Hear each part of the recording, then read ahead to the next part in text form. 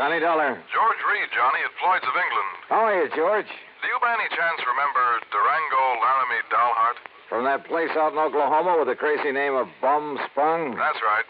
Now, Johnny... How could I ever forget him? And more to the point, has he ever forgiven you? Forgiven me? After all, you were the one who accused him of passing counterfeit money. Well, I when know. all he did was wash and starch and iron a few $100 bills to make them look nice and new and crisp. Well, I'm quite frank to admit I was entirely wrong about him that time. Hey, tell me, does he still pay his premiums in brand new money and in person? Yes, and that's what has me worried. How do you mean? Well, he wrote me some time ago and said he'd be here on the 10th of last month to pay his regular $4,500 premium. The 10th of last... Well, that's nearly 6 weeks ago. Exactly. And he hasn't appeared.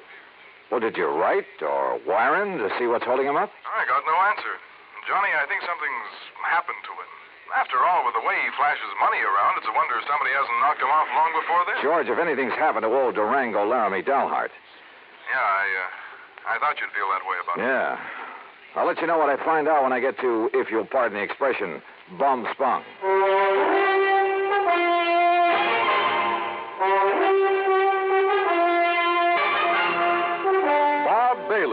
In the exciting adventures of the man with the action-packed expense account, America's fabulous freelance insurance investigator. Yours truly, Johnny Dollar. And now, Act One of yours truly, Johnny Dollar.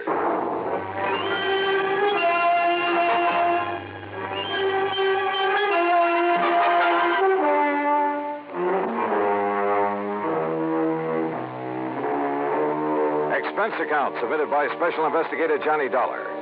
To Floyd's of England, American Office, Hartford, Connecticut. Following is the account of expenses incurred during my investigation of the Durango Laramie matter. George Reed has quite a penchant for handing me really offbeat cases. But for once, this looked like serious business. Expense account item 1, 9420, transportation. I arrived in Enid, Oklahoma shortly after 4 a.m. Item 2, $1.85 for breakfast. Item 3, $50 deposit on a rental car. I headed due north on Highway 81, across some of the flattest plains country I've ever seen, that I hadn't expected to see again so soon. About 26 or 7 miles further on, after crossing what remains of the Salt Fork of the Arkansas, I spotted the familiar weather-beaten sign indicating that Bumspung was somewhere up a rough dirt road to the left. Bumspung, named by the Indians. It means bad water. And finally, there it was, the same old broken wooden fence surrounding a couple of acres of poor sandy ground. The same ramshackle house, the broken-down barn, propped up in spots with timbers. And in the yard were the same 2 sad-looking cows I'd seen on my previous visit. The swayback horse and the friendly, mangy, toothless hound, some decrepit-looking chickens. Bumspung, so-called ranch of Durango Laramie Dalhart, who'd made it in oil and who chose to settle down in this lonely, desolate spot. And standing there looking at it, it was hard to believe that the inside of the huge, unpainted house was clean, modern, well-furnished. Thanks to his niece Carol, who occasionally came up to see the old man. As I swung aside the sagging wire gate, I wondered if she was here now. I wondered if anyone was here, but not for long. Durango! Durango, it's Johnny Dollar. Stay outside that fence, you meddling young varmint. This here now is private property. Wait a minute. You're not Durango. I came here to see Durango Laramie Dalhart. Oh, you did, eh? Well, Durango ain't here. Now, look, you. Oh, you shut up that gate and drive away from here. You see this here now, 30-30? Drive away? After you've blown a hole in one of my tires? I did, eh? Well, I guess that wasn't very sociable, now was it? Hey, look, lower that gun for a minute, will you? Oh, no, you don't. No, you don't. You try anything funny and I'll let you have it. Only, I guess it is up to me to fix that there tire for you, ain't it? Huh? After all, as long as I done it. Now, let me take a look and make sure you just ain't up to some trick here. Yeah, but I am. Hey! Just give me that gun now. Oh, no, you don't. No, you...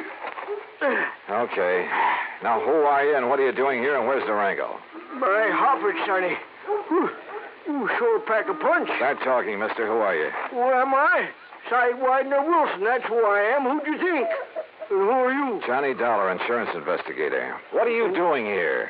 What am I doing here? Why, old Durango sent me a telegram, that's why. Oh, yeah? Sure. Here now. Read it for yourself. a Mr. Sidewinder Wilson, Gunsight Oil Field, somewheres near the Petterdale River, Texas. Yeah, that's where the field is, and that's where I got this telegram. Get yourself up here to Bumspung. That's what he says. Take care of my ranch for a while and get here fast, signed Durango. Yeah. Now, you satisfied? Just who are you, Sidewinder? Who am I? Durango's oldest, bestest friend is all. Known him since we rigged together in the oil fields before he made his gold strike up in Colorado, that's who. So when he tells me to come up here and take care of things, I come, that's all. What'd you expect? But now look here, Johnny, is what you say your name is? Johnny Dollar. Yeah, well, there's something I don't like about Durango's going away this time. What do you mean? What I mean? Well, I mean the way he must have left in a powerful hurry, that's what. You know Durango pretty good? Pretty good. Well, can you see him leaving this nice house of his'n with all the doors and windows unlocked? He wasn't here when you arrived? No, sir. He'd already went away. And can you see him leaving no food around for the cattle and Methuselah and Primrose? Methuselah and Primrose? What is this? The horse and this nice old dog here. And what about the tractor? Just sitting out there in the field, plows down halfway up a furrow. What are you getting at, Sidewinder? What am I getting at? I'm saying he must have left in an awful hurry, that's all. And if you ask me, there's something funny about it, and I don't mean funny, ha-ha. Yeah, I think you got something there. You see, he was due in Hartford, Connecticut over 6 weeks ago. Pay up on his insurance, huh? That's right. All loaded down with brand new money, I bet. Probably. Yeah, I've told that crazy old coyote 1,000 times that he oughtn't to go traipsing all over the country with all that money in his kick. Johnny, if he ain't showed up the way he was supposed, it just means one solitary single thing. Like what, Sidewinder? Like what? Well, like somebody's waylaid and bushwhacked him for his money, that's what. Yeah. Yeah, I'm afraid so. But, Sidewinder, I sure hope you're wrong. Johnny, I sure hope I'm wrong. Act 2 of yours truly, Johnny Dollar, in a moment. And now for another episode in the life of Sergeant Donald Bellweather, my husband.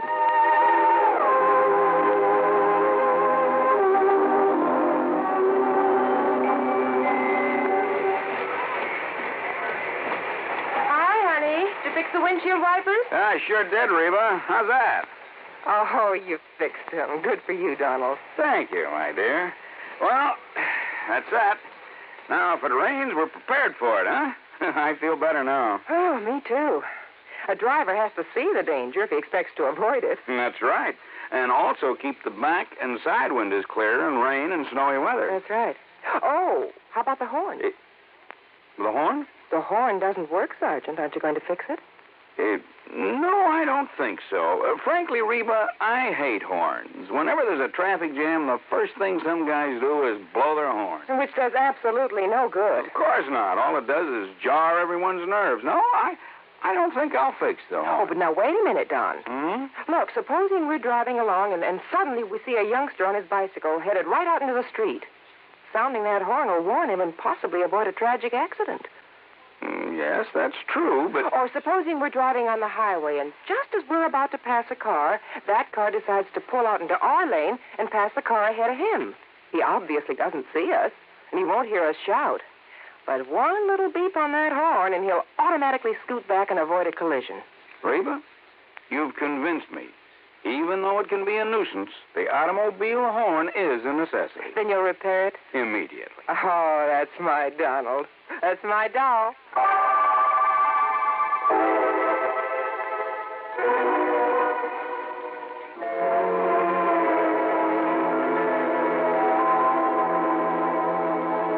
And now, Act 2 of yours truly, Johnny Dollar, and the Durango Laramie matter. Durango Laramie Delharts, Credo character from Bumspung, Oklahoma, gone, disappeared. His pal, Sidewinder Wilson, a bit of a character himself, had no idea what might have happened to him, but feared the worst. And I had to agree that his fears were justified. But tell me this, Sidewinder, have you heard anything from Durango's niece, Carol? You mean that pretty little gal fixed up this place for him so nice, kind of looks after him? That's the one. Well, say, don't she live down to Enid? Enid, yes, runs a gas station. That's right, sign of the Flying Red Horse. Come on, help me fix this tire. We'll drive back to Enid. Well, I'll help you fix the tire, but I'm staying right here. Oh, why? Why? Because Durango's trusted me to take care of the place. And if he does turn up, God willing, I'll be here to have him get in touch with you. Okay, now let's get this tire fixed. No, wait. Look. Huh? See that fancy convertible coming up the road? I not only saw the convertible, but more important, who was in it, who pulled up alongside the fence and stepped out. She was 23 or 4, a tall, slim brunette wearing a neatly tailored skirt, a tight-fitting silk blouse. Neat, trim. She looked like she'd just stepped out of Charles of the Ritz. Well, I'll be dog-breasted, Johnny. Carol, how are you? You couldn't resist my fatal charms. I couldn't stay away. Just with that. Oh, now, wait a minute. What's the matter with you? You don't like that? Oh, no, come here, gal. Oh, now, Johnny, Yeah? Carol? Oh, Johnny. Gee, I've missed you. Oh, you shut up, Sidewinder. Johnny. Mm-hmm.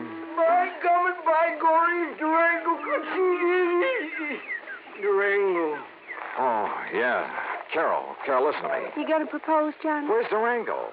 Have you heard anything from him since he left here 6 weeks ago? He went to Hartford. But he hasn't arrived there. Oh, now don't you start worrying none about old Uncle Durango or anything. You sure, Johnny? I'm sure. That crazy old goot setting out across the country with over $50,000 in money in his pants. He ought to know better than to... Oh, Johnny, do you think something's happened to him? You ask me, I think somebody's killed him for that money. Oh, no. You haven't heard from him since he left? Only a postcard from Chicago where he stayed overnight at some fancy hotel. And, Johnny, that wasn't like him. What do you mean? Oh, it was before he went straight to Hartford. That real estate man was from Chicago, Carol. What real estate man? Oh, he used to come out here looking for people with oil money. Tried to get Durango to invest in real estate, Florida, New England. Well, what did his postcard say? Nothing, really. Just that he was staying overnight. And before he come back, he was going to look at Ong's hat. Who is Ong? Oh, he was always writing silly stuff like that. I don't know. Ong. Oh, Johnny, what'll we do? Where's the nearest phone? Back in Enid. Then come on, that's where we're going.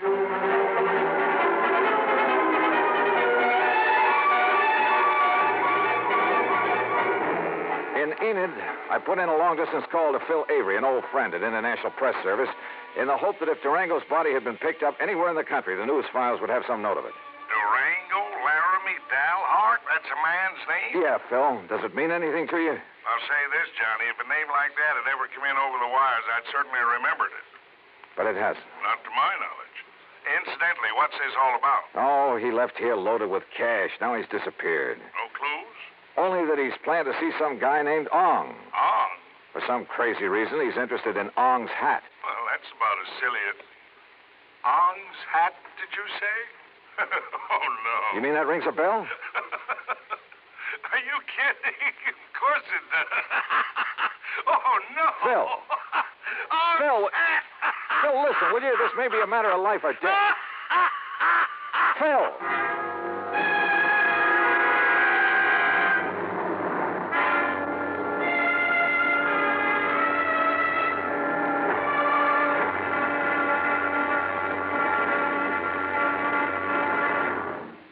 Act 3 of yours truly, Johnny Dollar, in a moment. And now for another episode in the life of Sergeant Donald Bellweather, my husband.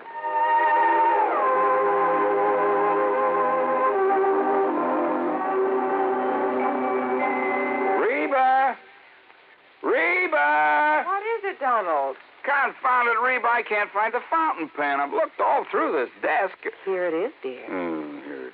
You must have used it as a marker when you were reading this book. Let's see, this great literary classic, Six-Gun Showdown at Powder River Gulch. All right, never mind about my reading habits. Just look at the coverage we're going to get with this new auto accident policy. Let's see. We have collision. $50 deductible. Fire, theft, public liability, property damage, medical benefits. In other words, we have complete coverage. That's right. Of course, it's going to cost us money. I'm sending the company a check right now. Gee, it's too bad we don't live in Rhode Island. Rhode Island? Why? Oh, because then our rates would be lower. Rhode Island has less accidents per capita than any other state. Oh. Well, which state has the highest? Let me see. Here it is, Nevada. No, by golly, Nevada's second highest. Alaska has the most. Really? I didn't know that. Mm-hmm. You know, it's just too bad we can't eliminate traffic accidents completely. Not only would it save life and limb, but it'd be a lot less strain on the pocketbook. Yeah, that's for sure.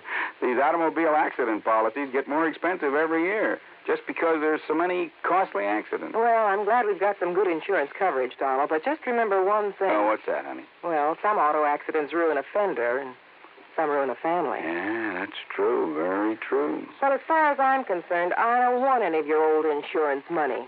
I want you here at home, safe and sound. You'll always drive carefully, won't you? Yes, I will, dear. Oh, that's my Donald. That's my doll.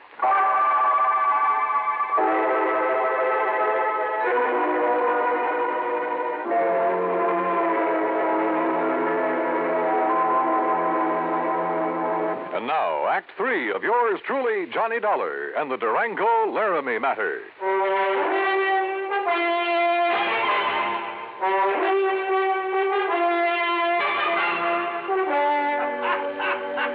Phil, will you stop that howling and make some sense? This could be a matter of life or death. Ong, did you say? That's right. You know who he is. Ong San, oh, no. Do you know him? Oh, no. No, I don't know Leon, but I know what it is. Huh? Ong San, New Jersey. What? Sure.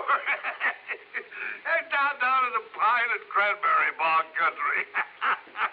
Down near Mount Holly, south of Trenton. Are you serious? Of course I'm serious. Johnny. Okay, Phil. Well, that's where the big Okay, Phil, thanks. Johnny, I found the card of that real estate promoter from Chicago. Good. We'll take the first flight we can get out of Tulsa. Come on, Carol, we're on our way.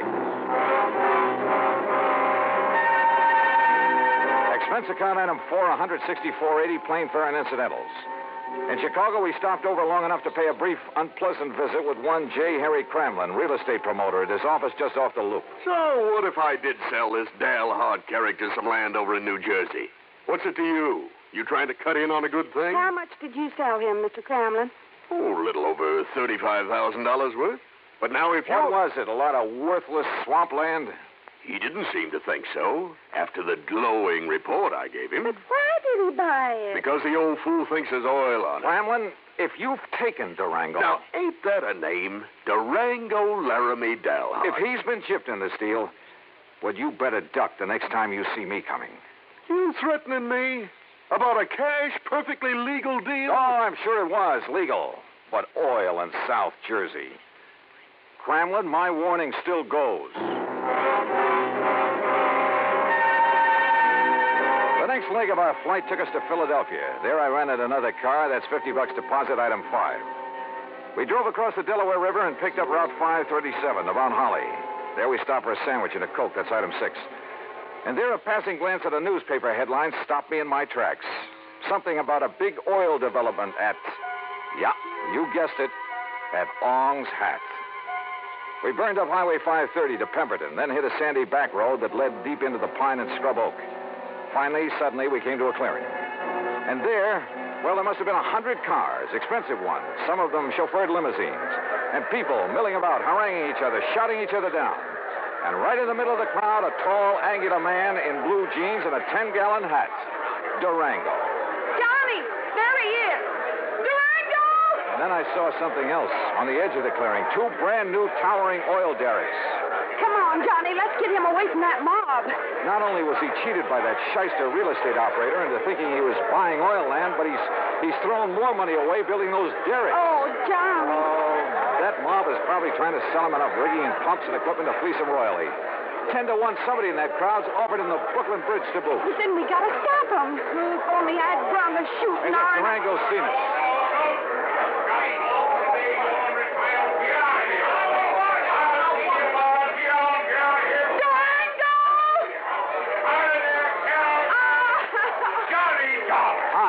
Well, what's the dog-blasted tarnation ever rung you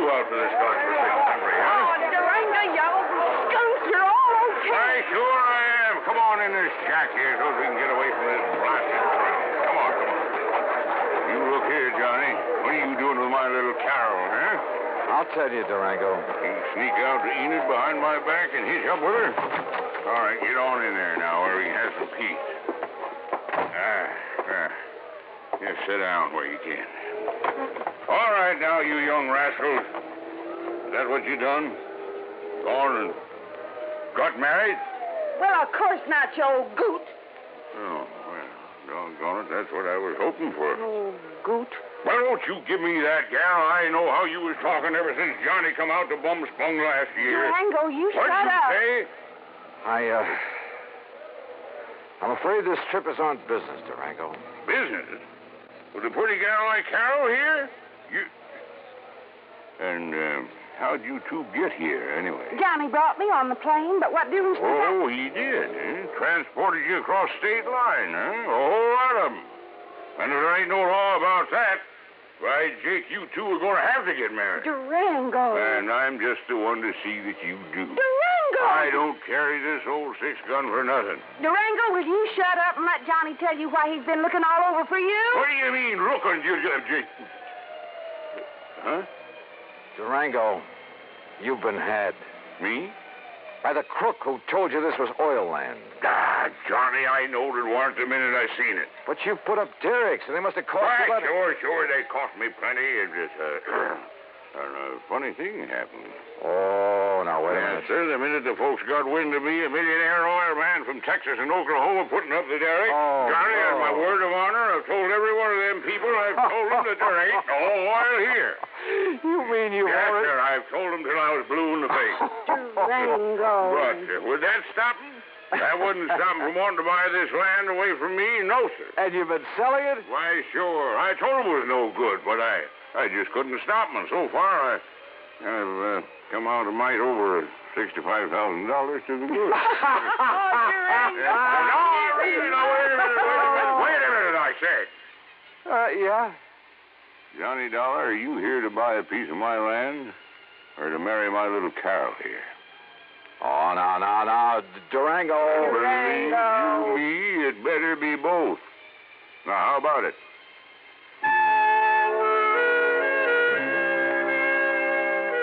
Expense account item 7, $1,000 even. The company now owns a small hunk of land in Ong's Hat, New Jersey. As for Carol, that ever-loving doll, well, someday, maybe someday. Expense account total, including incidentals and transportation back to Hartford, $1,416 even. Yours truly, Johnny Dollar.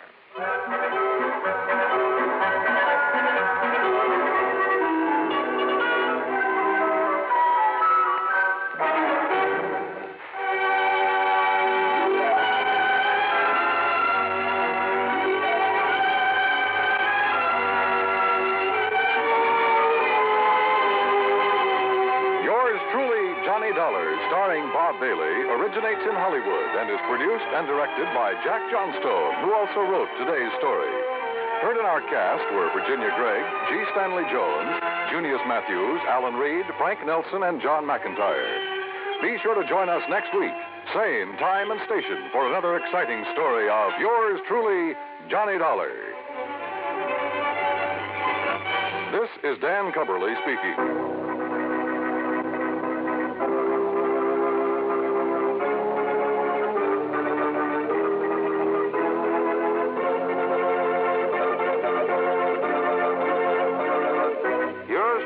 Johnny Dollar has been a presentation of the United States Armed Forces Radio and Television Service.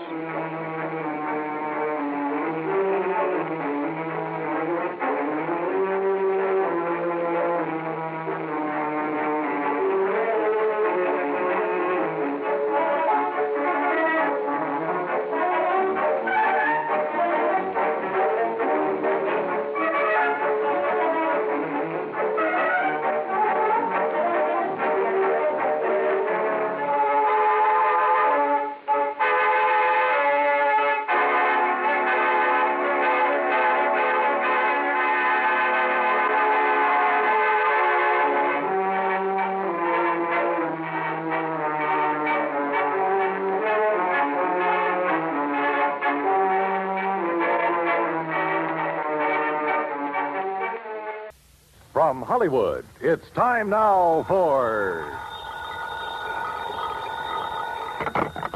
Johnny Dollar. Pat McCracken, Johnny, Universal Adjustment Bureau. Hi, Pat. What's on your mind? $75,000. Yours or somebody else's? Johnny, ever hear of the Subala diamond? Sabala. Yeah, matter of fact, I have. It's a pink diamond, isn't it? That's right. One of the companies we represent wrote a $75,000 policy on it. The owner of the stone, a jeweler named Joseph Wentworth, was trying to sell it. So? So last night, the Subala diamond was stolen. I'll be right over.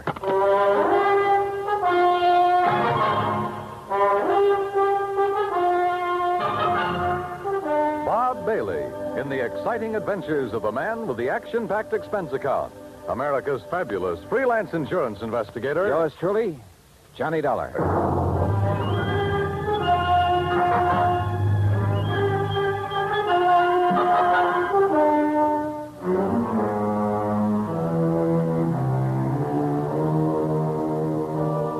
Expense account submitted by Special Investigator Johnny Dollar to the Universal Adjustment Bureau, Hartford, Connecticut. Following is an account of expenses incurred during my investigation of the Rolling Stone matter. Expense account item 1, $1.20 cab fare from my apartment to the office of Universal Adjustment Bureau. Pat McCracken gave me what additional dope he had, which wasn't much, and I headed for New York. That's item 2, $26.40, and the apartment of Joseph Wentworth. I was just released from the hospital an hour ago. They kept me overnight for observation. Nothing serious, I hope, Mr. Wentworth? No, I was hit on the back of the head. At first, they suspected a skull fracture, but it was only a slight concussion. Well, you're lucky. Practically my total assets stolen, and you call it lucky. You mean the Sabala diamond? I borrowed heavily to purchase that stone, Mr. Dollar. I'm afraid I'm just about ruined. Well, if I'm not mistaken, it was insured for $75,000. You don't understand. The insurance money will barely cover the loans. The diamond wasn't insured for its full value. Oh, I see. And what's worse, I had a customer for it. I was almost ready to close the deal. Could have gotten at least $100,000, maybe more. Try to tell me exactly what happened, Mr. Wentworth. Last evening, Eloise stopped by the shop at 6. We were going to have dinner together. Eloise? Eloise Barnes, my fiancée. I started to close up, and I remembered I'd forgotten to put some things in the safe. She went down the street a ways to hail a taxi, and I went back inside. And left the front door unlocked? I must have. I was in a hurry. I opened the safe, then I heard a sound behind me. I started to turn, but too late. That's the last I remember. The police figure out what you were hit with? Yes, a heavy brass candlestick in my shop. Then when Eloise brought me to, the Sabala diamond was gone. Just a minute. You say Eloise brought you to? Yes. You see, when I didn't come right back outside, she started wondering what had happened. She came in and found me lying on the floor. Uh-huh. How long have you known Eloise, Mr. Wentworth? About a year. Why? Mind giving me her address? I think I'd like to talk to her. Expense account item 3, $1.80 cab fare to Eloise Barnes' apartment. Eloise looked, if anything, more expensive than the Sabala diamond. And I had the feeling that underneath that lovely surface, she was almost as hard. Her gray eyes never left my face as we talked, and I got the impression she had neatly weighed me, cataloged me, and put a price tag on me. Afraid I can't help you much, Johnny. Joe Wentworth apparently told you all there is to tell about it. You were out looking for a taxi at the time Wentworth got slugged. That's right. I feel sorry for Joe. That was a lot of diamond to lose. Must be quite a stone. If you go for those things. I don't know. I guess some people really have a thing about diamonds. But not you, huh? All right. Just happens there are a couple of things I prefer. Like what? Like money and mink. Huh? But now, according to your fiancé, you were... Just a minute. According to my what? Your fiancé, Wentworth. Well, Johnny, that may be his idea, but it's not mine. Oh, you're not engaged. Joe's been very nice to me, and I like him. But we're just friends, so far as I'm concerned. Oh, yeah. I'm afraid I'm not the engaged type, Johnny. I've tried it once or twice, but it didn't work. Seems to interfere with my hobby. Your hobby? Yes. Having fun. What's your hobby, Johnny? Well, at the moment, trying to find the Sabala diamond. Then what? Well, I have been known to have fun now and then. Johnny. I hope you find the diamond. real soon.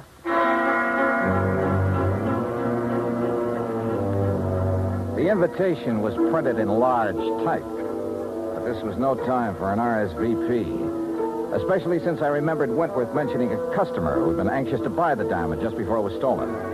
I called Wentworth and got the man's name, Gerald Mantell, who had an apartment just off Fifth Avenue in the East 70s. Ah, yes, Mr. Dollar, the Sabala diamond. An exquisite stone.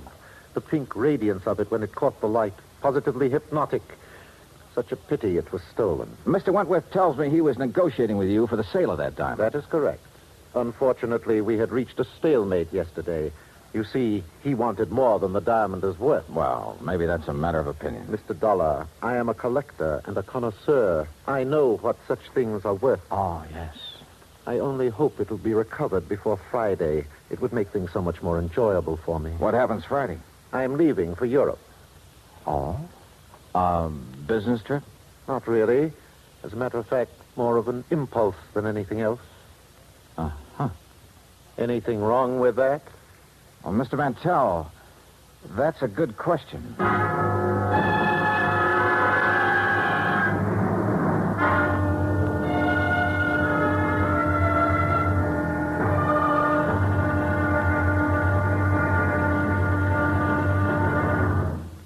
Act two of yours truly, Johnny Dollar, in a moment.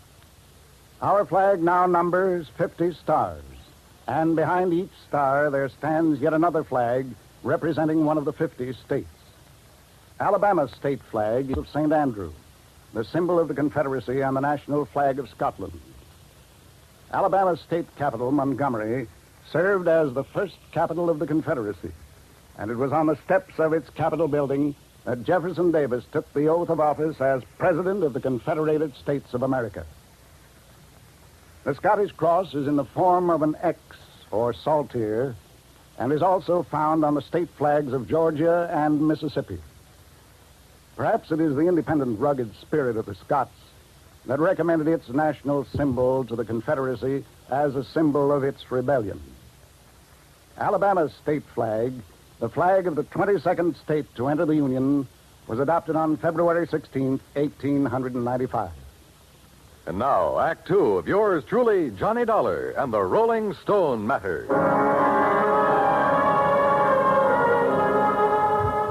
I went back to my hotel, stretched out on the bed, and went over the whole thing in my mind. Eloise, who liked the things that money could buy, and who supposedly had been looking for a taxi while Wentworth was slugged and the diamond lifted. Then there was Gerald Mantell, the collector, who was now suddenly leaving for Europe. Yeah, could be either of them. Johnny Dollar. You looking for the Sabala diamond, Mr. Dollar? What's that? Well, that doesn't matter. I know where the diamond is. Oh, where? Not so fast, Dollar. I'm sure the insurance company you represent would pay quite a bit to get that stone back. The question is, how much? Oh, there's a bigger question than that, friend. Whether you're on the level or not. Suppose I can show you the case the diamond was kept in. Would you be convinced then? Maybe. Antonio's bar on East 53rd? Yeah. Maybe there in an hour. Now, wait a minute. How'll I know you? I'll know you. Hey, wait a minute.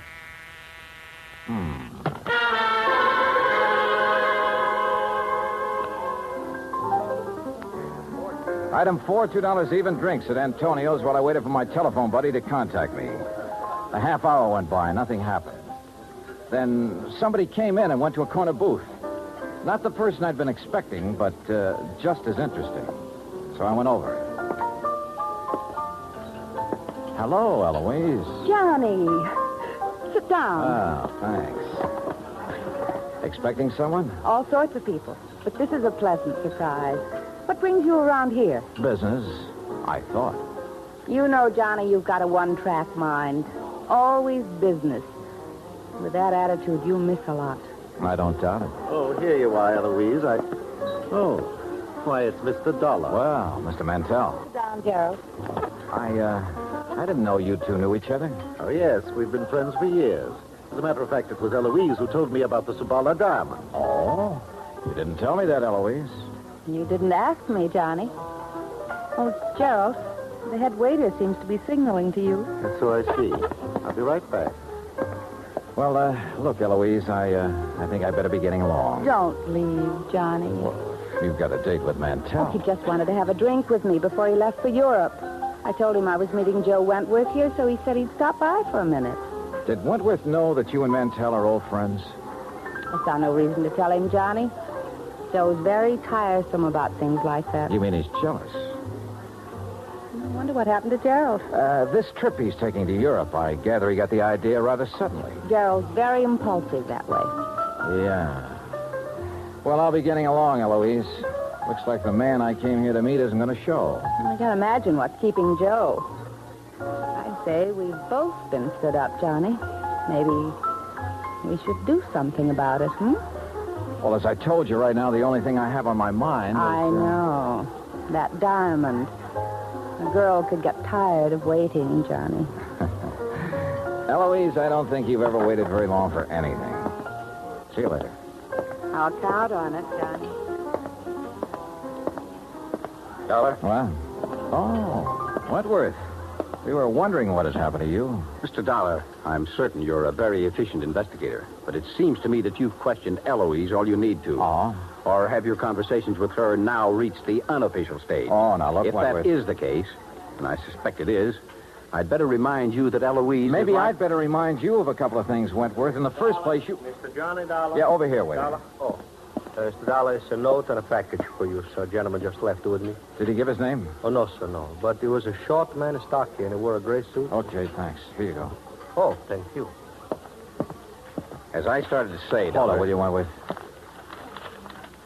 Couldn't take a chance contacting you. Somebody was following me. Contents of the package will show you I know what I'm talking about. We'll contact you later. What's this all about, Dollar? It's from a man who phoned me a couple of hours ago. If it's what I think is, then his package... Yeah. Empty jewel case. Your name on it, Wentworth. What? That's the case I kept the Sabala diamond in. Yeah. See you later, Wentworth. Where are you going, Dollar? Back to my hotel room and wait to hear from him. I went outside and started for the corner to grab a cab. As I passed the alley, I spotted something sprawled on the ground. A body. It was Gerald Mantell.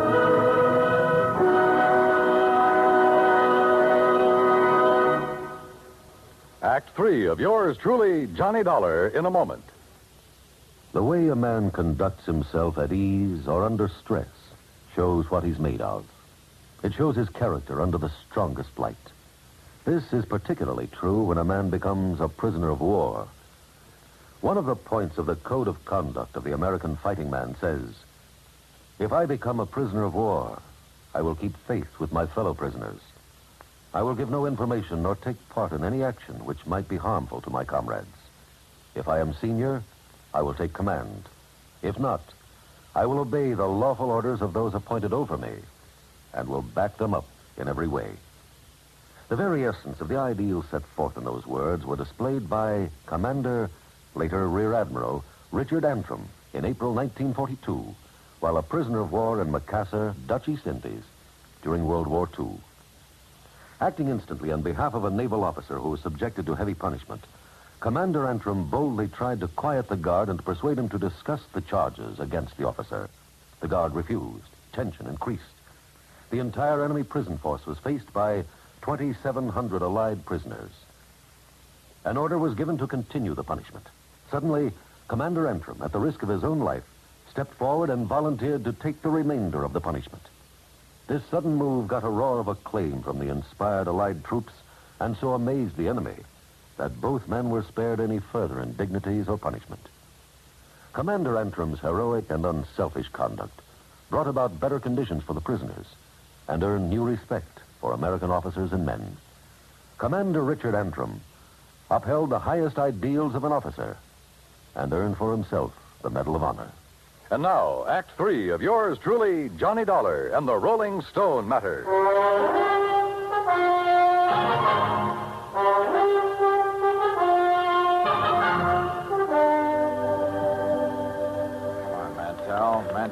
Mantell, come out of it. Come on. My head. Here, I'll help you. All right, easy now. Are you okay? So who did it? I don't know, Dollar. The head waiter told me a taxi driver wanted to see me outside. I came out, but there was no cab in sight. I thought he might be at the corner, so I started walking. Past the alley here? Yes. Mr. Dollar, why would anyone want to beat me up? I can think of one possibility, Mantell. Yes? You wanted the Sabala diamond pretty badly, but Wentworth wouldn't sell at your price. Are you suggesting... I'm suggesting you lifted the diamond and somebody was trying to get it back from you just now. But I don't have the diamond. I never did. Maybe you know where it is. No, I swear I don't. As for getting beaten up just now, I'm every bit as much in the dark as you are.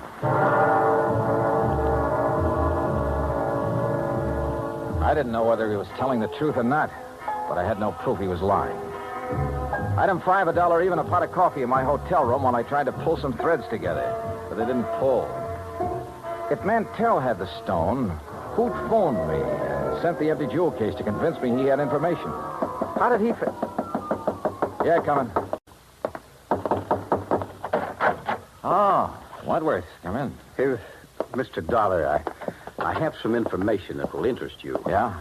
Yes, first, though, I owe you an apology for, well, flying off the handle when I saw you with Eloise at Antonio's. Okay, so you're touchy about Eloise. Now, what's the information? Well, just a few minutes ago, a man telephoned me at my apartment. Huh? Yes, I think he was the same one who phoned you and sent the empty jewel case. Well, what'd he say? That he knew where the diamond was, and for a price would furnish the information. Ah. Now, I wonder why he suddenly switched negotiations from me to you. Well, perhaps he thought it too dangerous to continue with you. Yeah, maybe. Speaking of danger, I wish I could locate this character before something happens to him. That's the point, Mr. Dollar. I think I know where he is. How? Well, he must have placed his call to me to a switchboard, because I heard an operator in the background saying, Hotel Maysfield. Hotel Maysfield, huh? Thanks for the lead, Wentworth. I'll check with you later. I headed for the Maysfield and described the man I was looking for to the desk clerk. The clerk said his name was Krause, that he'd checked out that morning. This I didn't get because he'd called Wentworth from the hotel shortly before. I had the clerk let me into Krause's room, hoping I could find some lead on where he'd gone. I did. A scratch pad with the imprint of a pencil still visible. A phone number and a name, Cathcart Hotel. I headed there fast and was referred to room 413.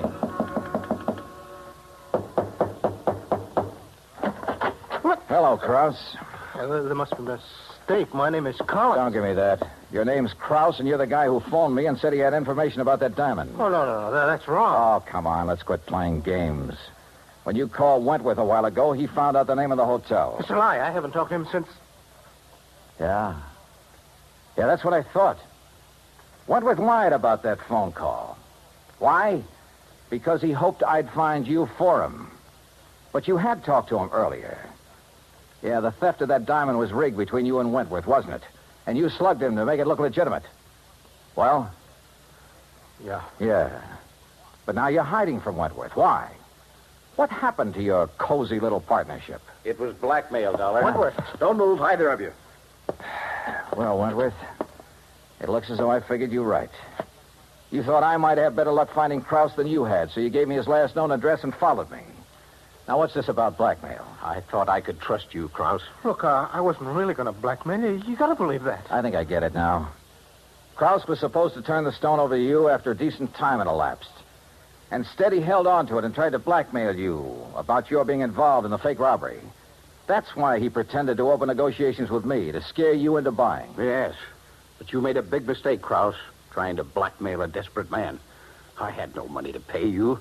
I needed every cent from the insurance and from what we'd get for the stone when it was cut and sold. Why, Wentworth? Why'd you need the money? For Eloise? For Eloise. Does she know about all this? No, she knows nothing about this. But she wants so many things, and I want to give them to her. I've got to hold on to her. Brother. No, you wouldn't understand.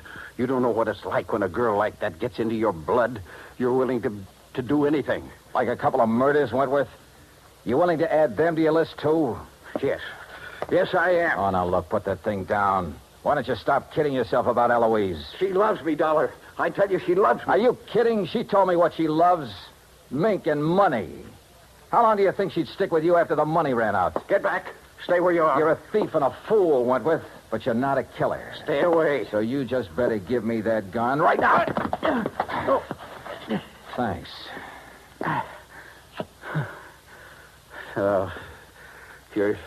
You're right about Eloise.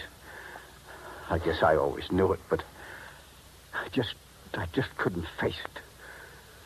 You just did. And you were right about me, Dollar. I'm no killer. You want to know something, Wentworth? I wasn't sure about that at all.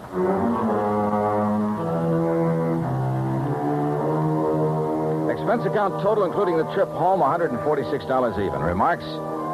Krause handed over the diamond. He and Wentworth are both in custody. It was Wentworth who beat up Mantell for hanging around Eloise. And Eloise, last I heard, she was going her merry way, having fun, as she calls it. I never did accept her invitation to join her after the diamond had been recovered. And I'm not about to. Yours truly, Johnny Dollar.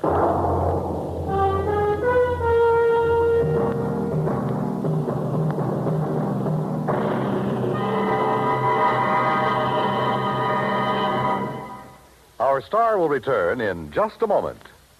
Our flag now numbers 50 stars, and behind each star there stands yet another flag representing one of the 50 states. The origin of Hawaii's state flag has been the subject of much debate. It is now believed that it was the work of foreign advisors to King Kamehameha. Legend also has it that it was designed at the request of King Kamehameha by George Beckley, an English sea captain. The flag consists of 8 horizontal and alternating stripes of white, red, and blue, representing the 8 major islands in the chain. Also represented is the British Union Jack, a reminder of Captain Vancouver, who on his voyage around the world in 1794 gave King Kamehameha a British flag and the promise of British protection. The Union Jack is also a reminder of Captain James Cook, who discovered the Hawaiian Islands in 1778. Hawaii's state flag, the flag of the 50th state to enter the Union, was adopted in 1845. Now, here is our star to tell you about next week's story. Next week, well, the title of the yarn is The Ghost to Ghost Matter, and the story lives up to it. So join us, won't you? Yours truly, Johnny Dollar.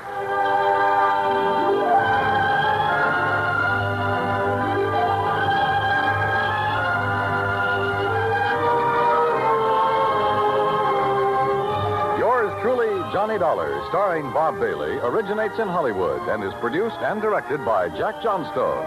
Today's story was written by Robert Stanley. Heard in our cast were Virginia Gregg, Larry Dobkin, Forrest Lewis, Edgar Barrier, and Don Diamond. Be sure to join us next week, same time and station, for another exciting story of yours truly, Johnny Dollar. This is Dan Cubberly speaking.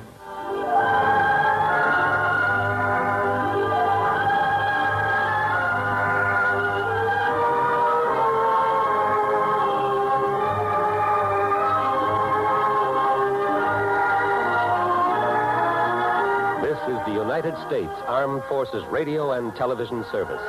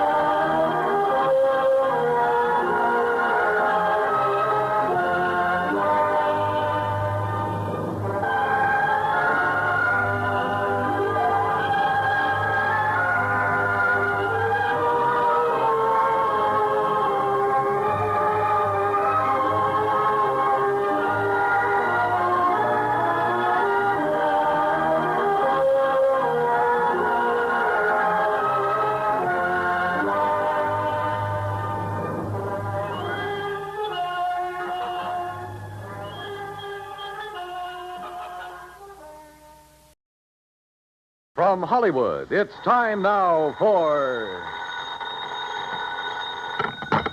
Johnny Dollar. I have your call to Hartford, Connecticut, Mr. Dollar. One moment, please. Thanks, operator. Hello? Pat McCracken. Hi, Pat. Johnny Dollar. Oh, good. Still out on the West Coast, Johnny? Practically. Did you clear up that Kincaid matter? Mailed you the final report 2 days ago. Oh, good.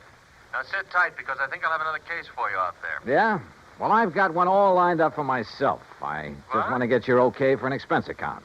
Oh, it depends. Who holds the policy? Holds several policies with the companies that you serve. Who is he? Or is it a she? Oh, it's a he, all right. The most important client I know. Who, Johnny? And certainly the one deserving the most attention. Well, who is it? Me, Pat. What? Me.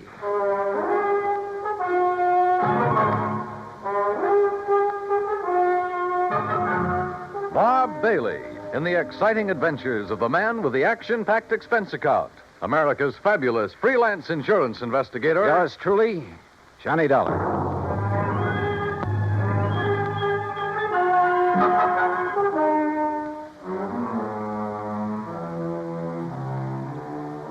Expense account submitted by Special Investigator Johnny Dollar. To the Universal Adjustment Bureau, Hartford, Connecticut. Attention, Mr. Pat McCracken. Following is an account of expenses incurred during my investigation of and participation in the yours truly matter. Item 1, $34. Transportation and all the incidentals I could think of. Los Angeles to Las Vegas, Nevada. I needed a couple of days of relaxation after that Kincaid affair. Item 2, $31.40 for my room at the Flamingo Hotel, plus 2 fancy meals and a couple of drinks to go with them. Item 3, 85 cents phone call to my old pal Buster Favor down at Lake Mojave Resort on the Colorado River. Sure glad to hear your voice again, Johnny. Coming down here for some fishing? Buster, how did you guess? Big lunker bass are practically jumping into the boat. How big? 3 to 6 pounds. Ah, I did that well on the Flamingo boat yesterday on Lake Mead. Then I'll arrange for some bigger ones that stand by and wait for you. Want me to drive over and pick you up? No, I like to be independent, so I'll rent a car here. Well, in that case, wait for me. Huh? I've got to have 3 or 4 days' work done on my car at a garage there in Vegas. So? So I'll drive on up, leave my car, and you and I can come back here together in yours. And when you've had your fill of fishing... Okay, Buster, it's a deal. See you when you get here.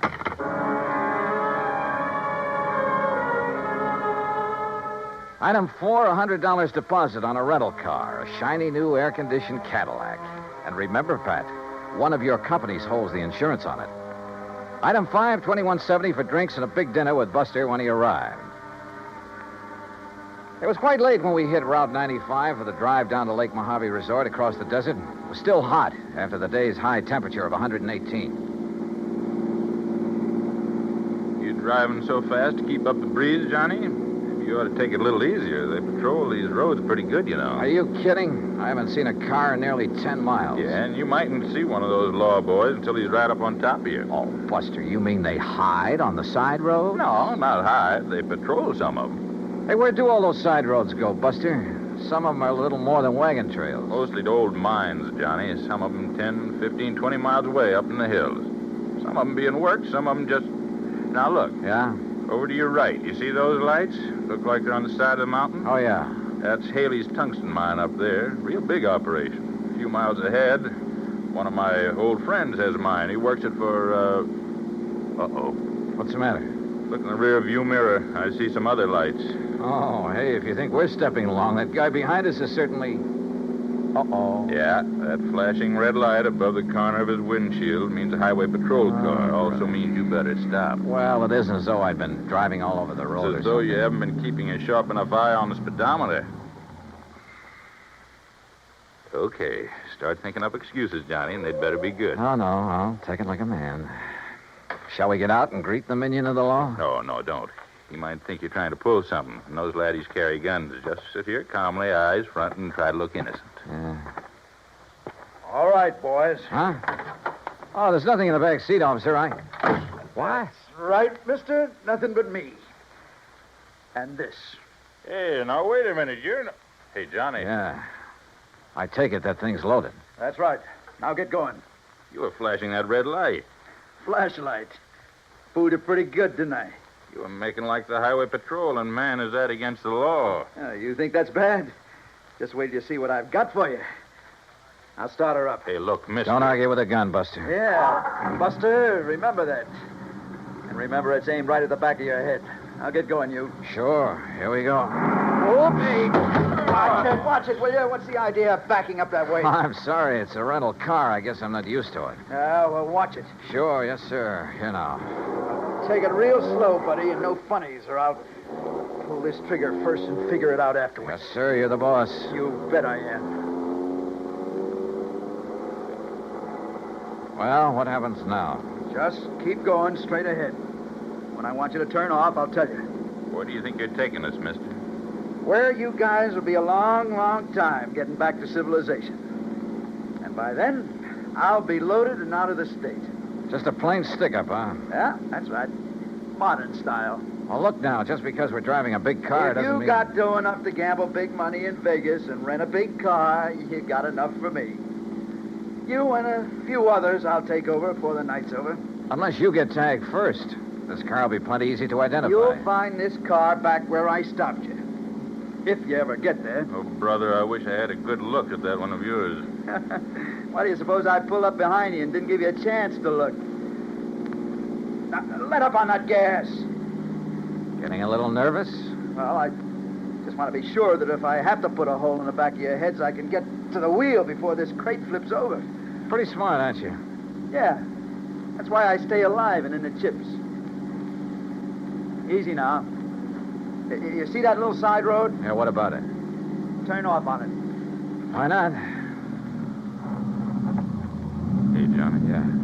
It's the road to old McKinney's mine. Who's? McKinney. He's the one. Look, if you guys want to talk up. I'll quiet you down permanently. Talking about this lousy road is all. Yeah, well, that's why I picked it, buddy. And take it easy. Hit these bumps too fast and this gun's liable to go off. And you wouldn't like that now, would you?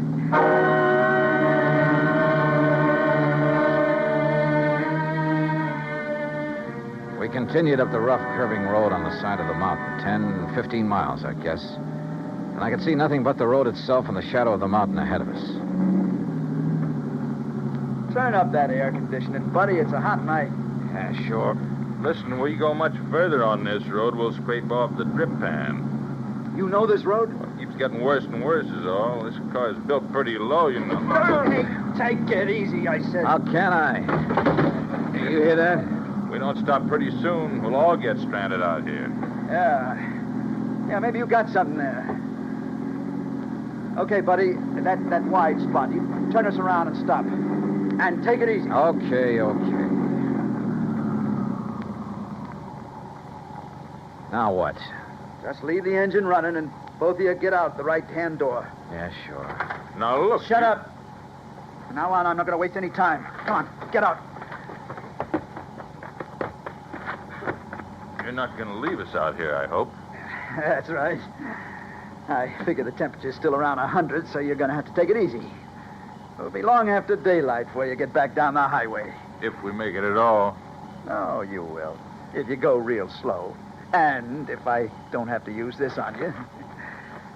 Now turn around, both of you. Hands up in the air. Now, look, mister, with no water out here in this heat, it'll be murder. It'll be murder if you try anything cute. What? Wait. Nearly $100. You don't know this desert heat. Shut up.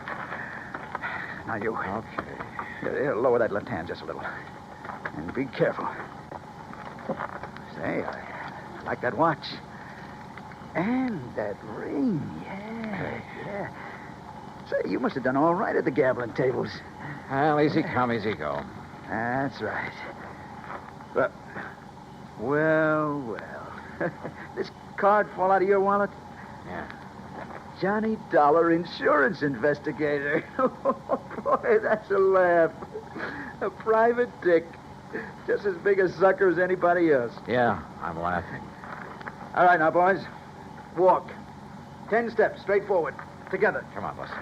No, sir. Now, look, you, if you think that you're going to... Wait a minute, Buster, don't. No, you don't. Why, you dirty rat. Yeah. And one phony move out of you and you're going to get the same. Only right in the back, you hear me? Now you walk. Walk. Keep going. Walk. Walk!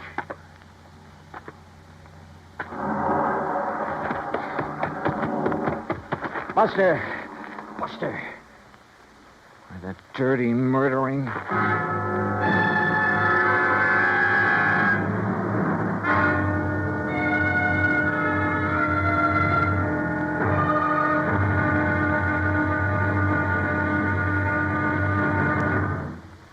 Act two of yours truly, Johnny Dollar, in a moment. While her husband was a captain assigned to a unit of the United States Air Force on the island of Okinawa, Mrs. Carolyn Pesaturo went along, but friends and build greater understanding with other people of other lands. A chance to demonstrate her convictions. Her maid, Kikuko Chibana, invited her to her home. Kikuko's mother intimated that Mrs. Pesaturo had never done a hard day's work in her life, not with a manicure job like that.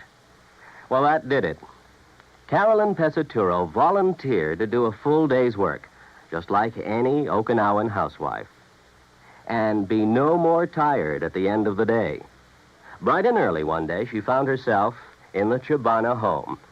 And after washing the breakfast dishes in cold, soapless water, she scrubbed the kitchen floor, prepared meals on a wood-burning stove, drew 25 buckets of water from the well, and worked in the fields for the rest of the day, carrying 50-pound bundles of cut rice stalks through knee-deep mud.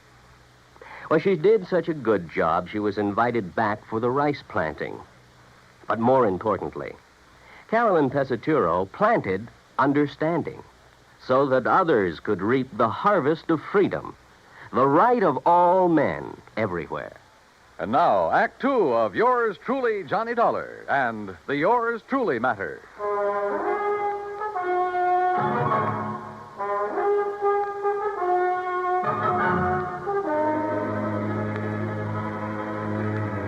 He'd overtaken Buster Favor and me on Highway 95 out in the middle of the Mojave Desert. At gunpoint, made us drive my rented air-conditioned car up a rough, winding side road, miles and miles up into the mountains, and finally stopped. There, he'd ordered us out into the stifling desert heat. He'd taken our watches and money, and there, in spite of my warning, Buster had turned on him. Then, with a gun aimed at my back, he'd ordered me to walk away from the fallen man. Then he took off in our car. Buster! Buster! Hey, the dirty murdering... Now, just take it easy, Johnny. Oh, what? Buster, you're okay. Yeah, but I sure had myself worried there for a minute. Pretty lousy shot, wasn't it? Oh, brother, you were crazy to make a dive at him. Only legitimate way I could think of to get down on the ground. What are you talking about? You see these? I can't see a thing, but it sounds like a couple of stones. Yeah, real sharp ones, the kind that cut a tire to ribbons out here. Chunks of lava. Oh, what? I shoved them under the right front wheel. Buster, those tires are probably self-sealing. Sure. So just to make certain, I went to work with this old knife of mine that he didn't seem to want. When he hits a few of those washouts we went over... Oh, good boy. But on that rough road and with power steering... Don't you worry. He'll have to stop and change a tire before he gets very far. Rubber sealant was already leaking out fast. Meantime, we better get on after him. Come on. Are you forgetting he still has that gun? Johnny, I'll show you tricks for getting a man in the desert at night that you never heard of. And don't forget, he'll be the one standing in the lights from his car. If he's had to stop. He'll be stopped. If you stumble onto any rocks about the size of a baseball, pick them up. Oh? Yeah, maybe I'll show you why I ought to be pitching for the New York Yankees. And while I'm occupying them from one side in the darkness, why... Okay, Buster, let's go. Easy. This heat'll get you faster than you think. Then let's hope it gets him when he stops to change a tire. That's what I'm banking on. If he does. Don't you worry, Johnny. He will. Slowly, carefully, we trudged on down the side of the mountain, conserving our strength. I was glad that Buster knew the ways of the desert. A couple of times we left the winding trail to make shortcuts around big mounds and rocks, around old mine workings. And then we saw them. Car lights, Johnny. You see? Yeah, but they're moving down there, winding back and forth. He hasn't had to stop yet. No, I guess it... Hey, wait a minute. Those lights are coming up the trail. Yeah, why would he be coming back here? I don't know. Come on, toward that little hill on the side. When he comes around it, we'll let him have a handful of rocks through the windshield. Yeah, right. Pick up stones, anything you can get your hands on. Right. Hey, look, there's a good spot on that mound. Huh? He won't see us, but we'll see him when he pulls around. We'll be practically on top of him. Here, Here we are. Okay, good. And don't forget, our eyes are used to the darkness. His won't be. We'll just aim for his windshield, Johnny, with all we got. But don't forget, he still has that gun. Once we stop him, we'll have the advantage. With a cracked-up windshield, he won't be able to drive, and as long as it stays nice and dark... You listen. Yeah, I am listening. That's no Cadillac. That sure isn't. You think maybe he's nailed somebody else down on the highway and is bringing him up here? He hasn't had time to get halfway down there yet. Well, then who is? Buster, I'm going to jump down and hail him. But if it is him... I have to take that chance. Johnny, wait! That's Zeke! Hey, stop! Stop! Hey, you, stop, will you, please? Now, what the howling tarnation are you doing out here? What's the matter? You get lost or something? Hey, listen, mister. Did you pass a big sedan on the way up this road? Now, wait a minute, young fella. Just who are you? Hey, Mac McKinney! Huh? Who's that? That's Buster, can't you see? Buster Faber? That's right. Well, hey, you gone crazy or something? Wandering around out here this time of night? Look, never mind that. I asked you about a car. Did you pass him? Pass him? I helped him out. Just below that last hill. What do you mean? Well, he had a flat tire, so I helped him put on his spare. You what? City dude, having a lot of trouble with the heat, so I give him a hand. Oh, no. And he give me a 10-spot for my trouble. Doggone it, Mac. That guy stole our car and money from us and left us up on the mountain.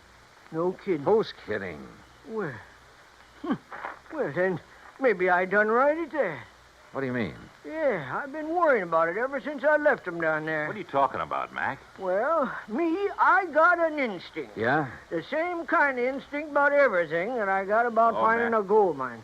Buster, don't you tell the government, but I have took over 40,000 worth of ore out of my mine up there since the turn of the year. Yeah, Look, well, mister. Go on with whatever it is you were getting at. Yeah, come on. Yeah, well, instinct. Now, you take my gate down at the end of the road. Oh, Mac. That wasn't closed when you come up here, was it? No, come to think of it, I wondered about that. But now, Mac... Usually, when I go into Vegas, like tonight, I close it. But you know something?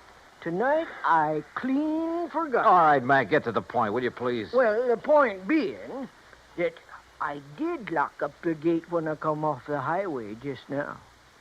Oh?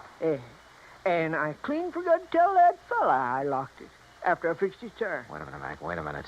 You mean he can't get back on the highway? He sure can't. And he can't break down that gate?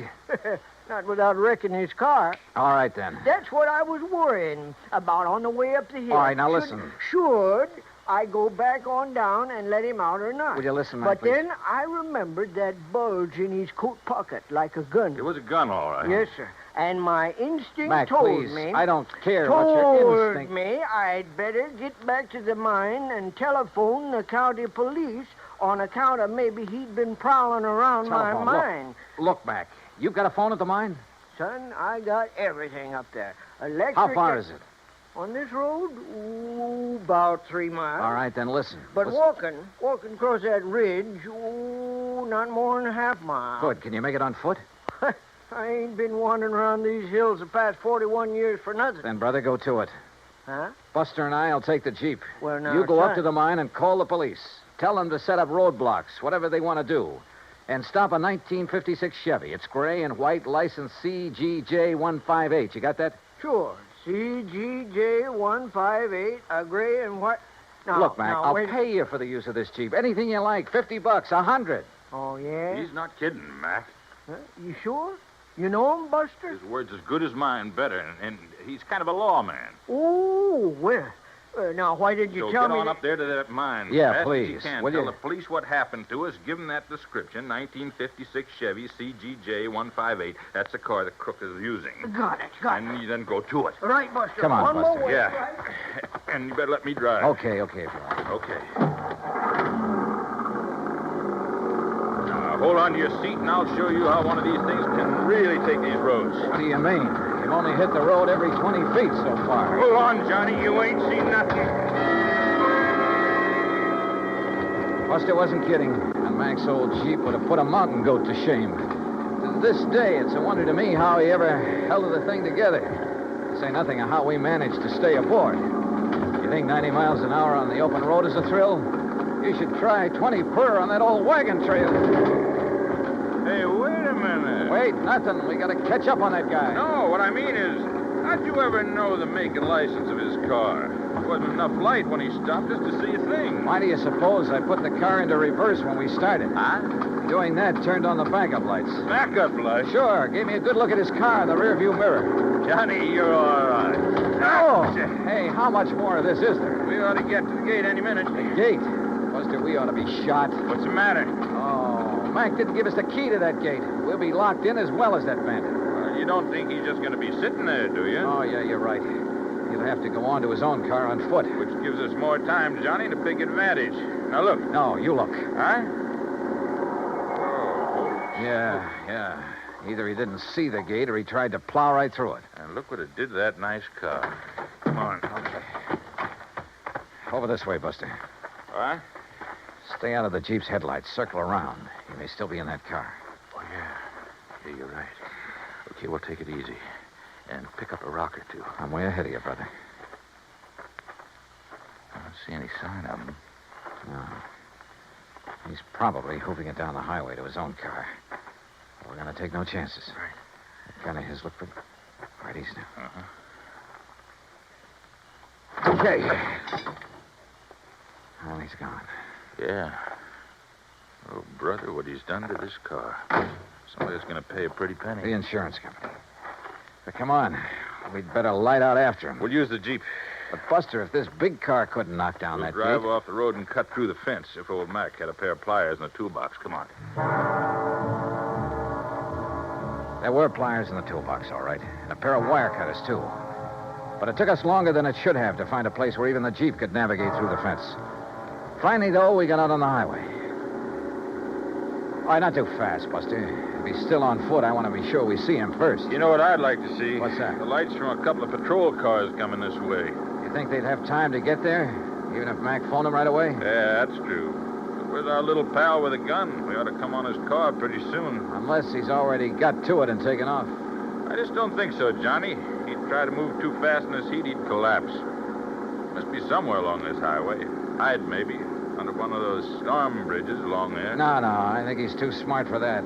With a racket like his, he has to keep moving. Maybe he's bummed a ride back to his car. Is on his merry way again. Well, we'll soon find out. The place he stopped is right ahead, on the curve behind that hill, just beyond that next bridge. All right, then take it easy, will you? Yeah. Maybe we ought to stop the other side of this bridge. Say, along about here.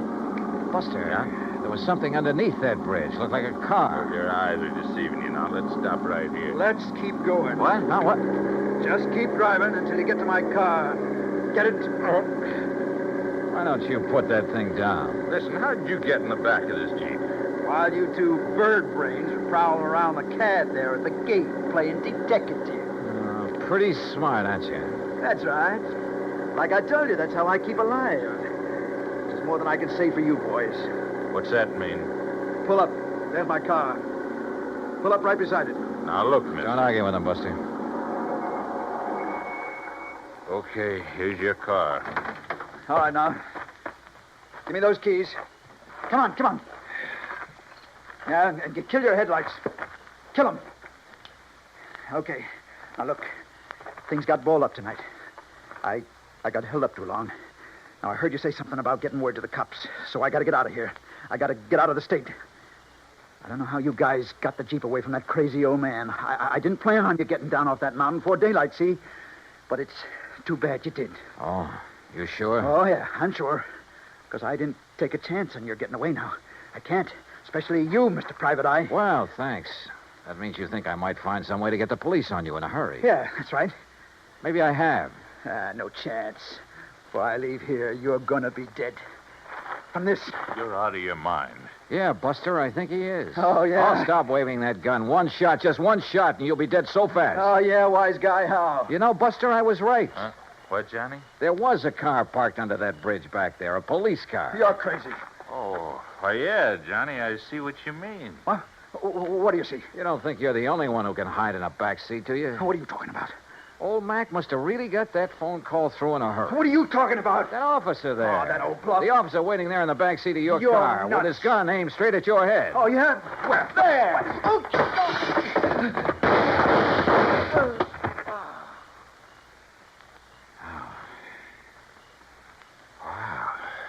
Boy, that took a lot of nerve, Johnny, and throwing that rock in his windshield when he turned was just enough. Hey, where'd you get that rock, anyhow? For some silly reason, I've been hanging on to that rock ever since we started down the side of the mountain. Silly reason, huh? Not by a long shot, no, sir. Oh, and what do you know? Here comes a patrol car. The one you were supposed to see hiding under that bridge. You know something, Buster? I really did think I saw a car under there. Oh, no. No, really, honest. I think I saw it back there. Look very much. Expense account total. Hold your head, Pat. Including incidentals and my fare back to Hartford, $528. And that includes $50 to old man McKinney for the use of his Jeep and $81.50 for the repairs to Buster's car by way of thanks for his help. The car rental agency will present you with its own damage claim on the CAD. Oh, and of course the windshield on that Chevy will have to be replaced. You see, it was also insured with one of your companies. So, Pat, you can just charge off this case to recovery of that car. Yours truly, Johnny Dollar.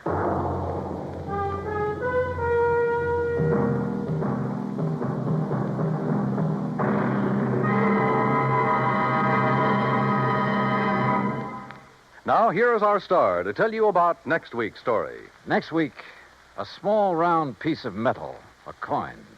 Face value, 50 cents. Insured value, $20,000. Join us, won't you? Yours truly, Johnny Dollar.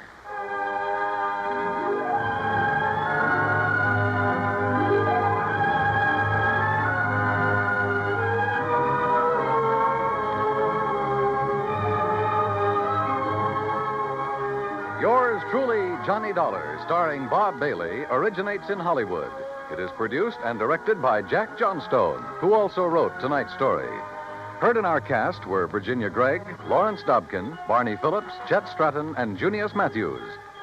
Be sure to join us next week, same time and station, for another exciting story of yours truly, Johnny Dollar. This is Dan Cubberly speaking.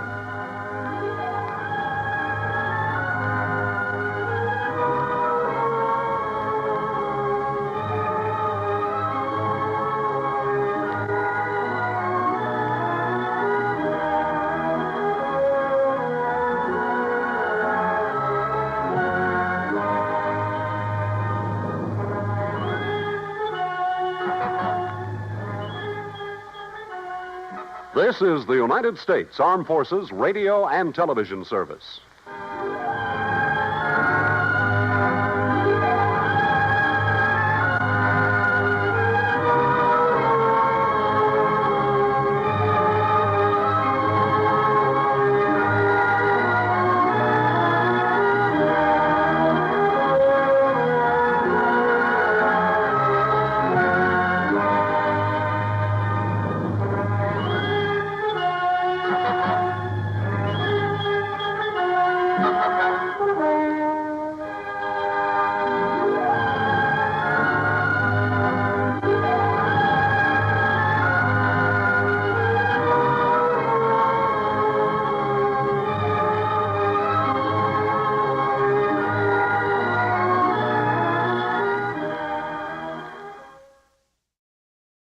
From Hollywood, it's time now for...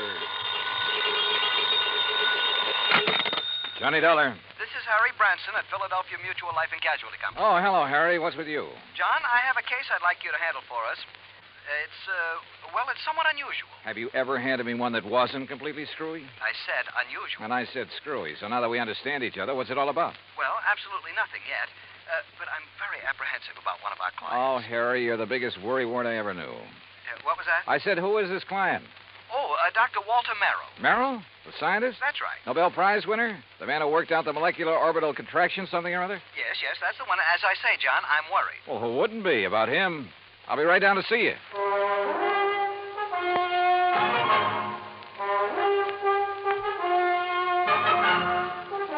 Bob Bailey in the exciting adventures of the man with the action-packed expense account. America's fabulous freelance insurance investigator. Yours truly, Johnny Dollar.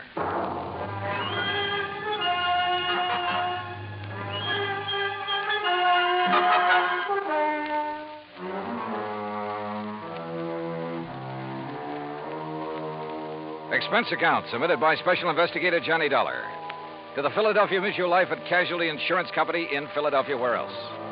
Following is an account of expenses incurred during my investigation of the clever chemist matter. Expense of transportation and incidentals, Hartford to New York to Philadelphia. I didn't even stop to check my bag, but headed directly for the Philly Mutual building on Walnut Street. Harry Branson is a good insurance man, but a great worrier. Nonetheless, he'd given me some pretty important, too. And after all, what do we live for? There you are. Keep the change. Thanks, Doc. John, what took you so long? Oh, now, what's the matter, Harry? Forget to pay the rent on your office or just forgot the key? No, John, as a matter of fact, I have the key right... This is hardly the place for levity. Well, surely you haven't been waiting here on the sidewalk ever since you called me. No, I haven't, but by checking plane schedules, I was able to determine when you'd arrive almost to the minute, and not wanting to waste time taking you upstairs to the office. Pretty urgent matter, huh? Well, you should be here shortly. What? Well, now, usually I arrange these things myself, Harry. Yes, and how we pay... of you. Oh, Harry, you touched me to the quick. Oh, now, please don't misunderstand me. I don't mean that there's ever anything really dishonest about You your don't? expense account. Well, It's only... you ought to. Believe me, I'll pad it to the hilt if I think I can get away with it. Anyway, the most important reason for engaging the car was so that you can leave immediate... Malaga? Yes, New Jersey. It's a... Oh, is that where Dr. Merrill is? Yes, as is his custom, he chooses to work in some isolated spot where he can't possibly be disturbed. He and his colleague, that is. Colleague? I always heard that he worked alone, freelance. And you heard right. However, he now has a Professor Theodore Nash with him. Nash? One of according to Dr. Merrill. Never heard of him. John, they're working together on what I'm sure is some top secret project. Oh? Oh, say, wait. Didn't Merrill have something to do with the early rocket experiments? Precisely. Which is why I suspect their present work may have something to do with the space satellite or intercontinental missiles or something of the sort. Yeah, possible. But what has all this got to do with you? Their insurance. Dr. Merrill has had a policy with us for some years. $25,000. Oh, and he took out a policy for $10,000. Beneficiary? Nash made Dr. Merrill his beneficiary. Oh, well, that sort of thing is often done between men working together. Harry, you know that. Yes, so that if anything happens to one, the other will be financially able to carry on what they've started. Sure, right. Which is no doubt why Dr. Merrill changed the beneficiary of his policy to Theodore Nash. So, what's the worry?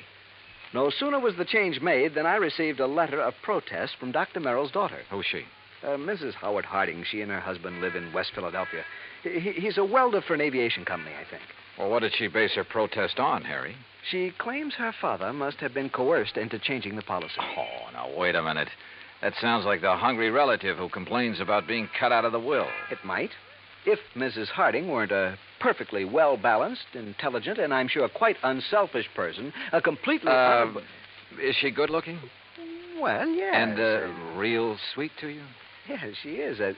Well, now, John, I don't know what you're trying to imply. They do it every time. John. Particularly when there's a bit of money involved. Good-looking insurance broker like you. And you're a bachelor, too, aren't you, Harry? Oh, John, you're pulling my leg. Oh, Harry. But then I guess we're all suckers for someone like that. That has nothing to do with it. I've had these hunches before, John, and they've always been right. Even you will have to admit that. Yeah, I'll confess that in the cases I've handled for you so far. Well, why don't you call up Dr. Merrill? I think the quaint old fellow would die rather than have a phone near enough to disturb him in his work. Oh, there's your rental car waiting at the curb. So off you go, John, and see what you can find out. Okay, Harry. It all sounds like a lot of nothing you're worried about, but as long as you're willing to pay for it. And I always did like South Jersey this time of year. I drove across the Delaware River Bridge into Jersey and headed for Route 45 to Westville, Woodbury, and finally Pittman, where I picked up Route 47. What Harry had said was true. These hunches of his had a remarkable way of panning out. And yet, who was I to complain? After a pleasant hour's drive through cranberry bog and farm country, through miles of orchards and the intoxicating odor of the peach blossoms, I pulled into the quiet little town of Malaga. Population, I'd say around 500. First stop, the post office. Dr. Merrill? Yeah, sure. You go back the way you came, about a mile, till you see the name Wampus Bung. Wampus what? Wampus means cat. Bung, bungalow. Wampus Bung. Yeah. Yeah, the doctor and the professor got the fourth cottage beyond it. White one with a fence around it. Yeah, good, thanks. And if you don't mind, you can take their mail out to them. They haven't been in to pick it up for 4 or 5 days now. Oh? Nothing wrong, is there? Well, who'd know? The way those two keep to themselves, well, you'd think whatever they're working on was the atomic bomb. Yeah, well... Just to be sure, you let them know that you're at the gate now before you try to go through the fence. Oh, what's that supposed to mean? The professor sees you prowling around, he's liable to take a shot at you.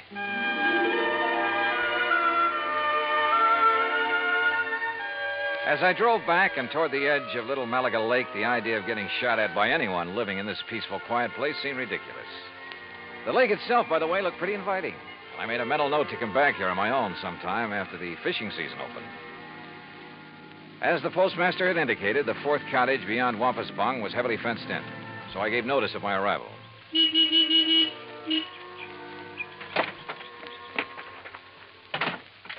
I had barely left the car when the door of the little cottage opened. Yes? Who is it?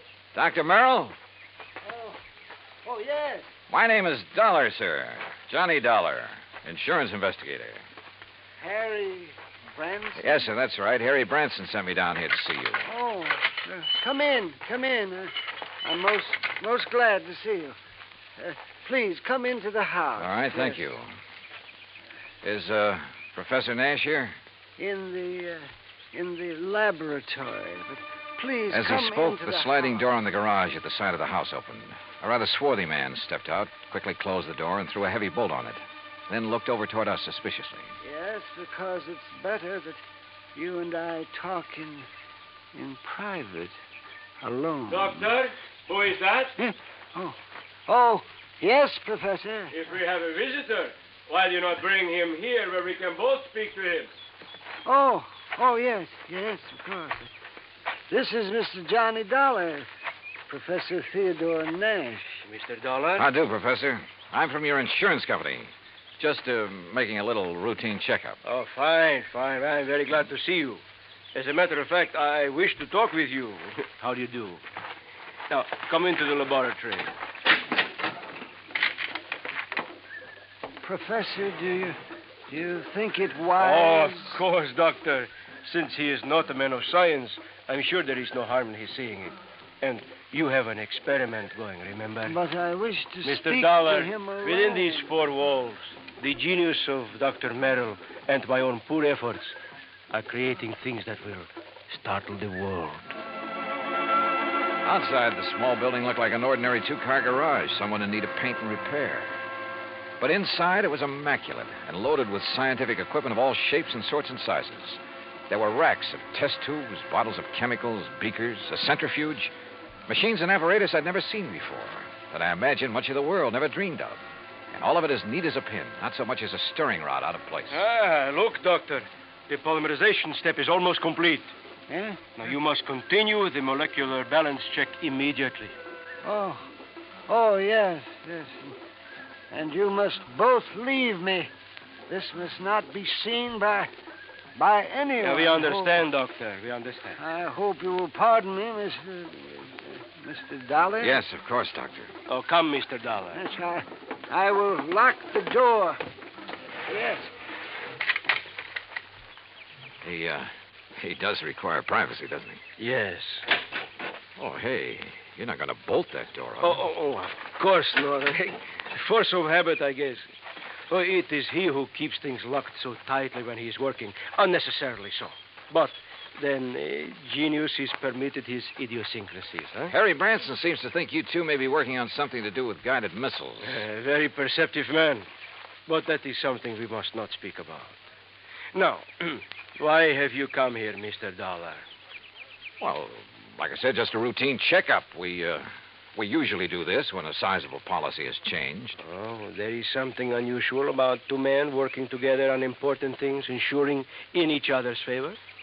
Well, no. But when his daughter perhaps objects. You know Dr. Merrill's daughter? Oh, I know about her, and about her unfortunate marriage to that day laborer. Nothing wrong with day labor, Professor?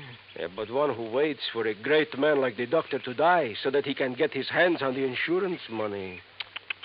You think that's why his daughter objected to the change? Of course. But his money will be used to further his work by me. And, of course, for the good of humanity. I see. Well, How soon do you think the doctor will be through with his experiment? An hour, perhaps two. And then he will call me in to assist him with the next, the crucial step. But now, about this look, why don't I insurance- run in town, arrange for a place to stay, grab a bite to eat, and then come back here, huh? If you like. I'm sorry we have no room in the cottage. No, to don't put give it you a up. second thought. I'll see you later. Something of Harry Branson's hunch had passed on to me. A strange feeling about the whole setup. There was something wrong about both Merrill and Nash, particularly the latter. Something I couldn't quite put my finger on. Was Dr. Merrill afraid of Nash? I don't know. Item 2, $1 even for a quick bite in a little cafe along the highway after I'd made arrangements for a room for the night in a private home. It was not much over an hour later when I drove back to the little cottage by the lake.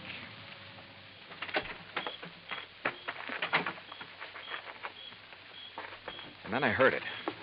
Someone pounding on the door of the laboratory from the inside. Someone calling for help. Professor! But the lock's on the inside. Turn the lock. What? Bolt here on the... Oh, what do you... Oh. Oh, thank heaven. Good Lord, Professor. What happened to you? You look like you've been run over by... Dr. Merrill. Oh, too late. Too late. Professor, what happened here? He beat me. Threw acid at me. The doctor? No, the man. Then he killed the doctor with a gun. He killed him. Who, Professor? Who? I don't know.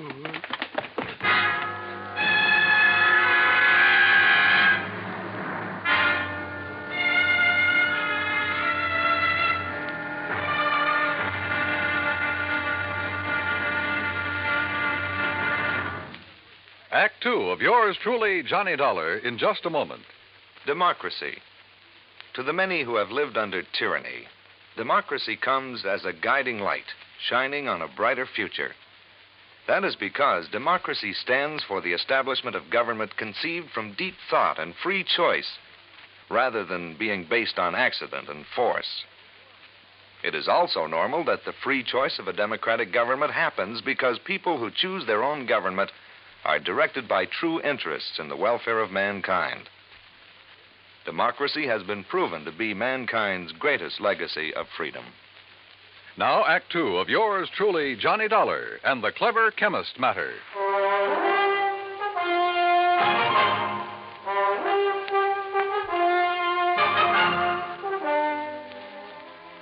Expense account item 3, $10 for the services of one Dr. Frederick Foote, the only resident medico in the little town of Malaga, New Jersey. After pronouncing Dr. Walter Merrill dead, he took the badly beaten Professor Nash to his office clinic. While waiting for Nash to get in good enough shape to talk, I ran up item 4, 10 cents, phone call to the sheriff, who promised to come over as soon as he could enlist the aid of the nearby state police. Finally, Dr. Foote gave the word.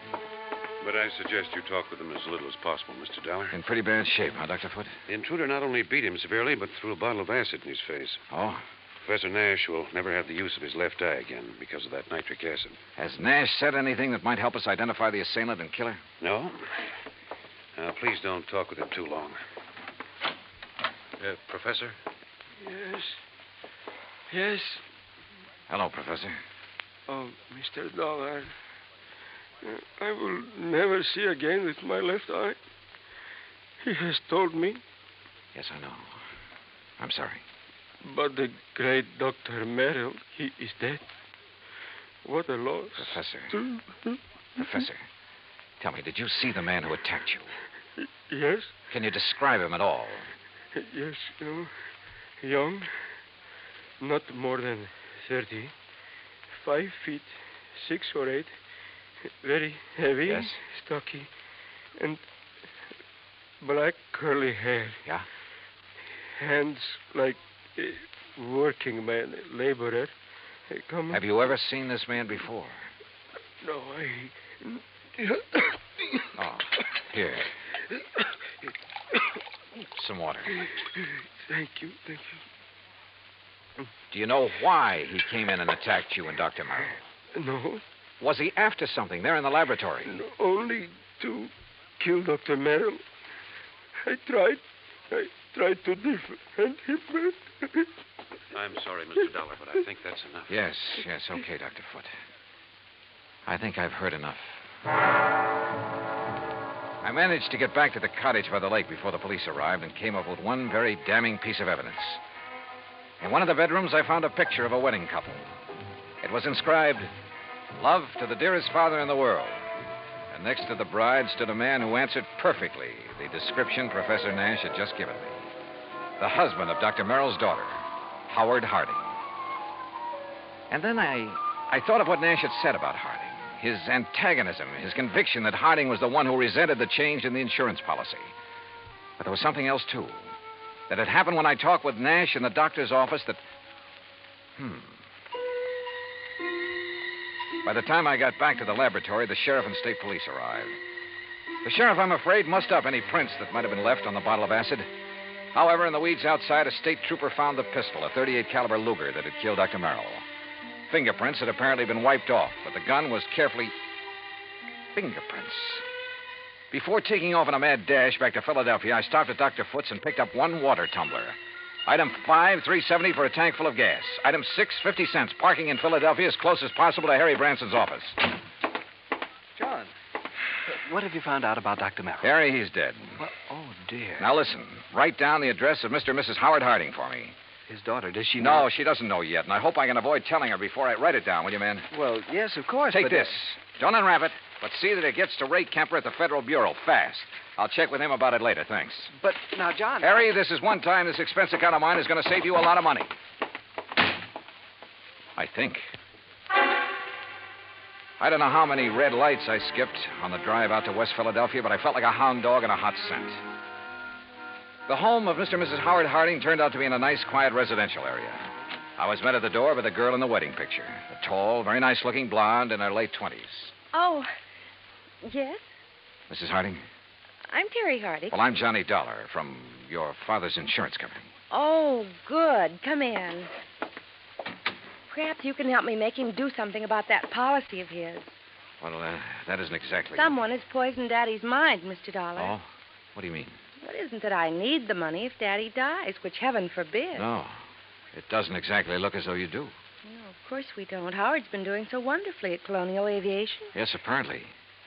And I'd had a notion he was just a laborer or something. Oh, dear, no. That's what Daddy called him because he wasn't too fond of Howard. And that is the way Howard started before we were married, but now he's one of the officers of the company. Where is he, Mrs. Harding? Well, as a matter of fact, I thought you were Howard when you drove up just now. He's been fishing. Fishing? On some little lake over in Jersey. He goes every Saturday all by himself. Malaga Lake? No, Malacca's where Daddy was. Mm-hmm. He and that... That what, Mrs. Harding? Well, I don't know. It's Howard, I guess. What do you mean? Howard has never liked or trusted him, even though they've never actually met. When Daddy changed his insurance to name that professor, there is something wrong about that man, Mr. Dollar. What, Mrs. Harding? I don't know. Daddy always worked alone until he came along. Daddy's such an alert, bright-eyed little busybody in spite of his Wait a age. minute. Your father... Like a cute little wound-up spring, hopping about like a... Mrs. Harding. Yes? Mrs. Harding, when I saw your father... You've seen Daddy. Well, then you know what I mean. He was tired. Almost in a daze. He spoke with difficulty. Oh, no. You're mistaken. He chatters away like a jaybird. What is it, Mr. Dollar? Well, he must have been doped. He looked as though... Hi, honey. Well, I'm just as lousy a fisherman as usual. Not a single... Oh, excuse me. Mr. Harding, just tell me one thing. Well, that depends. Who are you? Mr. Dollar's from the insurance company, darling. Not Johnny Dollar. Yeah, that's right. Well, I've certainly heard of you. Tell me... No, you tell me, Harding. Where have you been? Why, fishing. Where? Over in Jersey. Where in Jersey? Little private lake. Where? Over near Mount Holly. One place I know of where nobody else ever goes, where I can get rid of the cobwebs at my job. Hey, wait a minute, Dollar. What is this? Harding, you've been identified as the man who murdered Dr. Walter Merrill. What? I'm sorry, Mrs. Harding. I'm sorry, but it's true.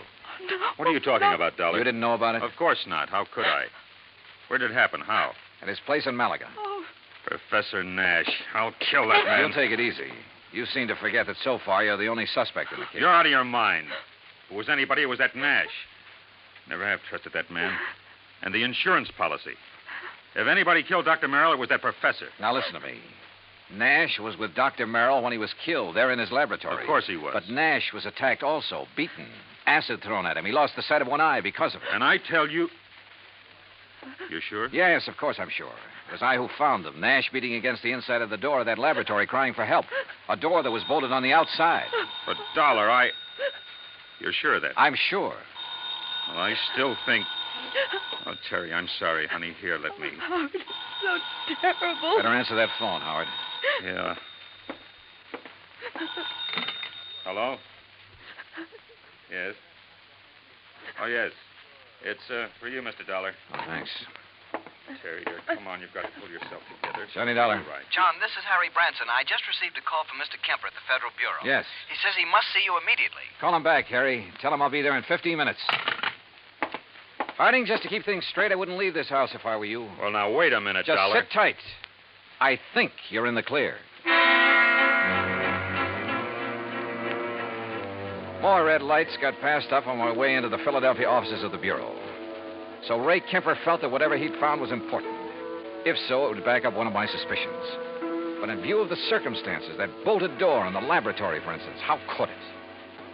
Important is putting it mildly, Johnny. The prints you found on the water glass, Ray. 3 sets. 1, yours. Yeah, well, naturally. 2, Dr. Frederick Foote, who is currently practicing medicine. I know, in the town of Malaga, New Jersey. That's where the glass came from. Oh, but the 3rd set of prints. Yes. I had to go into the international file for them. And Johnny... Nash? Theodore Nash? Nash. Nashevsky. What?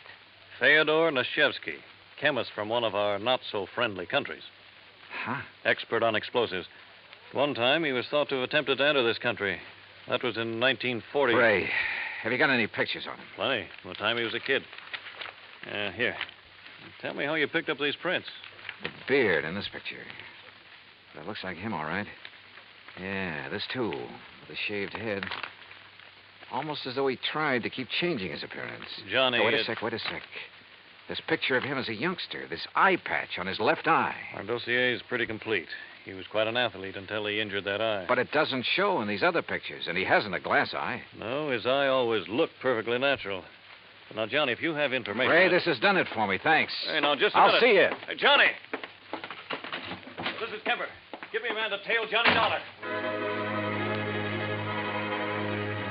All the way back to Malaga, New Jersey, I hoped my rental car would hold together. It did, in spite of the fact I pushed it all the way.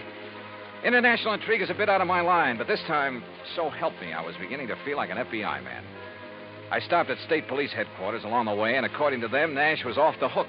Not only because of the acid thrown in his face, but even more important, because of my own testimony that I'd found them locked in that laboratory. I stopped again at the lab. Nothing. Then back to Dr. Foote's office.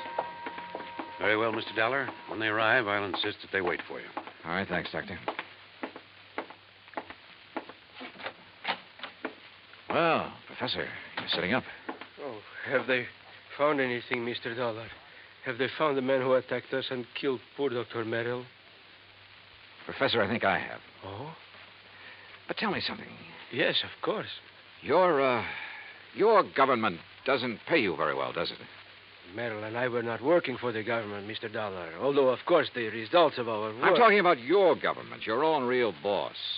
I do not understand. No doubt it's very much interested in anything this country develops in the line of guided missiles, that sort of thing. Mr. Dollar... Now, let me go on. Merrill was doing important work, stuff that would be of great value to any country in the world. Of course. Your country would have paid you well for the results of his work. But, brother, they'll never get it. I do not know what you are talking Money, about. the loot from Merrill's insurance, sure. Sure, it was enough to get you out of here after you'd gained the knowledge you need of Merrill's work. See here, Dollar. After you'd killed him, before he could give to his country, the United States, what he'd invented. You are a fool. I was beaten, The poor old man put up a pretty stiff fight, didn't he? Do you think I would have done this to myself? You My gave eye... yourself away earlier when you reached out for a glass of water I handed you right here in this room. A man who'd lost his sight in one eye would have lost his aim until he got used to it. Funny, though, it didn't come to me until You later. are mad. You haven't seen out of that left eye since you were a kid. I tell you, you are mad. And a little acid burn to make it look like somebody had thrown it at you would be well worth the alibi it gave you. Fyodor. Fyodor? That's right, Fyodor Nashevsky. Listen to me. You were the one who found us locked in, the door bolted from the outside. You found us. Yeah. Also the cord, the string you used to pull the bolt to. That you looped over the bolt and pulled after you got inside. You couldn't have. I dropped it in a vat of acid. Yeah. Thanks. I was bluffing. But I made a lucky guess. What? Oh, what a brain. Meshevsky, I'm sure glad you're not working on our side.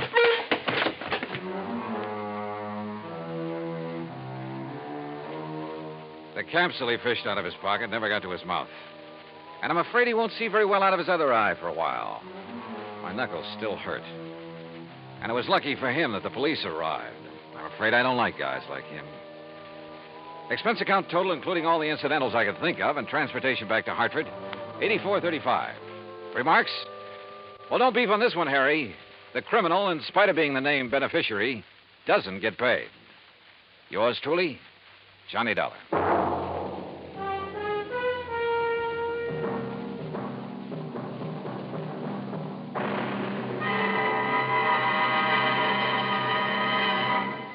Now, here is our star to tell you about next week's story. Next week, a real close look at a little-known but very dramatic side of Hollywood. Join us, won't you? Yours truly, Johnny Dollar.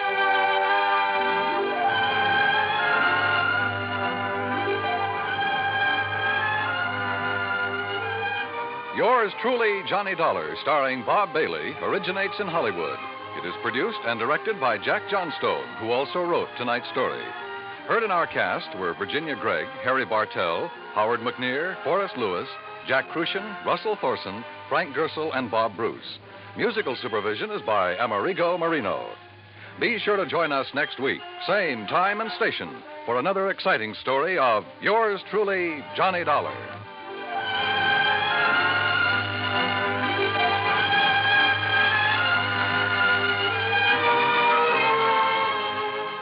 Johnny Dollar has come to you through the worldwide facilities of the United States Armed Forces Radio and Television Service.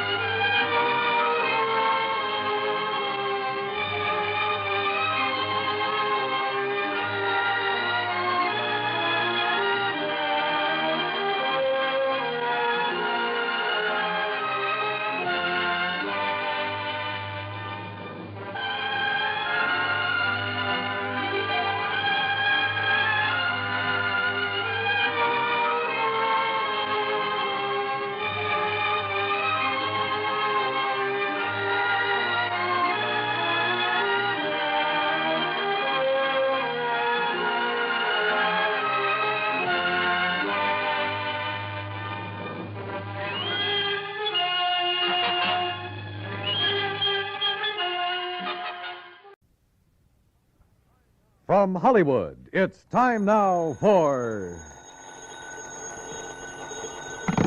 Johnny Dollar. I love you. Hello? I said I love you. Yeah.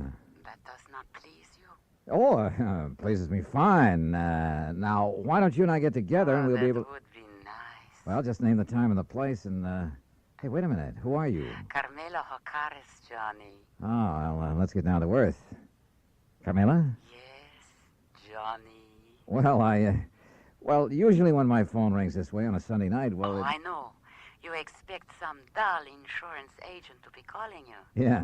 With a dull insurance matter for you to worry about, no? Yeah, that's usually the case. But this one does not need to be dull. You mean you have an insurance problem on your mind? Of course.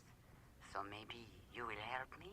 Well, just name the company, any company, and I'm on my way. The Universal Adjustment Bureau would be interesting. So who cares if they're interested? Come on, Carmela, get to the point, huh? Come see me, Johnny. Tell your friend, Pat McCracken at the Universal. Yeah, sure. Tell him what? That I called you. Will you, Johnny? Are you kidding? Goodbye. Yeah, well, where can I... Hello? Hello?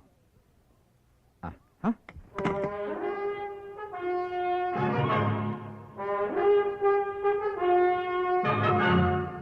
Bob Bailey in the exciting adventures of the man with the action-packed expense account, America's fabulous freelance insurance investigator. Yours truly, Johnny Dollar.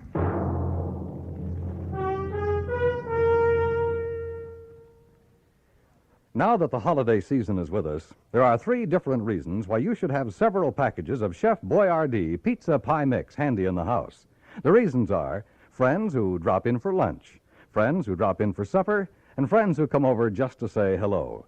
Because pizza is perfect to serve friends and family any time of the day.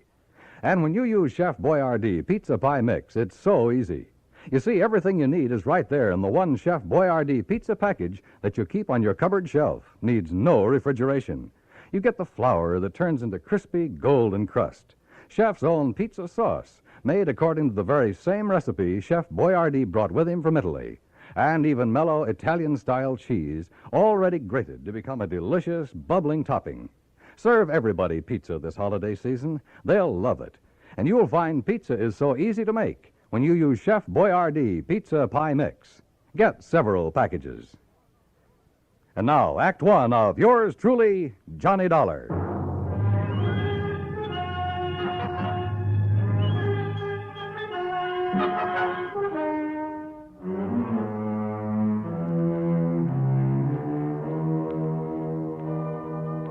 Expense account submitted by Special Investigator Johnny Dollar to the Home Office, Universal Adjustment Bureau, Hartford, Connecticut. Following is an account of expenses incurred during my investigation of the Latin Lovely matter.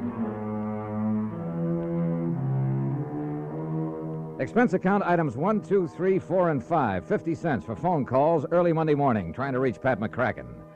Item 6, $1, taxi fare to the offices of Universal Adjustment. Oh, hi, Johnny. Top of the morning to you. Yeah, where the Sam Hill have you been all morning, Pat? All morning? You kidding? Look, the clock on this desk says exactly 9:02. For me, that's the crack of dawn. Now, what's bothering you? Carmela. Oh, Carmela Jocares. Yeah, only it's Jocares. Oh, well. Might have known she'd call you direct. I should have warned you, Johnny. You know her, Pat? She's threatened to come down here and camp on my doorstep any minute. Oh, can you think of a nicer ornament to have around? If she's anything like she sounds on the phone. She is, Johnny, yeah. That's why I should have suggested that Special Investigator Martha Maybury Balderdale help her. Balderdale? Now, how could an old battle axe like her know how to deal with a young, charming, beautiful... dancer like Carmela? Dancer? Is that what she is? Yes, yes. Not very good, but she's just as beautiful and seductive. No, maybe I better stick old Lady Balderdale on. All right, Pat, quit the kidding and tell me what it's all about. Who's kidding? Well, where do I find Carmela, her address? Now, you see, you're already emotionally involved with her. You haven't even met her. Emotionally? Client relationship in our business should be entirely objective, Johnny. How can I possibly expect you to look at Carmela's insurance problem with an unbiased mind? Pat, All she'd have to do is bat those lovely big brown eyes at you a couple of Look, times. will you stop baiting me and tell me what this is all about? Emotion. All right. I got involved with this little Latin lovely as a favor to the company that issued her the policy, Surety Mutual and Trust. What kind of a policy? Retirement. Pays her $50,000 when she's 45. Meantime, if she dies, her beneficiary gets the $50,000. So what's the matter with it? Well, like I told you, Johnny, she's a dancer. Nightclubs. Always has a partner. Some good young kid who can make up for her shortcomings. Only a different partner every month or so. Well, what's that have to do with her insurance? Well, she has the company name her partner as beneficiary. Oh, I see. And if she keeps changing her policy... Right. And by now it has so many riders attached to it, the company's running out of filing space. And what's more important, the cost of servicing this one lousy policy and the time that's been wasted on it. And the last time... Well, she's been so insistent you'd think she was planning to die tomorrow. Well, maybe she is. Why doesn't the company just stall on making some of these changes? Well, they've tried that. So what happened? She's on the phone every day, 2 or 3 times a day. Nobody has any peace. That's why they finally turned to me in desperation. And you said you'd have me talk to her. I did not. She asked for you. Why? How'd she even know about me? Oh, newspapers, some of the radio programs about the cases you've handled. Johnny, you're her idol. You're her dream boy. Oh, yeah, sure. But what to do about this? Well, you get her to settle with one beneficiary. Get her married, something like that, so her policy will stay set for a while. Yeah, married, even if you have to... Yeah. You? Huh? Yeah. Oh, no, you don't. Not me. Oh, no. It's a great idea. Johnny, her address is 624 East 47th Street, New York. Now, you look, But just Pat. remember one thing. Universal Adjustment Bureau will not pay for your defense in a breach of promise suit, John. It's all the way or nothing. Oh, yeah, sure. Call me up sometime when you have a case for me. Sucker. Me, that is. Because of item 7, 1940, plane fare and incidentals to New York City, taxi from the airport to 624 East 47th Street, a nice modern apartment building complete with a uniformed doorman. Miss O'Carra's? That's right. Can I have your name, sir? Johnny Dollar. Oh, yes, of course. So, if you'll just give me her apartment number. And may I see your credentials, please? My credentials? Oh, sure. Why not? Here, take a good look. Well, seems all right. Thank you, sir. Now, look, she's expecting me. I know, sir. Then what's all this fuss about? Hey, will you step into the lobby, please? Oh, sure. Now, what's the number of her apartment? One moment, please.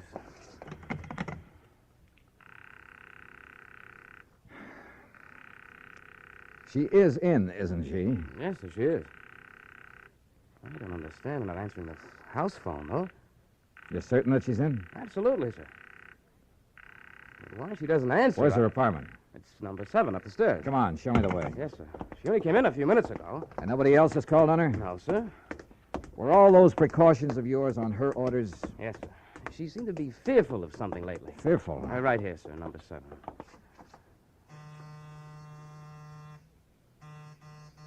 That's funny. Miss O'Connors. Miss O'Connors. Camilla. Listen. Now what? That sound inside. Well, there must be somebody You in got a there. passkey? Well, yes, sir. Come on, give it to me quick. But unless you have some authority, Mr. Dollar. I have all I need.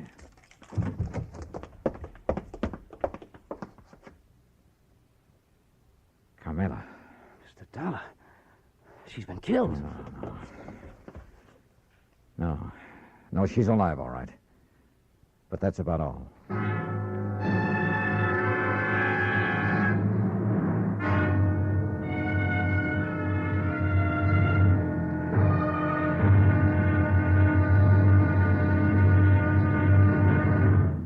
Act 2 of yours truly, Johnny Dollar, in a moment.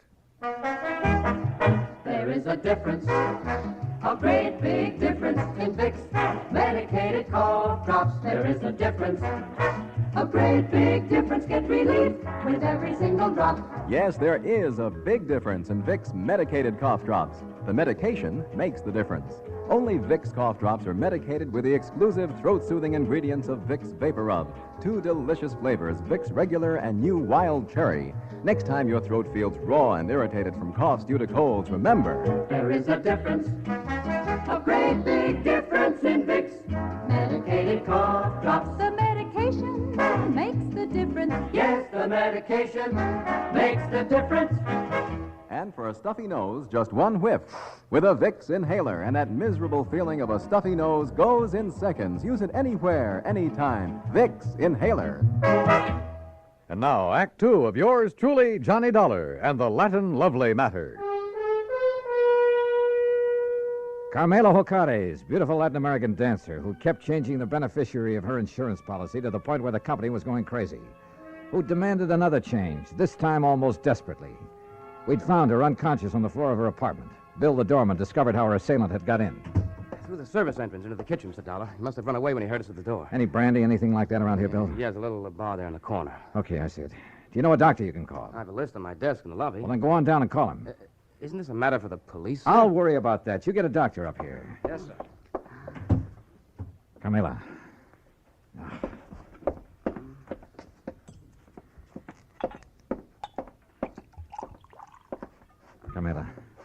Camila, here. See if you can drink this. What? Oh, Johnny. That's right. Come on now, drink this. That's good. A little more now. Come on. Oh, no. No. I'm all right now. Help me to the sofa. Yeah, sure. Here now. There you are. All right, how's that?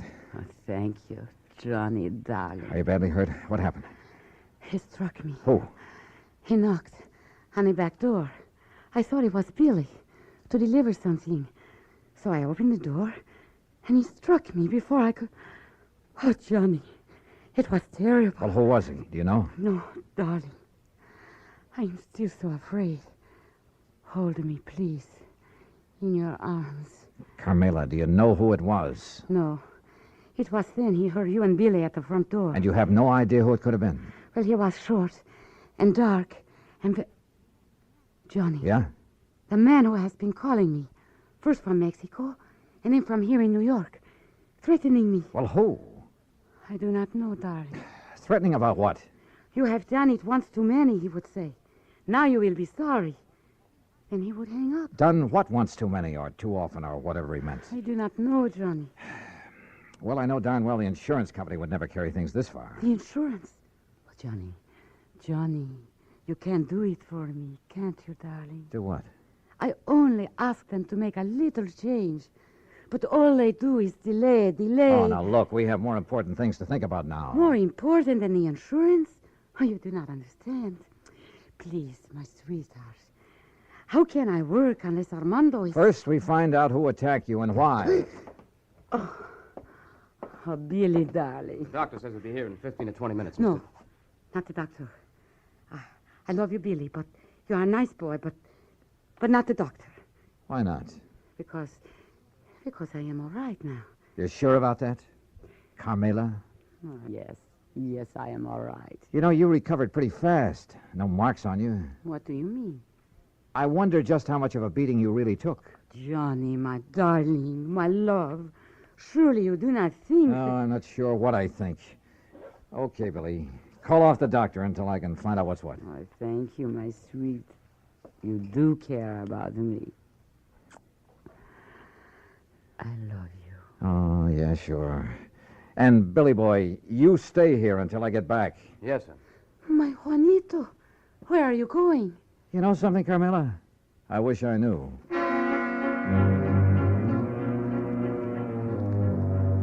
I know where I was going, all right, to 18th Precinct Police Headquarters and my old friend Randy Singer. If anybody could get me a rundown on Carmela and any of her contacts, he could. If Carmela's attacker left any fingerprints, his boys would find them. Cutting through the alley beside the apartment building, headquarters would only be a couple of blocks away. But, that alley was a mistake. I didn't see the man step out of the doorway behind me. But I did feel that old familiar poke in the small of my back. No. Keep walking, senor. To the next doorway. All right, now look. If you'll take that gun out of my back. Walk. What is this, a holdup? Now, in here. Well? I am Federico, Senor Dollar. Bully for you. So what? I could hear you from the back stairway of her apartment. So you would help her, eh? Carmela? Maybe? No. You will not, because I will kill you first.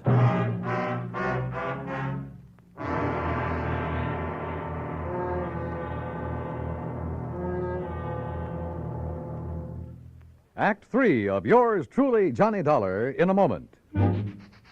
Smoke Kent, Smoke Kent, Smoke Kent with the micronite filter. Remember this, Kent filters best of all the leading filter cigarettes. So get the mild Kent cigarette. Smoke Kent with the micronite filter.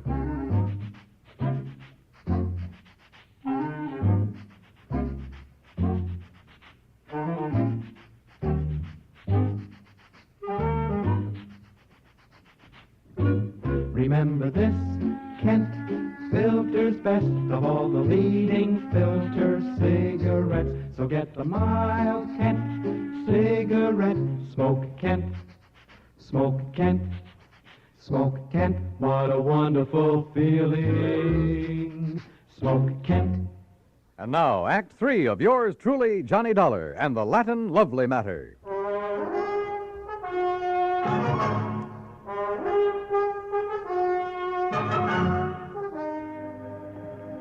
I will kill you. You mind telling me why? I will kill you before I let you help that woman ruin my son. Your son? You are from the company for the insurance, are you not? Yeah, that's right. To make her the change in the policy, to change what you call the benefit, The beneficiary, yes.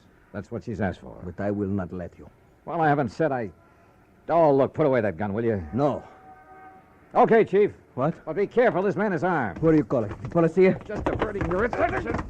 Now, give me that gun. No, I... All right. Now we're on even terms. Just who are you and what's this all about? I'm Federico Gomez, the father of Armando. And who's Armando?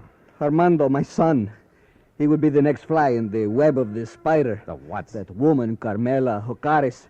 It is my boy, my fine son, that she would make her victim like all the others. Like all what others? Look, Mr. Gomez. He is a dancer, my son. A fine dancer, the toast of all Mexico. And she would do with him what she did with the rest. Charm them, make love to them, bring them here to this city to dance with her. Unless I stop her. Well, I fail to see anything particularly... And like the others, my son would fall in love with her with all his heart, with all his soul, with all his mind. Yeah, I'm sure, And but... she... Oh, of course, she would prove her love for him with all the big insurance benefit. You mean that naming those lads in her insurance policy? Oh, now wait a minute. You do not know what 50,000 of your American dollars can mean to a young man fresh in his, what you call, career. Mr. Gomez. Is it not true? Well, yeah, it's a lot of dough to hold up in front of a young fellow, but there's a big difference between that much cash and just a promise of insurance money. The eyes of a young man are easily blinded by this beautiful woman, amigo. She has blinded so many. They have danced with her and given her their money because they loved her. All right. But when she got their money, she was through with them. When they begged her to marry them, she spit on them. She turned them out. Pedro Fernandez, you know of him? No, I'm afraid I don't. Because of this woman, he killed himself. So it was with Jimenez, the son of my friend. But she will not do this to my son. And you honestly think the mere fact of a big insurance policy? Was it not true with Jimenez, with Pedro, with Angel, with all the rest? These were young men, amigo, like my son. Unwise to the world, unwise to a woman like this. Suicide? I will do anything to keep her from using that insurance to ruin my son. Senor. The more I live in this world, the more amazed I am at some of the things that happen in it. Things that are implausible, impossible, but that sometimes do happen. I can only beg of you. Humbly. All right, look, Mr. Gomez, I'm keeping this gun. By rights, I ought to have you locked up for poking into my back for your attack on Carmela. But Where are you staying? At the Hotel de Glen Arms. I want you to go back there. Stay there until you hear from me. You will help me, senor. If you'll do as I say. Gracias, senor. Gracias. The scene with Carmela back in her apartment was not a pretty one. She not only admitted to having used the insurance, among other things, to further her shaky career at the expense of those young and better dancers, but was quite proud of the broken hearts and broken minds she may have left behind. Until I tore into her, and believe me, I did. Murder? Oh, no, Juanito. Now, you look. No. If you didn't murder those two young kids, well, you might as well have plunged in the knife yourself. I don't know what laws, what legal action may be dragged in to make you pay for what you've done, but there are moral laws, too, laws of decency. But I did I'll tell not you this, know. Carmela, that from now on, the police of this town and of anywhere else you may go, believe me, they'll be gunning for you. And if anything like this ever happens again... No, Johnny. Johnny, please. You must believe me. I did not think. I was thinking only about myself. I did not realize... Well, it's high time you did. Your insurance? Oh, baby, that's going to be canceled. Unless you can think of someone far away from your career to leave your money to, someone you can't hurt. Oh, Johnny, I promised. Don't you see? Never before has anyone made me realize what I was doing. I have only had to think of myself. By the time I left her, she was sobbing her heart out, promising that she'd spend the rest of her life making up for the things she'd done. And who knows, maybe... Well, who knows? Expense account total, including incidentals and transportation back to Hartford. Johnny Dollar. Pat McCracken, Johnny. Oh, hi, Pat. Well, I just got around to finishing up my report and expense account on that Carmela Jocares thing last You week. can just forget the expense account part of it. I got what? Oh, for the life of me, I don't know how you did it. What are you talking about? The company just sent me a copy of the rider, Johnny, the last and final rider on her policy. Oh? Naming the new beneficiary, and absolutely, irrevocably, can never be changed again. Whom did she name, Pat? Some old childhood... Are you kidding? You! What? You sly dog. Hello. Hello. Well, I'll be... Yours truly, Juanito Peso.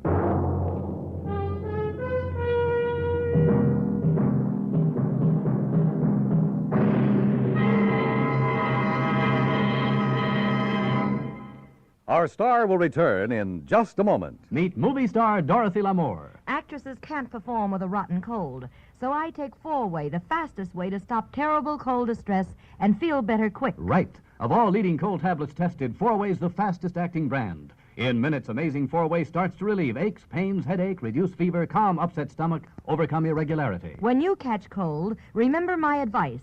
Take 4-Way, fastest way to stop these awful cold miseries. 4-Way, 29 cents. Now let me tell you about another fine product of Grove Laboratories. Imagine a shampoo so effective it gets rid of embarrassing dandruff with one lathering, but won't dry hair, won't split ends, won't leave a medicinal odor. It's wonderful new Fitch Dandruff Remover Shampoo. One lathering with Fitch removes dandruff, can brighten hair up to 35% too, without harsh medication. Only Fitch guarantees to do all this with one safe, easy lathering or money back. Contains no strong medication, so it's gentle enough for every shampoo. And then dandruff need never be a problem again. Fitch Dandruff Remover Shampoo, only 59 cents. Now, here is our star to tell you about next week's story. Next week, some priceless jewelry, a beautiful girl, and believe me, they add up to trouble. Join us, won't you? Yours truly, Johnny Dollar. Yours truly, Johnny Dollar, starring Bob Bailey, originates in Hollywood and is produced and directed by Jack Johnstone, who also wrote today's story. Heard in our cast were Lucille Meredith, Larry Dobkin, Jimmy McCallion, and Harry Bartell. Be sure to join us next week, same time and station, for another exciting story of yours truly, Johnny Dollar. This is Dan Cubberly speaking.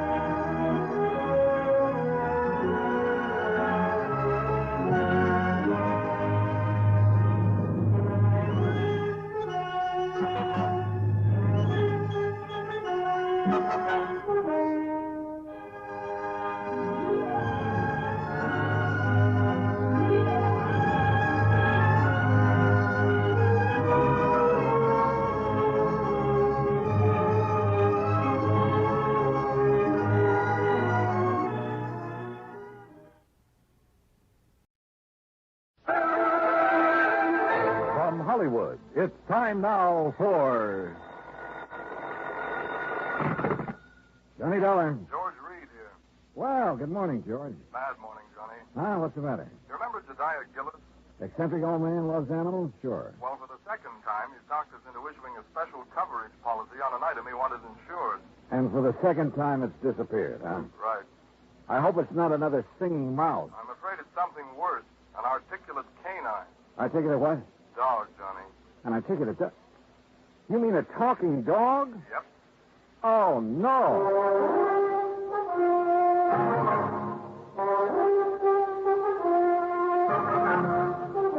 Bob Bailey in the exciting adventures of the man with the action-packed expense account. America's fabulous freelance insurance investigator. Yours truly, Johnny Dollar. Different. I didn't know about mice. I do know about dogs. And I've never heard one yet that could say anything but rough. Well, maybe you haven't, but Michael Murphy has. Michael Murphy? Iron Mike Murphy, vice president of Milford Steel. Oh, what's he got to do with this? Well, he's the former owner of the articulating canine. Gillis bought the dog from him? According to this application, he did.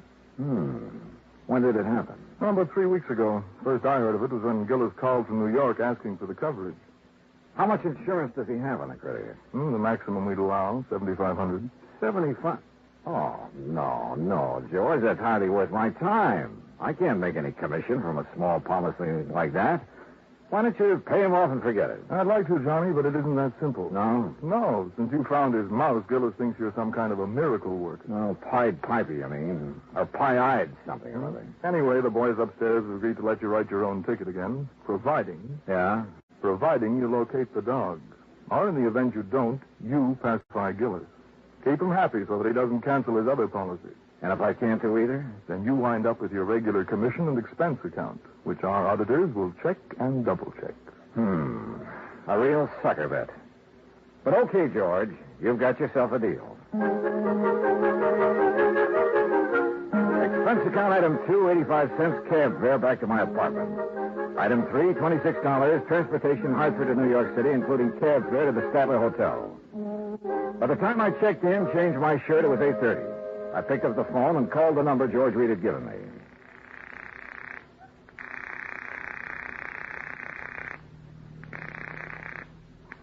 Hello? May I speak to Mr. Gillis, please? Johnny Dollar. Dad told me you were coming. Well, hi. Hi, is that all? I guess this is Marion. Yeah, I know. I had a hunch your father was staying at your place. Do you have my address? Sure have. 514 East 51st Street.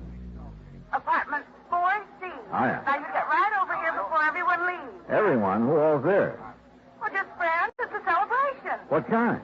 I'll tell you when you get here. Now, hurry. Right. Expense account item 4, $1.70 taxi from the Statler to the East 51st Street address. The entrance to the building faced toward Beekman Place, and one side of it looked out over the East River. I could hear the noise from apartment 4C before I stepped off the elevator. Marion had a good many friends, which figured because of her blonde hair, gray eyes, and a few other... Well, yeah. I pressed the buzzer and waited.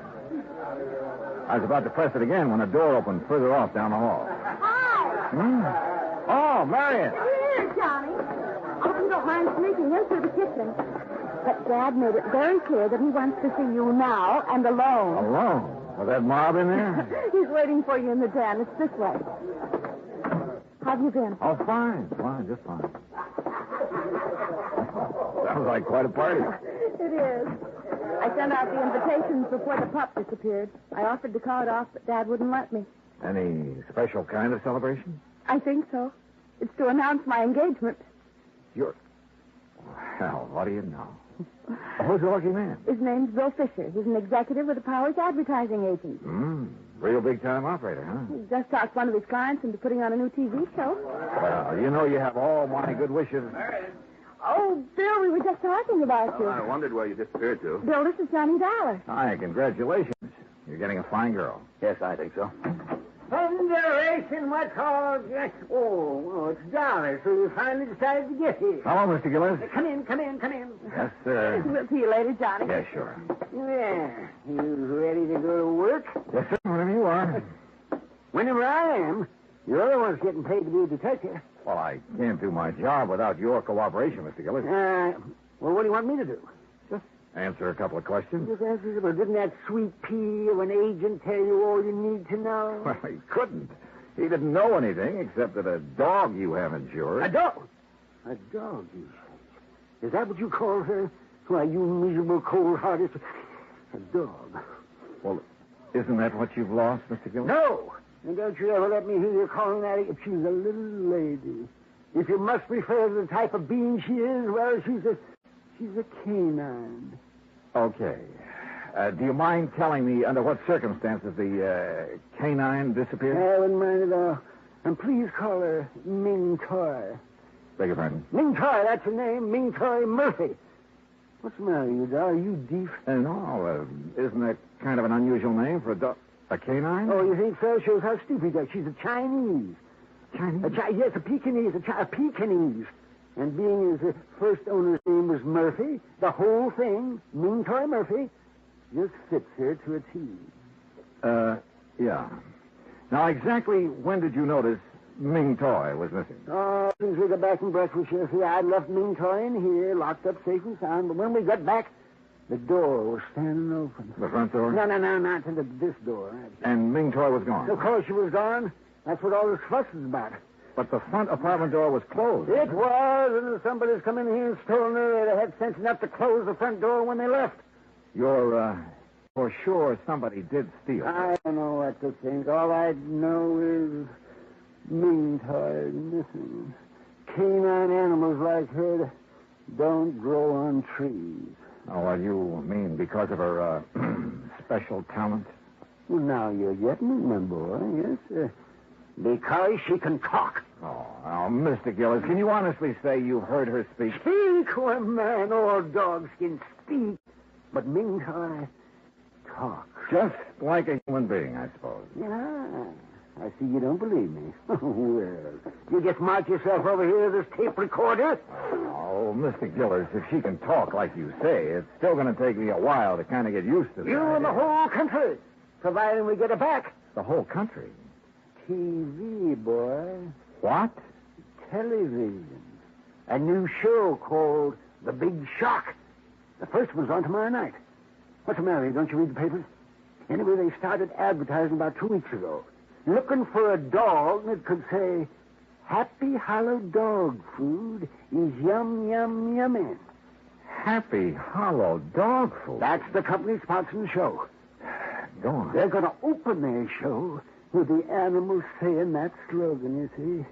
And today I was going to take Ming Toy down there and let her say it and collect the $50,000. What, $50,000? The $50,000 they're offering to give for a dog that can say, Happy Hollow dog food. All right, I know. Yes, well, anyway, when I first heard about this, I remembered Mike Murphy said something to me over a year ago about having a canine in his kennel that could talk some.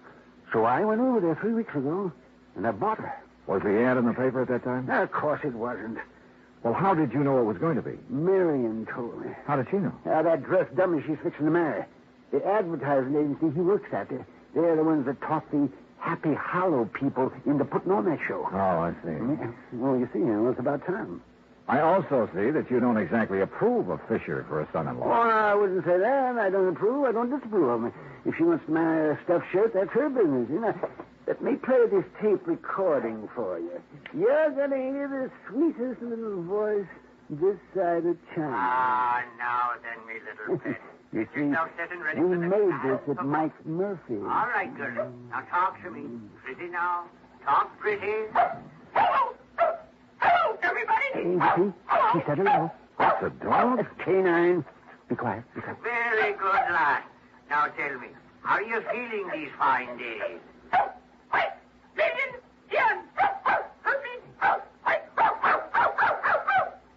Hey, what happened? She saw a cat. What do you think? Oh. You still doubt she can talk, Nello? I think I'd like to see it with my own eyes. Have you put an ad in the lost and found columns of the papers? Of course. What about the people in this building? Well, I had Morris.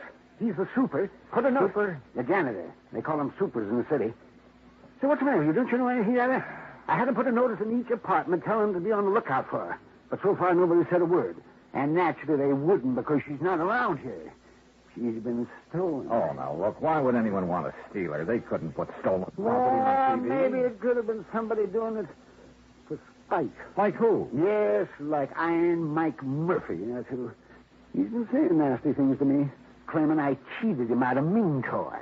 Well, did you? Of course I did. Mr. Gillis, is there any other possible way she could have gotten out of this room? Well, now, there's several... Oh, no. Huh? No, it hurts me just to think about it. Oh, dear. That window. Window? Yes.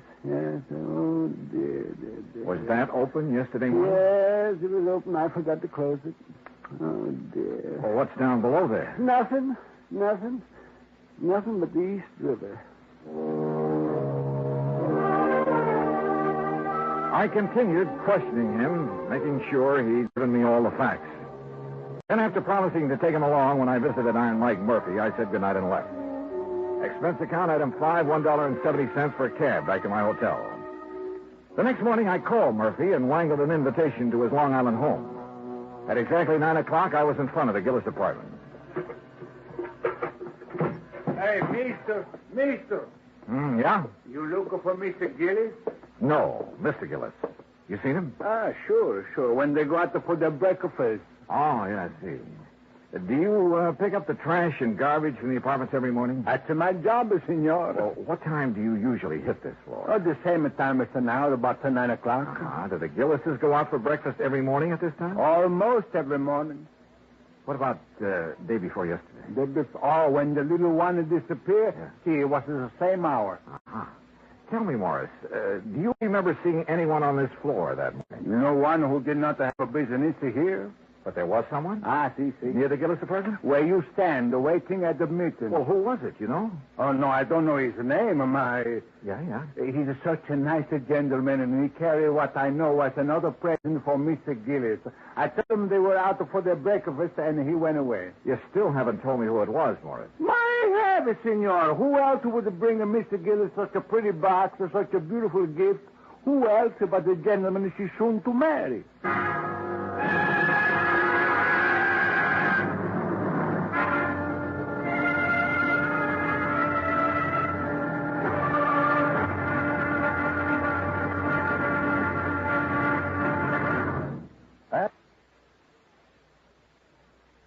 Now, Act Two of yours truly, Johnny Dollar, and the Ming Toy Murphy Matter.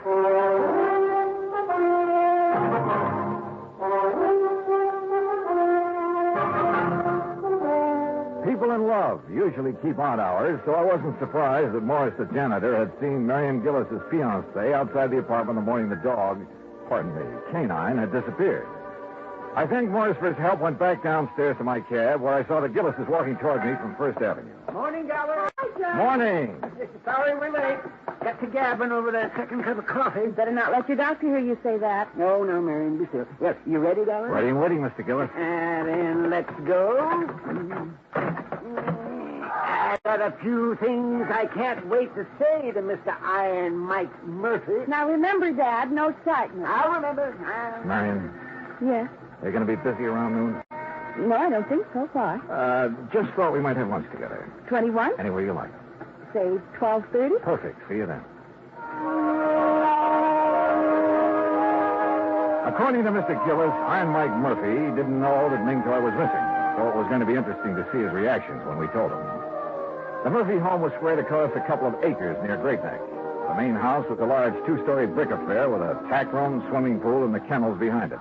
For Iron Mike pursued his hobby of raising Pekingese dogs. We found Murphy at the kennel.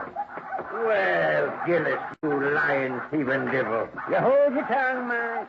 What are you doing out here anyway? I came along to help Mr. Dollar. He doesn't know you like I do, so I wouldn't be able to tell when you're lying like I can. Ah, I suppose you think that's funny.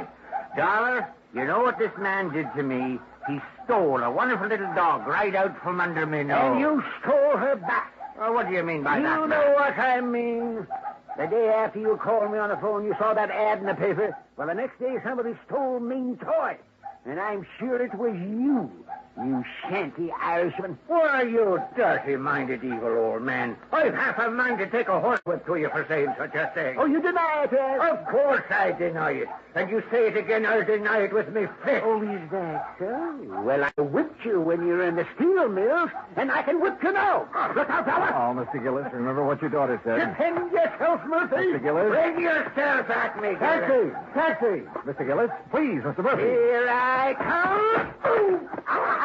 Justice triumph. Ow. Coffee. Hey, driver, over here.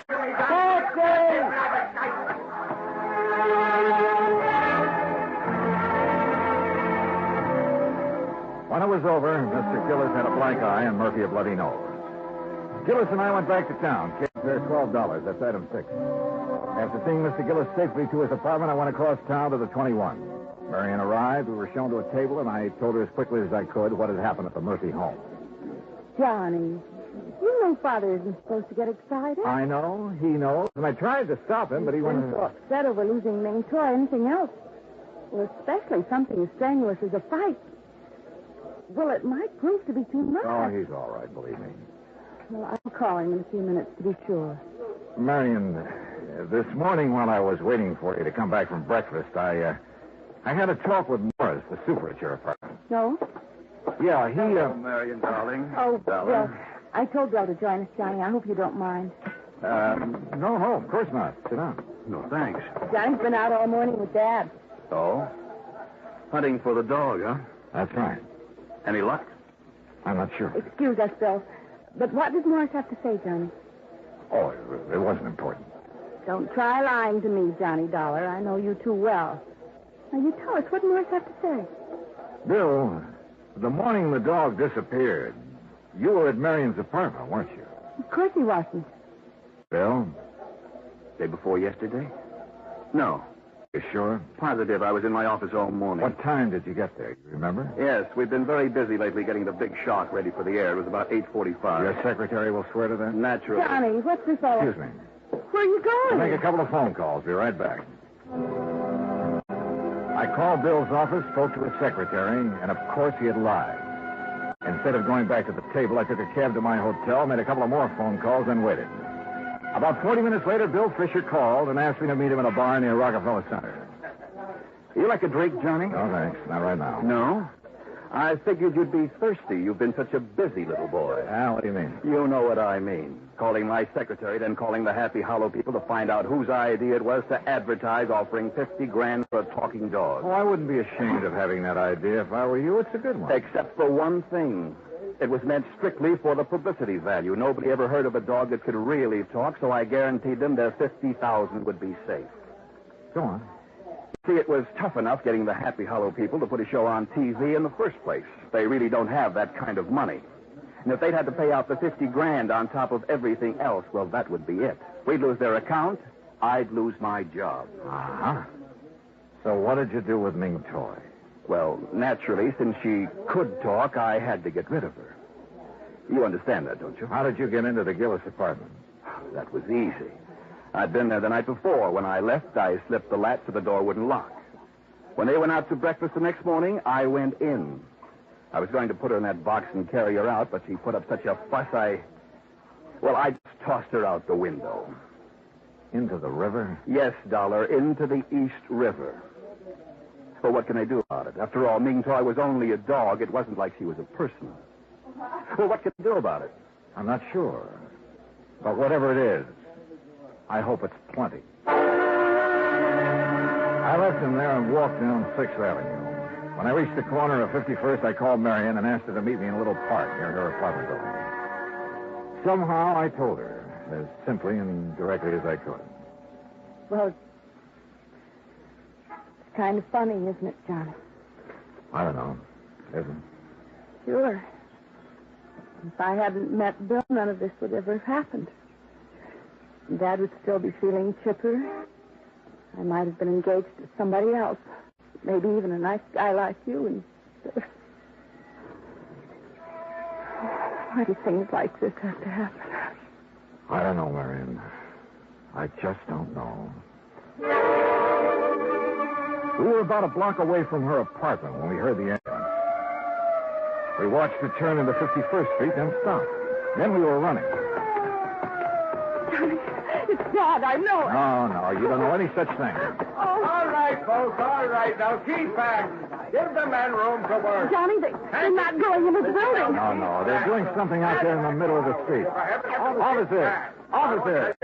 Officer, what's happened? It sounds like a little girl's caught down there under the street. Under the street? Yeah, lady, in the drain pipe that goes down to the river. Are you sure it's a little girl and not a dog? You kidding? Dogs can't talk like that. Like what? Well, it sounds like she's trying to say something about a dog food being yum, yum, yummy. Get your father, Marion. Yes, oh, yes. Excuse me. Hey, come back here. I joined the power and water men who had lifted up a manhole cover and put down a ladder. It didn't take us long under the street, just a couple of minutes. Then we climbed back out again. Johnny! Dollar, where is she? Where's my baby? She's still down there, Mr. Gillis. You left her. Dollar, she's not? No, sir, she's fine. Then why didn't you bring her back? Well, maybe you better look for yourself, Mr. Gillis. All right, I'll do just that. Dad, you can't. You just try stopping me, woman. Come on, Dollar. Come on. Kenny. Careful now, Mr. Gillis. Yes. Watch your step here. Don't you worry about me. You just look out for yourself. Yes, sir, I am.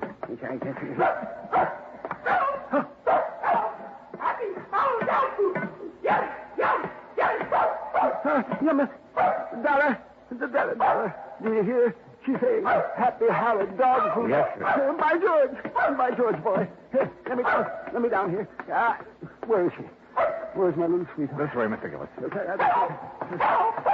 Hello, you little rascal, you. Happy Hollow dog food. Yummy. Careful now, Mr. Gillis. She's under this water pipe. Yes, under this water pipe. This one, I guess. Yes, sir. You'll have to stoop down to see her. What's that meaning sound, Dollar? She Well, I'll be jigs with it. Puppies, darling. Yes, sir. 6 of them. Yes, well, that little rascal. Puppies. So that's why she disappeared, huh? To have her family. Oh, she called me Papa. Papa. Well, you naughty little girl. By golly. Papa. Well, sir, by golly. Well, who'd have thought? I guess Ming Toy did, sir. Yes, he must have. Yes, indeed. Oh, Papa. Look, Johnny. I'm a grandfather.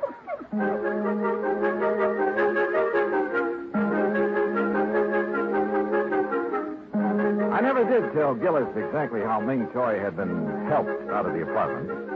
All he knew was that Marion, for reasons of her own, had called off her engagement to Bill. Ming Toy spent a week in bed recovering from her ordeal, and naturally, since Gillis refused to let her appear on TV that night, the $50,000 went unclaimed. And, alas, the long-suffering public has yet to hear the dulcet tones of a talking dog named Ming Toy Murphy. Expense account total, including hotel, incidentals, and transportation back to Hartford, $225.70. Yours truly, Johnny Dollar.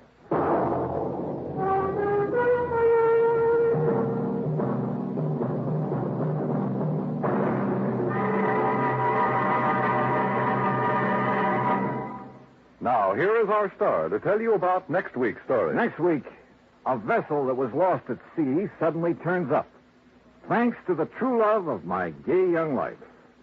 Join us, won't you? Yours truly, Johnny Dollar.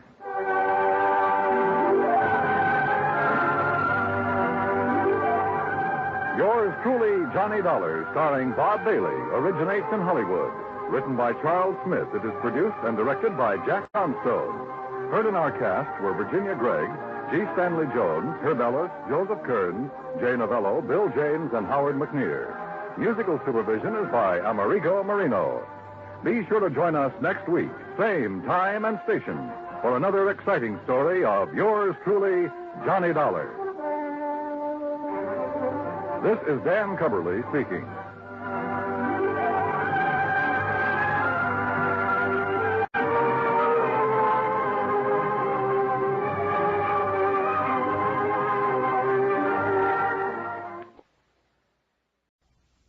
Universal Adjustment Bureau. Hi, Pat. You've been neglecting me. Yeah, but think of all the trouble it saved me. Huh? Now, what's that supposed to mean? Well, I haven't had to bleed over one of those fancy expense accounts of yours for nearly a month. Oh, Pat, you've cut me to the quick. Oh, sure. But no, well, it looks as though I'll have to stick my neck out again. So, what's the problem? Well, Johnny, it's a real funny one. So I'm laughing already? No. I don't mean funny, ha-ha. I mean funny, peculiar. Hey, you know, the last time you said that, I got shot at, banged on the head, nearly run over by a truck, and half a dozen other pleasant little things. So come clean, Pat. What is it? Johnny, maybe you better run over here so we can talk about it. It'll cost you money. I'll risk it. Okay, then. I'm on my way.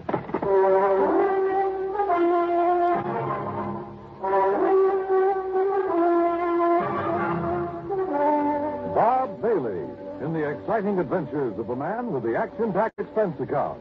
America's fabulous freelance insurance investigator. Yours truly, Johnny Dollar.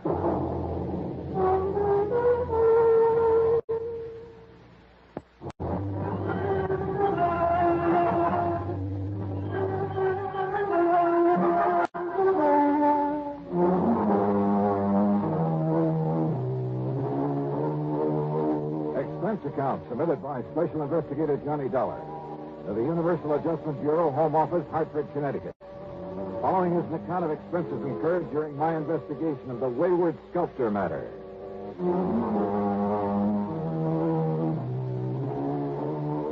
Why kid about it? Pat McCracken has handed me some pretty wild cases from time to time, but they've always paid off. So expense account item $1.20 for a cab to his office at Universal Adjustment Bureau. Well, all right, sit down, Johnny. Make yourself comfortable. Yeah. Hiya, Pat.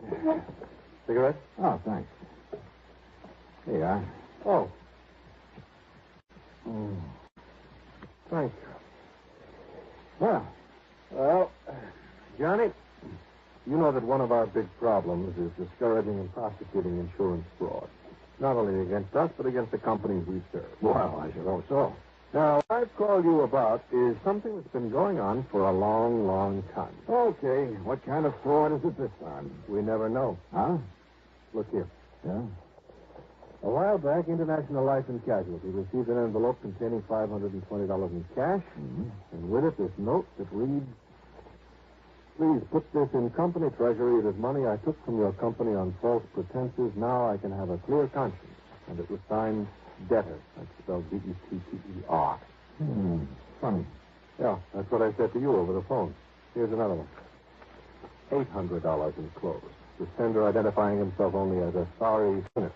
More conscience money, huh? Yeah, that's right. People who collected on fraudulent claims or felt they didn't deserve the money they collected. I see. And, Johnny, there have been dozens of them over the years. Most of them have been small amounts, under $1,000. Some of them only $5 or $10. In other words, not worth investigating to see what fraud they perpetrated and when. Yes, exactly. But now, look here. This list of payments anonymously received, all of them from the same person. $833.34 received on July 21st, 1956. Right. $833.34 on August 21st, 1956. Yeah. Same thing, September 21st. Same thing the 21st of every month since. And no letter with him? Only with the first one. Here. You read it for yourself. Wilson Trust and Insurance Company, gentlemen. This is only a beginning against the amount paid out on me last month. Be assured I shall make full restitution if it takes 5 years. Oh, good for him. Or her. I hope it keeps coming in. No, Johnny, I want to know who's sending this. Now, Yes. Not only the law, but company policy demands that we prosecute anyone perpetrating a fraud. If you can. All the other conscience money has been in single payments. No way to trace them whatsoever. Also, the amounts have been, well, negligible. Have all these come from the same post office? They've all come from New York City, but from as many different post offices as the number of payments that have been made. But now, Pat, if the man is paying up all he took... Oh, well, how do we know, Johnny? How do we know he'll come to his promise? Well... And we don't know who he is, so we can't know how much he owes us or for what. So all you want me to do is comb through 7 million people down in New York and somehow find the one man... Yeah. Oh. Now, I admit it's a challenge, Johnny. It sure is. But knowing you... You're right. There's only one thing to do. That's it. Give up. Oh, now listen. No. Wait. Give me a pencil and a piece of paper. Oh, here you go. All right. He said even if it took him 5 years, yeah, that's 60 months. And at $833.34 a month, what are we doing? 60 is 3 times 4, $50,000.40. If so? All right. He started in July of 56 on money paid out the month before, he said. Yeah. So, find me a policy where Eastern Trust and Insurance paid off $50,000 in June of 1956. Oh. And on what type of policy, might I ask? Life insurance? Oh, really, Mr. Detective? Why? Well, you change those monthly payments to $833.33. But who would cut a penny in the third?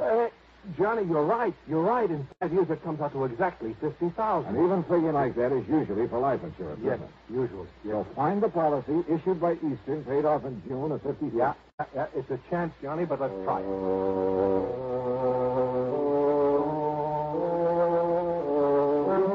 And then suddenly it all began to look too easy.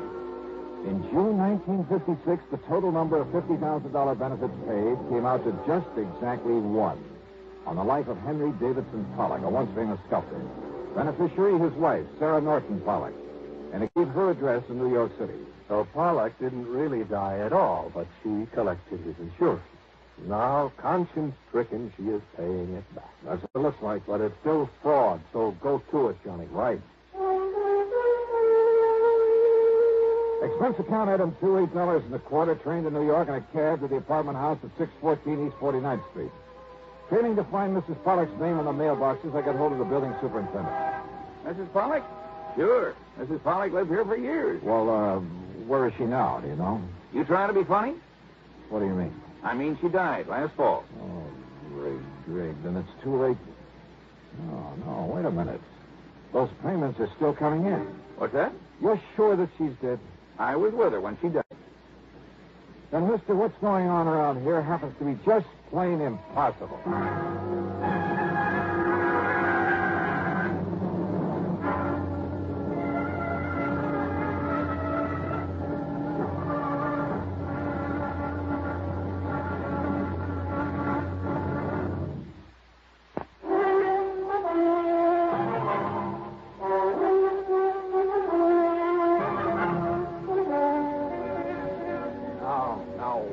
Are we talking about the same person, the same Mrs. Pollock? Mrs. Henry Davidson Pollock. That's it. The widow of the sculptor. That's the one, all right. And he lived here in this apartment, too. That is, before he died. That was back in 56. Left all his money, all his insurance to his wife, though goodness knows why. How did he die? In that big plane crash out over the desert. Don't you remember? Not a single survivor. What kind of a man was he? Oh, kept to himself. Didn't like people much. And his wife? Okay, I guess. She was a lot younger than him. Spent all his money all the time, and he didn't like it. Man like that shouldn't be married. Oh, but he must have thought a lot of it to leave her everything. He just didn't like being married, tied down. Let it interfere with his work. So his death got him out of it and give her some money to spend before she died. But somebody's been paying that money back. Well, you think maybe she suffered a change of heart? Something like that? You think she realized she never deserved what he left her? Is that what you're thinking? Well, sure, that might have been a possibility. Except for one thing. The money's still coming in. Oh? Hey, is there anybody to whom she might have turned over that insurance? Her give anything to anybody else? Not her, mister. And you're absolutely sure that she's dead? I carried her in off the street after the car hit her. If you don't believe me, ask a doctor. Dr. Jules Maitland over on Park Avenue. Ask the police. Yeah, maybe I will.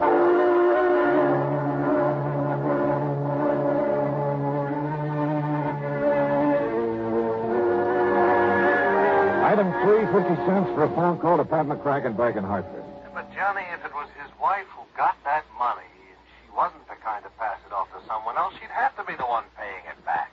But if she's dead... Died last fall, Pat. Well, then the whole thing is impossible. Payments have still been coming in. There'll probably be another one plunked down on my desk by the time you get back here. Now, I tell you, somehow that woman must still be alive. So find her. Oh, Pat. Find her, Johnny. But why? Suppose by some miracle she is still alive. Where's the fraud? Look, people don't just hand over $50,000 for nothing. Somebody's conscience is hurting. What other possible reason could there be for sending that money back to us this way? Well, now, wait, just a minute. All right, look, Johnny, I'll be honest with you. Maybe there isn't any fraud, so far as the company's concerned. All right. But you know something, Johnny? This whole crazy thing has me so curious now that, well, even if there isn't any insurance angle to it... Except for the money the company keeps getting back. So, okay. But, Johnny, I want to know what this is all about. And if necessary, I'll pay your expense account myself. Well, now, Pat, this is the golden opportunity I've been waiting for years. Don't go overboard, Johnny, huh? But find out for me, will you? Who knows? If I can. Item 4, 785 taxi fares. I talked to Dr. Maitland. No, there was no question about it. The woman who had died when a car struck her last fall was Mrs. Henry Davidson Pollock, wife of the sculptor. The doctor had known both of them very well.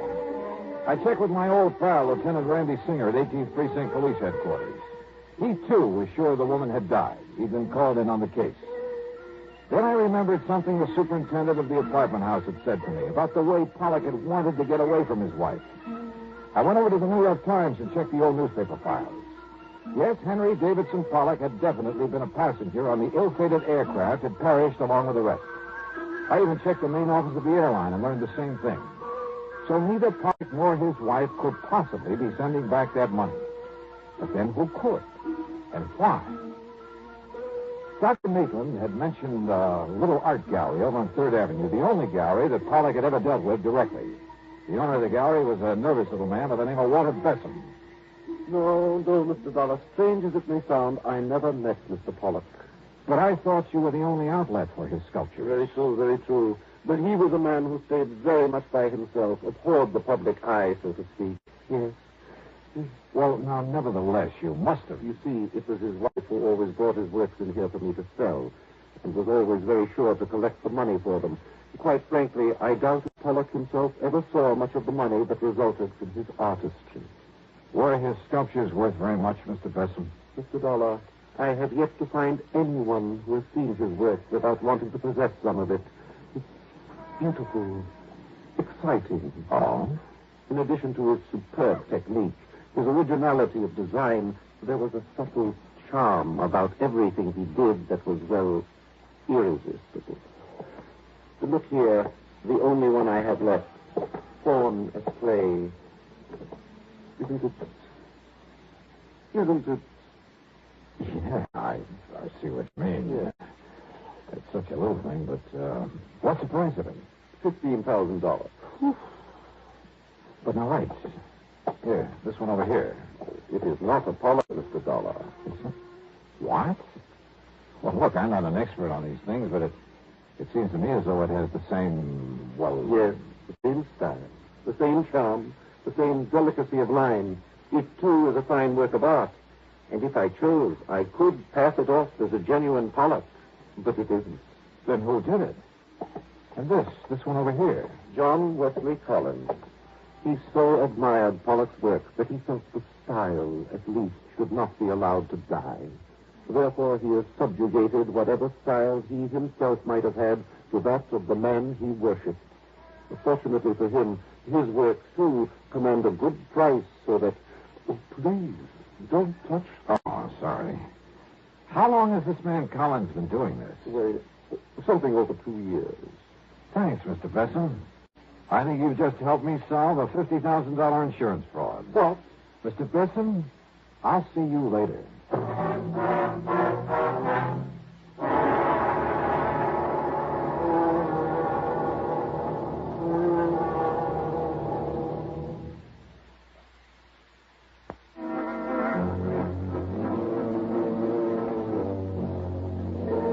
walked out the front door of the little art gallery on 3rd Avenue.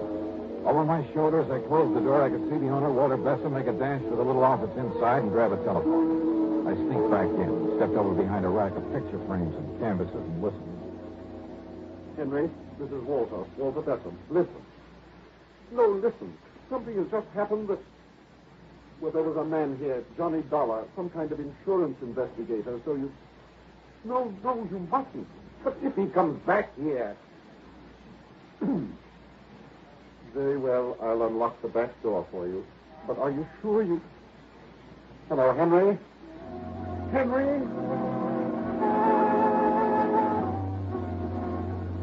While Besson went to the back door, I quietly slipped out the front. I found a telephone booth at the drugstore on the corner. Item 5, a dime for a phone call to Dr. Jules Maitland.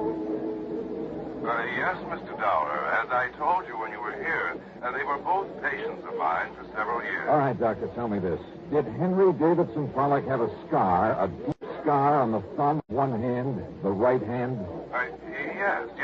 He told me that when he was a child, he cut through the tip of that thumb very deeply, all the way down to the bone. That's all I wanted to know. Well, now, tell me, Thank sir. you, Doctor. Thanks a lot. The trip to the corner on that phone call couldn't have taken me more than 5 or 6 minutes. And when I went back to the art gallery, Besson was coming out of the little office, careful to close the door of it behind him. Well, Mr. Dollar, I didn't expect you to return, at least not so soon. Have you decided to buy one of the sculptures by John Wesley Collins, perhaps? No. Of course, insofar as the one remaining genuine Pollock is concerned. What's the matter, sir?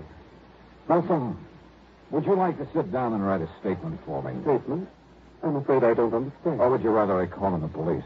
What are you talking about? I told you before, Mr. Besson, fraud. What? And since it's pretty obvious that you're an accessory... Fraud, an accessory? You mentioned the great similarity between the sculptures of Henry Davidson Pollock and John Wesley Collins. Yes, and I told you the reason for it. Did you? Of course. All right, look here. This one. Fawn at play, you called it. It's a Pollock, the genuine Pollock. You'd swear to that? Of course I would. And how could you prove it? Well, there's one way. The marks left by the artist's right thumb. Here. And here, for instance. Because that thumb was split on the end, left its imprint on the clay. Now, Mr. Dollar. And I can prove that these recent things done by the man you call John Wesley Collins were done by the same person. They all bear that same mark. Very well, Mr. Dollar. But the world will never know. Oh, now, Besson, put that thing down. Yes, put it down, Walter. Henry, I mean, Mr. Collins, Henry will do. Mr. Dollar, I suppose I should have known that sooner or later. Well, I give myself up to you. But, Henry, the story is a simple one, Mr. Dollar. I suppose you'd like to hear it. Yeah, I certainly would. Now, you see, I wanted to get away from my wife for reasons that we don't really have to go into. I planned to fly out to the West Coast to disappear. But at the last minute, I gave the plane ticket to someone else. On the plane that crashed out there over the desert? Yes. Then, knowing that my wife thought me dead, and realizing I could become lost in this tremendous city as well as anywhere else in the world, But I'd forgotten about the insurance. So then, anonymously, of course, I started paying it back. I see. All of this was very wrong, I know. Well, I'm afraid it's something for the courts now, Mr. Pollard. Mr. Dollar, the works of John Wesley Collins have sold very well at good prices. Only this morning, listen, I was able to mail the whole balance of the $50,000 to the insurance company. Do you think that will help, sir?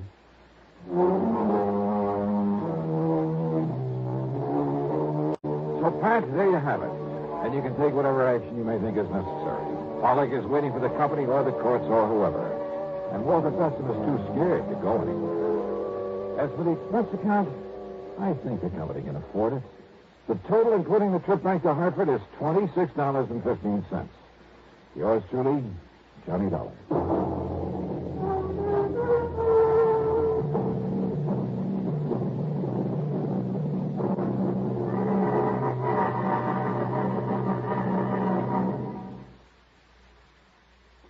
Now, here is our star to tell you about next week's story. Next week, one of my oldest and wildest friends in one of my rarest and wildest adventures. Join us, won't you? Yours truly, Johnny Dollar.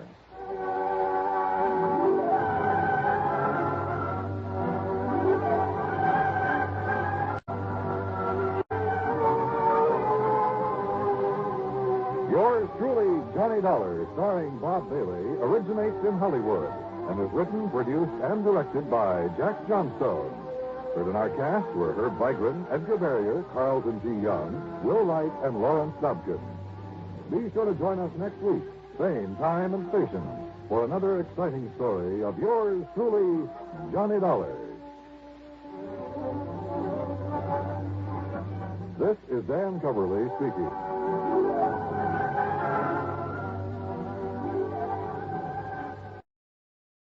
From Hollywood, it's time now for...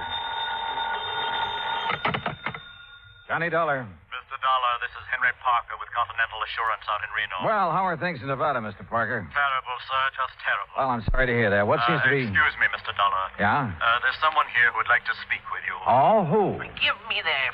Who do you suppose it is, you sloth-eyed Pinkerton? Sounds to me like a cantankerous old character named Josiah Gillis. Cantankerous? Why, you miserable... What are you doing in Reno, Mr. Gillis? I tell you when you get here. When I get...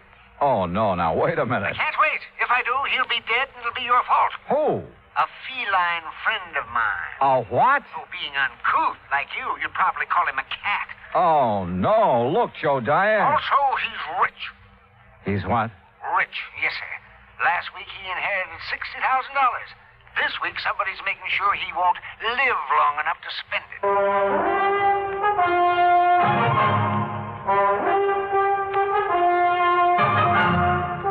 Bob Bailey in the exciting adventures of the man with the action-packed expense account. America's fabulous freelance insurance investigator. Yours truly, Johnny Dollar.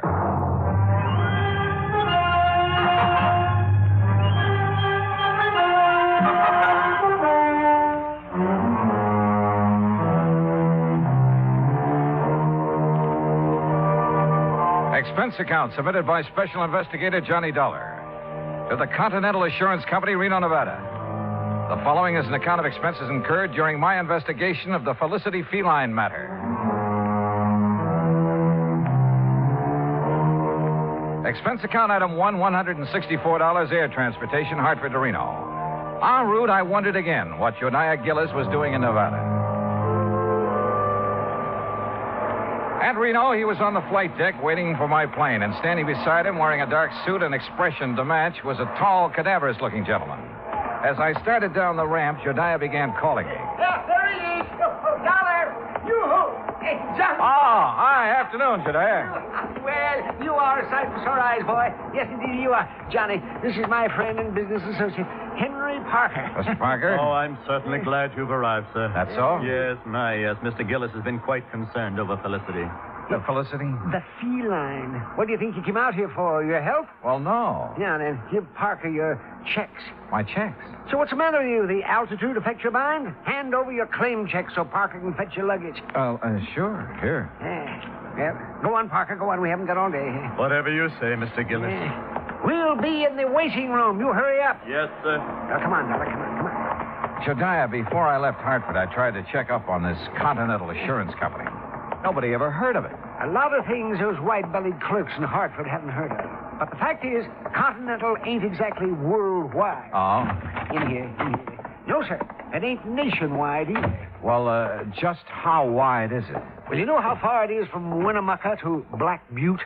No. Good. It's just about that wide. Oh. And Parker is one of their agents, huh? Agents? Parker is the president of the Continental. The president? But you just... I mean... Well, you look peaked, boy. You better sit down. Phew. Jediah, I shouldn't let the man that's paying my salary run after my bag. Pish-tash. Here.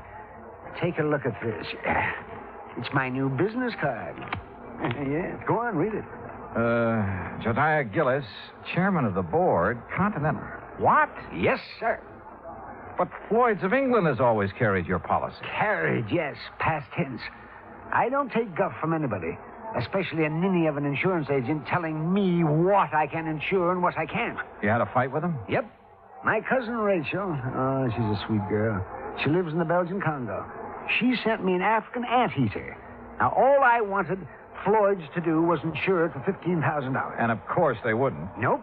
So you canceled all your policies and bought the controlling interest in Continental. Same as anybody else would have done. Oh, sure. And naturally, you insured this anteater. Yeah, Archie. That was his name. Was his name. What happened to him? Well, it was a terrible thing, Johnny. Oh, it was just poor old Archie. He overindulged. He did what? Yeah, he overindulged. He found a house full of termites. Oh. Yes, finally died. Acute indigestion. Too bad. But of course, Continental Assurance paid off. And of course they paid off, and with a smile. Same as they paid off the $60,000 to my feline friend, Felicity. What $60,000 to Felicity? What do you think? The $60,000 Felicity inherited from Mrs. Hammermeyer. And who is Mrs... Was. All right, was Mrs. Hammermeyer. A client of Henry Parker's. Had a life policy for $60,000. Felicity was the beneficiary. But didn't she have any children or relatives? She had one brother, a nephew, and a niece.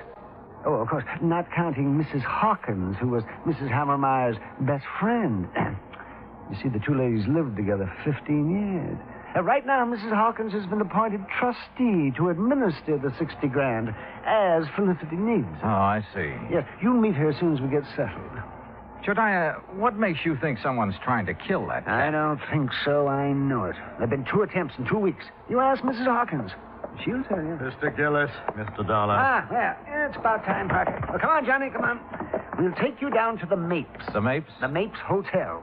I'm staying there. And if it's good enough for me, it's good enough for you.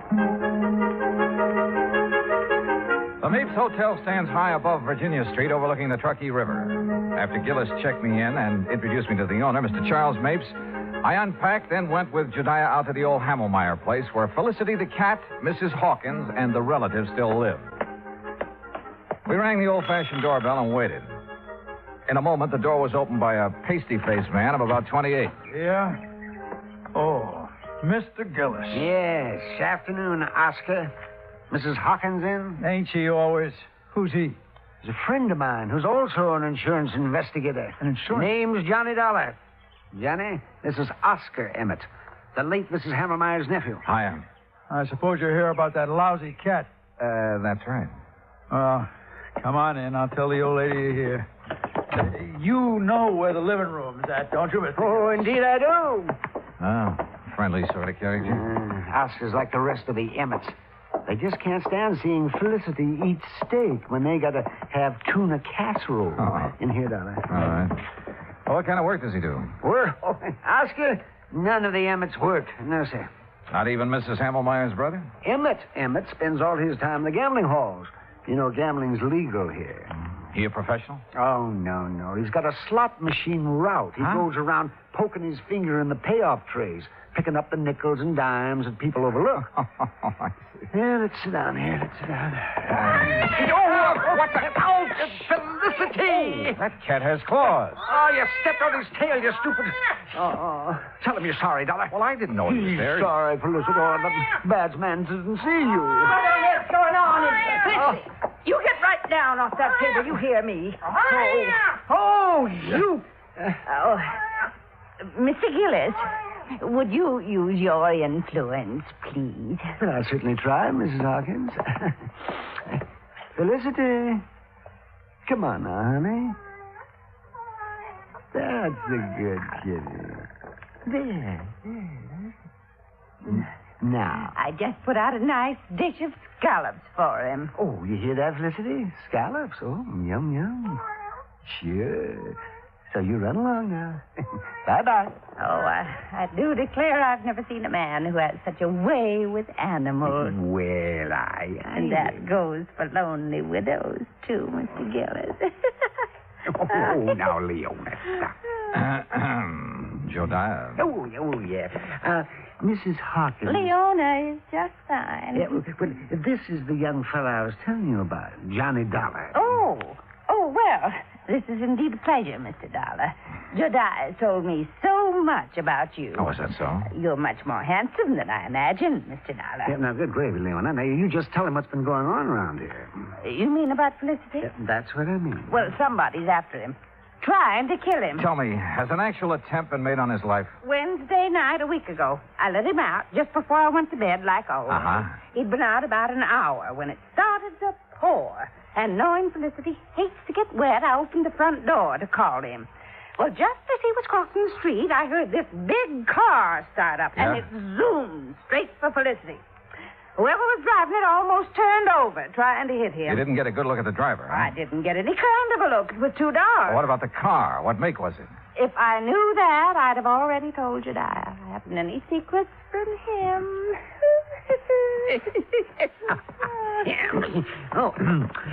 Tell him about last Thursday, Leona. Felicity was poisoned. That's what the vet said. Somebody put arsenic in his lobster. Lobster? Oh, yes, he just loves it. According to the instructions Mrs. Hamelmeyer left, he's to have lobster once a week, steak 3 times, and boiled chicken every Sunday. I see. Yes, and as long as I take care of him and obey her instructions, I can live here rent-free, same as her kin, the Emmets. Same as them. Mr. Gillis, just who gets Felicity's money in case he dies? The Emmett family? We aren't sure. Oh, why's that? Because Mrs. Hamelmeyer left a sealed envelope to be opened only in the event of Felicity's death. Oh, the Emmets will get all that's left, Mr. Dollar, I'm sure of it. No, Leon. You mustn't look on the dark side. Well, I did rub Mildred's, Mrs. Hamelmeyer's back and bunions for a good many years. Did her marketing.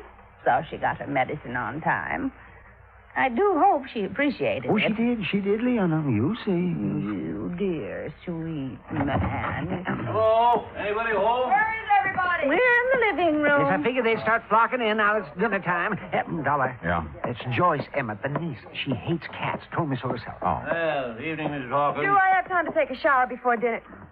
Oh, I didn't know he had company. Mr. Emmett, Joyce, you both know Mr. Gillis. Yes. Hi, Mr. Gillis. Terrible. And this is Mr. Johnny Dollar. He's investigating the trouble we've had about Felicity. After the would-be cat killer, huh, Johnny? Yeah, that's right. I'll lay 8 to 5 you never catch him. Or her. Could be a woman, you know. Oh, yes. It most certainly could. Why, Joyce, the way you say that, you act as if you want Mr. Dollar to start investigating you. Maybe I do. How about it, Johnny? Well, how do you feel about Felicity, Miss The Emmett? same as everyone else in this house.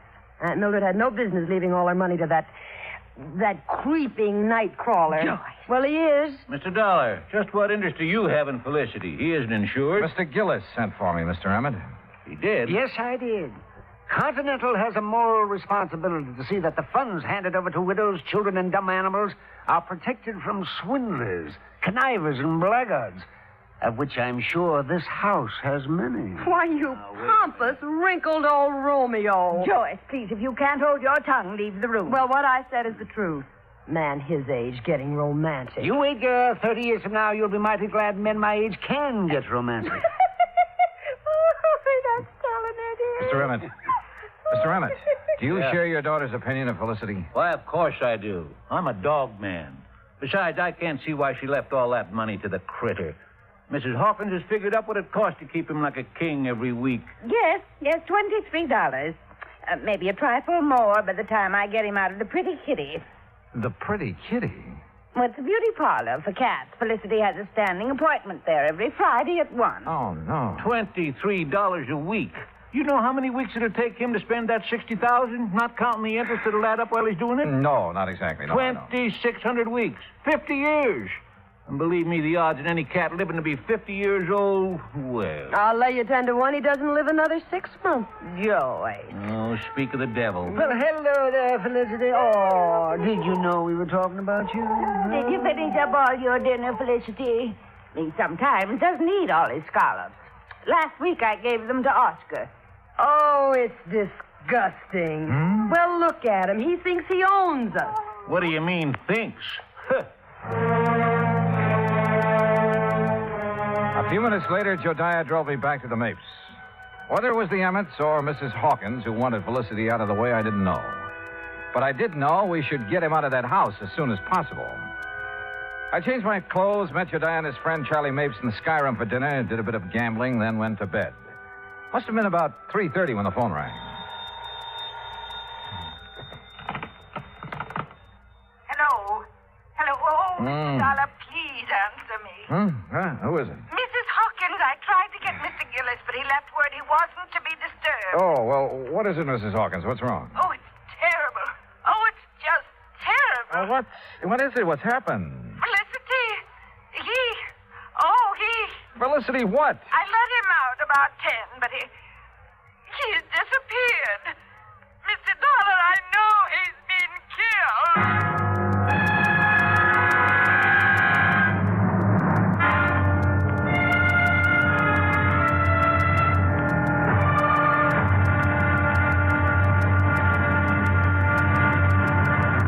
Act Two of yours truly, Johnny Dollar, in a moment. Anyone who has survived the rigors of basic training is familiar with a great variety of milk that is dished out periodically in the armed forces. Now, there's frozen milk, concentrated milk, frozen concentrate, and good old powdered milk. But sometimes supplying wholesome, fresh, real milk has been a problem when servicemen have been stationed in out-of-the-way places. The United States Air Force came across that problem some time ago in the island of Terceira in the Azores, those Portuguese islands that dot an eastern portion of the Atlantic Ocean. The air base there was considered powdered milk country for a long time. Although cattle have played an important role in the economy of the island of Terceira, the herd was badly inbred and milk production was very low. Modern milk processing was not a part of the picture. And with the help of Portuguese veterinarians, the men in the United States Air Force unit worked out a free breeding service by using a small herd of milk cows acquired in England, and the cattle there at Terceira improved. Then a complete pasteurizing, homogenizing, sterilizing, bottling, refrigeration plant was flown in from the United States. As soon as this activity got underway, milk production began to climb steadily, and thirsty Air Force men and civilians were soon buying and drinking the new fresh milk. When economy of the island began to rise rapidly, the people were happy and grateful. You might say that a little milk of human kindness increased understanding on an island of freedom, the right of all men everywhere. And now, Act Two of yours truly, Johnny Dollar, and the Felicity Feline Matter.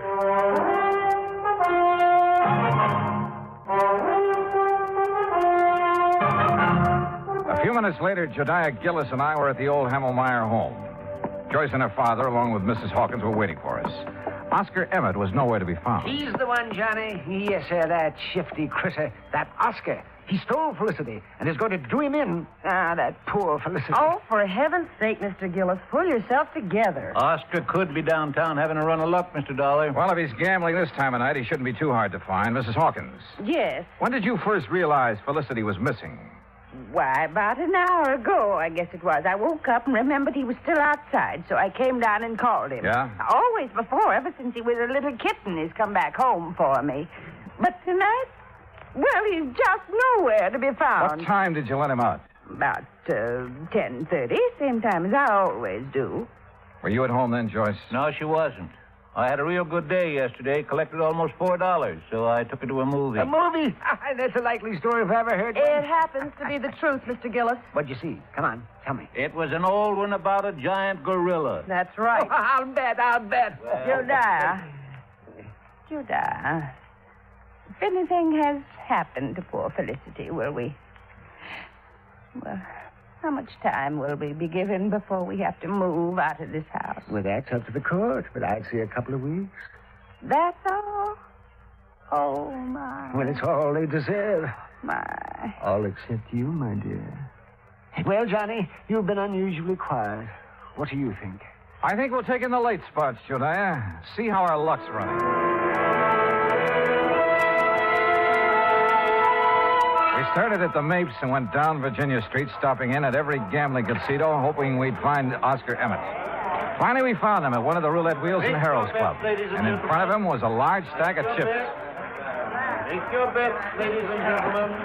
There's a couple of seats around here, gents. No, thanks. We'll just watch our friend. And a very lucky friend he is, too. Put these on 32 and these on... Good morning, Oscar. What? Well, what are you two doing here? We've been looking for you. That's so? What for? You know what for, you catnapper? What'd you do with Felicity? That cat. You know any other Felicity? You no good loafer? All bets are down. No, wait a minute. I wanted these chips on 13 black. Sorry, all bets are down. What? Now see what you two made me do. If that 13 hits, Well, what do you want to see me about? We told you. Felicity. You know where he is? How would I know? Where have you been since 10:30 this evening? All around town. How long have you been here? Long enough. Look out now. 13, odd, and black. Oh, why, you see what you two clowns cost me? Taking my mind off what I'm doing. Now get out of my way. I'm cashing in. You're not doing nothing to the answer our questions, Mr. Oscar Emmett. You hear me? Oh, yeah. Oh, hey. Just a minute, Oscar. Hold back. Jediah, are you all right? Yes, I guess a fine bodyguard you'd make. Oh, Mr. Gillis, I'm sorry. I didn't really mean to hit you. Well, you sure did. Yes, sir. Well, here, let me help you up. Are you sure you're all right, Jediah? Yes, if I could just sit here a minute, I'll be fine. Okay, folks, it's all over. Let's get back to our business. Want to come over here a second, Dollar? If you say so. That crazy old fool. I didn't really mean to hit him so hard, but well, you know how it is sometimes. That was the best run of luck I had this year. Well, don't worry about Jediah. He sometimes forgets he's not as young as he used to be. You can say that again. Boy, the way he's been letting that Mrs. Hawkins make a fool out of him. How do you mean?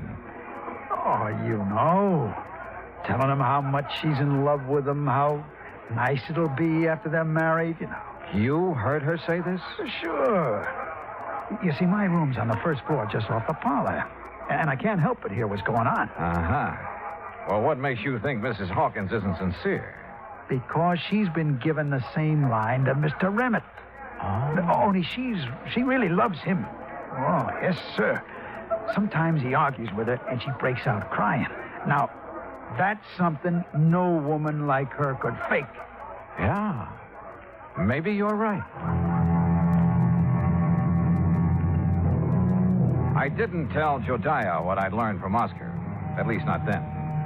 The wind had already been taken out of his sails. So I took him back to the Mapes. I made sure he was going to be all right. Then I returned to the old Hamelmeyer house. Joyce, Mr. Emmett, and Mrs. Hawkins were out in the yard hunting for Felicity. Hi, Johnny. Well, how yourself? We've got some coffee inside if you're interested. Coffee? Sure. But have you found any sign of Felicity? Not yet.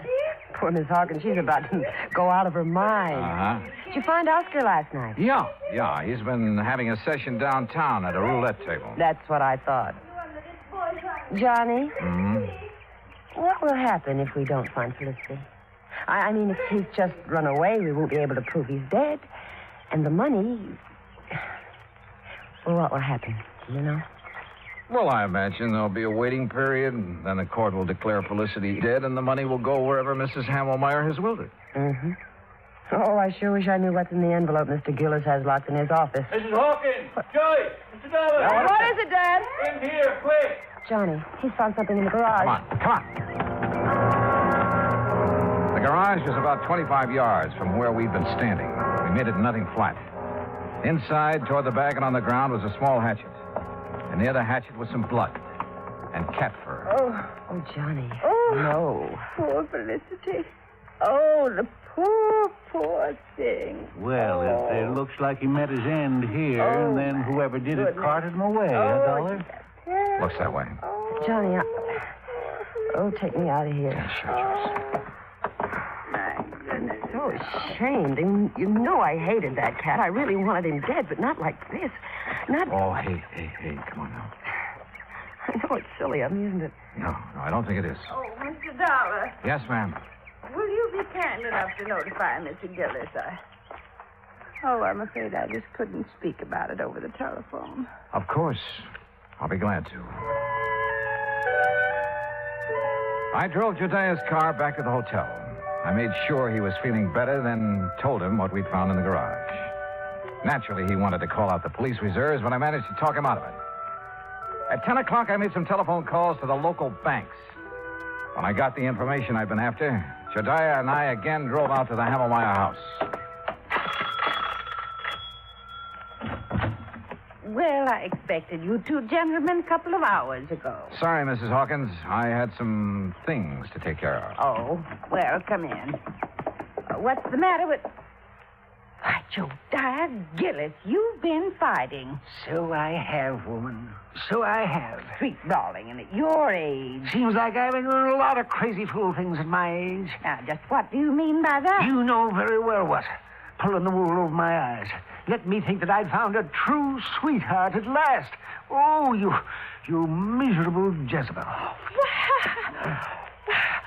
Mr. Dollar, whatever is he talking about? About you and Mr. Emmett. And how you plan to use Jediah's friendship to get you out of trouble in case your little scheme failed. Well, I still don't understand. No? Well, suppose I tell you that you did away with Felicity yourself. Why, you can't prove that. I won't need to. Jediah's having a copy made of all your bank deposits since the time you moved in with Mrs. Hamelmeyer 15 years ago. And started taking care of her by paying her bills, ordering her food and medicine, and pocketing a good share of the money for yourself. Well, why shouldn't I have? She didn't give me 1 cent of salary. Oh, I know. And your bank balance shows you have $47,000 on deposit. All right. All right. But I'll pay it back. You'll see. Oh, they won't be able to do a thing to me. No, sir. Mildred Hamelmeyer appreciated me even if nobody else did. Or does. You'll see. My name will be in that envelope. She wanted me to have that money all the time. I know she did. Hi. Ready to read the will? Yeah, just about. Joyce, you and your father sit over there, huh? Mm-hmm. Wherever you say, Mr. Dollar. Okay, Jediah, open the will. Sure I will. But if it does give the money to... Jediah. Well, Mrs. Hamelmeyer should spin in her grave if it does. Read it if you dare, you old goat. You miserable female woman. Yes, right, I'll read it now. Here we go. Codicil to the last will and testament of Mildred Emmett Hamelmeyer. Witnessed by... Yes, there's a lot of legal gab here. Here we are. The monies unspent after the death of the cat known as Felicity shall... Well, hold it smooth. Mr. Gillis. This is no time for laughing, Gillis. Read it, Jediah. Yes, please. Oh, doggone. I'll read this thing again. The monies unspent shall then go to the descendants of the original heir. What? Huh? Descendants? What? Yes. Well, how... The original heir is Felicity. Now, the money goes to his descendants. And being as he was a tomcat who loved to go prowling at night, did he ever have descendants? Oh, hundreds of them. Well, sir, what happened later proved once and for all that miracles can happen. For at 1 o'clock on Friday afternoon, we got a phone call from the Pretty Kitty Beauty Shop. A large tomcat with a bad cut on the back of his neck had shown up for his usual shampoo and manicure. Maybe they do have 9 lives. Expense account total, including hotel bill, incidentals, and transportation back to Hartford, $407.20. Yours truly, Johnny Dollar.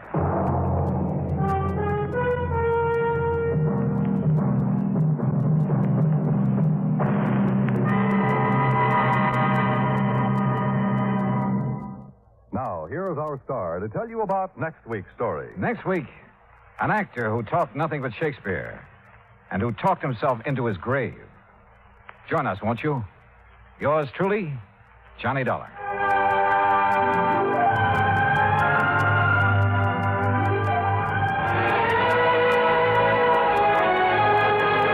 For the past 55 minutes, you've been listening to the best of radio drama with suspense and Johnny Dollar. Be sure and join us again tomorrow night at the same time, 9:05, when FEN presents The Phil Harris Show and The Life of Riley.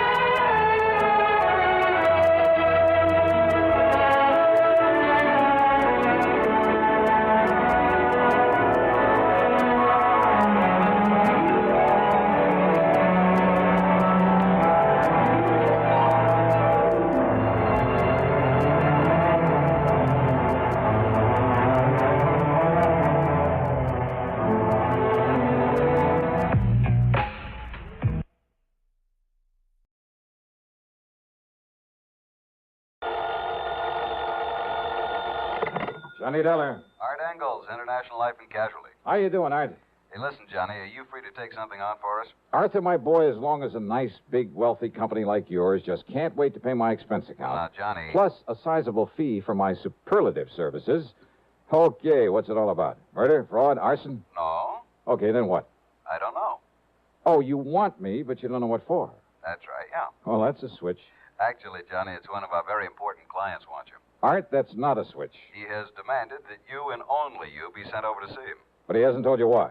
That's right. Uh-oh. Now, what do you mean by that? Well, I mean, the last time I took on one of those I don't know why matters, I got slugged, shot at, and thrown off a bridge.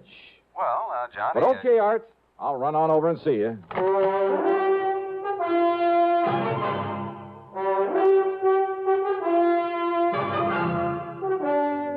CBS Radio brings you Bob Bailey in the exciting adventures of the man with the action-packed expense account, America's fabulous freelance insurance investigator. Yours truly, Johnny Dollar.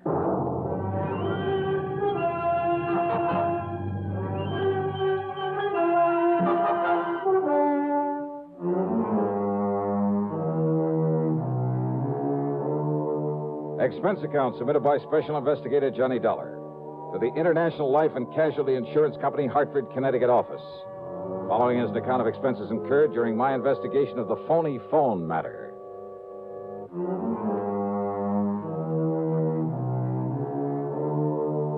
I don't really go for these vague assignments, but International has always paid off pretty well. So expense account item 1, $1.25 for a taxi over to the office of Art Engels. He was waiting outside the building for me in his car. We took off and headed back across town again. Where to, Art? Mr. Wendell's office is in the Clay building. Wendell? J. Ransom Wendell, the important client I told you about, who wants to see you right away. But who hasn't told you why he wants to see me? He hasn't told me. How important, Art? Well, he owns and runs the Crown Lithograph operation. Never heard of it. When he inherited that plant, it must have been, 40 years ago. It was just a small outfit, not worth more than $400,000 or $500,000. Oh, you call that small? And now it's worth millions. Then Wendell is loaded. He certainly is, Johnny. And that means he carries a lot of insurance. One of our biggest accounts. Life insurance on himself. How much? $500,000. Wow. Insurance on his wife for the same figure. Policies on his home, his cars, plant, personnel. Well, I make no bones about it.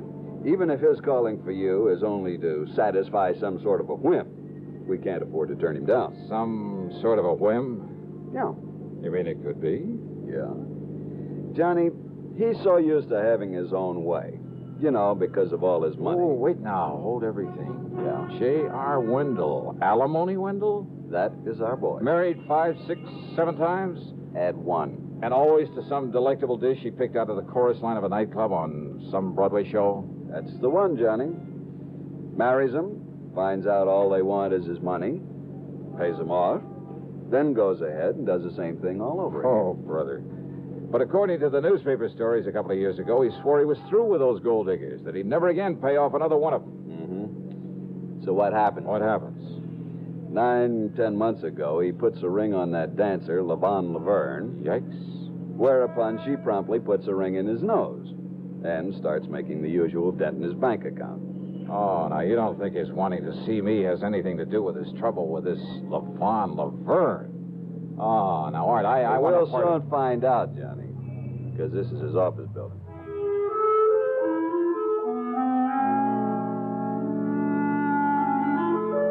Wendell's office was huge. The walls were paneled in rich mahogany hung with fine oil paintings. Wall-to-wall carpeting so thick you sank into it almost up to your ankles. Fine antique furniture, including his tremendous desk. And the man himself really fooled me. He must have been, about 60. But instead of a snide, leering old wolf, he was tall, straight as a ramrod, with clear, frank blue eyes. Yeah, the smart, alert kind of man you'd expect to head up a multi-million-dollar operation. The kind you wouldn't expect to have fallen for a whole line of cheap chorus girls. But then, of course, you never can tell. Yes, Mr. Engels, Mr. Dollar. It's my wife, Lavon, that I'm concerned about. But since it has nothing whatsoever to do with her insurance at the moment. Well, now, Mr. Wendell... Engels, I'm much obliged to you for bringing Dollar to me. If I need you further, I'll let you know. Well, if I can be of any help in this No. Dollar and I can handle this alone, so you just run along. Okay. Whatever you say. I'll be in touch. Yes, so I heard. All right, Johnny. You let me know just... Goodbye. All right, Dollar. Well, now, look, if there's no insurance involved... Oh, there isn't. I hope there won't be. I'm quite sure there won't be. Nonetheless... You say this concerns your wife? Yes. Yes, it does. Well, far be it from me, Mr. Wendell, but I had a notion you were through with marrying all these pretty young girls. I made some bad mistakes, Dollar. 7 of them, to be exact. Cost me a lot of money, a lot of heartache. Took a lot out of me. Oh, let's face it, I pretty much made an old fool of myself. Instead of paying off those girls, those leeches, to get free of them, I should have... I at least profited by the mistakes I made. What do you mean, sir? I mean, Lavon. Young, beautiful. Maybe she is no mental giant, but she's made me a good, a loving, a devoted wife. Well, I'm glad to hear that, Mr. Wendell. But now what's the problem? Fear. Fear? Yes, Lavon's. But fear of what, sir? Fear, Mr. Dollar, of being murdered.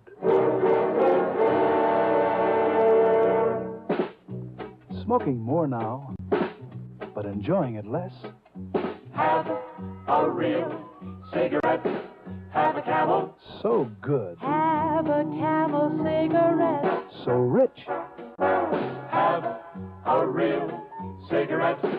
Have a Camel. So mild. Have a Camel cigarette. And here's the reason why. Best tobacco makes the best smoke. Have a Camel cigarette. you can say that again. Best tobacco makes the best smoke. Have a Camel cigarette.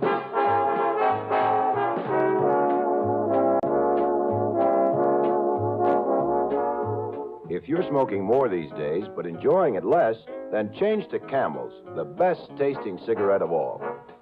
Have a Camel. Start to really enjoy smoking again. And now the second act of yours truly, Johnny Dollar.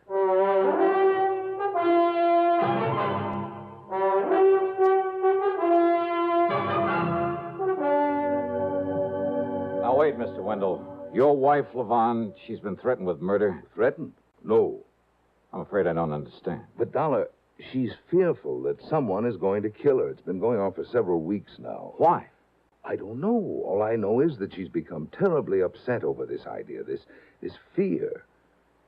I've called on you to see if you can determine for me if there are grounds for all this apprehension. What if she hasn't received any direct threats? She hasn't, at least none that I know of. Well, she says that she hasn't. Well, no, look, Something wait. has gotten her into this unfortunate state of mind. I don't know what it is.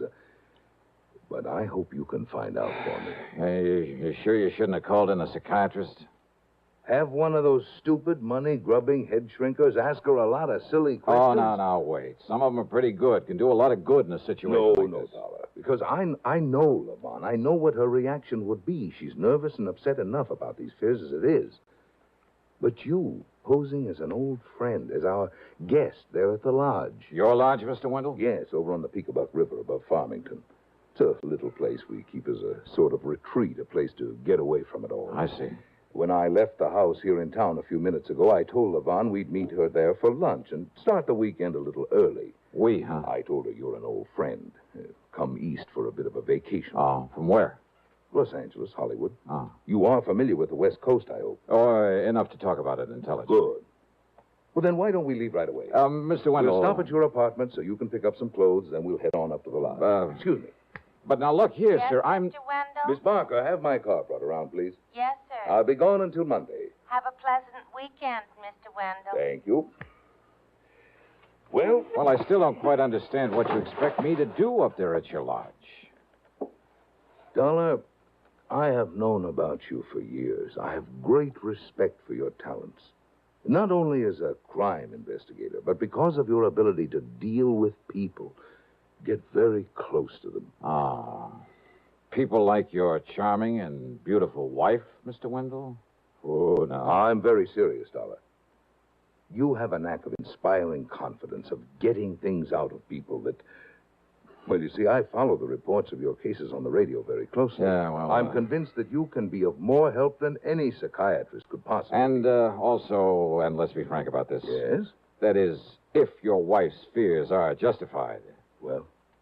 You also think I might be handy to have around as a bodyguard, right? Yes, Dollar, that's right. We drove over to my place and I packed a couple of bags. I also picked up the old faithful 38 caliber limit squeezer. We drove east on Route 4 to Farmington, and then north along the western side of the Peekabuck River, and finally east again on a private road. Meantime, as we drove along, I questioned Mr. Wendell further. No, Dollar, I can think of no one who might want to harm her, of whom she ought to be worried or afraid. Well, there must be some basis for this fear of hers. Of course, before I met Levon and married her, when she was dancing in nightclubs, I'm afraid not always the better ones. Well, a lot of those joints are run by racketeers. Yes. Her contacts in those days were not always with the best of people. Something to work on, isn't it? Oh, but now here we are. You like my little place? Oh, you call this little? We like it because it doesn't require any servants, and we can... What's the matter? Well, nothing. Only it's well after noon, and I don't see Levon's car anywhere. Well, maybe she's been here and left to do some shopping or something. Come along, Dollar. Let's go in and see. Well, I suppose 10 rooms is rather small to a man like Mr. Wendell. But I didn't have much chance to look around because of his concern over his wife. He went through the motions of pouring a couple of drinks. I just don't understand this, Dollar. It's almost 1 o'clock. She's always on time. Will you excuse me? I'm going to see if something's held her up at home.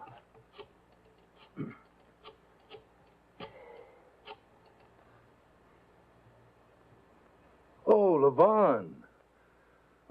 I'm just silly, I suppose, but I'm here at the lodge with Mr. Dollar, and I was beginning to get worried about you. Why, you weren't here when we...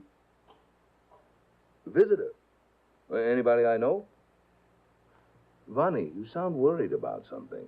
What is it, dear? Vonnie? Vonnie? Hello? Hello? Hello? What's wrong, Mr. Vonnie, that sound I heard, what was it? Hello? Hello? Vonnie, what is it? What? All right now, Mr. Wendell, what happened? I don't know, Mr. Dollar. She gave a strange kind of a kind of a gasp. Yeah. I believe she dropped the telephone. There was a thump, a heavy thump. Okay.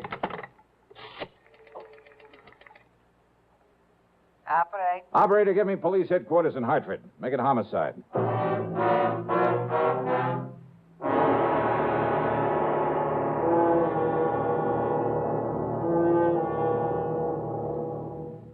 We'll continue with yours truly, Johnny Dollar, in exactly 30 seconds.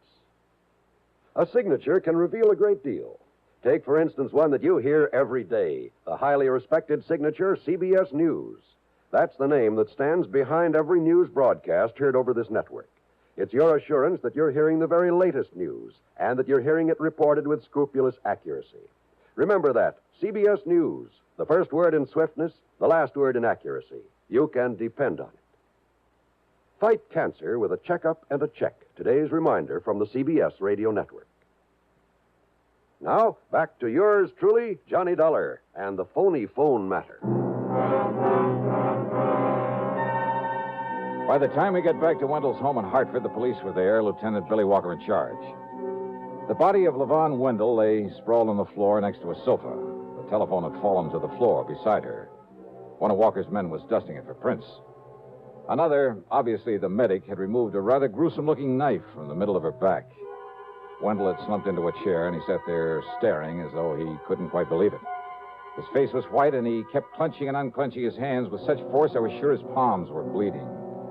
The only sound he made was an occasional half-smothered sob. Must have killed her instantly, Dollar. Doc here says the knife went clear through into her heart. Yeah. Think you can trace that knife, Lieutenant? Oh, I don't have to. Came from that collection up there over the fireplace. Johnny, that could indicate it was done by somebody she knew that she let in here. You mean somebody who came unprepared to kill her? Right. Oh, the back door was left ajar, by the way. Any servants in this place? We're way ahead of you. What? Well, to begin with, they're an old couple. Neither one of them could have had the strength to do this. Oh, where are they? They were given the weekend off. How do you know that? One of the boys who knows them saw them at the station early this morning. Oh. Said they were heading down to New York to see some relatives. Yes, we let them go, Lieutenant, because we planned to be up in the country for the weekend. Okay, Mr. Wendell. Only we hadn't. If only there'd been someone here when whoever did this. Easy now, sir. A visitor, she said. She told me over the phone it was a visitor. Yeah, if only she'd been able to tell me who it was before.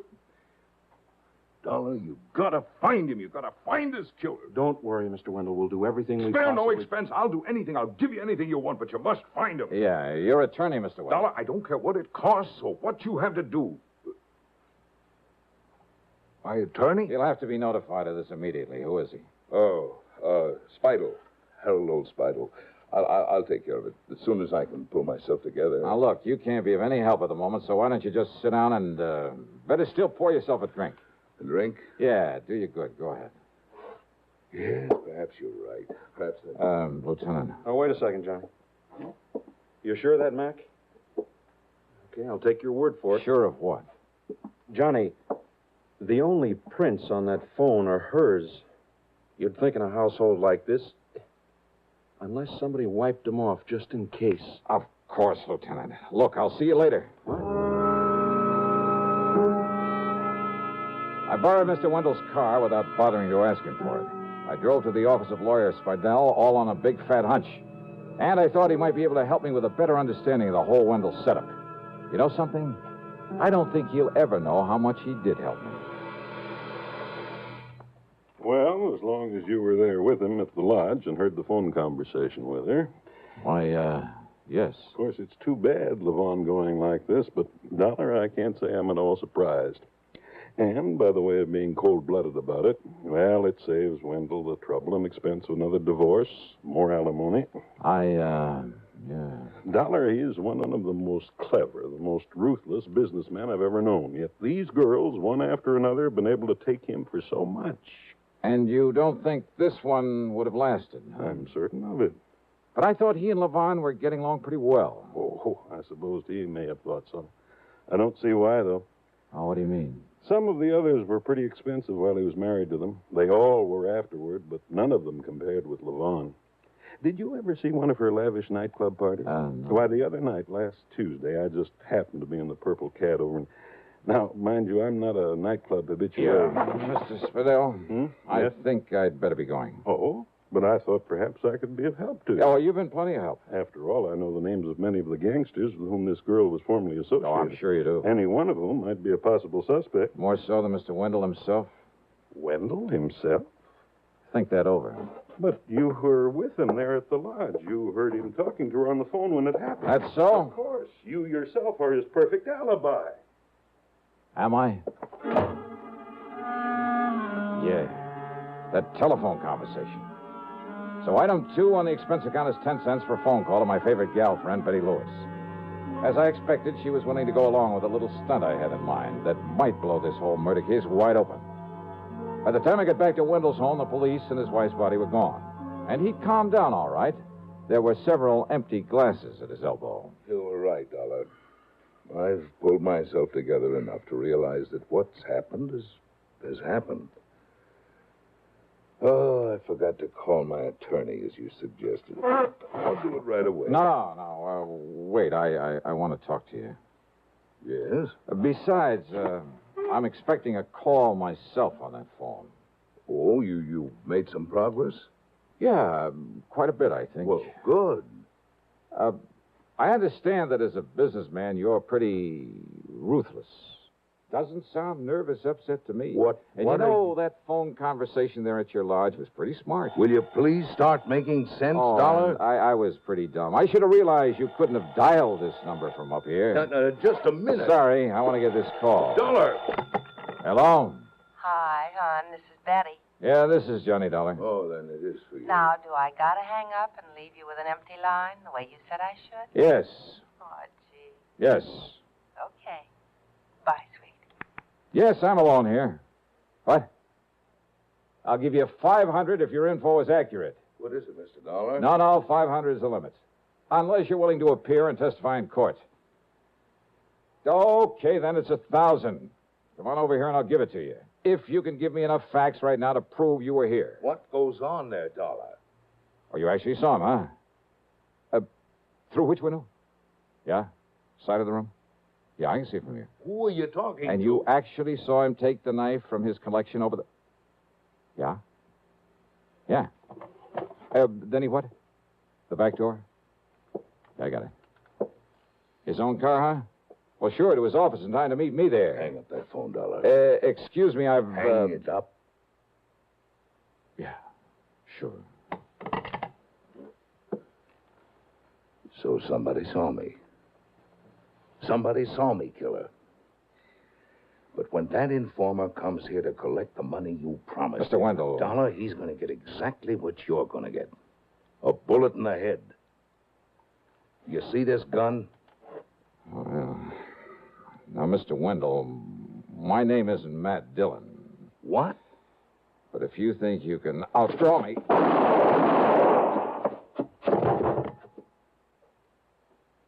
Wow.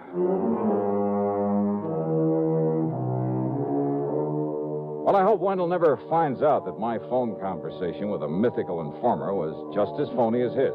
His talk with his wife after he'd killed her.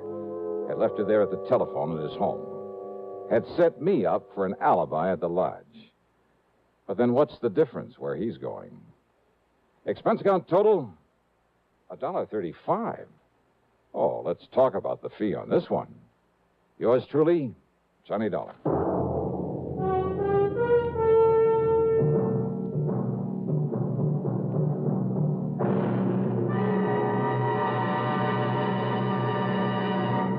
Constipation can be a problem for anyone, even doctors.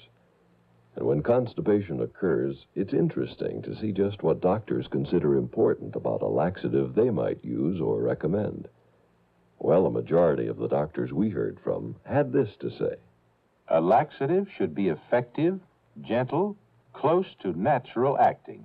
A medicine that can be used with complete confidence.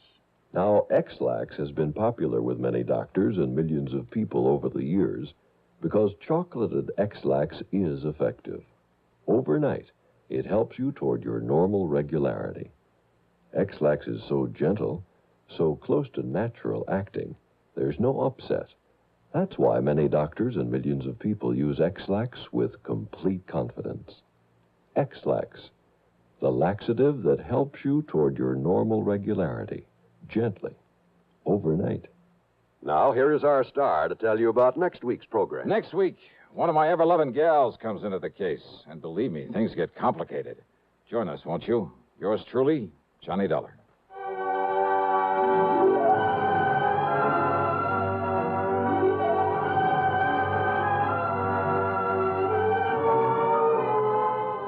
Yours truly, Johnny Dollar, starring Bob Bailey, originates in Hollywood and is written, produced, and directed by Jack Johnstone. Heard in our cast were Virginia Gregg, Harry Bartell, Marvin Miller, Dick Crenna, and Lou Merrill. Be sure to join us next week, same time and station, for another exciting story of yours truly, Johnny Dollar. This is John Wall speaking. Suspense. Next on the CBS Radio Network. Radio 59, WROW, first on the dial, serving Albany, Tri, and Schenectady.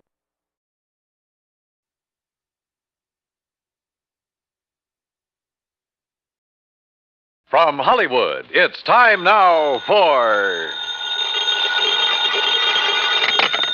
Johnny Dollar. Pat Cummings, Inter-Allied Life. Hi, Pat. What's new with you? Johnny, ever hear of Everett Benton? No, I'm afraid not. Investment firm down in New York. Real estate, oil, mining, this and that. What about him? We're carrying a $100,000 life policy on him. So? So last night he fell out of a 14-story window. Oh, that's too bad. Accident, Pat, or was it suicide? Maybe neither. I think he got pushed. I'll be right over.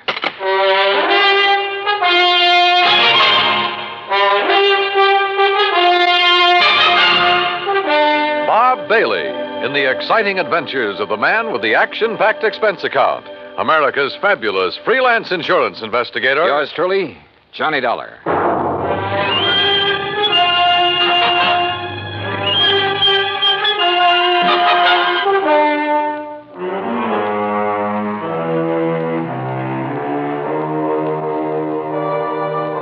Expense account submitted by Special Investigator Johnny Dollar to the Inter-Allied Life Insurance Company, Hartford, Connecticut.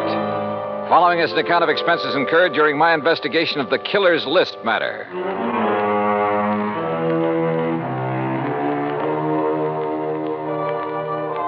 Expense account item 1, $1.20 for a taxi from my apartment to the offices of Inter-Allied.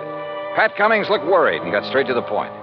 I don't know, Johnny. Maybe Benton wasn't pushed out that window. But there's something about this deal that just doesn't smell right to me. What can you tell me about this man, Benton? Everett Benton, 45 years old, doing very well in business, so far as we know. Last night about 10 o'clock, he fell or jumped or was pushed out of his office window. This policy on him, who's the beneficiary? His wife, Claire. What's she like? About 12 years younger. Redhead. I see. Yeah. Well, what do you think? I think I better have a talk with Mrs. Benton. Item 2, $14.40, transportation and incidentals to New York City. The Benton's apartment was on East 67th, very fashionable, very expensive. And Claire Benton looked right at home in her surroundings. Do you mind if I fix us a drink, Mr. Dollar? Not at all, Mrs. Benton. It's been a pretty wearing day. I imagine it has. Police, questions, reporters. You know. I'm sorry to be throwing more questions at you at a time like this. I'm used to it by now. Here's your drink. Thanks. Cheers. Yeah, cheers. You know, you certainly seem to be bearing up very well. Yes, I suppose so. Mr. Dollar, I think it would save time and embarrassment if we had a few things understood. Such as? You've heard of the ideal marriage. Well, Everett's and mine was not it. Oh. Naturally, I'm very sorry he did what he did, but... Well, we weren't exactly happy together. I take it you think he committed suicide, Mrs. Benton? Is there any doubt about that? Apparently not in your mind. None at all. If it was suicide, why did he do it? I wouldn't know. Everett hadn't confided in me for some time. We haven't been very close recently. Oh, Mrs. Benton, just suppose it wasn't suicide. Everett had no enemies that I knew of. I see. About the insurance policy. Yes, about the insurance policy, Mr. Dollar. $100,000, isn't it? That's right, when you get ready to file a claim. I intend to in the morning. I see. Oh, and one other thing. It just so happens that I have an alibi for last evening. Oh? And it's the nicest kind of alibi there is, Mr. Dollar. What do you mean? It's airtight.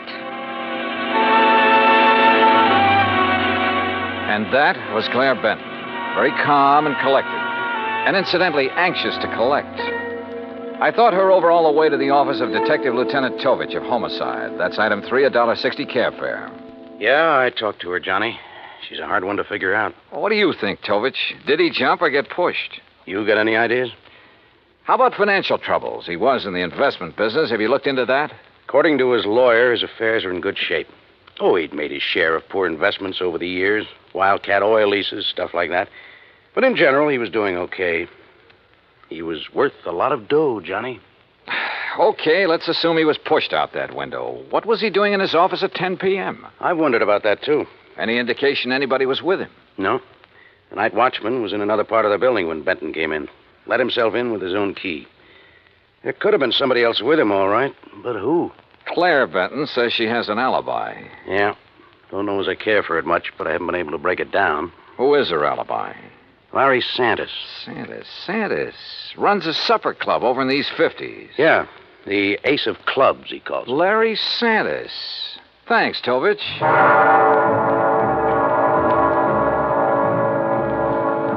So I went calling again, but this time it was different from my visit to Claire Benton. In the first place, Santis didn't offer me a drink, and in the second place, he wasn't very friendly. Look, Dal, I already told the cops that Claire was here in the club last evening. All evening? Until midnight. Out in the bar? Most of the time. What difference does it make? How about the rest of the time? We were talking here in my office. Just the two of you? Just the two of us. Now, look, Dal, What it boils down to is you've each got alibis for one another, huh? That's right. Now, look, nosy boy, Claire didn't kill Benton.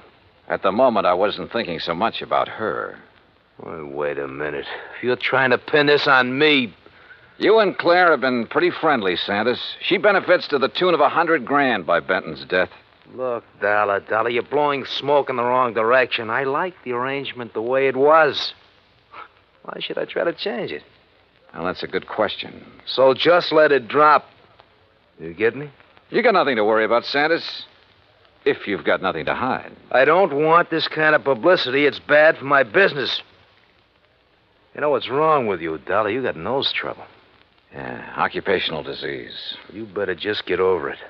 Sometimes it turns out to be fatal. Act 2 of yours truly, Johnny Dollar, in a moment. And now, Act 2 of yours truly, Johnny Dollar, and the Killer's List Matter.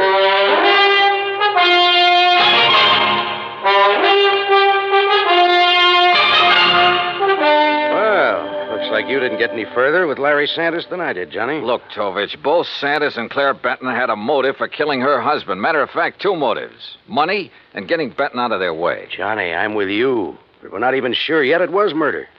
We do have something that indicates somebody might have been in Benton's office with him, though. Yeah, what is it? We found a cigarette butt in one of the ashtrays. Different brand than Benton smoked. Could it have been left there during the day? Janitor says he cleans out the ashtrays about 7 in the evening. Of course, he could have overlooked one. So I don't know whether it means anything or not. Oh, excuse me. Yeah. Homicide, Tovich. Oh? Where? Okay, I'll be right over. Johnny, looks like we've got ourselves a little epidemic. What do you mean? Ever hear of a guy named Arthur Mayfield, promoter? No, what about him? They just found him in an alley, dead. Wait a minute. Don't tell me. Yeah. Fell out of a 10th floor hotel room.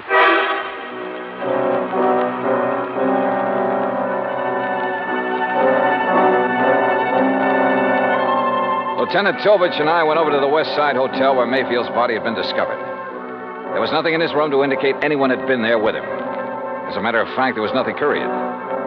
Item 4, a $1.80 cab fare to Claire Benton's apartment. Mr. Dollar, I really don't see the point of this.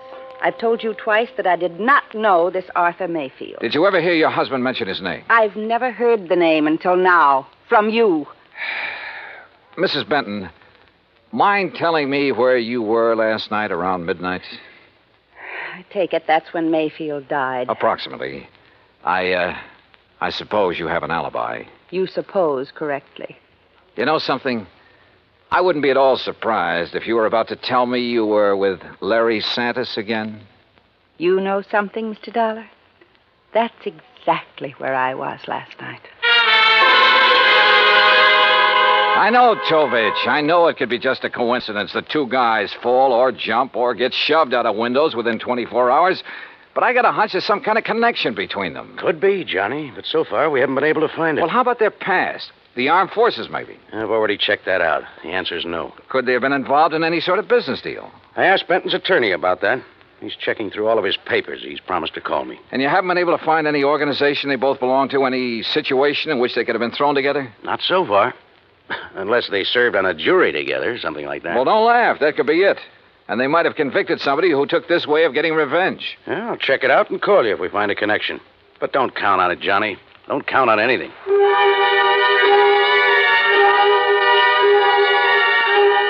I went back to my hotel room and stretched out on the bed while I rehashed the whole deal in my mind. I thought about Claire Benton and Larry Santis. I didn't trust either of them. But as Tovich had pointed out, it was another thing to prove it. Okay, coming. Yeah? Mr. Dollar? That's right. You're investigating the murders of Benton and Mayfield? Well, I don't think they've been officially described as murders. No, but they are, Mr. Dollar. I'm certain of it. Who are you? My name is Alvin Whiting. I have some information that may be of value to you. May I come in? Come in. Thank you. If you don't mind, I'd like to look out the window a minute. You're being followed? I don't know, but it wouldn't surprise me. What is this information you have, Mr. Whiting? A couple of years ago, 3 men got together and bought an oil lease from a man named Tom Nolan. Did you ever hear of him? No. Well, he's a very eccentric man, hot-tempered, violent. He needed the money badly, so he sold the lease, which then was little better than worthless. Benton and Mayfield were in that deal together. I see. But I still don't understand what that has to do with their murders. I'm convinced their killer is Tom Nolan, getting revenge on them in his own warped way. Revenge? For buying a worthless oil lease from him? Last week, oil was discovered on that property, a lot of it. The property is now worth millions. Ah. I think that Nolan, with his twisted way of looking at things, probably feels that he was cheated out of that property. You're suggesting that this Nolan isn't quite all there, huh? Exactly. That's exactly what I mean. What's your connection with all this, Mr. Whiting? I'll tell you what my connection is, Mr. Dollar. I was in on the deal with Benton and Mayfield. I was the third man. Ah. So, you see, if my suspicions are correct, if Nolan is the killer, then I'm the next man on his list.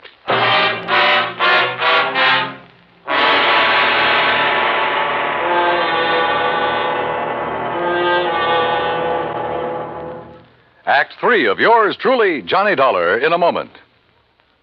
And now, Act 3 of yours truly, Johnny Dollar, and the Killer's List matter. I took Alvin Whiting down to Lieutenant Tovich's office, and he told his story again. I could see that Tovich felt the same way I did, that at last we were getting someplace. Matter of fact, Johnny, I was about to call you. Benton's lawyer just turned up the lease agreement linking Benton, Mayfield, and Mr. Whiting here. Question is, where's Tom Nolan? I don't think I'll draw an easy breath until he's been found and arrested. We have a bulletin out on him, Mr. Whiting. One thing we found out, about a year ago, he served time for assault and battery. Oh? Mr. Whiting, I'd suggest you take every precaution until we pick up Nolan.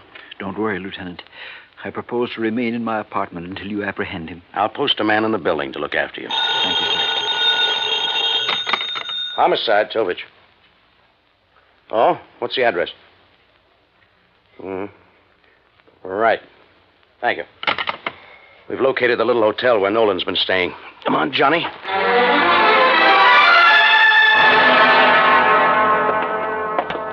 That's Mr. Nolan's room at the end of the hall, Lieutenant. Okay, clerk. Is he in? I don't know.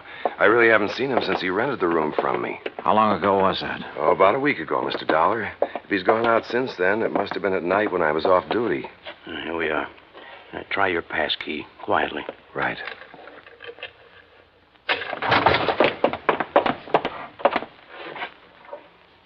Well, gone. Bag and baggage. Yeah. Room's been used recently, though. Hey, in this ashtray, cigarette butt. Same brand we found in Benton's office. Doesn't prove anything, but it might tie in. Yeah, Tom Nolan could be our boy, but where is he? You say he rented the room from you, clerk. What did he look like? Oh, middle-aged, as I remember. Bushy hair, sort of a wild look to him. Fits the general description Alvin Whiting furnished us. And the mugshot I pulled out of the files. Well, all we can do now is rig a stakeout for him here, and then wait. Lieutenant Tovich posted a couple of men in Nolan's room, and we went back to headquarters. While he was getting out another bulletin, I went through Nolan's record. Assault and battery, resisting arrest. There was no doubt he was a violent sort of guy. And with the indication Whiting had given us that Nolan was a little unbalanced, the weird revenge motive might fit. Then something in the records caught my eye. I went back to the office of Larry Santos at his supper club. Oh, look, Dal, I told you the last time you were here. Now, I got a few things to tell you, Santos. The two murder victims, Mayfield and Benton, went in on a business deal with a man named Alvin Whiting. All right, so what? They bought an oil lease from Tom Nolan. All of a sudden last week, that lease got real valuable. Alvin Whiting figures that Nolan's the killer. Says he's not all there, and he was trying to get his own strange kind of revenge. Look, Dollar, what's all this got to do with me? That's what I want you to tell me. Look, I don't know anything about any of them. Last year, Nolan was arrested for assault and battery. According to the police records, the man who put up bail for him was you. Okay, so I put up bail for him. Look, Tom Nolan's my uncle, Dollar. Sure, he's offbeat, but he's harmless. Assault and battery? Harmless? So he beat up a guy. That doesn't mean he'd kill anybody. How'd he get mixed up with Benton, Mayfield, and Whiting? Well, he was broke. I asked Benton's wife to get her husband and the others interested in buying Tom's lease to get him some dough. I didn't know the lease would turn out to be valuable. After Nolan got out of jail, he left town, moved to Coopersville. That's upstate. Yeah? Well, he's had a room right here in the city for the last week. I didn't know that. Believe me, I didn't. Look, I haven't heard from him for 6 months. That's the truth. Dollar, I've told you all I know. I still didn't trust Santos, but decided to follow up the lead he'd given me about Coopersville. Maybe Tom Nolan had gone back there. I called Tovich to tell him, and he had a nasty little surprise for me. Alvin Whiting had disappeared from his apartment. I didn't know whether Tom Nolan had gotten to Whiting or not, but I did know I had to find Nolan in a hurry. I hightailed it to Coopersville. It was a small town with half a dozen hotels and rooming houses. I made the rounds, flashing Nolan's picture. Finally, I struck pay dirt. Why, yes, I recognize that picture. That's Tom, all right. But he told me his last name was Niles. You say he roomed here, Mrs. Carr? Yes, kept himself mostly, but he didn't make no trouble for anybody as far as I could see. Oh, didn't hear about, 6 months ago. Around the end of September it was.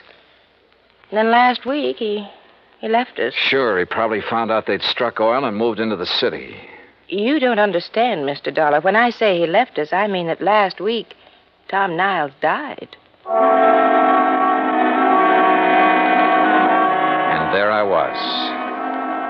But all of a sudden, the deal started adding up in my mind. It was after dark when I got to the graveyard, and my flashlight picked out the simple headstone. Tom Niles. Yeah, Tom Nolan. Resting in peace, right where he'd been, all through the murders he was supposed to have committed. The shot knocked the flashlight out of my hand. I hit the dirt, but the flash had pegged the gun for me.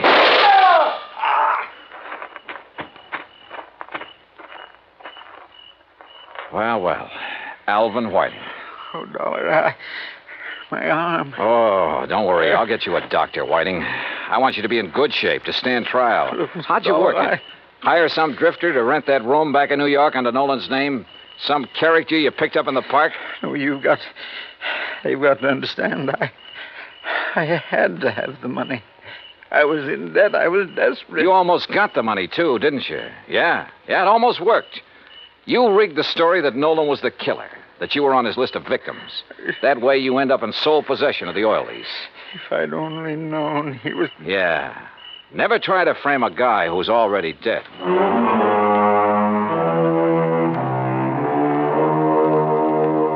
Expense account total $146.50. Remarks? I turned Whiting over to the police and he made a full statement. Yeah, his motive was money. He was in the hole, gambling debts and bills, high cost of living, you might say. But I guess he knows now it's still a real bargain compared to the high cost of dying. Yours truly, Johnny Dollar.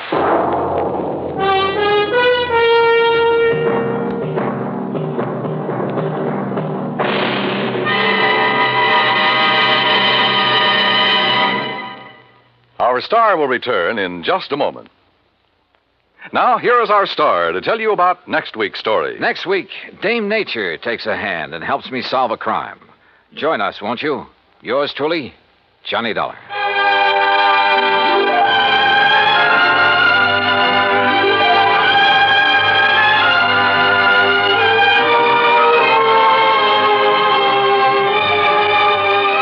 Yours truly, Johnny Dollar, starring Bob Bailey, originates in Hollywood and is produced and directed by Jack Johnstone. Today's story was written by Robert Wright. Heard in our cast were Virginia Gregg, Lillian Bayef, Jack Edwards, Jack Moyles, Tony Barrett, Parley Bear, and Carlton G. Young. Be sure to join us next week, same time and station, for another exciting story of yours truly, Johnny Dollar. This is Dan Cubberly speaking.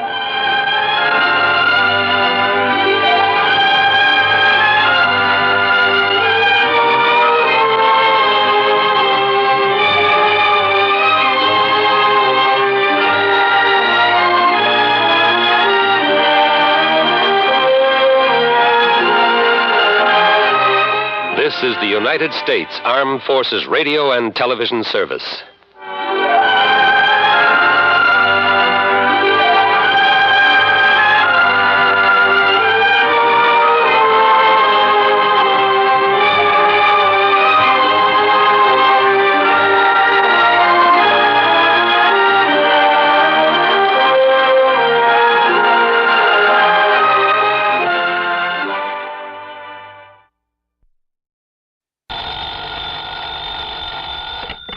Johnny Dollar. Dollar, my name is Hal Barker, Tri-Western Life Insurance Company. Out in Los Angeles, California. No, I'm holding down the branch office here in Reno, Nevada. Well, made a change, huh? That's right. Well, how are you, Mr. Barker, and what can I do for you? Are you available for an assignment? Can you fly on out here right away?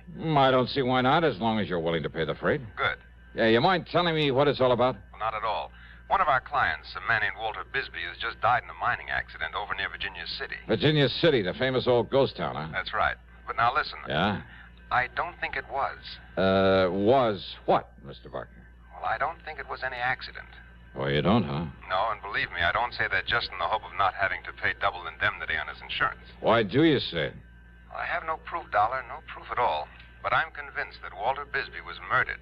That I know who murdered him and why. Well, tell me more, Mr. Barker. Fly on out here to Reno, and I will. I'll grab the first plane I can.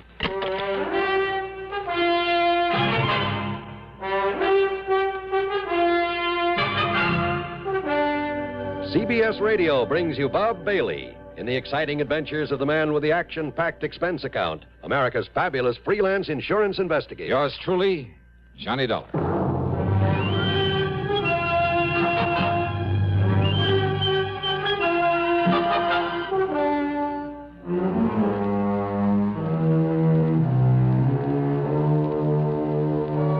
Expense account submitted by Special Investigator Johnny Dollar to the Tri-Western Life Insurance Company, Reno, Nevada office.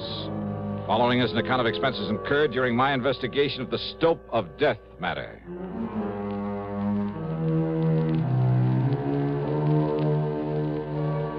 Expense account, item 1, $176.25, a jet to Los Angeles. Item 2, $32.70 for the flight to Reno, Nevada. Hal Barker met me at the airport, and we headed south on 395, then southeast on 17 toward Virginia City. Virginia City, by far the largest and most famous of the old mining towns of the West, with its quaint, colorful streets and fascinating buildings left over from the days when the Comstock lode was the richest silver strike the world had ever known. where it didn't take much imagination to visualize the grizzled old characters with burrow and pick and shovel who roamed the desert hills in a stubborn search for gold-bearing quartz, who worked and fought and often died violently to keep others from getting their hands on the precious yellow metal, and who finally realized that the heavy blue mud they'd been discarding was the real bonanza, was loaded with rich silver ore. Yeah, you could almost see their ghosts walking the streets or stopping for a drink at the fabulous Crystal Bar or the lowly Bucket of Blood Saloon, depending on their luck.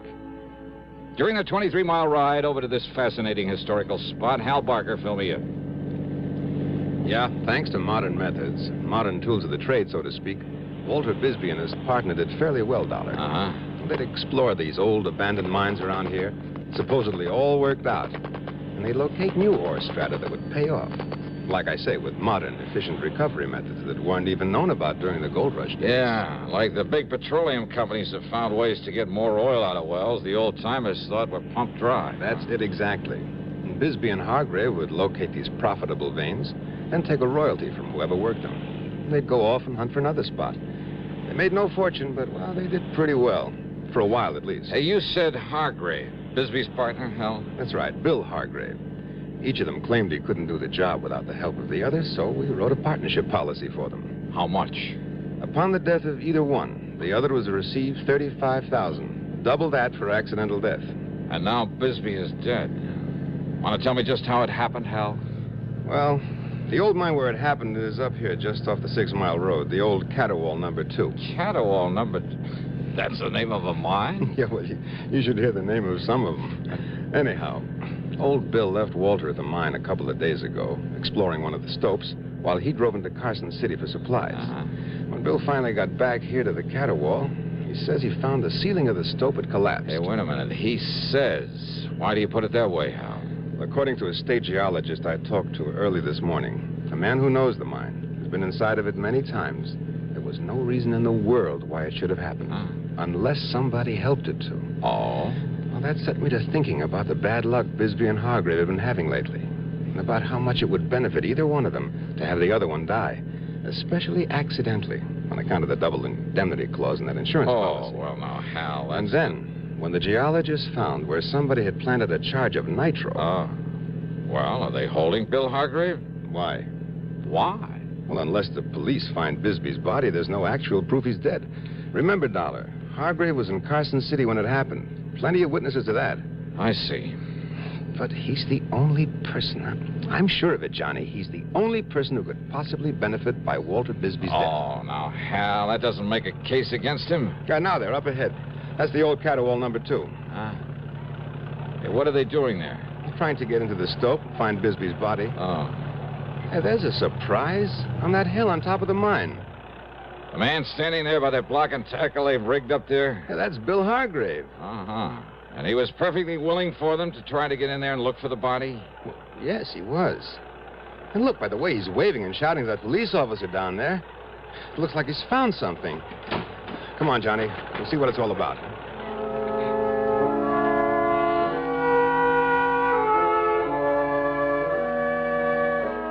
On top of the small hill was a vertical ventilation shaft driven down into the mine. Hargrave had rigged up a support, a kind of tripod with a block and tackle on it, then lowered himself to the stope where Bisbee had been trapped, or to what was left of it. When Hal and I and the police officer got up there to him, Hargrave looked like a ghost, or as if he'd seen one. There was a strange expression in his eyes, his mouth half open, and his weather-beaten face so pale it was almost gray. When we questioned him, he simply stared at us until the police officer took him by the arm and shook him. Well, come on, Hargrave. Did you get down there all right, down to the stope? Yeah. Yeah, I got down there. There's a clear space where Walter was working. Did you find him? Well, come on, Hargrave. Yeah. Yeah, I found him. And listen. Well? He was murdered in there. Walter was murdered.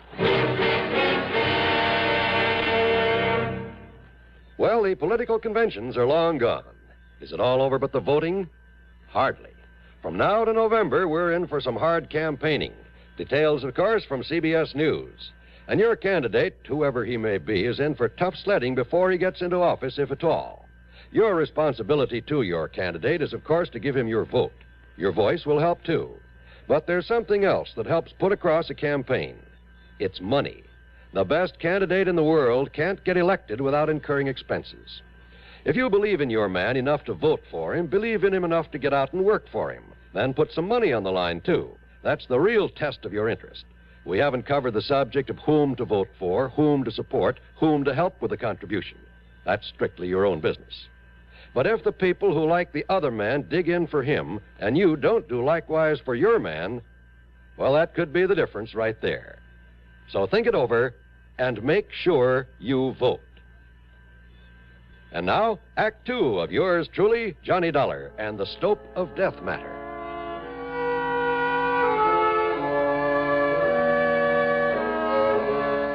When Walter Bisbee died in the gold mine cave-in, when a state geologist hinted that maybe a charge of nitro had caused the cave-in, both Hal Barker and the police figured it might have been done by Bill Hargrave to get rid of his partner, to collect the insurance on him. But as they started clearing away into the stope to look for Bisbee's body, it was Hargrave who took the lead. He rigged a kind of makeshift hoist above an air shaft, lowered himself into the mine. And down below, in a small space cluttered with the rocks and shoring and other debris piled up from the collapse of the ceiling of the stope, he'd found what was left of his partner. Beaten to death. Walter, my partner. Beaten to death down there. By somebody knowed we'd made another find down there. Easy, and Mr. then they Hargrave. blowed in the mine on top of him. They murdered him. Don't you understand? Somebody murdered Walter down there. Okay, Bill, okay. Now, just take it easy. Well, you're the law. Now you go and find out who killed him. Who killed my partner? We'll try, Bill. You try. Sure. Dollar, You always said you want to go down there with me and help me recover the body? Yes, sure. I'll have some of the men working on the slope come up here and give us a hand, lower us down this ventilating shaft. Okay. And Bill, you go on back to town. We'll bring the body in so you can give him a decent funeral. Funeral? That's right. No, officer. What? Why not, Hargrave? Because Walter'd want to be buried here in the mine. The same as I would if this had happened to me. But if you made a valuable find down there... What are you talking about, Dollar? You think all the dirty yellow dust in the world would ever make up for a man like Walter Bisbee? He was my partner. He was my friend. 20 years together, like brothers we were. Always together. Always share and share alike.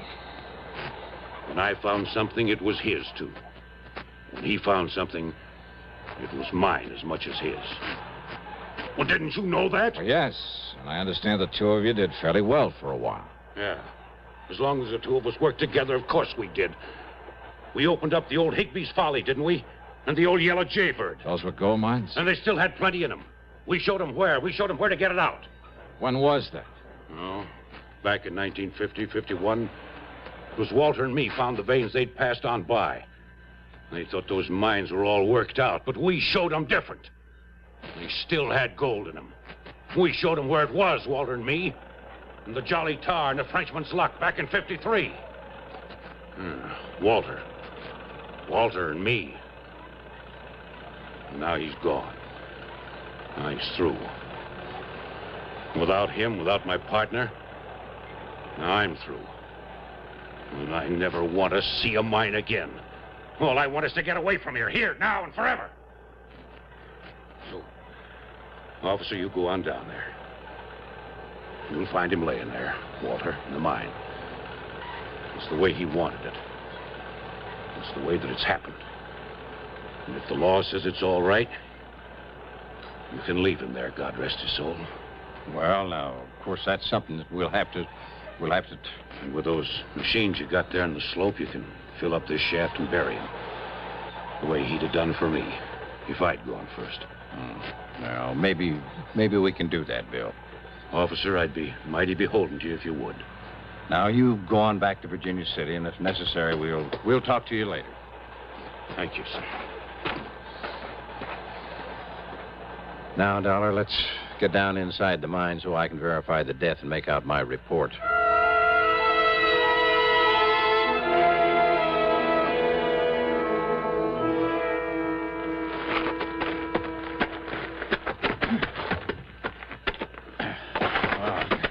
I'm afraid I'm Not used to one of these miner's lamps, Dollar. Yeah, I know what you mean.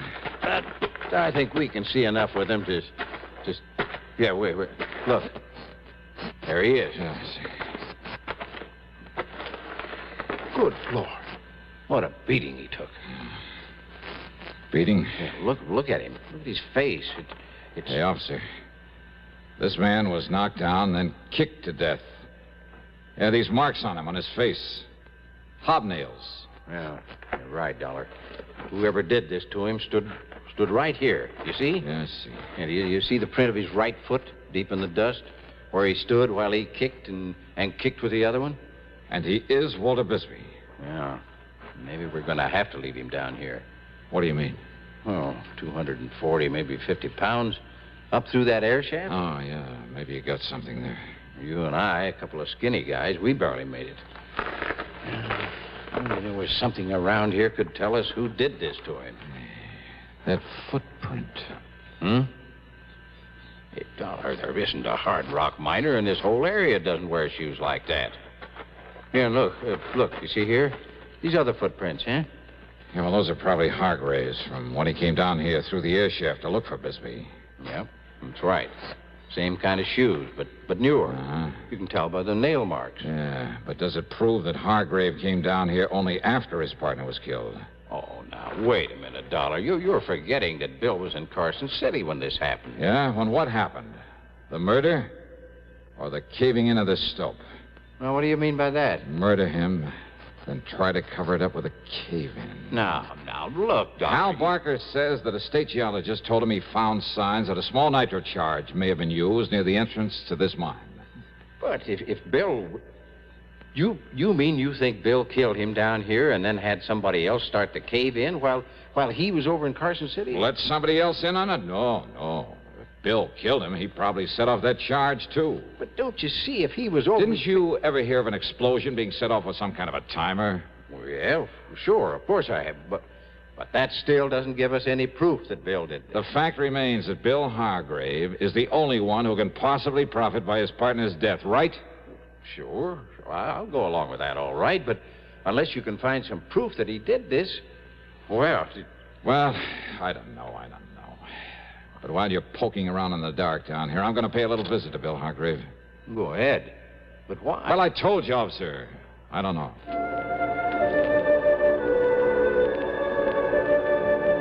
The police officer stayed inside the mine in the hope of finding some definite clue to the killer of Walter Bisbee.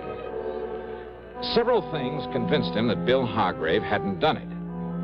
What Bill had said about his partner, their relationship over the years, Bill's known presence in Carson City at the time the mine collapsed, and my theory that an explosion was set off by some timing mechanism was only a theory. Even the fact that Bill was his partner's beneficiary didn't prove anything. And Bill had been among the first to volunteer to help and try to recover the body and found a way to get down to it that nobody else had thought of. Yeah. Very convincing. Almost too much so. At least enough to make me more suspicious than ever. Suspicious of Bill Hargrave. Just a little sort of shack on the edge of town, Johnny. Okay, then let's head for it, Hal. Well, of course, he may have gone over to Miss Crutch's boarding house to take care of Walter's things. Hey, you mean in spite of all their palsy-walsy over the years, they didn't share the same living quarters? Well, up to a few months ago, yes. So maybe they had a falling out, huh? In spite of Hargrave's pretty little speech. Well, Johnny, I must confess, I believe what he said. They were still working together. Maybe Bill just got tired of Walter's cooking or vice versa. Oh, after 20 years. Well, sure. Look, Hal, you're the one who was suspicious of Bill Hargrave right from the beginning. I know, Johnny. I know. Well... But unless you can find some proof that he did it, after his behavior back there at the mine... You better do this, Hal, after you let me off at Bill's place. Go on back to the mine and bring that policeman over here to join me. Oh? Well, now, Johnny... Just do as I say, will you, huh? Well, did you see something? Have you discovered something you haven't told me about? Or the officer? No, yes, maybe. I don't know. Hal, I honestly don't know. But there was something back there. Something you or the officer told me? I don't know. Something down there in the mine. Well, here we are. Here's the shack Bill lives in. Wait a minute. What, yeah? Maybe that's it, yeah. What, Johnny? Yeah. Hey, listen. Before he leaves that mine, tell the officer to take one more good long look at the footprint we found in the dust. Huh? Well, just exactly what is that? Tell him that, Hal. Then tell him to get on over here fast. Well, then you have thought of something to pin it on Hargrave. I told you, Hal. I don't know.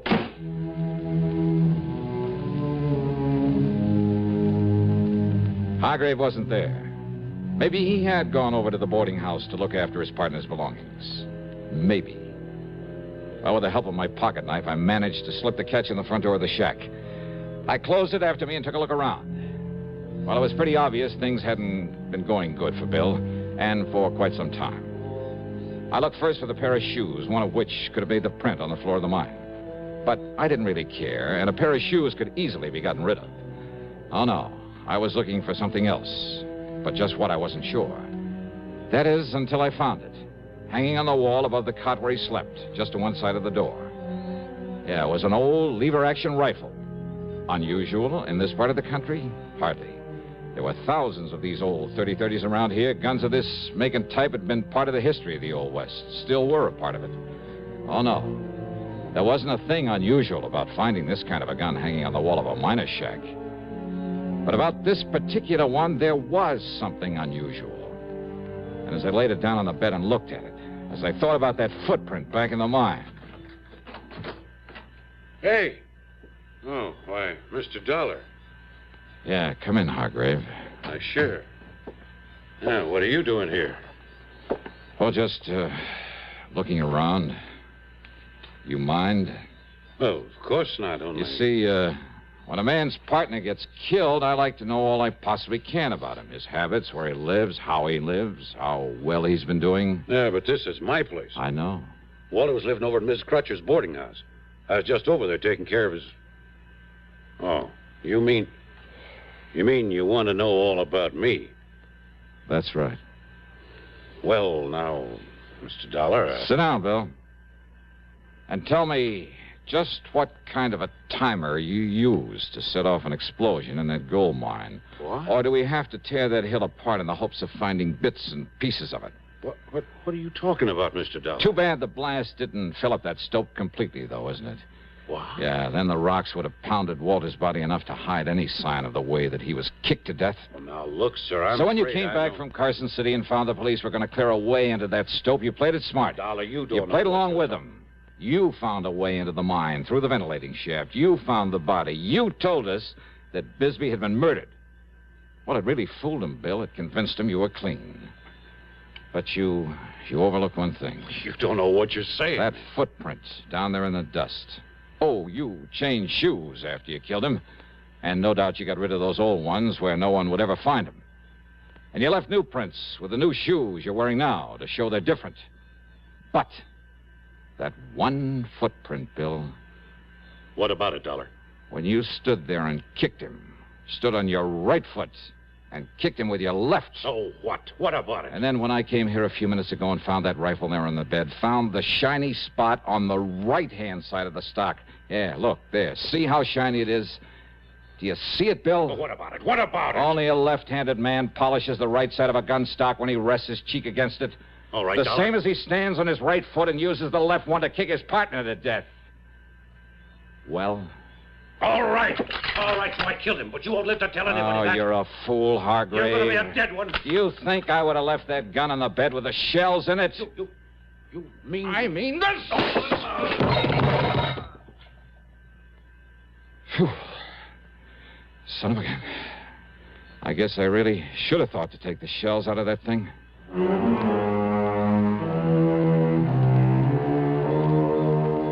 So maybe there were dozens of left-handed men around Virginia City, and who knows, maybe there were some right-handers who kicked with the left foot. But Bill just didn't happen to think of that when he confessed the killing. Expense account total, including all the incidentals I can think of, and the flight back to Hartford, $248.75. Yours truly, Johnny Dollar.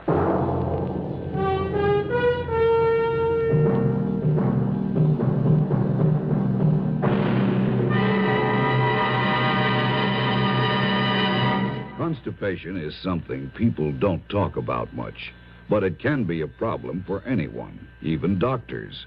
And when constipation occurs, it's interesting to see just what doctors consider important about a laxative they might use or recommend. Well, a majority of the doctors we heard from had this to say. A laxative should be effective, gentle, close to natural acting. a medicine that can be used with complete confidence. Now, X-Lax has been popular with many doctors and millions of people over the years because pleasant-tasting chocolated X-Lax is effective. Overnight, it helps you toward your normal regularity. X-Lax is so gentle, so close to natural acting, there's no upset. That's why many doctors and millions of people use X-Lax with complete confidence.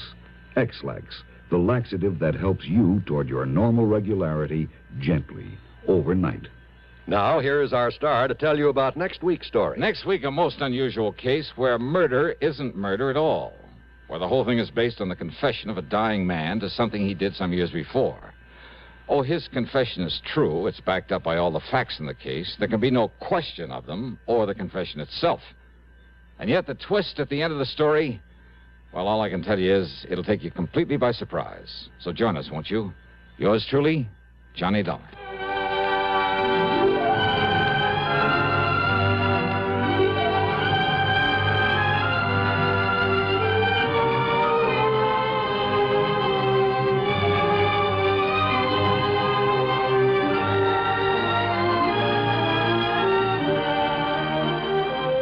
Yours truly, Johnny Dollar, starring Bob Bailey, originates in Hollywood and is written, produced, and directed by Jack Johnstone. Heard in our cast were Herschel Bernardi, Russell Thorson, and Forrest Lewis. Be sure to join us next week, same time and station, for another exciting story of yours truly, Johnny Dollar.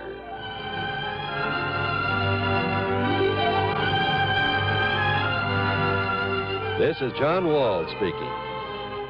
An expectant mother and an adventuresome son are the elements of suspense. Next on the CBS Radio Network. WROW in Albany, New York.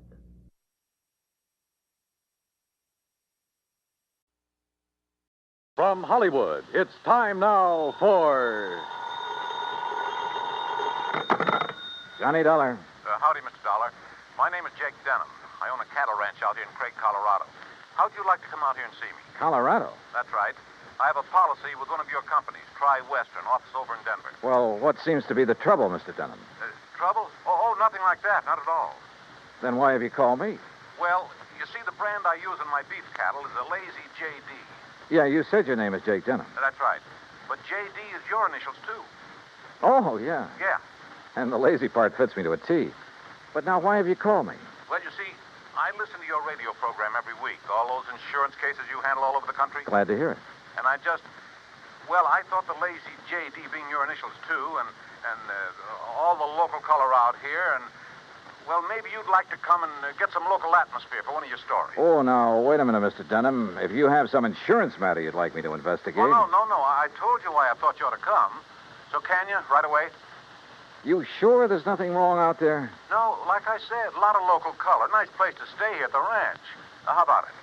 Well, I've a couple of days' work on some reports to finish up. Then right after that, huh? Well... Good.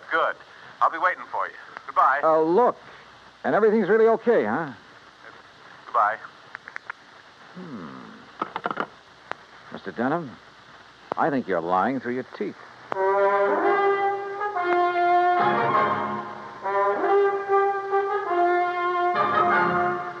Bob Bailey in the exciting adventures of the man with the action-packed expense account. America's fabulous freelance insurance investigator. Yours truly, Johnny Dollar.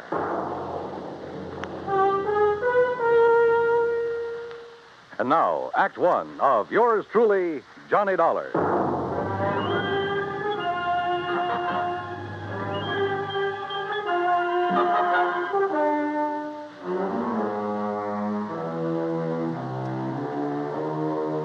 Expense account submitted by Special Investigator Johnny Dollar to the Tri-Western Life and Casualty Insurance Company, Home Office, Denver, Colorado. Following is an account of expenses incurred during my investigation of the bum steer matter.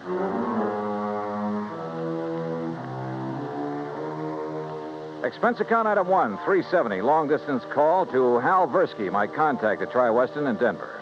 Johnny, good to hear from you. You out in this neighborhood? Nope, still in Hartford. Hal, I want you to okay an expense account for me. Well, now that depends. Listen, do you know a client of yours by the name of Jake Denham? Yes.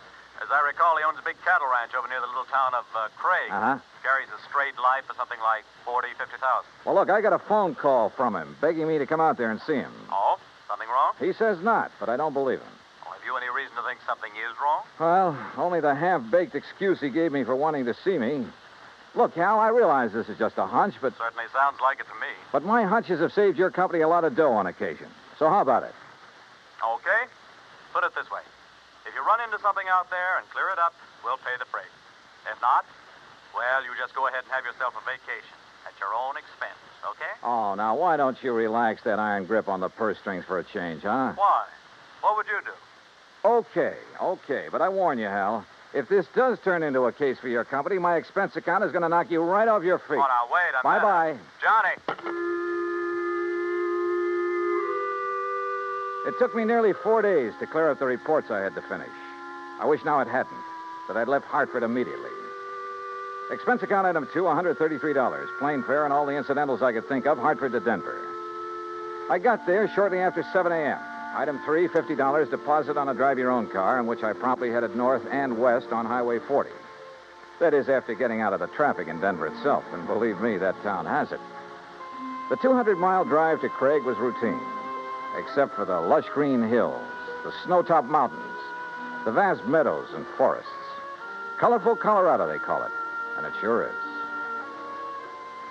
Finally, about noon, I pulled into Craig and stopped at the Cosgrove Hotel for lunch. That's item 4, $350. From the waitress, I got directions to the Lazy J.D. Ranch. About 8 miles south on the Yampa River, just off Route 789. You want some dessert? Oh, no, thanks. This is fine. Hey, you one of the relatives? Relatives? Oh, of course not. You're too late. Too late for what? It was real beautiful, though. Half the town turned out for it, and most of the big ranchers. What are you talking about? Oh, my gosh, it's after 1:30. Look, I'm not supposed to be on duty now, and I got a date with my boyfriend. Hey, well, now... Excuse me, now, I wait a gotta go. second. Just say the cashier in the lobby. Well, but look, Okay.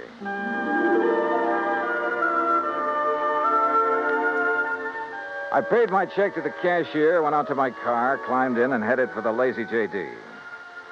There must have been several thousand acres to the ranch, all rich, green, healthy-looking pasture land, and Lord knows how many head of beef cattle.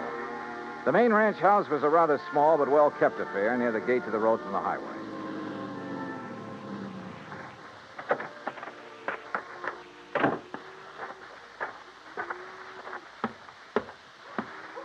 And then I saw it.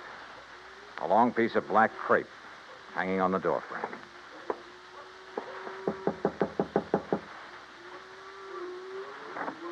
Yes? How do you do? My name is Dollar, Johnny Dollar. Oh, Johnny Dollar. Why didn't you come before? What? He begged you to come, didn't he? To come right away? Mr. Denham? Yes, but I told him... Then why didn't you? You might have saved him. Saved him? Yes, saved him. We buried him this morning. And I think he was murdered.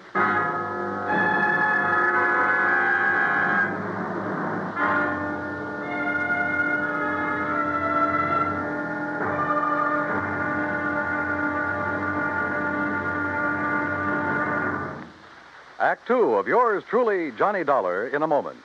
The American writer Christopher Morley once wrote, "When you sell a man a book, you don't sell him just 12 ounces of paper, ink, and glue. You sell him a whole new way of life," unquote. Now, that goes double when you give, not sell, a book.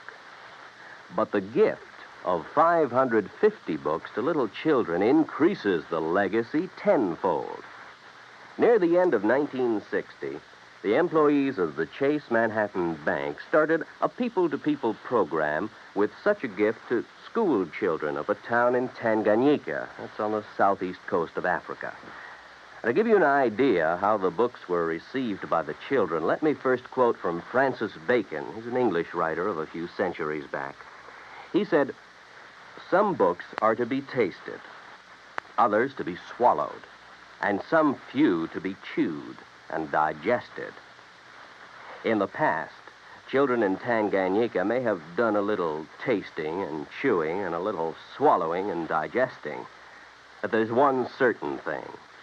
They wound up devouring the books they received from the United States. And they did so much of it that they, the ones in high school anyway, were able to reach the level of English children their age and pass the exams at the same time. That takes a lot of book learning, as they say. Now, the gift of these books from the United States of America may have seemed a small thing to the senders, but the boys in Tanganyika who received them know that they've opened a whole new way of life. They've greatly increased understanding in the classroom of freedom, the right of all men everywhere.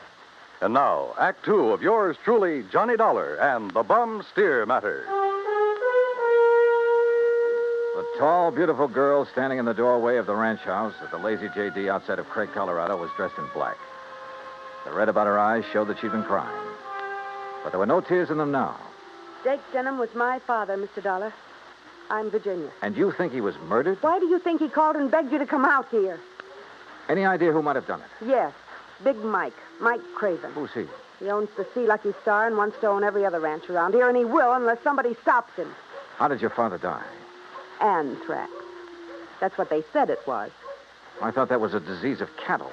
People, too, if they get infected from the cattle. And that's what happened to your father? That's what they say, but there's no anthrax around here. Our ranch is clean.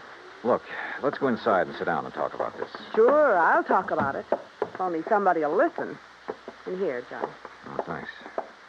Are you, all alone? Now that Dad's gone, he and I ran the ranch. Now it's up to me. Sit down. Thank you. Virginia, were you trying to tell me out there that you think somebody tried to infect your herd with anthrax? What would you think? Who was your father's doctor? Dr. Regis Ross from in town. Who are you? Well, my name is Dollar, insurance investigator. Say, you fellas act pretty fast, don't you? Sometimes. Feeling all right now, honey? I guess so. I told the hands that you're in full charge now. They'll take their orders from you. Or from me. Or from... Sure. Sure, I guess that's best. Thank you, Pete. They might as well get used to it, because after we're married... Look, honey, why wait any longer? I know this is a bad time to talk about Yes, it, but I Pete. also know, and you know, that this is no time for you to try to go it alone. But what about your medical school? I'll give it up. This is a lot more important than... Well, you're a lot more important. Oh, look, Jenny, you've stalled me for a long, long time. I know, Pete, because I... Don't you see I can run this ranch alone? No. You need me, honey. And I'm here to help you. Do you know how Dad felt? Sure. That all I wanted was this ranch. The same as he felt about anybody else who ever came here. Just who are you, Pete? This is Pete Kermer, Johnny, my fiancé, I guess. That's right. Didn't I see a Kermer ranch on the way out here, a small one? That's right. My pa's. He's Carl Kermer. Well, what do you think caused the death of Virginia's dad? Just what everybody says, Mr. Dollar. Galloping anthrax from that Hereford. Then why did he send for Mr. Dollar to come? I'm afraid we'll never know, honey. Well, I do. It's because he knew something was going to happen to him. Where is that steer now? Buried. On orders from the vet and the state inspector. Mr. Dollar. Yeah? You said investigator. Hadn't you better talk to Dr. Ross? Yeah, I guess so. Want to let me have his address? Sure. I'll write it down for you. And, while you're at it, tell me where I can find the veterinarian. And that state inspector, too. Huh? Sure. Why not? When I left them, a few minutes later, Pete was still making a quiet, but I must say effective pitch for Virginia's hand. Expense account item 5, 10 cents for a phone call to the state inspector. He told me he'd never seen the infected steer on the Lazy J.D., that he was confined to his bed at the time. I called the vet's office, and he was expected back shortly. So I sat around the hotel lobby and glanced over some magazines. And then, in one of them, I found an article that made my eyes fairly pop out of my head. Item 6, I called the vet again. He was in. You caught me just in time, Mr. Dollar. I was about to drive over to the Sea Lucky Star Ranch for dinner. Mike Craven and I are old friends. That's so? Yes, ever since we roomed together at college. Oh, I see. I understand you're the man who spotted the anthrax out at the Lazy J.D. Yes, sir, that's right. Just that one Hereford. How it ever got to him, I'll never know. The rest of that herd's absolutely clean. That poor old Jake Denham, too. You think he became infected from that steer? Well, how else could it be? Galloping anthrax. Just like that. Doctor, where is that steer buried? Do you know? Yes, I had it buried myself. It's some miles out in the far corner of the lazy J.D. property. Then phone the Sea Lucky Star and call off your dinner date. You and I are going out to take a look at that carcass. Oh, no, just a minute, young Investigator, did you say you are? That's right. Uh-huh. I suppose you have some authority. What I don't have, I can get. Tell me, Doctor, is there some reason why you don't want me to see the carcass of that steer? No. Well, let's go. Along the way, we picked up two fellows who were handy with pick and shovel. It was almost dark now, so I bought a couple of powerful flashlights at one of the local hardware stores. That's item 7925. It took a couple of hours for the two men to dig down to the carcass of the steer, but they finally exposed one flank of the unfortunate animal. Yeah, so you sure planted this critter deep, Doc. But there's part of him. Give us a few more minutes, we'll have it. No, wait. Huh? Mr. Dollar, come down here into the hole. Sure. Oh, what's the matter, Doc? The color of that carcass. I don't understand this. What are you talking about? Well, this doesn't make sense. The deterioration and putrefaction that always occurs, well, it simply isn't here. You mean it's possible it wasn't anthrax killed this steer?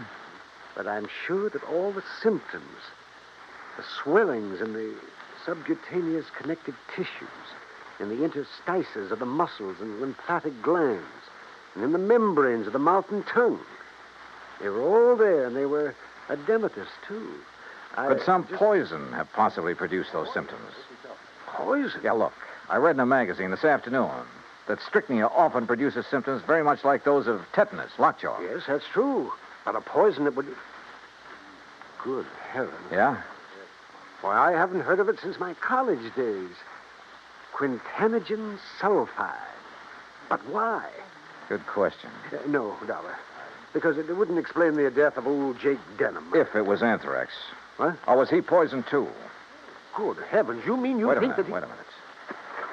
Doctor, the brand on the rump of this animal. Well, that's Denham's own brand, the Lazy J. Yeah, but it looks to me like it was put on over another brand. Yes. Yes, you're right. Any way of finding out what the original brand was? No. Yes, Mr. Dollar. The other side, the inside of the hide might show it. Then, Doctor, you got a skinning job to do. All right. Hand me my bag there, please. Okay, here you are. Go to it, Doc. Thank you. Oh. That poison, how much to infect a man? Well, even a small scratch on the skin could absorb enough to be fatal. No wonder the Dr. Ross... Ross was the one who treated Jake Denham. Yeah. No wonder we couldn't understand why death came so... Well? No. Can you see what the original brand was? Yes. Yes, I can. I'm afraid so. Let me hold the light a little. Oh. I see. But I can't believe it, Mr. Dollar. Pretty clear, though, isn't it?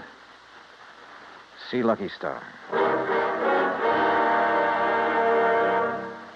Act 3 of yours truly, Johnny Dollar, in a moment.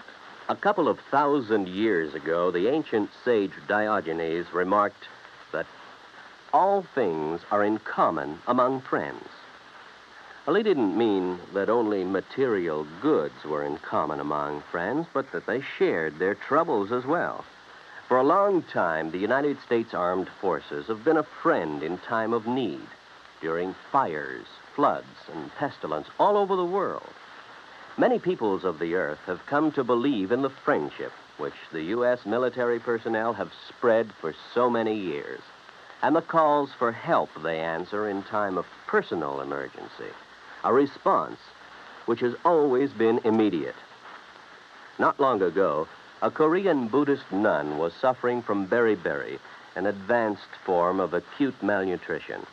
But she was living in an isolated monastery deep in the Korean hills and valleys. Her sister nuns contacted the nearest Army Signal Corps relay station, and wheels began turning. In no time, an Army helicopter landed at the station's helipad. American soldiers carried the stricken nun to the copter. She was flown to a waiting ambulance and whisked away to the hospital. Her recovery was rapid, thanks to the United States Army, her newfound friends. Army helicopter men helped in many other ways. Over the 108 islands of the Ryukyus that spread from southern Japan to northern Formosa, Army helicopters are constantly whirling their blades as they hop from one island to another on missions of mercy. They bring food donated by American women on Okinawa, or they bring vital medicine to save a life. They also bring friendship and understanding and freedom, the right of all men everywhere. And now, Act 3 of yours truly, Johnny Dollar and the Bum Steer Matter.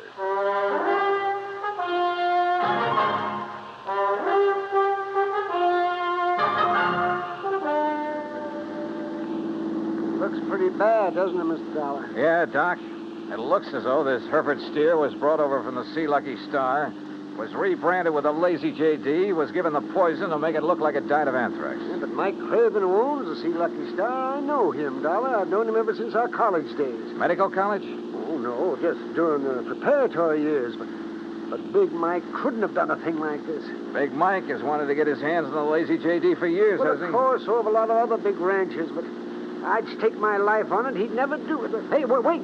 Yeah? You should have taken that left turn to get to the Sea Lucky Star. That's not where we're heading. Yeah.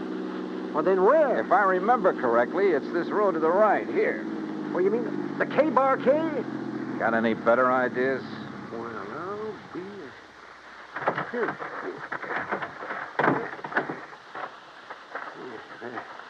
The ranch house is dark. It won't be for long. Would you call this a good ranch, Doc? No, old Carl has been just a hanger-on. He hasn't made the place pay for quite some... What's going on out there? Who is it? Johnny Dollar, Pete. Oh? I want to talk to you. Oh, sure. Door's open. I'll be right down. Come on, Doc.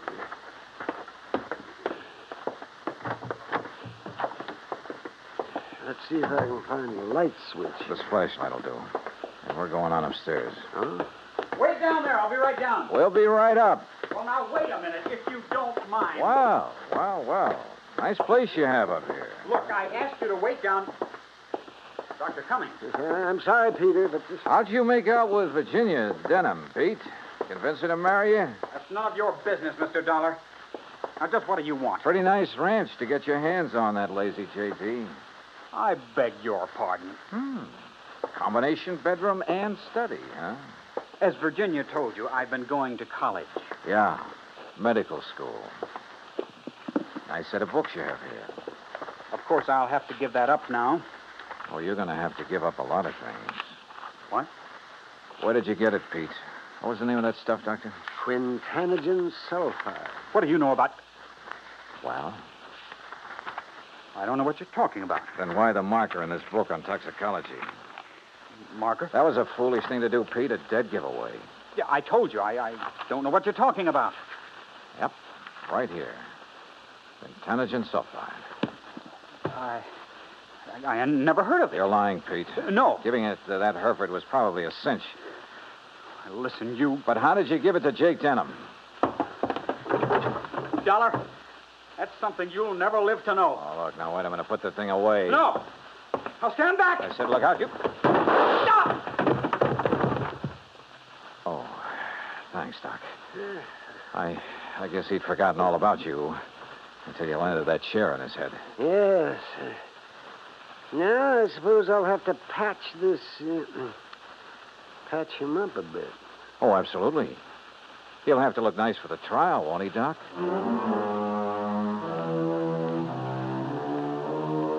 Expense account item 8, $55.95. Living expenses in Craig while waiting for the autopsy on Jake Denham.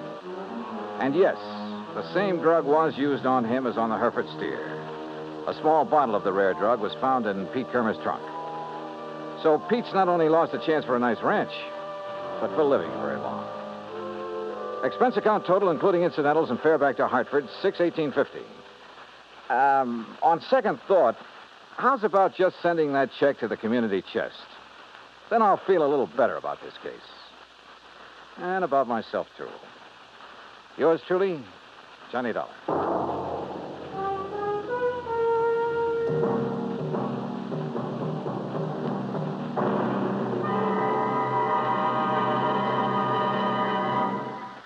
And now, here is our star to tell you about next week's story. Next week, an old ghost town out in Montana.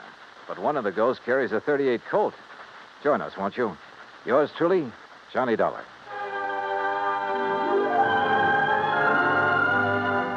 Yours truly, Johnny Dollar, starring Bob Bailey, originates in Hollywood. It is produced and directed by Jack Johnstone, who also wrote tonight's story. Heard in our cast were Virginia Gregg, Gene Tatum, Will Wright, Jack Edwards, Howard McNear, Sam Edwards, and Forrest Lewis. Be sure to join us next week, same time and station, for another exciting story of yours truly, Johnny Dollar. Dan Cumberly speaking.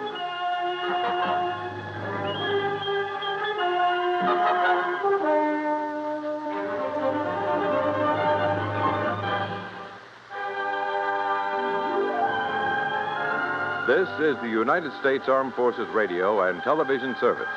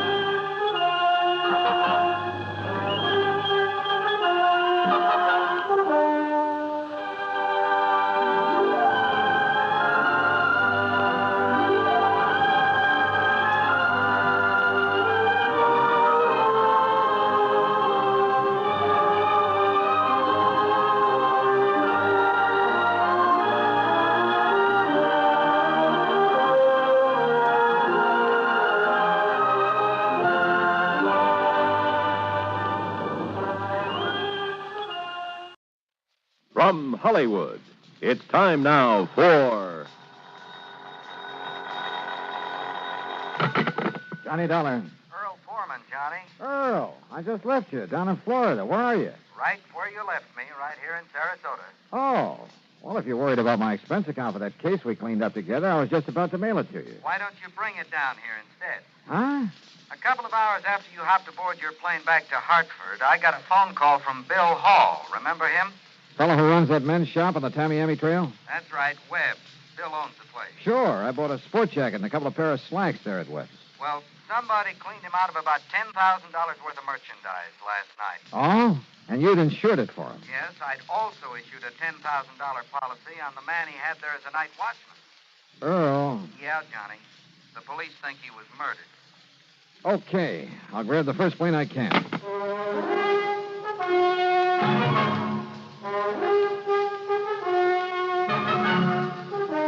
Bob Bailey in the exciting adventures of the man with the action-packed expense account. America's fabulous freelance insurance investigator. Yours truly, Johnny Dollar.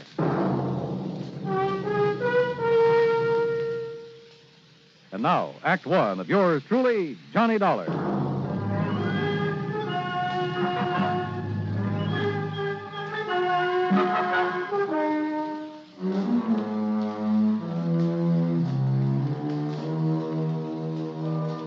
Expense account submitted by Special Investigator Johnny Dollar to the Tri-State Life and Casualty Company, Sarasota office.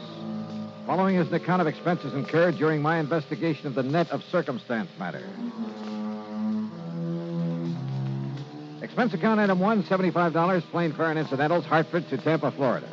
There I'd figured on changing planes, but Earl Foreman met me in his car, and by 7 p.m. we arrived in Sarasota. We drove straight to Webb's. The place was in a mess. Well, I'll say this, Mr. Pullman. You certainly didn't waste any time. Well, didn't see any reason to, Bill. Johnny, you remember Bill Hall. Yeah, sure. How are you, Bill? Not good, Dollar. Not good. Look at the place. Yeah, I see. You've lost a lot of your stock. We haven't finished checking yet. I sent the boys home to get some sleep, but as nearly as we can tell, whoever did this got away with over $9,000 worth of clothing and accessories, and heaven knows what they did to old Jimson. Jimson? Jimson Cooley, the night watchman. Earl, you said over the phone that you thought he's been murdered. Yes, sir. Somehow they must have got old Jimson to open the back door for them. Then when he saw what they were up to, he tried to fight them off. You'll see the marks of a big struggle out back. and bits of his clothing were lying around, covered with blood. But no sign of him. Johnny, the police figure that they must have killed him and then dumped his body somewhere. You keep saying they, Bill. They had so little time that, well, one man couldn't have done it alone very well. You see, it all happened between the regular rounds of the PD's prowl car. Last time this sort of thing happened, there were 3 men in on it. Well, you been robbed before? About a year ago, something like 18,000 worth. The police managed to track down 2 of them. Oh? What about the third? Well, he was never identified, or rather, he was identified but never located. Anyhow, it was after that we put old Jimson on as night watchman. I wonder about that third man. Was your store the only place that Jimson watched? Yeah, after all, he was a pretty old man. I gave him the job to help him out as much as anything else. And I figured his just being around would keep something like this from happening again. I guess I was wrong. Jimson used to run a shrimp boat in his spare time. He used to work the spot east of Humpback Bridge a lot, south of City Island. That's right. Come to think of it, I heard a boat working out there last night. The point is, he couldn't really make a living at it, so he was glad to take what little we could give him for this watchman's job. And in return, somebody's taken his life. I'm afraid so. Of course, you can't be sure until his body's found. What are you thinking of, Johnny? Well, if by any chance this Jimson Cooley isn't dead... The police say that according to all the evidence... If he's still alive, he's the one person who could tell us something about whoever cleaned out this shop. Have the police found any actual clues to work on? Well, no. That's where you're wrong, Sid. Sergeant Drummond. That's right. Johnny boy, how are you? Hiya, Sergeant. So they dragged you in on this. Yeah, I'm afraid so. Well, you know how it is, Drummond. When the police can't get anywhere, you call in the expert. Oh, and I thought you were a friend of mine, Mr. Pullman. You said that Bill was wrong, Sergeant. What's it? When he told me your boys haven't found any clues to who did this job and knocked off Jimson Cooley. Knocked him off, huh? Well, now, what's that mean?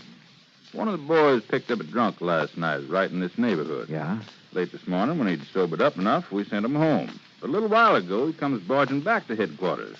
Seems he'd suddenly remembered something he saw around here last night. Go on, Sergeant. Oh, it must have been around 2 or 3 a.m. That's when we figured the robbery occurred. And the murder of Jimson Cooley. Yeah? Please, get to the point, Drummond. Well, he was holding up that building across the street, minding his own business and his bottle, when all of a sudden he saw a car come round from in back of this building and head north on the trail. Maybe 2 of them, he wasn't sure. Anyhow, the one he noticed was a little pickup truck. But in his condition, I suppose he didn't get a license number. Didn't need to, Johnny, because he recognized that truck. Oh? Yes, sir. And he said it was all loaded down with something, with an old piece of canvas stretched over it. The stuff that was stolen from me. Maybe. You say he recognized that pickup? Whose was it? Yeah. Johnny, it was that old 1930 model he used to haul shrimp in. What? Whose? That's right. That's right. It was that old truck of Jimson Cooley. Act 2 of yours truly, Johnny Dollar, in a moment. And now for another episode in the life of Sergeant Donald Bellweather, my husband.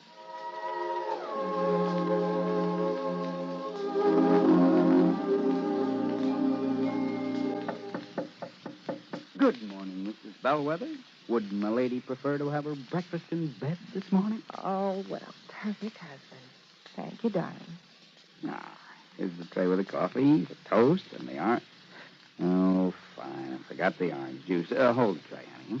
I'll be right back. Oh, darling, what happened? Oh, I stubbed my toe in the corner of the dresser. The National Safety Council was right. The what? Last night I read something in a National Safety Council pamphlet. Oh, Reba, how can you sit there talking about a pamphlet when I'm dying a slow, tortuous death? Oh, come over here, darling. I'm sorry. All right. Now, what's this about the National Safety Council? Did they predict I would stub my toe this morning? No, silly. It's just a coincidence. Only last night I read the statistics that prove that more home accidents occur in the bedroom of all places. Yeah? Not the bathroom or the kitchen or the home workshop. The bedroom. Yeah. Okay, from now on, when I walk around the bedroom, I'm going to wear my combat boots instead of these open-toed huaraches. Well, that might help, dear. But what everyone should be most careful of is taking medicine in the dark. Okay, my living safety encyclopedia. I will now fetch your orange. Oh, you're sweet. And it's just too bad that you nice men are so prone to accidents in the home. And the reason is because you brave men usually tackle the hazardous jobs around the house. Hey, I'll remember those kind words as I slowly limp back to the kitchen. One thing in your favor, though, Sarge. Married men stand a better chance of avoiding fatal accidents in the home. Now, is that a fact? Mm-hmm. You know, in one state, 75% of the men involved in home mishaps were unmarried. Well, I'm sure glad I'm married. Because the accident odds are better? No, because I like my wife. Even when she first wakes up in the morning. That's my Donald. That's my doll.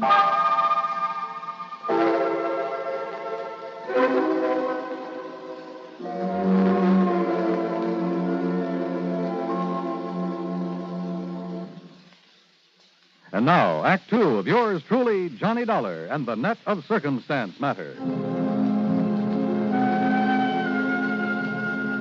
Yeah, everything indicated that whoever burglarized Webb's haberdashery there in Sarasota had murdered the night watchman, old Jimson Cooley. That is, until somebody reported having seen a loaded pickup truck at the time of the robbery pull away from the back of the store. And whose truck was it? Yes, sir. He swears it was that old 1930 pickup of Jimson Cooley's. And he says it went north on the Tamiami Trail. Yes, sir. Well, what have you done about it, Sergeant? Alerted every police department from here to the Georgia state line to be on the lookout for him. Didn't you know that truck was missing from wherever Jimson lived? Well, we hadn't actually got around to checking on his place yet. You thought he was murdered, and you didn't even bother to check his home? Well, we called his wife, Johnny, and when she said he hadn't come home with all the evidence of a big fight out back of this store... Oh, fine. You can't blame him, Johnny. All the blood back there, bits of Jimson's clothing that were torn off on... Look, maybe it's just a wild hunch, but... Earl. Yes, Johnny? You suppose Doc Crutcher's at home? Probably. Lives just up the street from my house. Oh, we got a doctor connected with headquarters, you know, Johnny. Phil, how do we get out the back way? Why, right out here, Johnny. What's this hunch you've got? Tell you, Earl, and it'd probably turn out to be wrong. Here you are. Now, you can see for yourself, Dollar, why we figured him a dead one. Old Jimson, I mean. Yeah. This busted railing, blood spattered around, and look there, where somebody hit the dirt. A pool of blood there, too. He must have lost plenty. And also, we picked up a short length of lead pipe with blood on it. Is this the piece of cloth from the shirt he was wearing? Yeah, Johnny, it's from a shirt I gave him. Torn off in the fight. Oh, well, I guess we must have overlooked that little piece. Yeah. And maybe that isn't all. Mind if I keep it? Oh, sure. Go ahead. Well, what do you mean? Come on, Earl. If you feel like driving me around a bit, there are a couple of people I'd like to see. Sure. No, wait a minute. We'll see you later. Yeah, it was a hunch. Nothing else. But I learned a long time ago that sometimes it pays to play a hunch for all it's worth. Particularly when you haven't anything real solid to work on. Ignoring Earl's questions, I had him drive me to Doc Crutcher's home out on St. Armand's Key. Fortunately, he was at home. Even better, we found him in his study poring over a microscope. Oh, sure, Johnny. I'd be glad to, just as soon as I finish making this hemoglobin count. Well, there's no hurry, Doc. I'll drop by and check with you later. Jimson Cooley, huh? We'll see. Look, Johnny, do you mind telling me what this is all about? Not until I'm sure myself, Earl. Listen, do you think you can find out where old Jimson's wife lives? Well, sure, I guess I could. Don't you mean widow, Johnny? Maybe. Well, last I heard... Everything I've heard, well, it doesn't all tie up. But, Johnny, if Jimson's still alive... That's what I'm banking on. Come on, Earl.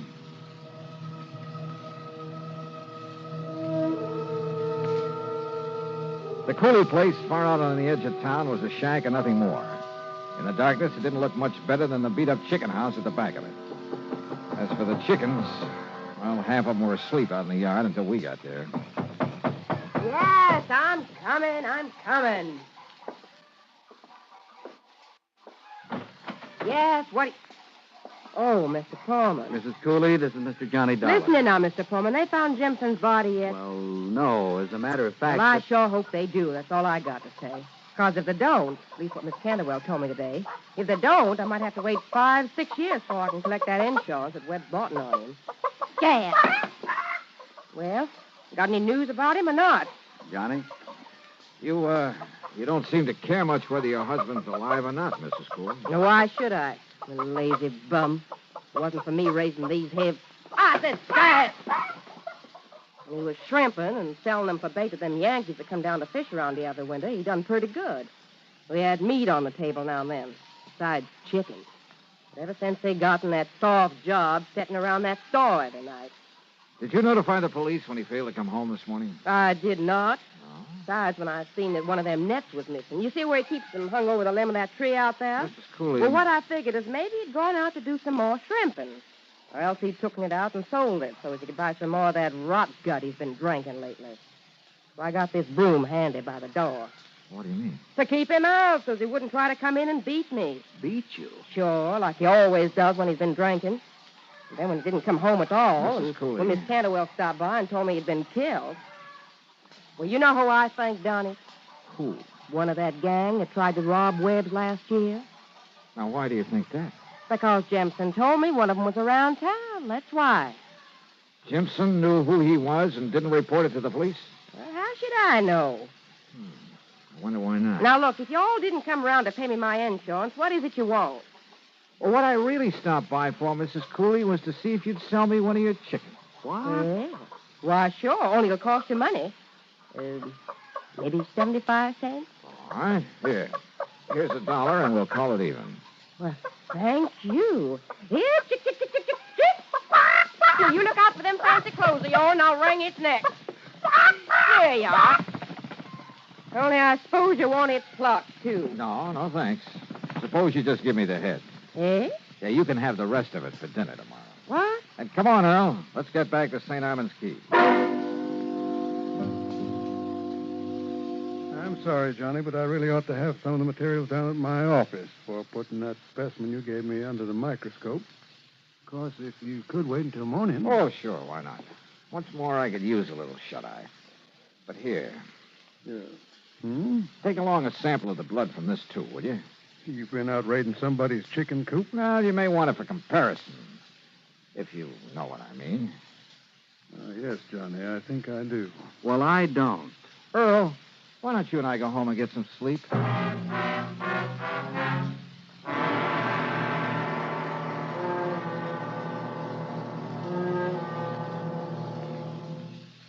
Act 3 of yours truly, Johnny Dollar, in a moment. Do you know who said, "That man is free who is protected from injury"?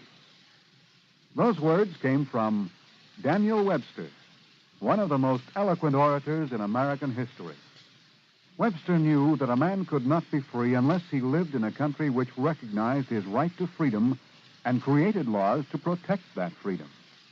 A slave state may say that its citizens are free, but as long as a single citizen can be harmed by the whim of a country's rulers, true freedom does not exist. A man is free only if his rights to freedom are protected. Remember the words of Daniel Webster. They are part of your American heritage. The free man must be protected from injury. And now, Act 3 of yours truly, Johnny Dollar.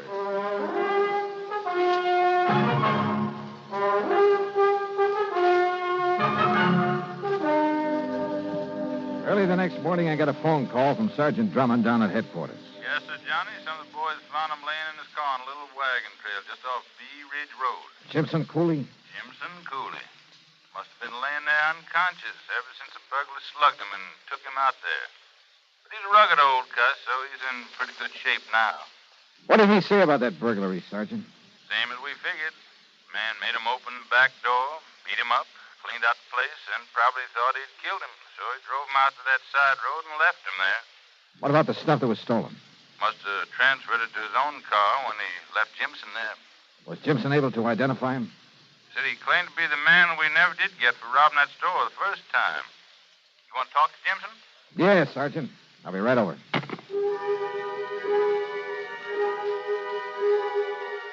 I had Earl drive me down to headquarters. I saw Jimson Cooley, talked to him, but learned nothing from him I didn't already know. He was a disagreeable old coot, the sort who would get drunk and beat his wife. He still wore his badly torn clothes, and yes, he had a couple of cuts and bad bruises. But were they enough to account for all the blood we'd found in back of the store? I asked Earl to drive me over to Doc Crutch's office. Well, just finished, Johnny. And? I'm sorry, but the blood that was spilled out in back of that store was not chicken blood. But... Well, now I see what you were driving at, Johnny. You figured maybe Jimson had done the robbery himself. Wait, Earl. Then he'd covered the place with chicken blood to back up that story of a fight with some burglar. Oh, I think he was in a fight, all right. Huh? But I don't think he lost. Doc? As I started to say, I wanted to check the blood on that piece of his shirt you brought me here in the office where I have a record of Jimson's blood type. I got it when I made his insurance examination. Or was it his? On the shirt? It was human blood, all right, but not Jimson Cooley's. All right, then. I guess his story of having been forced to open the store, then beat up and knocked out and left out there in his car by the burglar is true. Wrong, Earl. Well, what do you mean? Why not? Didn't you say you heard a shrimp boat out on the bay last night? Sure, but what's that got Cooley's wife said one of those heavy-weighted shrimp nets was missing, didn't she? Well, yes, And remember this. Bill Hall said that one man wouldn't have had time to take all that stuff out of his store alone. So maybe there were 2 burglars, and I still don't see... Jimpson said there was only one, so I think he was helping him. And, Earl, do you think for a minute that Jimpson lost all the blood we saw out in back of that store? You saw him there at headquarters. Well, he didn't exactly look as though he... Of course he didn't. But then, Johnny... First, we wanted to find Jimpson's body, but then he turned up alive. Now we'd better find the body of this other man, whoever he is. You're right, Johnny. Then you'll really have a case. Sure. So, Earl, let's go fishing. Fishing? Well, you know how it is. When I'm really stuck in a case, everything all muddled up, well, it's time to relax and kind of let your head clear. Come on, let's go. Sure, Earl thought I was crazy. But we unhitched the boat from his private dock and headed up the bayou. Then passed under Humpback Bridge and into the outer end of Sarasota Bay. Out toward City Island, where WSPB has its radio tower. I tied on a heavy trolling rig and tossed the line overboard. Johnny, you're crazy to use that heavy rig out here. The water's real shallow. All it'll do is drag the bottom. A little slower, Earl. Here in the bay, we use live shrimp to get sea trout. You know, about a number 2 hook and no sinker, we bottom fish. Slower, will you? Okay, whatever you say. And so we trolled back and forth over the place where Jimpson ran his shrimp line. Johnny, it's no good fishing here with that heavy tackle. If this is where he got his shrimp, there ought to be fish or something. Maybe I'm after that something. I think you've gone nuts. 10, 15, maybe 20 times I had to reel in the line and take off a clump of seaweed that had gotten tangled in it. Bill began to get impatient. If we were really going to fish, why didn't we do it right? Then suddenly the old fluger started to sing. Hold it, Earl. Kill the engine. Yeah, what is it? Just hold your horses. What under the sun have you tied into, Johnny? If this line will hold, we may have what I've been looking for. I can't imagine what kind of a fish would be that big here in the bay.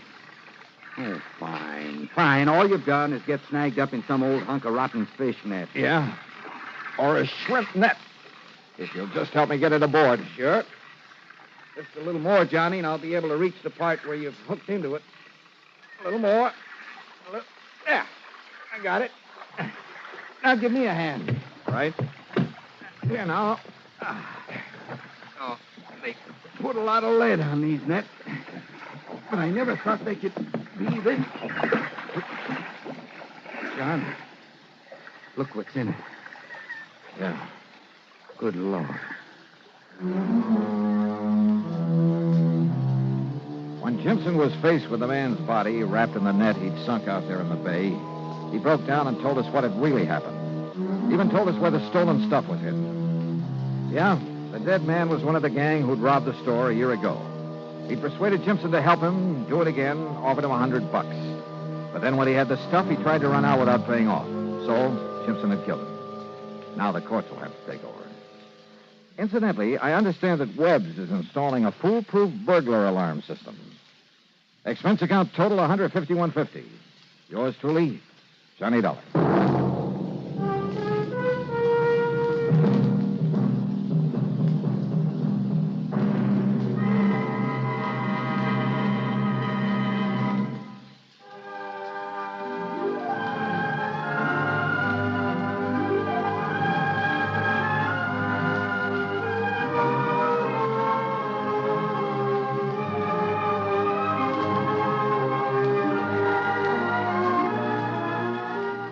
Yours truly, Johnny Dollar, starring Bob Bailey, originates in Hollywood and is written, produced, and directed by Jack Johnstone.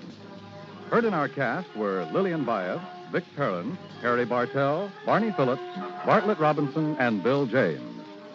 Be sure to join us next week, same time and station, for another exciting story of yours truly, Johnny Dollar. This is Dan Cubberly speaking.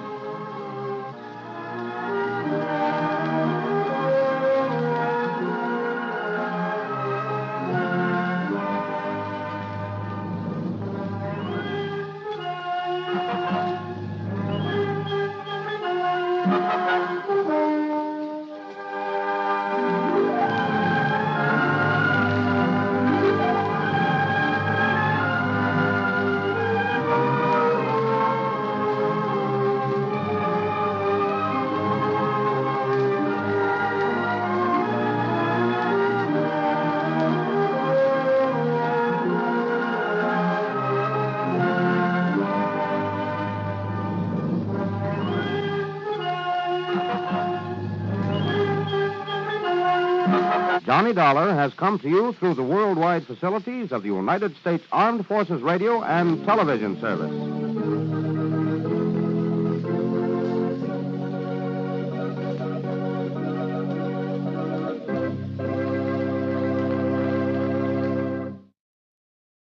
From Hollywood, it's time now for... Johnny Dollar. Lud Barlow, Johnny. I'm on a spot. What's the matter? The Templeton house in Boston was knocked over sometime during the night. We have a $100,000 loss on our hands. Can you go over there right away? Well, I'll see what the plane situation is, Lud. And Never mind the plane situation. Just pack up and get out to the airport. I'll meet you at Hangar 12. What? I'm chartering a plane for you.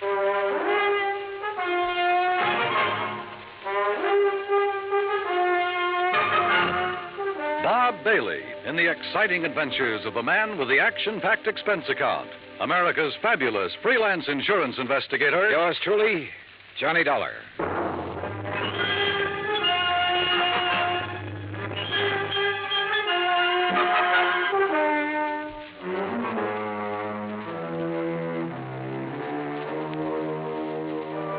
Expense account submitted by Special Investigator Johnny Dollar to the Mideastern Indemnity Corporation, Home Office, Hartford, Connecticut. Following is an account of expenses incurred during my investigation of the Templeton matter.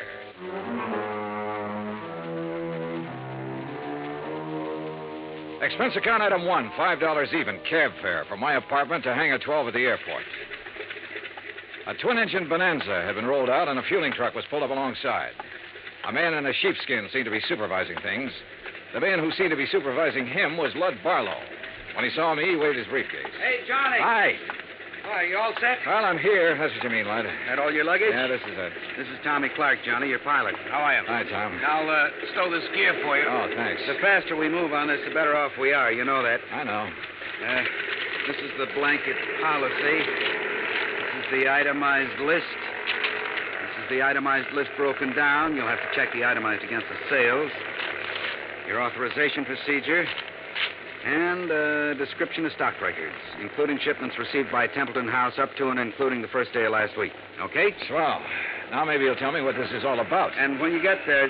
What? What it's all about. Let's start with Templeton House, huh? It's the biggest jewelry firm in Boston. You said they were robbed last night. Burglarized, broken into somewhere between 5 and 7 o'clock in the morning. All set, Mr. Dollar. What'd they get away with? Well, that's for you to find out, Johnny. We carry a blanket policy on all their stock. Anything in the store in the way of merchandise is covered. On the phone, you said something about $100,000. It may be $200,000, Johnny. I take it you talked to somebody in Boston. Yeah. Did you talk to the police? Yes, for a minute. I told them I was sending a man. They're expecting you. Give you a hand, Mr. Dollar. Oh, thanks, Tom. Okay? Yeah. Thanks. Who's in charge, Lud? Lieutenant Roebuck. Roebuck? Yeah. Get your seatbelt, Mr. Dollar. Oh, sure. He'll want to see those contents records. You be sure and tell him they're up to date. Who's the man with the company? What? The man at the company. Templeton. Stand clear, Mr. Barlow. Remember, Johnny, a client can face a thing like this a lot better if a man from the insurance company standing by. I'll try to remember that. Good luck and keep me informed.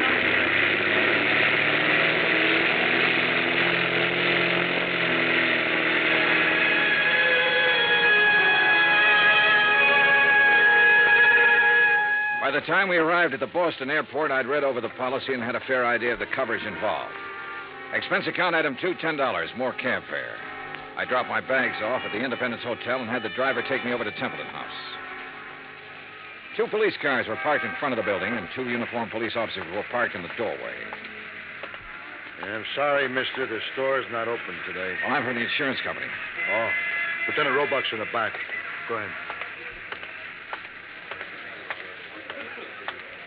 At the back of the store, a white-coated intern and an ambulance attendant were working over a blanket-wrapped figure laid out on the stretcher. One of them was operating a plasma tube. The other was checking the pulse. A group of men, some in uniform, were watching closely. The tall, thin one seemed to be in charge of things. Roebuck? Yeah. Johnny Dollar, Mid-Eastern Indemnity. Oh, that didn't take you long. This Sergeant Younger, Sergeant Toohey. This is Mr. Dollar from the insurance company. Hi, man. What's this? Oh, this man was a special patrolman working the area. He must have walked right into the middle of it and got himself shot. They've been giving him transfusions ever since they found him. Uh-huh. Said anything yet? He hasn't been conscious. Doc, how about it? We can't do any more here, Lieutenant. We'll have to risk a trip to the hospital and try to operate. Okay, boys, load up. Doc, this is Mr. Dollar, insurance company. How are you, Doctor? Okay. Doc, we're going to want to talk to him the minute he comes around. I'm not going to promise you anything, Lieutenant. Well, see ya. All right. Yeah, Mr. Dollar, you didn't waste much time. I brought a contents list that might help you, Lieutenant. Good. The best help we're going to get is from that patrolman. Come on, I'll show you around.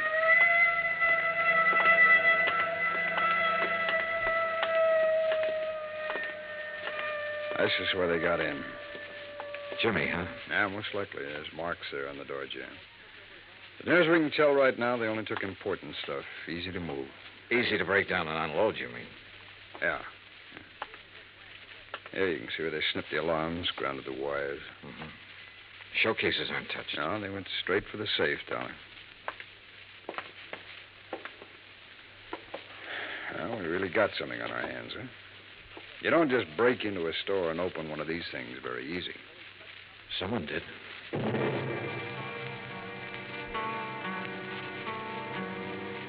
The neighborhood was canvassed for possible witnesses. I spent the rest of the morning with Dorian Templeton, the owner of the company. By noon, we had taken an inventory of the missing stock and drawn up a tentative list. As far as I know, that about does it, Mr. Dollar. So what's the next step? I'll check this against the merchandise received reports, Mr. Templeton. It'll take a while. As soon as I have that finished, you can check it over again and file a formal claim. And then? The company will reimburse you in cash. Well, what are the chances for recovery in a case like this? Well, I could quote the actuaries, Mr. Templeton, but I won't. Why not? Whoever broke in here last night knew what they were about. They opened your vault the way you'd open your front door. They took what they wanted and got out very quickly. No alarm, no witnesses. The chances are they planned the rest of it just as well. They've probably scattered. The police aren't sure how many men were involved. They know it was at least 2 men, possibly 3. How do they arrive at that? 1 man working on the safe, another man looking out, possibly 2. The point is, the more men who are involved, the harder it'll be for them to take the jewelry, break it down, sell it, and stay out of sight. They're going to get away with it? I didn't say that. Well, nothing seems to have gone wrong with their plans so far. One thing went wrong. That special patrolman surprised them. True, he didn't have time to draw his gun or sound the alarm, but they had to shoot him. And if something hadn't gone wrong, they'd have been satisfied to knock him on the head. Yes. Well, what happens now? Well, that's up to the police. I can tell you their investigation will take some time. Burglary is the toughest kind of thing to work on. Why? No witnesses. I never thought of that. Dollar, you all cleaned up? Oh, we got a tentative list. As soon as I check it, I'll give it to you. Okay. Mr. Templeton, I'd like to have you come with me now. Now? Yes, we'll want your statement, sir, and there's quite a bit of work to do with the employees. All right. Dollar, as soon as you get the list up, give me a ring, will you? Yeah, okay. Any news about the policeman? Yeah. It's a murder case now. Expense account item 3, $25, stenographic fees. The public stenographer at the hotel helped me make a comprehensive list of the stolen items, which was verified by Templeton. The amount of loss was set at $100,000. By late afternoon, clerks, stenographers, accountants, designers, salespeople, stonecutters, all in Templeton's employ had made statements to Lieutenant Roebuck. The statements were in the process of being checked. A general roundup of known safecrackers and burglary suspects had begun. Expense account item 4, $3.75 dinner. Lieutenant Roebuck and myself. Well, it's going to be a long night. Yeah. Any luck on the employees? Well, it's hard to say yet. One of them has a record. Hmm? Yeah, a fellow named Tabor, one of the janitors there. He's a 2-time loser. I had him tucked away in a cell until we clear some of this other stuff away. Has he said anything? Oh, he denies all knowledge.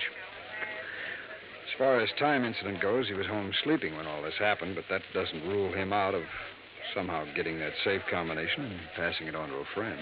Yeah. Man with the record's apt to have that kind of friends who'd be interested in just that kind of thing. Hey, how much do you want me around? You're a free agent, Dollar? If you have any ideas, I'll listen. It's a tough baby, any way you look at it. Let me talk to Tabor. There might be a shortcut. Why not?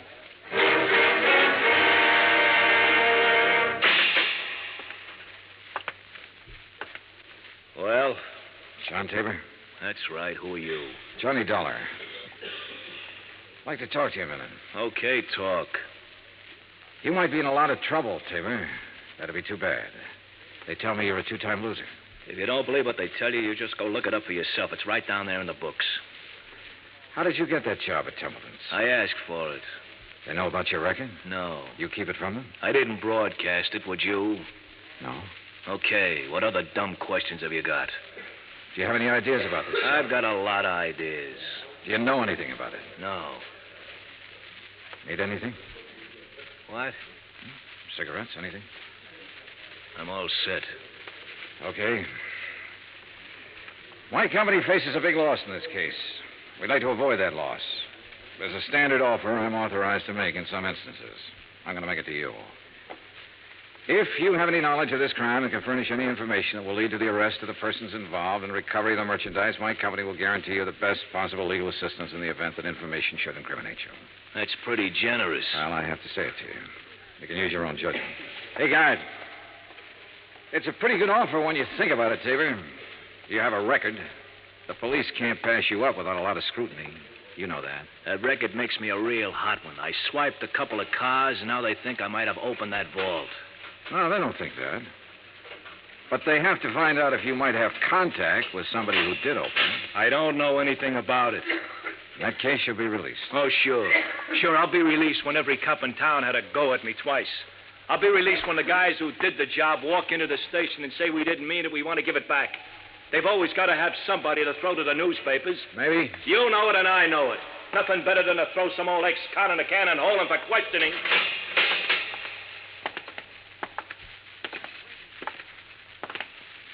Well, Dollar, you go for it? No. Any more ideas? Turn him loose, Lieutenant. See whom he talks to and whom he meets. John Tabor was released without bail, and a 24-hour watch was put on his residence. By 10 o'clock the next morning, the police had located 3 witnesses to the shots that had killed the special patrolman. However, none of them had seen the burglars or the car that was used. The district attorney's office issued an order impounding the financial records of Templeton House. A complete audit revealed that its affairs were in excellent shape. It also revealed that Templeton himself was the only man in the jewelry firm who had the combination to the vaults. His statements emphatically denied giving the combination to anyone. As far as the police were able to determine, he was telling the truth. The search for all known safecrackers extended into New York and Philadelphia and Chicago. On the morning of the 3rd day, a claims adjuster arrived from Hartford with a check for $100,000, full payment on the claim. 2 hours later, we had the first break on the case. Hey! Dollar, hey! What? Oh, hello, Lieutenant. Come on, get in. What's up?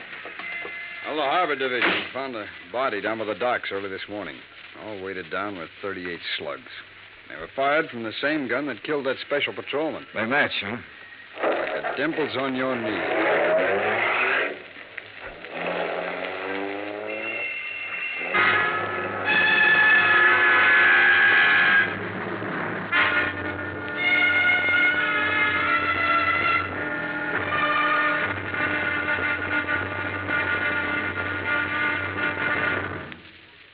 Act 2 of yours truly, Johnny Dollar, in just a moment. It is a rare event when a young man decides to leave civilization behind and hide himself away in the steaming jungle, just so he can help his fellow humans in a remote corner of the world. The late Dr. Tom Dooley did just that when he left the United States to help the sick and starving jungle people in the little kingdom of Laos in Southeast Asia. Dr. Dooley's story is well known to nearly everyone. And all over the world, people talk of his little jungle hospital on stilts. That's where he treated the dread diseases of the jungle and trained native medical technicians so that they might help their own people. Dr. Dooley wrote and lectured to many people so that the work of his medical assistance program, Medico, might go on. It was not easy for someone so young and so talented to give up the bright lights of the city and plant himself down in an unknown jungle just for the purpose of helping unfortunate people he didn't even know. But through Medico, Dr. Tom Dooley wanted to help people. He wanted to help people to help themselves. Today, the work of Medico is going forward in a number of countries besides Laos. Young men are being sent to the United States to be schooled in medicine with the idea of returning to their own countries to help their own people. Hundreds of thousands of dollars worth of medical supplies have been donated by American businessmen and pharmaceutical companies. Today, Dr. Tom Dooley's work is being continued for him. It is helping to create better understanding. It is an injection of the spirit of freedom, the right of all men everywhere.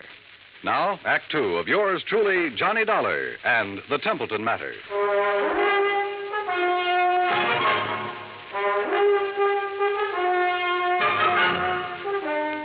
I spent the rest of the day with Lieutenant Roebuck at the morgue.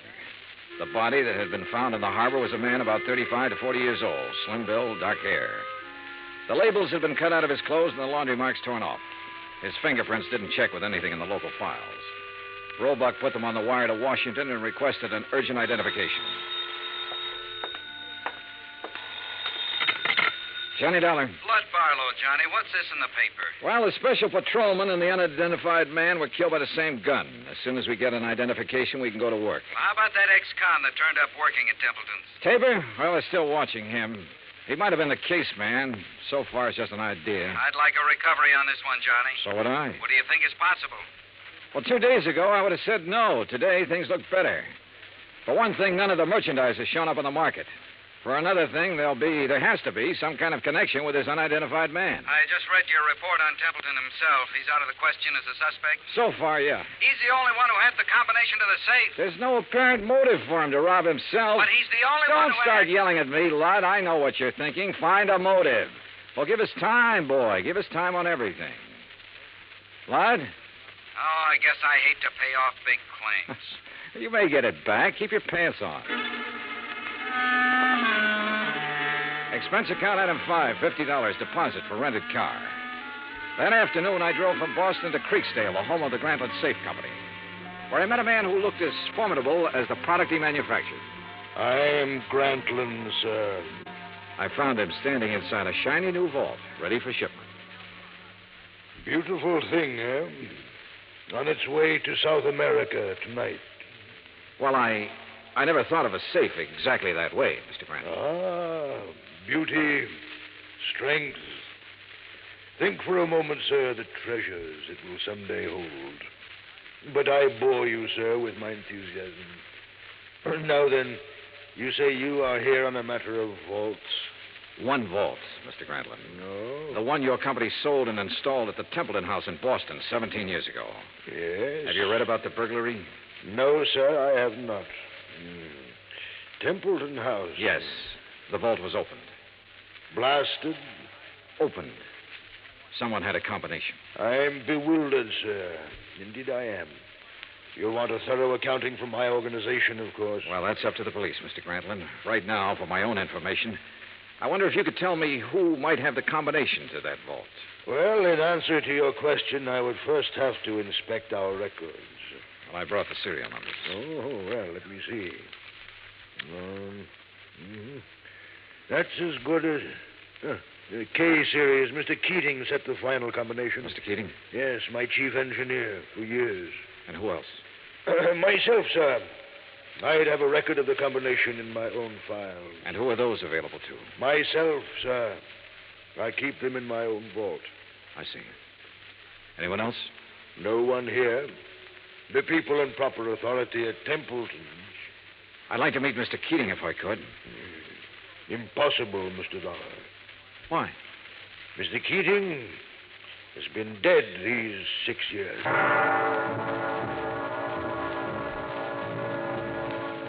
I drove back to Boston, phoned Roebuck, and told him about my interview with Grantland. He said he'd already started looking into Grantland's background and expected to have a report within 36 hours. I was a little surprised when Dorian Templeton called half an hour later and asked me to have lunch with him. Would you like a drink? No, not now, thanks, no. I didn't know whether to call you or the police, Mr. Dollar. I finally decided on you. Uh-huh. What's the matter? Well, it's one of those strange things. I'm not a particularly observant man, and I don't know why I observed this. Go on. However, last night, Mrs. Templeton and I went to a dinner dance at the country club. We thought with all this business, a little relaxation should do me some good. Yeah, sure. There was a young girl at the table next to ours, a very pretty girl whom I've never seen before. I happened to notice her handbag, jeweled affair, quite expensive. One of our items. Yeah? It didn't occur to me until we were leaving that it had been sample stock, not for sale. What do you mean? It was stolen, Mr. Dollar. Why not the police, Mr. Templeton? I was going to call them first thing this morning and report it. And then I got a package in the mail. It was the handbag, intact. Crazy? You said it. Did you happen to get the name of the girl? I asked the maitre d'. He said her name was Helen Tabor. That's not so crazy.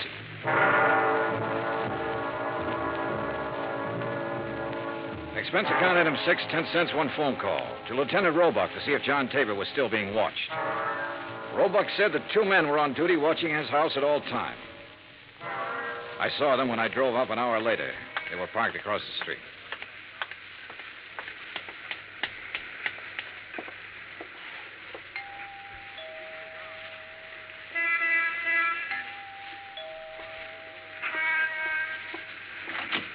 Yes? Miss Tabor?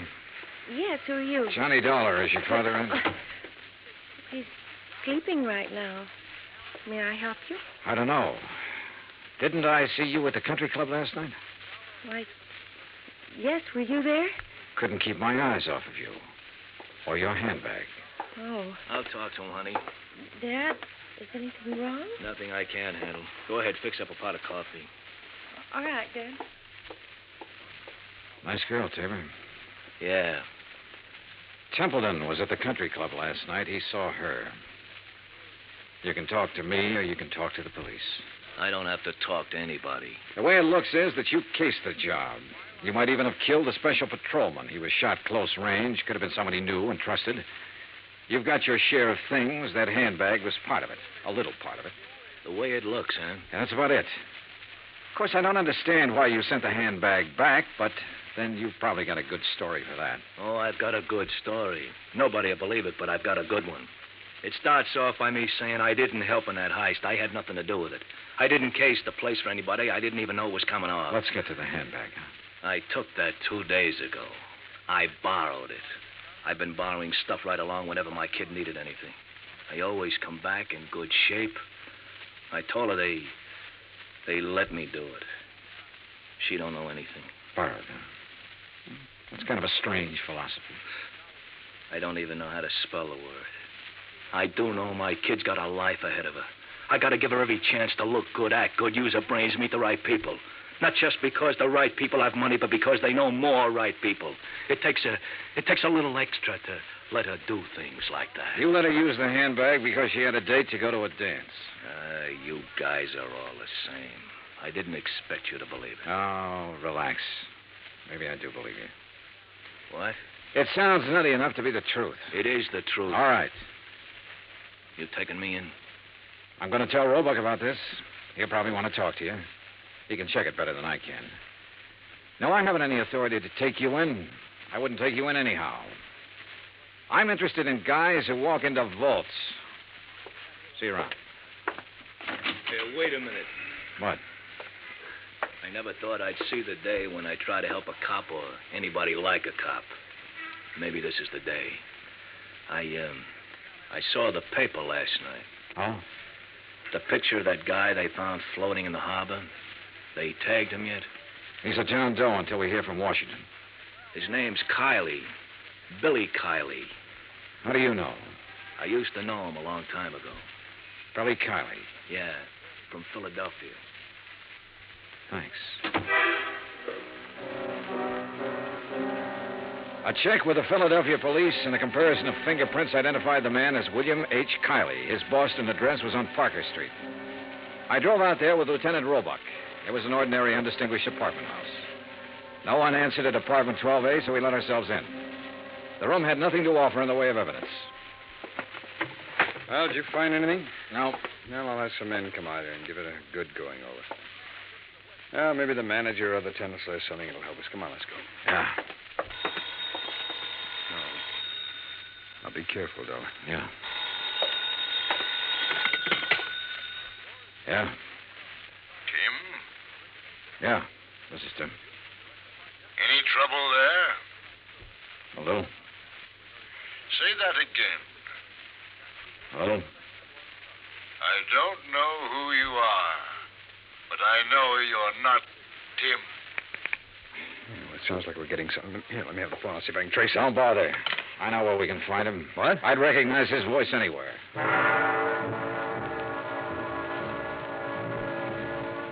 It was dark by the time we got to the Grantland Safe Company factory in Creeksdale. There was a single work light spreading a sickly yellow glow over the main floor loading platform. We were expected. It went off somewhere in the darkness of the building. You okay? Yeah, I'm okay. All right, let's try for that stair railing. Right.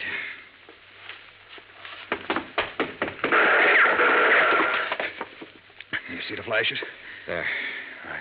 We'll have to try and make Mr. Dollar? He thinks you're alone. Answer him. Yeah?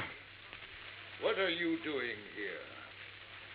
Looking for $100,000 worth of jewelry and the answer to a couple of murders. Funny? You're very foolhardy, but you're courageous. A man of your perception could do well with a part of that money. No, thanks. I'll take it all. You will take nothing, sir. Keep him talking. I'll try to get under the stairs. Are you alone? For a little while. But I've got people coming, though. Oh, people, eh? Mr. Dollar? Still alive and kicking, Mr. Grantland. You can't shoot around corners. No. But then I don't have to shoot around the corner.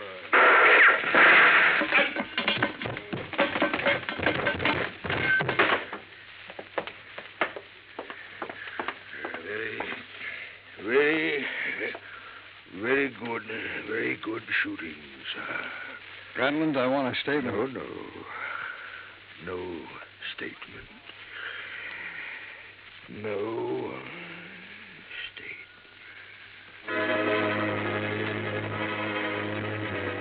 He was dead before the ambulance arrived, and there was no statement.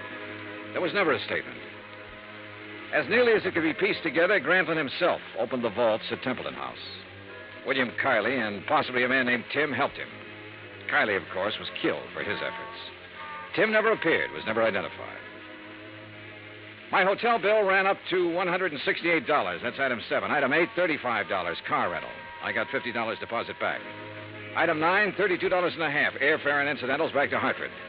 Expense account total, $413.28. Remarks? Put that against $100,000 the insurance company didn't have to pay off.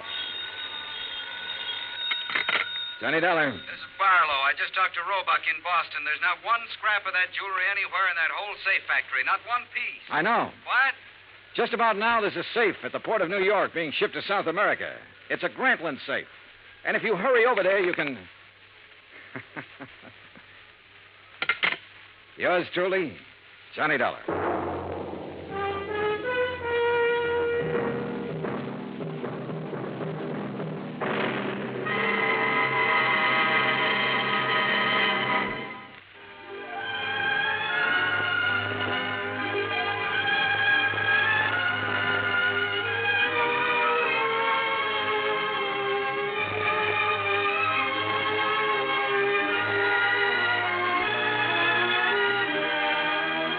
Johnny Dollar has come to you through the worldwide facilities of the United States Armed Forces Radio and Television Service.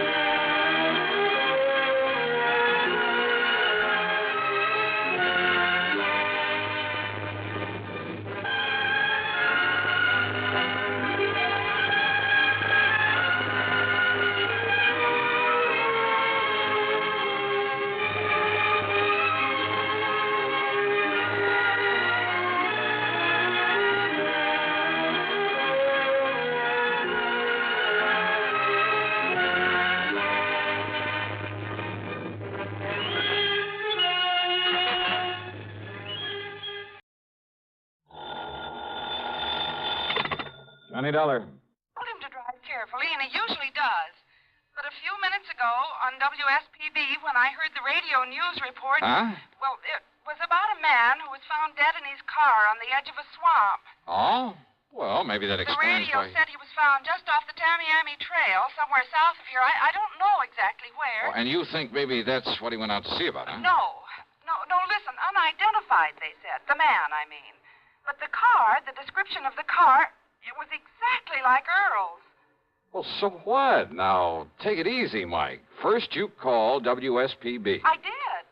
Only they didn't know any more than they said in the news report. Okay, then call them again. Ask them where they got that story. Whatever news service they got it from knows where it came from, what police department. Or maybe they got it from the police direct. All right, Johnny. I'll phone them again. Sure. And when you get the information, you can call the police direct. Yes. Yeah, I'll do it. I'm sorry I sounded so upset. Oh, well, just stop worrying. But go ahead and put through that call to the station anyway. Meantime, I'll find out how soon I can get a plane down there.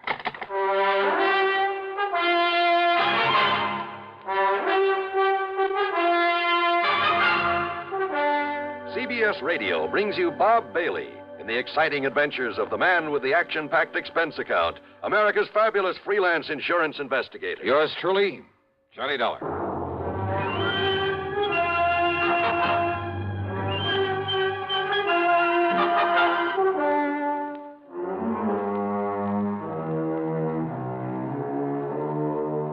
Expense account submitted by Special Investigator Johnny Dollar.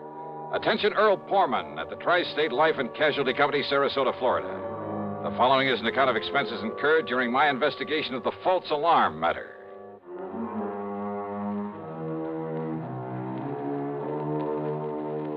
Expense account item 1, 7960, taxi and a plane out of Hartford. Flight connections were perfect. The trip was easy, and by mid-afternoon I was at the Poorman home on St. Armand's Key in Sarasota.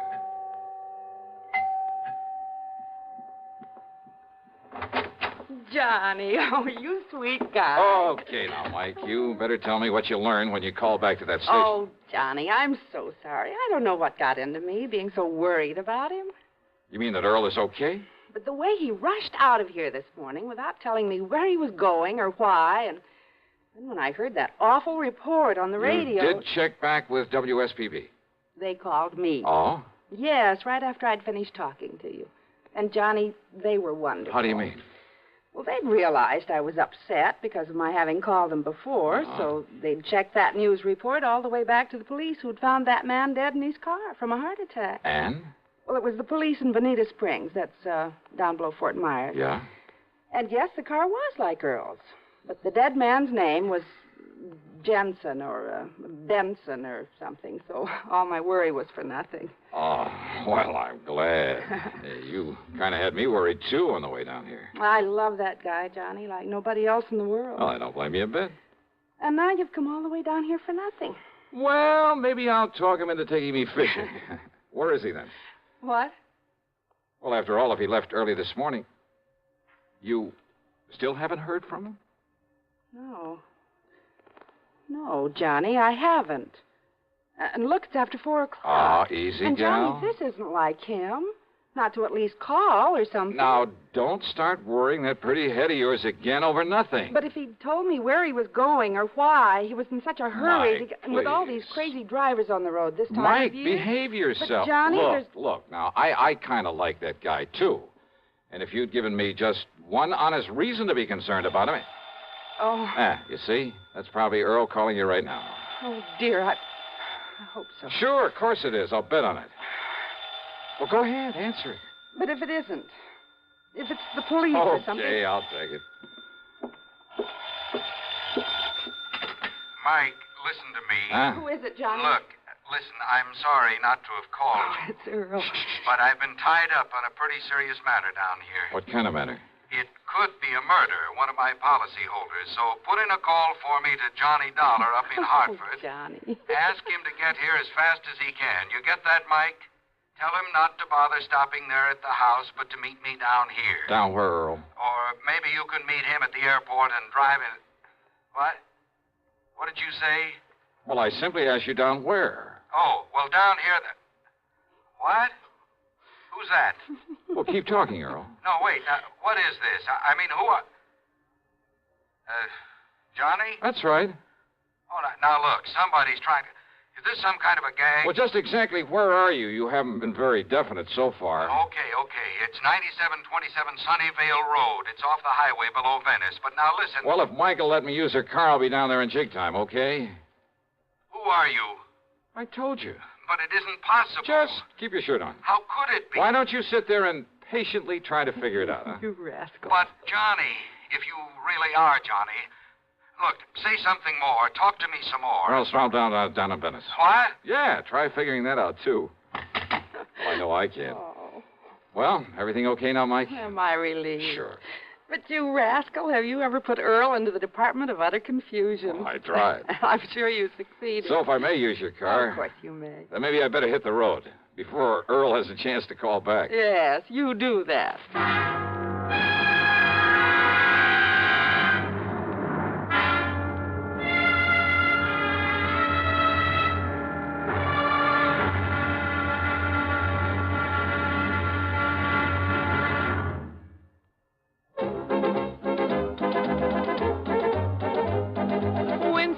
Tastes good like a cigarette should.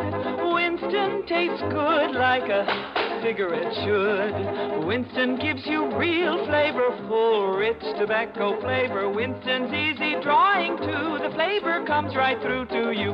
Winston tastes good like a cigarette should. A modern filter? Sure, Winston has it. But that's only the beginning of a Winston. Up front, up where it really counts, Winston packs exclusive filter blend. Light, flavorful tobaccos, specially selected and specially processed for filter smoking. Filter blend. That's why it's fun to smoke Winston, America's best-selling filter cigarette. Winston tastes good like a cigarette should. And now, Act Two of yours truly, Johnny Dollar, and the false alarm matter.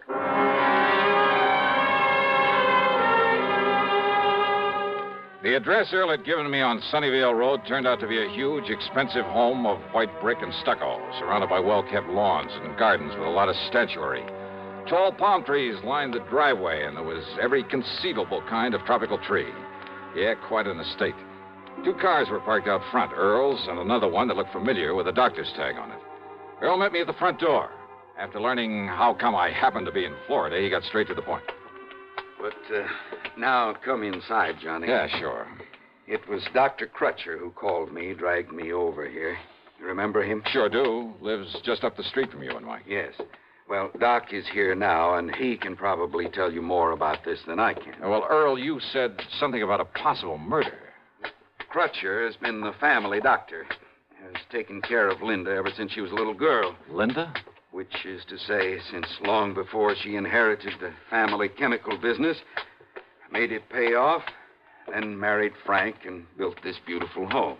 Frank who, Earl? As wrong a marriage as there could possibly have been. Frank was after Linda's money, that's all. And everybody in the world seemed to realize it but she. Yeah, but who's to argue when love comes along? Love? Don't kid yourself. It was out of pity for Frank that Linda married him, made him president of the plant. Typical of her, though. What do you mean? Harry Forrester, chief chemist and VP. Not because he knows anything about it, but because she felt sorry for him after she turned him down in favor of Frank. Jim Tarker, Bill Price, Art Higbee, sitting there in their fancy offices, collecting big salaries, and only because she'd known them as kids, heard their sob stories, and wanted to help them. And that plant makes money? Only because Linda really ran things herself. Now that she's dead, well, I'm sorry to have got so far away from why I'm glad you're here. It's all right, Earl. The more general background I can get in a case like this, if it is murder. And I'm absolutely certain now that it is. I'm glad to see you, Johnny. How are you, Doc? Glad you could make it, though how you got down here so quickly. Well, maybe Earl will tell you about that later. Yes. Now, look here. Doc led me across the room to the bed. Lying there was the body of Linda. Even in death, she was beautiful. And I must have said something to that effect under my breath. Yes, she was, Johnny. She is now, but not when Earl and I first arrived. Oh? Her body was twisted as though in pain, eyes wide, the pupils dilated. That sounds like cyanide. But look at her now. That's right. So, I decided it must have been something far more subtle, something that would leave no obvious indication after a couple of hours. Possibly potassium theramolysilate. Oh, I'm afraid I never heard of that. Immediate symptoms are much the same as for cyanide, but now, as you see, the body is relaxed, and what color is left? Well, another doctor, not knowing her history, might have come to the same conclusion as the maid when she called me and said that Linda was having a heart attack. That's why Doc had me come along with him, Johnny, in such a hurry. What do you mean? A heart attack, Linda? Oh, I see. So, I immediately made some tests. Well, ever since you got me interested in forensic medicine, Johnny, well... Oh, I told you you'd make the best medical detective in the world, Doc. Well, I carry quite a bit of equipment about in my car. And I'll bet it even includes that ubiquitous microscope of yours. Yes. Anyhow, I found definite indications now of potassium theramolysilate.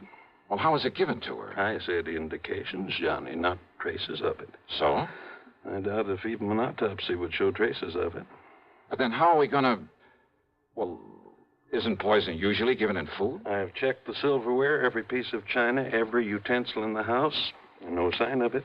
And she hadn't been out of the house. But now, don't forget this, Johnny. Yeah? Just one good breath from a PTM crystal could produce death in a matter of minutes. Well, what about the servants? There must be servants in a place like this. There are, and I've questioned all of them. Nothing. Do you mind if I talk to him? By all means, Johnny, do so.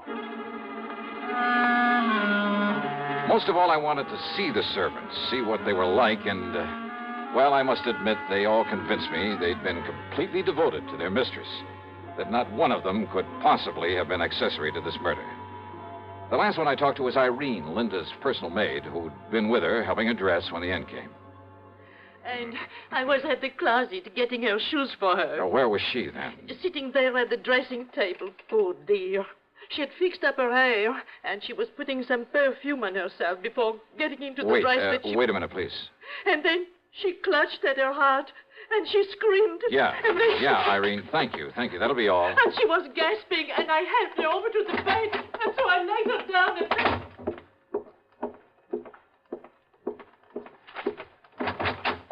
Hey, listen, Doc. Yes, Johnny? Now, let me see. Yeah, here. This perfume bottle with the stopper lying here beside it. Yeah, here you are, Doc. Yes. No, don't sniff it. Looks to me like it's empty. Sure it is. Now. But, Doc, can you run a test? Can you tell if it's ever had a crystal of that potassium thera stuff in it? Well, yes, Johnny, immediately.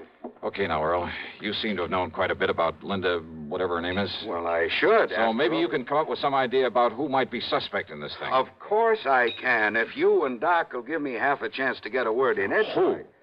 But it's the proof you've got to get for us. Who, Earl? Look, I told you about her marriage, the reason for it, didn't I? Huh? And who else would have access to this rare drug that Doc is talking about? And who else will get hold of the chemical plant now that she's gone? Earl. Of course, Johnny. Her husband, Frank Hansen. He's the only suspect. Earl is right, Johnny. Then where is he? He left here early this morning, ostensibly to go to the plant. He hasn't been seen there. Hansen. That means only one thing. He skipped.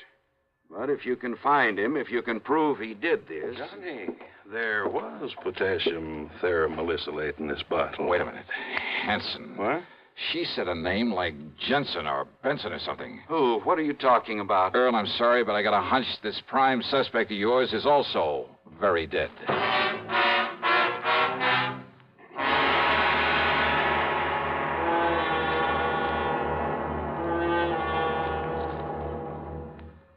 Act 3 of yours truly, Johnny Dollar, in just a moment. Here's a reminder to you that March is Red Cross Month. There are a lot of facts in print about the effective, broad battle the Red Cross wages to overcome human problems all year around. It's not likely at this late decade that anyone has to sell the Red Cross. It might be in order, however, to remind our listeners to send that annual check to your local Red Cross chapter. Now, Act 3 of yours truly, Johnny Dollar.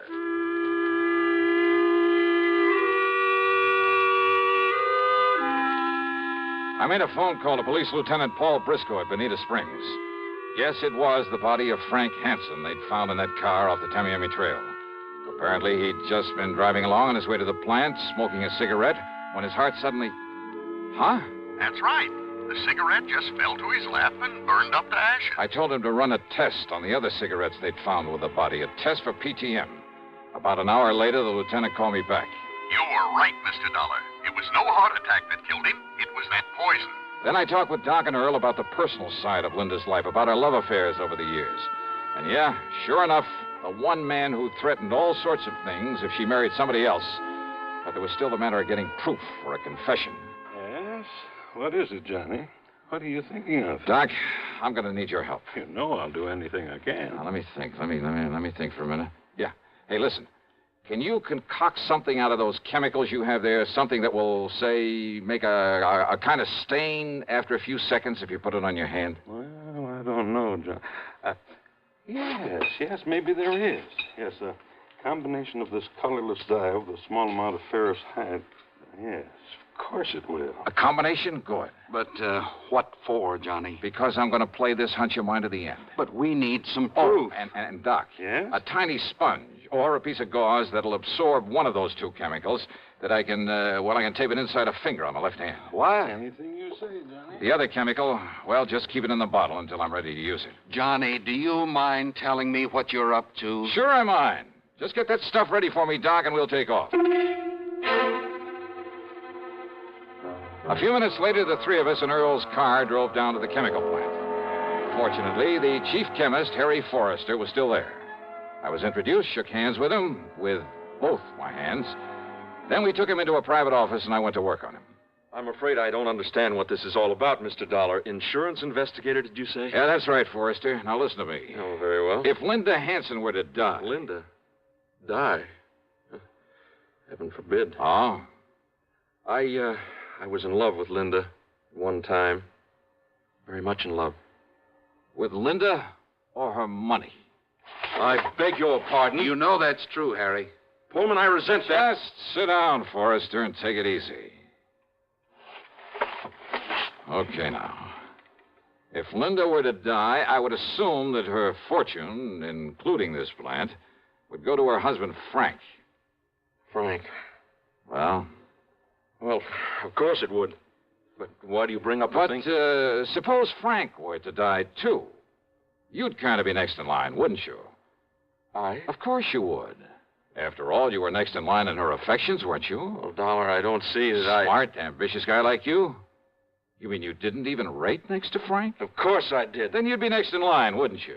And suppose I were. What difference does it make? And you just happen to know where to get your hands on PTM. PTM? Potassium thimerosylate. You do have it here, don't you? Why, I would assume so. That is, chemist? And you aren't sure? Well, of course we have it. But I've never had occasion to go near this stuff. Never? You sure of that? Absolutely. Quite frankly, I'd be afraid of any proximity to such a drug. Never touched the stuff, huh? Never. May I have the bottle, please, Doctor? There you are, Johnny. That is PTM. Now you know it comes in crystal form. Oh, yes. No, Forrester, this is just a harmless...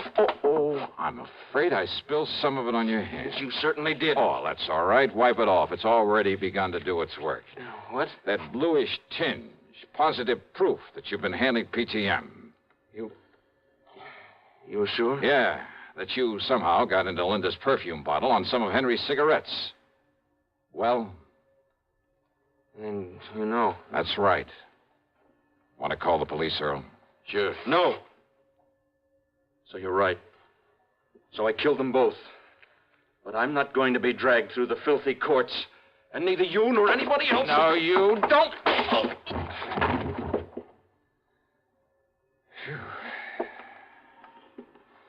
Here. Look. This tiny capsule he was about to swallow. Yeah. What do you think, Doc? Well, of course I can't be sure Those crystals certainly look like it.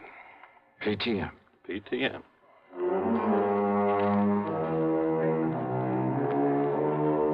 So, it'll be up to the courts whether Harry Forrester likes it or not.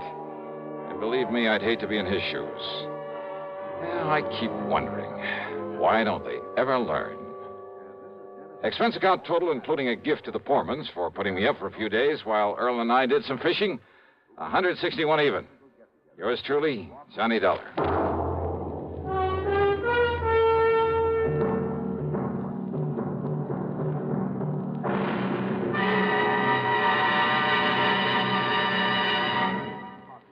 Our star will return in just a moment. Constipation can be a problem for anyone, even doctors. And when constipation occurs, it's interesting to see just what doctors consider important about a laxative they might use or recommend. Well, a majority of the doctors we heard from had this to say. A laxative should be effective, gentle, close to natural acting. A medicine that can be used with complete confidence. Now, X-Lax has been popular with many doctors and millions of people over the years because chocolated X-Lax is effective.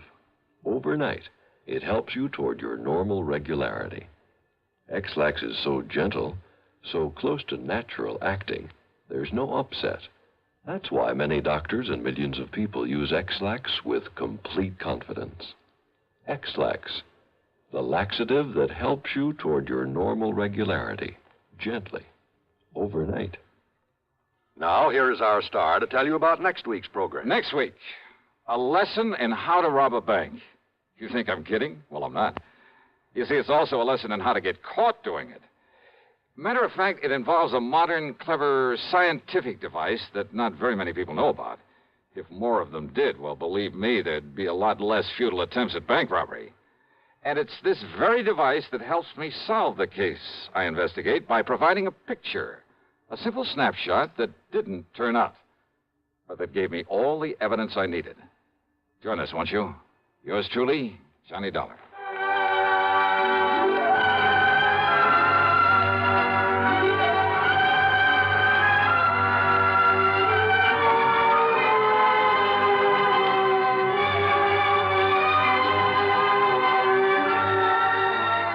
Yours truly, Johnny Dollar, starring Bob Bailey. Originates in Hollywood and is written, produced, and directed by Jack Johnstone.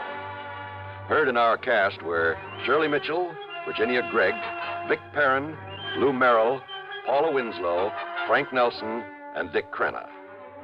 Be sure to join us next week, same time and station, for another exciting story of yours truly, Johnny Dollar.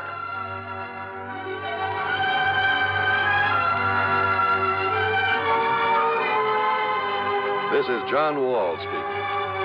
Stay tuned now for Suspense on the CBS Radio Network. Okay, they're coming into the stretch and turning for home. It's Warlock and Gay Reward head and head for the lead. Here they come. Here comes the finish, and it's Warlock by an O. Man, oh, man, what a race. Man, oh, Manischewitz, what a wine. Yes, in sports, you can tell it's a great moment by the cheers. And in wines, you can tell it's Manischewitz by the raves. Man, oh, man. Nano Manischewitz, everybody's wine because it tastes so good. Try all three new Manischewitz fruit wines, blackberry, cherry, and loganberry, each 100% pure and specially sweetened. Serve Manischewitz fruit wines anytime and often. In a wine glass, on the rocks, in a highball with your favorite mixer. Man, oh man, Manischewitz, everybody's wine because it tastes so good.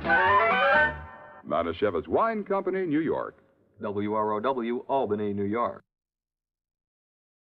From Hollywood, it's time now for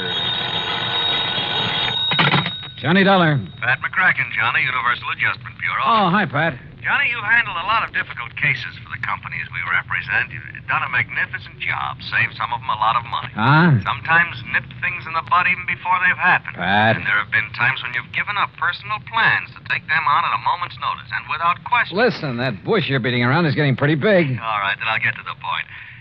Johnny, why don't you take yourself a holiday at company expense? What? Lake Mojave Resort, maybe, where I understand you love to fish. At company expense, huh? That's right. Okay, Pat, I'll grab the first plane. Good boy. But, brother, just wait till you see the expense account I pile up for you. Why, Johnny... Because if I ever smelled a rat, believe me, it's now.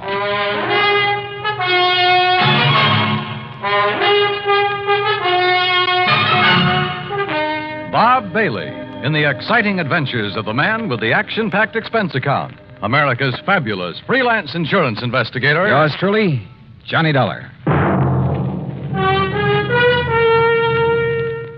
And now, Act One of yours truly, Johnny Dollar.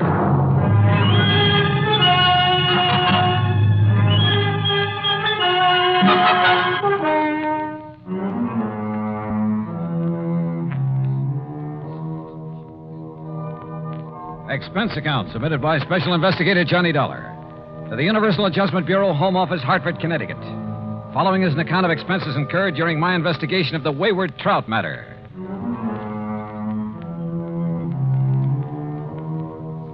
Expense account item 1, $174.50, plane fare, Hartford to Los Angeles and Los Angeles to Las Vegas.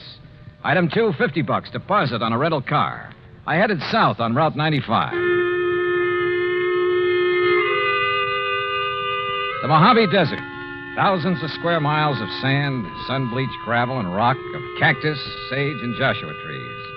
High flat mesas, towering crags. Countless trails leading off from the highway. Long abandoned roads leading up into the harsh, bleak mountains, with their promise of infinite wealth to the prospectors who scratched away in their hungry search for silver and gold.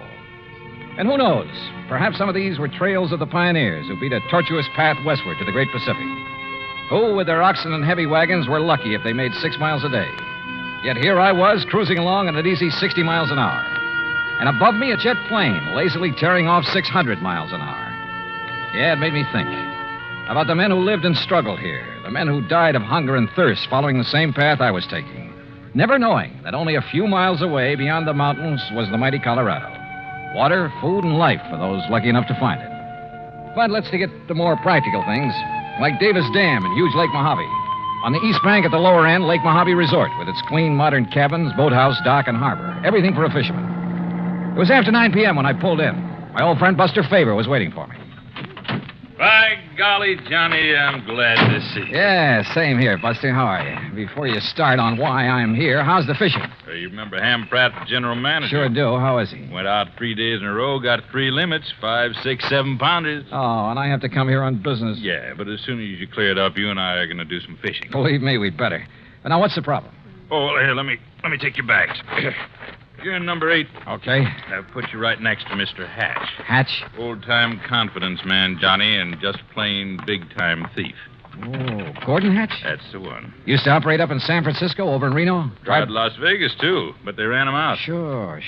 He served a couple of short stretches for petty theft, things like that. But they could never nail him for anything big. That's right. Sit down. Yeah. Well, what's he doing here? Oh, ordinarily, we'd give a man like that some excuse about being full up, something like that. I should think so. But Ham and I decided if we let him stay, and with somebody like you here, well, maybe we could do a kind of public service. Keep talking, Buster. Well, Tuesday morning, I got a call from some wealthy folks in Los Angeles. They wanted accommodations for themselves and their wives beginning tonight. They're doing now. So? Well, Tuesday afternoon, this Gordon Hatch came barreling in. My wife, Marilyn, not knowing who he was, put him in number 7. What are you getting at, Buster? Well, those folks from L.A. have been here before, Johnny, and the women always come with enough furs and jewelry To a fishing resort? Well, you see, every night they drive up to Vegas to gamble and take in the fancy night spots. Ah, but what makes you think Hatch would come here just because of them? One of them's a lawyer that got him sent up for embezzlement once, and Hatch always swore that someday he'd get even. Oh, well, now, Buster... I don't think he'd try any rough stuff, anything like that. He isn't the type, but... Well, that's why I called Hartford. Well, what's the insurance angle? There isn't any. Unless a lot of heavily insured jewelry suddenly disappears from around here. And your man in Hartford was willing to play along with that. Yeah, I see. Well, so do I. I see we have another guest, Buster. How do you do? My name is Gordon Hatch. Mr. Hatch, this is Johnny Dollar. He's come for a few days fishing, the same as you. Excellent. We must go out together, Mr. Dollar.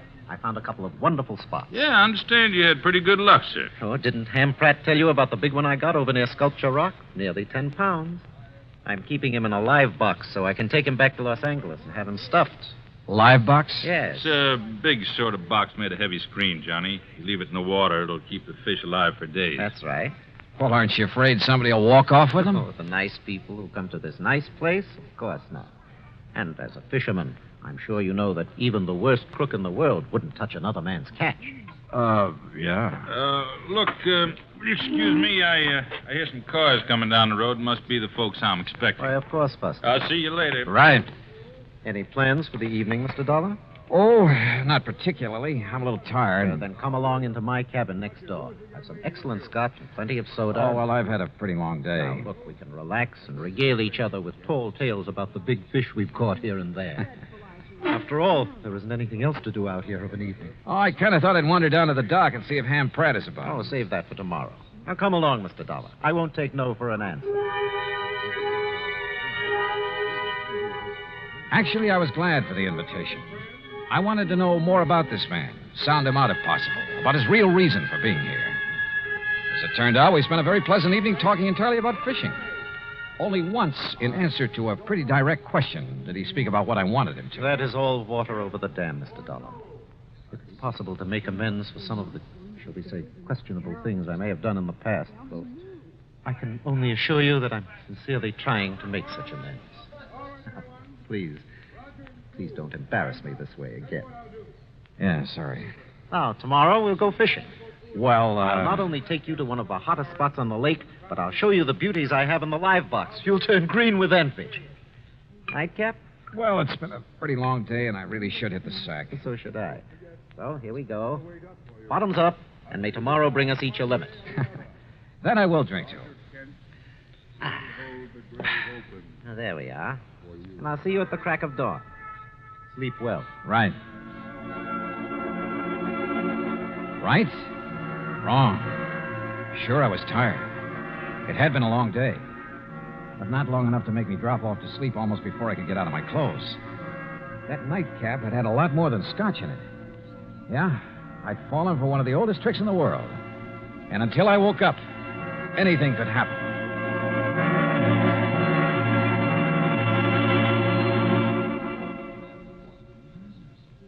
Act two of yours truly, Johnny Dollar, in a moment.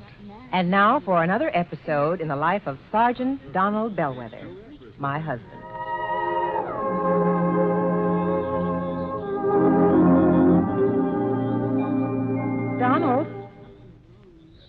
Donald. Sergeant Donald Bellweather. Please, Reba, can't you see I'm absorbed in the sports section? So I see.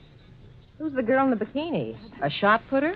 Look, what's the difference if she's an athlete or a Hollywood celebrity? Why do you insist on disturbing me while I'm reading? Did you drop off the laundry this morning? Yes, dear. Did you mail my letters? Yes, I mailed the letter. Did you know that angry, brooding, and impatient drivers are the major cause of many accidents? Yes, I know. What? I said angry or impatient drivers behind the wheel cause many serious accidents. And when a driver is emotionally upset, he's more apt to make an irrational decision or take unnecessary chances. My dear wife, you ought to know by this time that I am a well-adjusted individual. I have complete control over my emotions. You didn't have this morning. Now, just because I burned the toast, you stormed out of the house in a fit of rage. You didn't even kiss me goodbye. Mm-hmm. You're determined to pick a quarrel with me, is that it? No, I just want you to drive safely. I don't want you to be under any emotional strain when you drive a car. I want you to return home safely. I love you. Come here, woman. Yes, Donald. You sit right here on my lap, and I'll give you that kiss you missed this morning. And you promise you'll never again drive the car when you're angry? I promise. Oh, that's my Donald. That's my doll.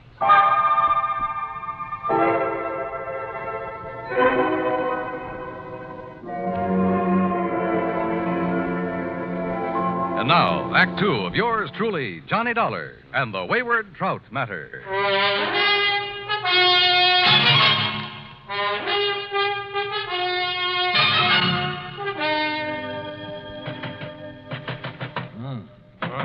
What is it? Hey, Johnny. Huh?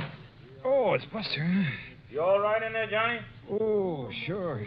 I'm all right. Here. Look. Holy, what time is it anyway? Almost 9 o'clock. Oh, look at those big red eyes. You aren't kidding. I feel as though I... Where's Gordon Hatch? Went out fishing at the crack of dawn. Said you'd promised to go with him, but he pounded on your door and finally gave up. Johnny, you look like you... Hey, Buster, the folks you were expecting in from Los Angeles. Yeah, they came right after I left you and Mr. Hatch last night. 6 of them. I figured you wanted to be alone with Hatch to sort of feel him out. Yeah, I did. But is everything all right? Yes, so far as I know. And the point is, did you learn anything from Mr. Hatch last night? Only that he claims to have turned over a new leaf, is now the soul of integrity. Yeah? Well, I wonder. You say he's out fishing, huh? That's right. You know where he went? Well, one of his favorite holes, the one I told him about, is in the big basin about 10 miles up the lake. What about the folks from L.A.? They're still asleep in their cabins. Look, Johnny, like I told you, Hatch isn't the kind of try any rough stuff, even against Mr. Fellows, the lawyer who sent him up one time. And he's here with that party? He's the one that organized it, made the reservations. Now, listen, Johnny, I may be all wrong about Hatch. In spite of his threat to get even with Fellows? Well, I mean, maybe he's gone straight. He certainly acts like a nice enough guy. Yeah. Well, the only thing I can do is keep an eye on him. If he makes a play, I'll nab him. If he doesn't, well, my trip out here will have been wasted. Wasted? I thought you and I were going to do some fishing. Oh, well, now that's different. Ooh.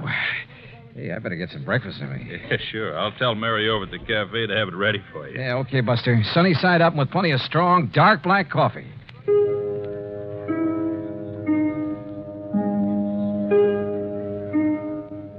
My head felt like it might split open any second, and I was more sure than ever that Hatch had poured me a Mickey last night. Yet he had expected me to go out on the lake with him this morning. Must have been nearly 10 a.m. by the time I'd showered, shaved, dressed, and joined Buster at the little cafe. Already, half a dozen early morning anglers had come back to boast about their catches, and the big ones had got away. Now, don't you tell us all, Buster, but that big one, Buster, he must have been 8.5 pounds. Yeah, I'm sure it was, Mr. Hector. Well, the place I lost him was in the second cove this side of the dam by the big square rock. Second cove this side of the dam, did you say? That's right next to the big square rock. Hey, Jim, I know a great spot for us to try this afternoon. Yeah, I heard that, too. Now, don't you tell us all about that spot, Buster. Cross my heart, Mr. Hector. Good. Say, Henry, I want to tell you about a place I found this morning. Feeling any better, Johnny? Yeah, much. Now, listen. If Gordon Hatch is up here after the money and jewelry of Mr. Fellows and his party, or for any reason at all connected with them, yeah? I think you and I had better hop into a boat and get... Mr. Faber. Oh, yes, Miss Fellows. Good morning. Please come outside quickly. Come on, Johnny. Right. Miss Fellows, this is Johnny Dollar, friend of mine, special investigator. Oh, thank goodness you're here, Mr. Dollar. Buster, we'd been robbed. What? When, Mrs. Fellows? Sometime during the night. All our jewelry, Mrs. Harkins and Mrs. Peterson's and mine. Why, it must be hundreds of thousands of dollars worth. My diamond brooch alone I is see worth... you found him, Martha. Yes, Ralph. Oh, this is Mr. Dollar, and he's some kind of an investigator. Good. I've heard of you, Dollar. I've told them, Ralph, about the jewelry. Yeah. Well, whoever did it got our money, too. With all we brought along to gamble in Vegas, it must be over $20,000. And how he managed to sneak into our cabins... And without waking us, too. Of course, we were pretty tired last night. Well, good morning. Oh, Mr. Pratt. Oh, what seems to be... Johnny, glad to see you. How are you, Ham? I got some bad news for you. Yeah, Ham, it looks like he's done it. Oh? Gordon Hatch? Yeah.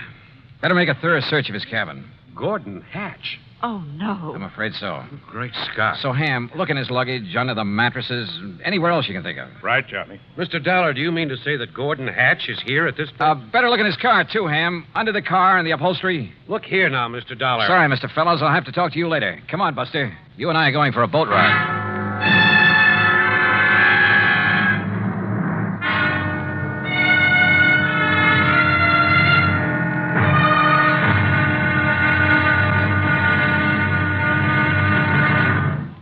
Act 3 of yours truly, Johnny Dollar, in a moment. Do you know who Uncle Sam's lawyer is? If your answer is the Attorney General, you're absolutely right. But being legal advisor to the President and other governmental agencies is only part of his job.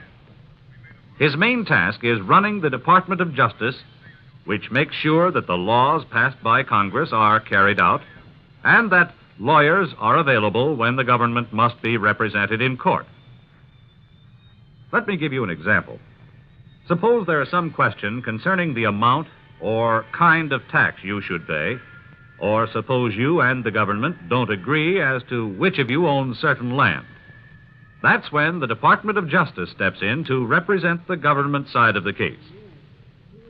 If anyone is brought to trial for counterfeiting, smuggling, gold hoarding, or passport forging, the Department of Justice prosecutes the case. It also handles all matters dealing with legal immigration. And all of this activity is the responsibility of an important member of the President's Cabinet, the Attorney General. Just as it is the duty of the United States government to protect each and every one of you, it is the duty of the Attorney General to protect the government of the United States. And now, Act 3 of yours truly, Johnny Dollar and the Wayward Trout Matter.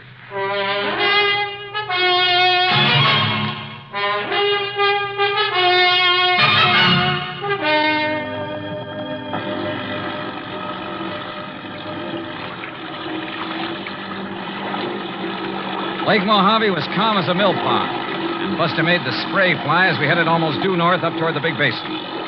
But we didn't have to go that far.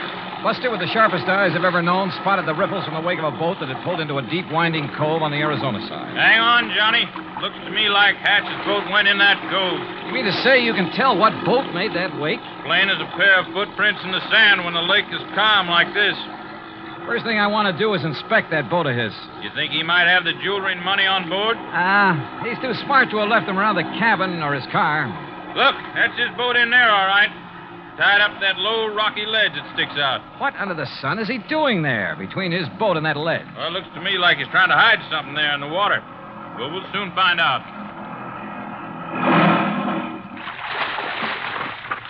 Well, Buster, Mr. Dollar, it looks like you've caught me in the act. Yeah, it kind of looks that way, doesn't it, Hatch? What were you so busy shoving down in the water between your boat and that ledge when we pulled out?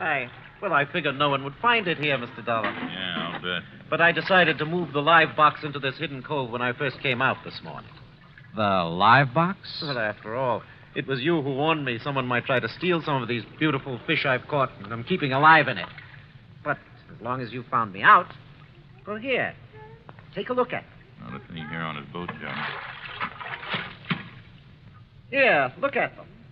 Ever see such a nice mess of bass in your life? Yeah, they're beauties. And that trout on the bottom. I got him way up the lake yesterday morning. Must be 10 pounds. That's the one you plan to have stuffed? That's the one. Well, you better have it done pretty soon. He looks dead to me. Yes, he was this way when I came out this morning.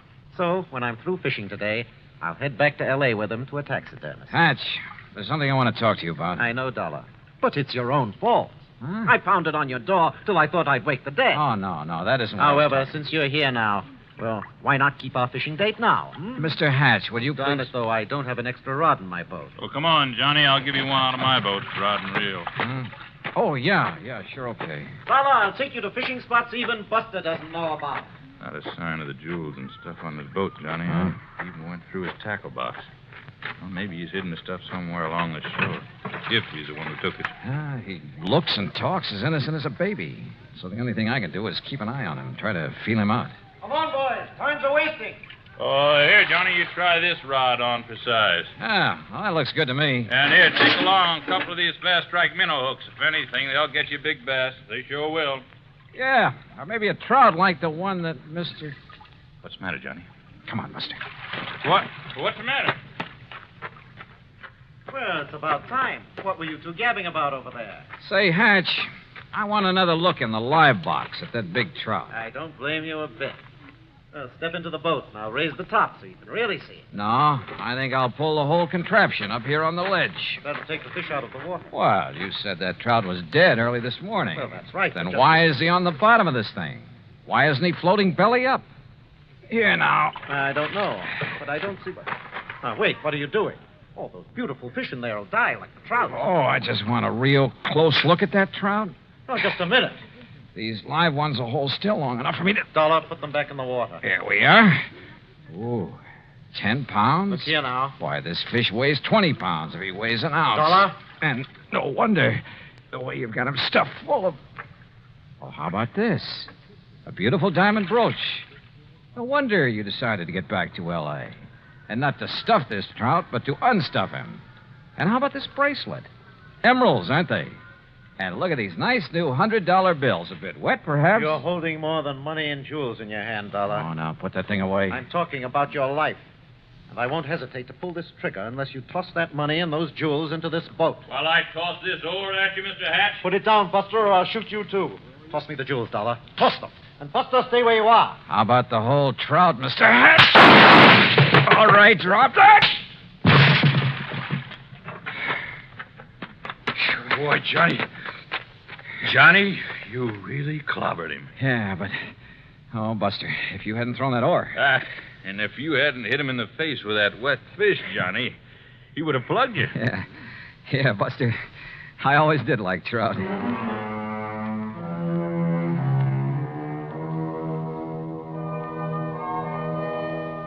Expense account total, including boat and bait for 5 days of really great fishing, cabin rental and meals, and trip back to Hartford, $815 even. Yours truly, Johnny Dollar.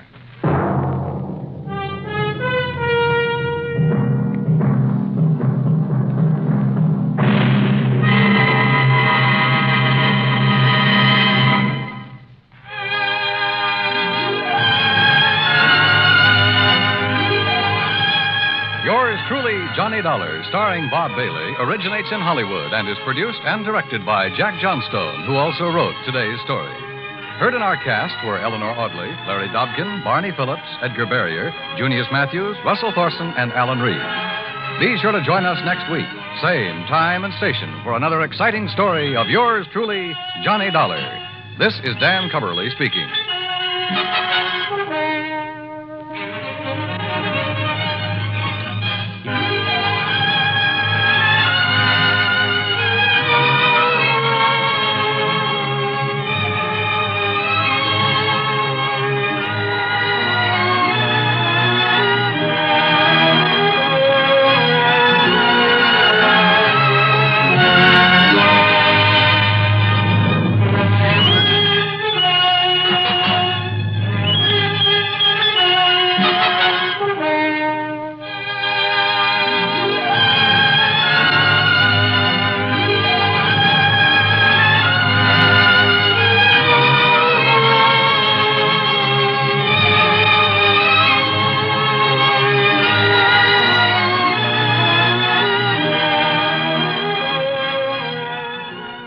Yours truly, Johnny Dollar, has been a presentation of the United States Armed Forces Radio and Television Service.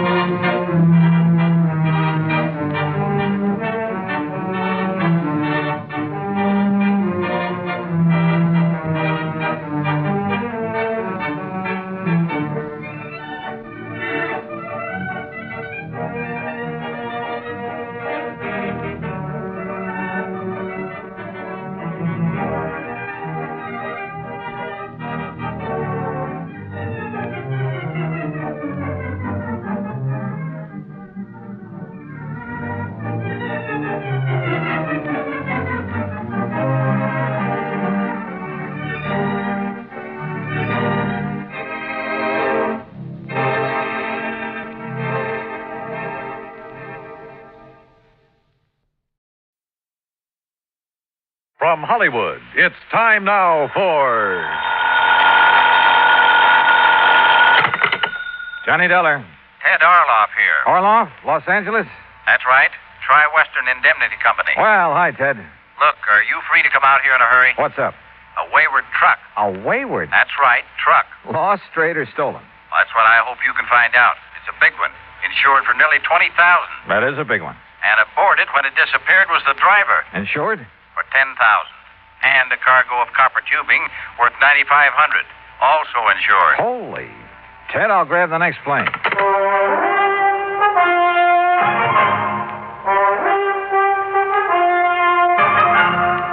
Bob Bailey in the exciting adventures of the man with the action-packed expense account. America's fabulous freelance insurance investigator. Yours truly, Johnny Dollar.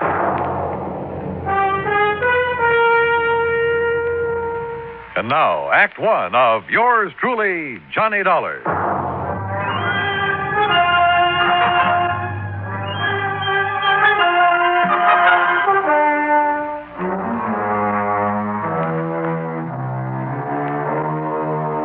Expense account submitted by Special Investigator Johnny Dollar to the Tri-Western Indemnity Company, Los Angeles office. The following is an account of expenses incurred during my investigation of the wayward truck matter.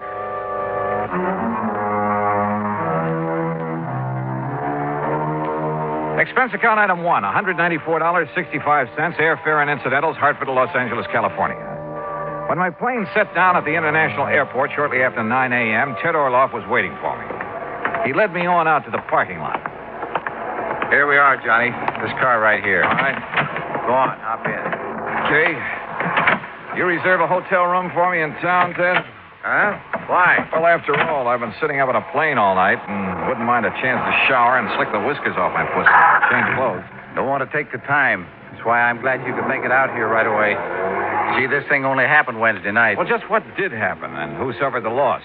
And how about stopping somewhere so I can grab some breakfast, huh? Sure. Find a place along the way. Like I told you, Johnny, a truck loaded with $9,500 worth of copper tubing has disappeared. What kind of tubing? The kind they use a lot of in building airplanes, that sort of thing. Go on. It was shipped from Marlowe Copper Products over in East Los Angeles. That's where we're heading. Marlowe's a big jobber, distributor. Okay, so what happened? Well, late Wednesday night, a driver by the name of Jackie McAllen was scheduled to haul this order of tubing over to the Belden Aircraft Corporation over in Victorville. That's about 100 miles east of here, out in the desert. Yeah, I know. So? Well, the truckers usually drive that route at night, not only because of lighter traffic, but to avoid the heat during the daytime. Brother, you can say that again. Yeah. Well, anyhow, right after midnight Wednesday, 12:05 to be exact, Jackie signed out of the Marlowe warehouse with his load of copper tubing. Yesterday morning, Friday, Belden Aircraft was screaming for it, wanting to know why it hadn't been delivered as promised. Just disappeared? Just disappeared. Hijacked, obviously. And the driver? Any word of him? Nothing. Well, what kind of a market is there for stuff like that out here? Plenty of market for it. Not only because it's expensive, but it's hard to get, too. Especially for some of the new little companies that have sprung up around Palmdale and Lancaster, out that way. Yeah, didn't Lockheed just build a plant out there? Lockheed, Belden, a lot of the big ones. And they subcontract work to the little boys. That's why nearly $10,000 worth of copper tubing would be worth its weight in gold to those little plants. Well, then it's a wonder there isn't more of this kind of hijacking, if that's what it is. What do you know about the driver of that truck? Jackie McAllen is as honest as the day is long. Yeah, who says? His employer, and he should know. Jackie's been driving for Marlowe Copper Products for years. They trust that boy with a load of pure gold. Yeah. What's that mean? Yeah. Man might have some trouble selling off a load of pure gold. Huh? But if what you say is true about the demand for copper tubing in this area... Oh, now, wait a minute. Well, every man's supposed to have his price, you know, Ted. Look, Johnny, I see what you're driving at, all right, but not Jackie McAllen. You sure? $10,000 is a lot of money. Wouldn't be worth $10,000 sold undercover. Jackie would certainly know where to sell it, though, wouldn't he? Johnny... And why hasn't he showed up? I'll tell you why. Because he's probably been killed. Item 2, $1.75, breakfast for me and a cup of coffee for Ted Orloff on the way into Marlowe Copper Products in East Los Angeles. I was amazed at the way this industrial area has grown in the past few years. The Marlowe operation turned out to consist of a small office and a couple of warehouses. Marlowe himself was a tall, lean man of about 50, very much on the ball. Yes, sir, Mr. Dollar. It's as simple as that. Now, Willie here is the night watchman. How do, sir? Hi, Willie. According to Willie's clock and the shipping order and the manifest, Jackie McAllen signed his load out at exactly 12:05. And that's the last we've seen of either of them. He took off alone with a load worth $10,000? $9,500, yes. Well, isn't that taking quite a chance? Well, he's done it many times. Mr. Marlowe, how much does this Jackie earn a week? Well, that would depend. Anywhere from 100 and... Oh, now, wait a minute. If you're thinking what I think you are, you're wrong, Dollar. You're dead wrong. Just as I said, Johnny. Sure, why? I'd trust Jackie with my own life. And believe me, whoever's done him in, well, he's going to have to deal with me. I'll see him hang. Well, what makes you so sure he's been done in? Well, it's the only thing that could have happened to make him give up a shipment of goods. A hijacker'd have to kill him. And whoever did this to Jackie... Tell me, do you think there's any possibility of his having been approached beforehand by hijackers? Perhaps threatened into turning the shipment over to them? No, not a chance. He would have told me of anything like that immediately. If he had time, maybe. Who's working on the case now, Mr. Marlowe? The L.A. Police Department and the Sheriff's Department of every county in Southern California. Are all your trucks like those two I see out the window there? Jackie's was. We got 4 of those big singles. Did have. Now it's 3. And 3 big tractor-trailer rigs. Mm-hmm. A truck like one of those is a pretty big hunk of stuff to just disappear. Willie. Yes, sir. Were you on duty Wednesday? Yes, sir, I was. Did you notice anything unusual about Jackie that night? Why, no, sir. Not that I noticed. He came to pick up his truck alone, huh? I didn't see nobody else with him. Well, did he look worried, anything like that? Well, not that I could see, no, sir. And he didn't say anything that might have indicated things weren't as they should be? Not that I heard, no, sir. Just exactly what did he do? What the driver always does. Come in, signed up the manifest, putting down the time, and then drove off with his truck like always. Nothing unusual at all? Not that I saw, no, sir. Mr. Marlowe, where did Jackie live? Somewhere over on West 3rd Street. He lived alone. Naturally, the police looked for him there first thing. May I have that address, please? I'll have my secretary get it for you. You all through with me, boss? Yes, Willie. If you're going to work tonight, you better get some sleep. Go ahead. Yes, sir. Thank you. Right. And believe me, nothing's going to happen to anything this time. If I were you, Mr. Marlowe, I think I'd have more than that for a night watchman in a place like this. Just what were you thinking of, Mr. Dollar? Jackie's address, I mean. Look, if the police and sheriff's offices haven't been able to turn up anything, well, in spite of what you said, there's always the possibility of collusion in a case like this. Between Jackie and whoever stole that truck? Oh, no, sir. There's always the possibility, voluntary or otherwise, if Jackie was in with the hijackers, even against his will. I wouldn't believe it. But it's a possibility, whether you want to believe it or not.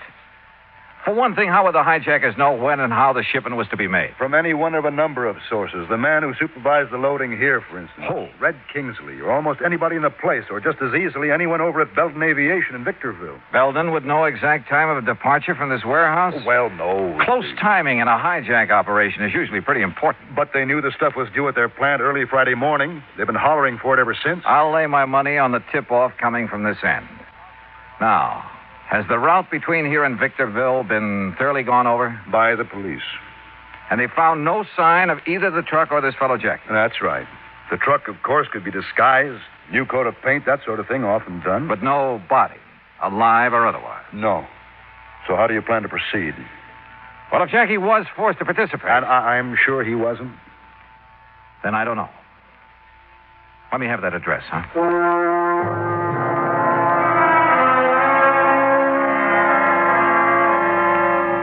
Frankly, I didn't have the least idea what I was looking for. But I couldn't just stand around, so I borrowed a company car with a name and a number plastered all over the side and drove to the West 3rd Street address, hoping I'd have no trouble persuading the manager to let me in. Manager? Not in that old ramshackle frame house. The front door was wide open, and the mailbox had the number 4 opposite Jackie's name.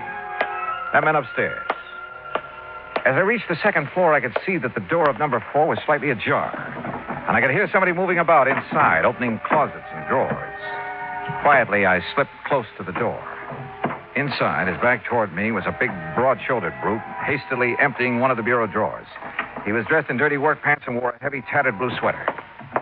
Hey, what? Who? Maybe you better let me ask the questions, huh? Oh, yeah?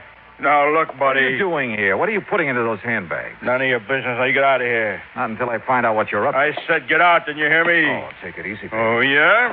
You want to play that way, huh? That's right. Brother, that was a big mistake. Oh, you asked for it. Oh, no, you don't. All right. Now, start talking. What were you doing here in Jackie's room? What was I doing here? Hey, look. Who do you think you are, the law or something, barging in here like this? That's right. Who are you? I said, who are you? I'm Dick McCallion. What? That's right. Jackie McCallion.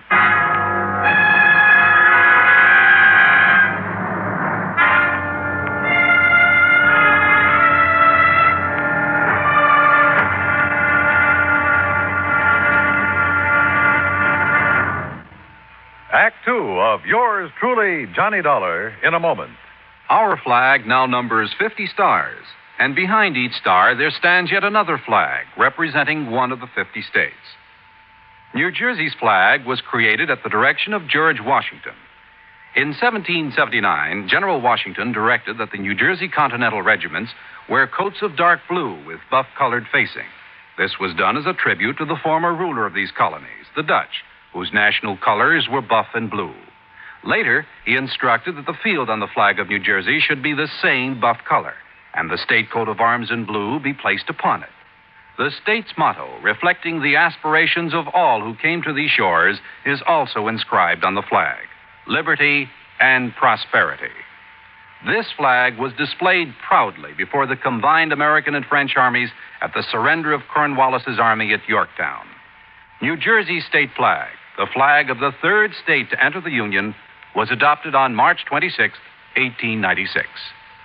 Now, Act two of yours truly, Johnny Dollar, and the Wayward Truck Matter.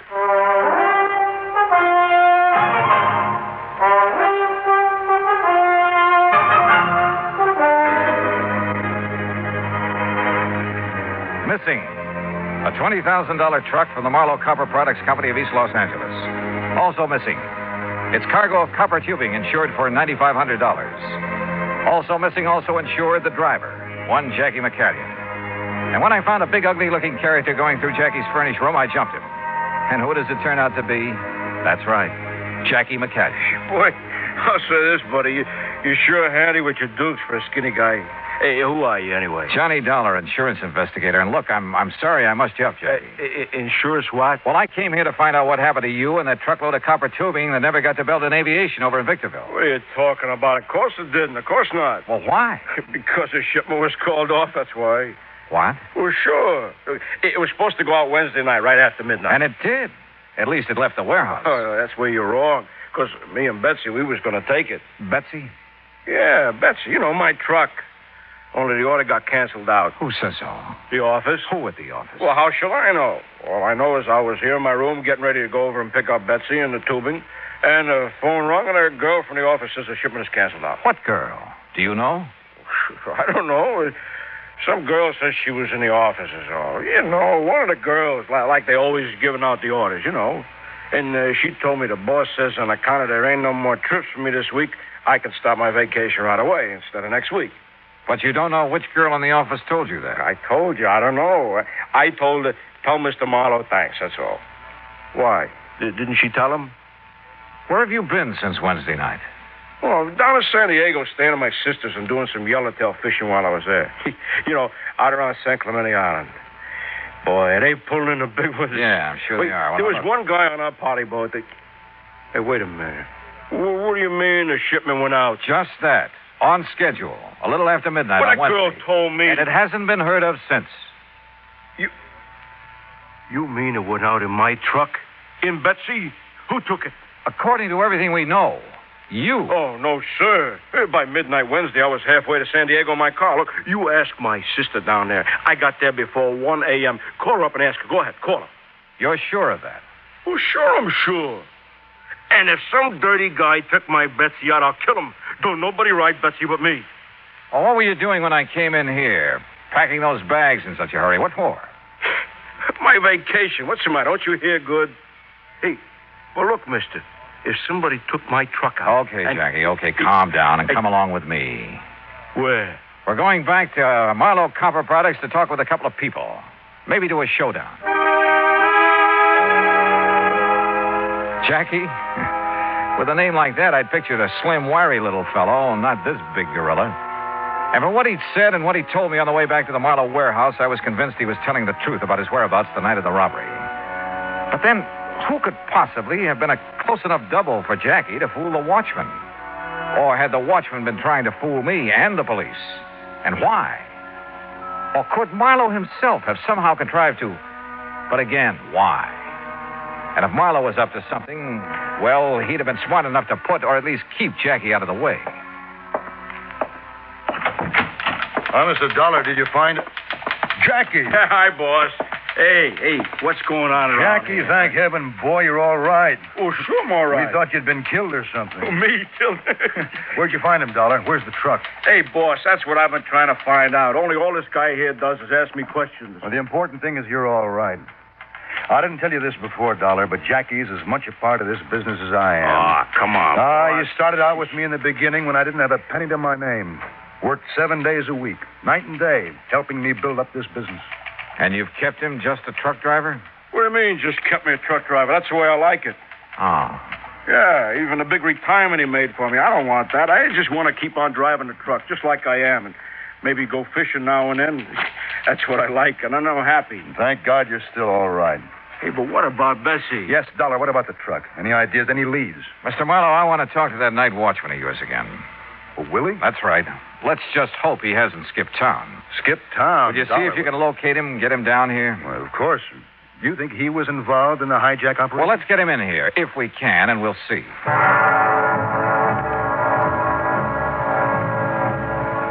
Something had just come back to me. Something pretty damning insofar as Willie was concerned. It was the way he had answered my questions when I talked to him before. Was there anything unusual about Jackie when he came to pick up the truck? Well, not that he'd noticed, he said. Had Jackie picked up the truck alone? Well, he hadn't seen anybody with him. What had Jackie said? He hadn't heard anything. Not one really positive answer in the lot. Or to the other questions I'd asked him. Much to my surprise, Marlowe's phone call brought assurances from Willie that he'd come over to the plant right away. And I told him I'd get somebody else to fill in for him tonight because of the sleep he's having to miss. Yeah, well, tell me this. Do your watchmen carry a time clock? That's right. There are punch key boxes located in a dozen or so spots all over the warehouse and one in this office. They register on a paper dial on the time clock, Yeah, sir. that's right. That way there's a record of what time he reaches every station on his nightly round. Would you get me that record for Wednesday night, please?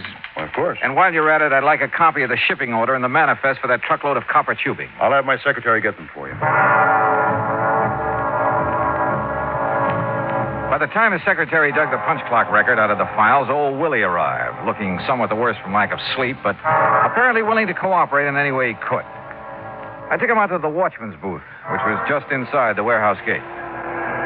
Yes, sir, Mr. Dollar. This here's my own private office every night. And this is where you were when Jackie McCanyon came to pick up his truck Wednesday night, huh?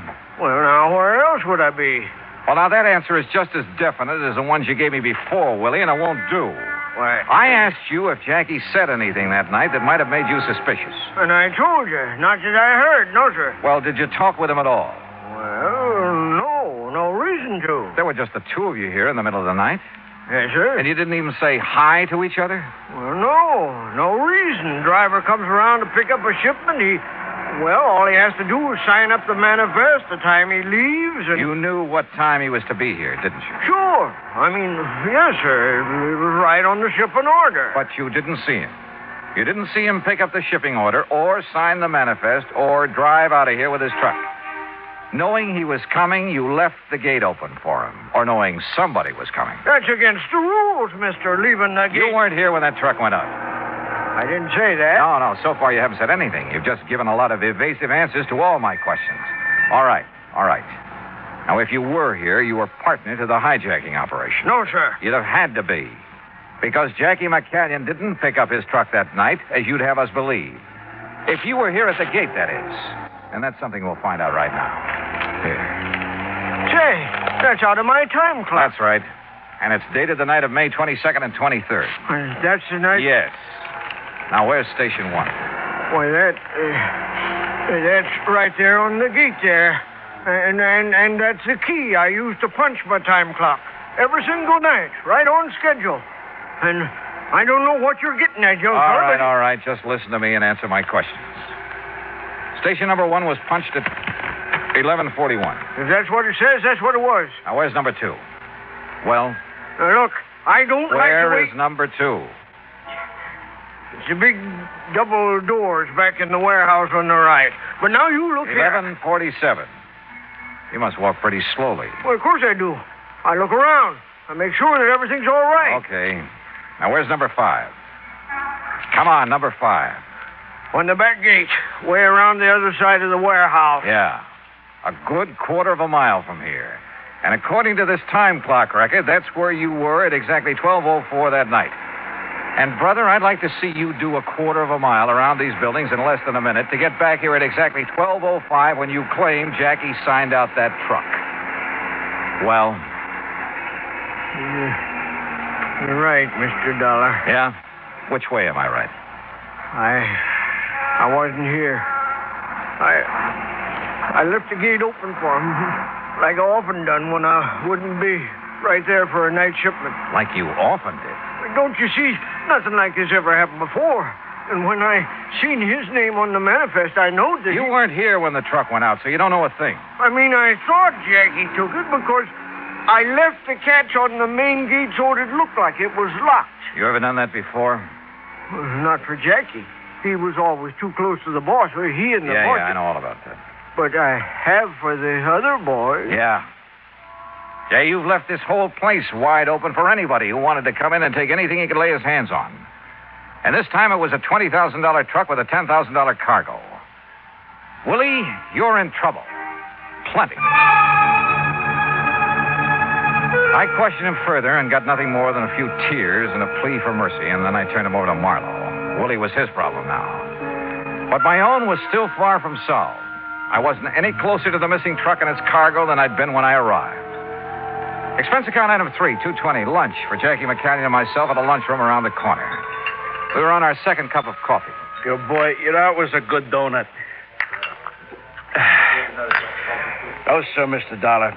And the more I think about it, the more I say that outside of them pretty girls in that boss's office, the only ones to be sure what time that shipment was to go out was Willie and Red Kingsley. Kingsley? That's his car I used. Yeah, that's the guy. He's in charge of all the shipping. Well, how much do you know about him? Well, I don't know. After all, he's kind of over me. I thought your only real boss was Mr. Marlowe. Well, he is. You just bet he is. And he's the best friend I ever had, too. But if I don't keep my place around the plant, keep subordinating to the guys that are foreman and stuff, what do you think would happen to the morale around the plant? Well, tell me about Red anyway. Dollar, Well, Mr. Dollar. Mr. Marlowe? I just got a call from the sheriff's substation in Victorville. Yes? They've picked up some of that shipment of copper tubing. You see, we put a stamp on every piece. Then whoever hijacked it is already getting rid of it. Yes, but so far nobody's admitting where they got it. It's at Air Metals Company and Stress Products Incorporated, both near Victorville. You want to check on it? Use Kingsley's car again. Right. Hey, you want me to show you the route? Okay, Mr. Marlowe. Sure, Jackie, go to it.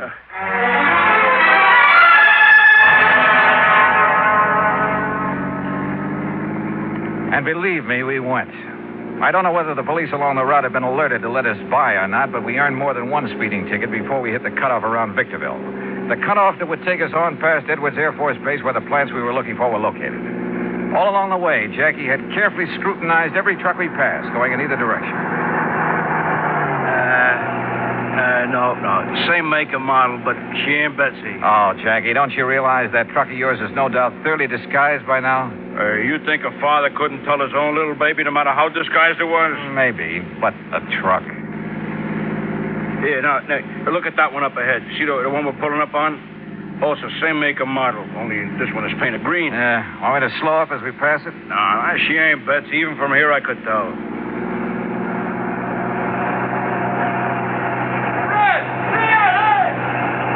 What did he say? Oh, I didn't quite... Hey, wait a minute. That's Betsy. You sure? That paint job looks pretty old. That's Betsy. I know by her sound. You stop and block her off. Hey, Red. That's what he shouted. And this is Red Kingsley's car with the company name all over it. Yeah, that's why he thought we was Red when we passed him. Sure, and look, he's catching up on us. Well, he sure knows we ain't Red by now. Hey, look out. He's going to pile into us. He's going to ram us. Holy, hang on.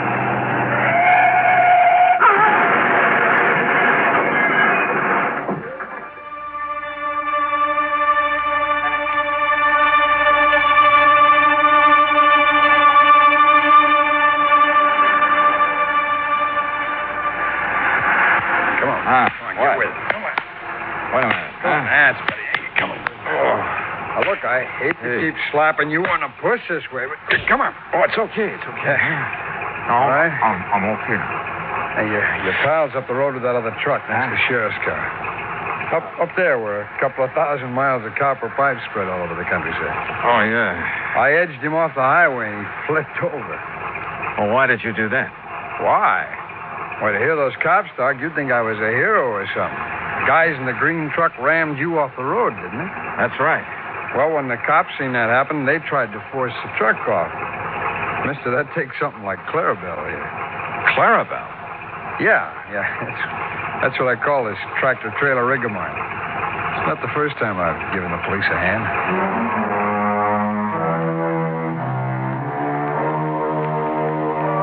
Yeah? They've given a lot of people a hand, those boys who drive the big interstate trucks and trailers. They're a pretty fine bunch to have on the road. Well, I guess it's pretty obvious that Red Kingsley and Marlowe's shipping department was back at the hijacking operation. The two who were aboard the stolen truck turned state's evidence and sang plenty, and the courts will take care of them. Expense account total, including air transportation and incidentals back to Hartford, 50105. Yours truly, Johnny Dollar.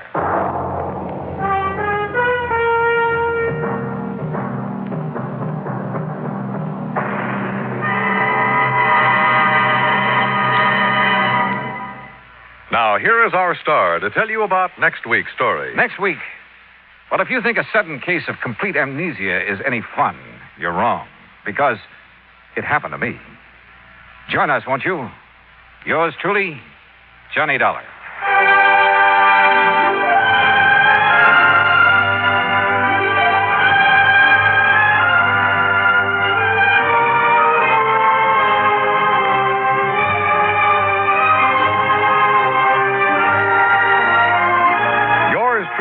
Johnny Dollar, starring Bob Bailey, originates in Hollywood. It is produced and directed by Jack Johnstone, who also wrote tonight's story. Heard in our cast were Forrest Lewis, John Daner, Junius Matthews, Stacey Harris, and Jack Crucian. Musical supervision is by Amerigo Marino. Be sure to join us next week, same time and station, for another exciting story of yours truly, Johnny Dollar. This is Dan Cubberly speaking.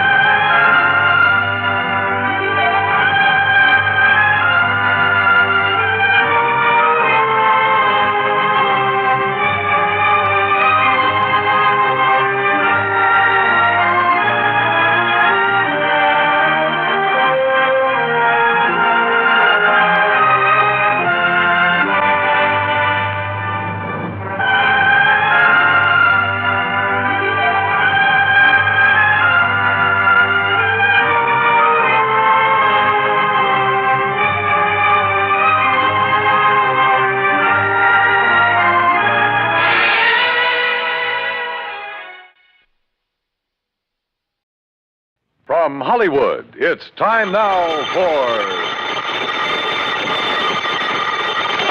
Johnny Dollar. Earl Poorman. Hi, Earl. How are things down in sunny Florida? How soon can you come down here, Johnny? You got troubles? Yes, over a $2,000 insurance claim. Oh, now wait, Earl. How can you justify my fee and expense account on a claim as small as that? Johnny. Yeah? The responsibilities of an insurance company sometimes involve far more than just collecting premiums and paying off on claims. Well, sure. Keeping your clients happy, a little good old public service now and That's then. right. Even a little attention to our national security. Sure. But on such a small policy, I still don't see how you can justify national security. Yes, Johnny.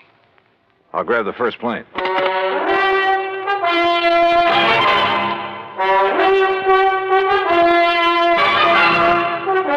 Bob Bailey in the exciting adventures of the man with the action-packed expense account, America's fabulous freelance insurance investigator. Yours truly, Johnny Dollar. And now, Act One of yours truly, Johnny Dollar.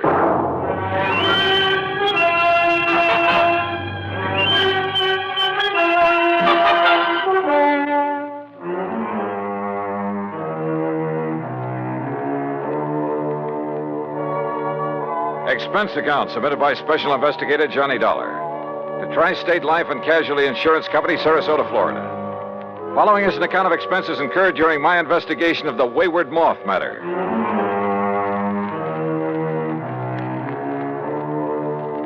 Expense account item 1, 9620, plane fare and incidentals, Hartford, Connecticut to Sarasota, Florida.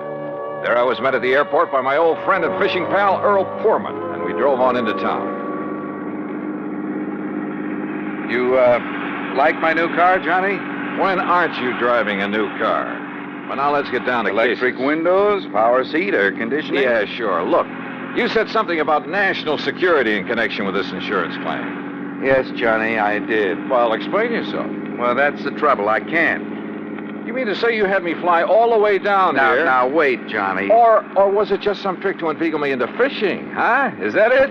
A crack at some of the great Florida fishing you've been promising me all these years? Well, who knows? Maybe while you're here, we will be able to get in some fishing, too. In addition to what? Sure, Johnny. I just had my boat repainted, the engine overhauled. We'll go out in the Gulf for kings and bluefish. Earl. And in the bay and the bayou back of the house, I promise you redfish and sea trout until you get tired reeling them. All right.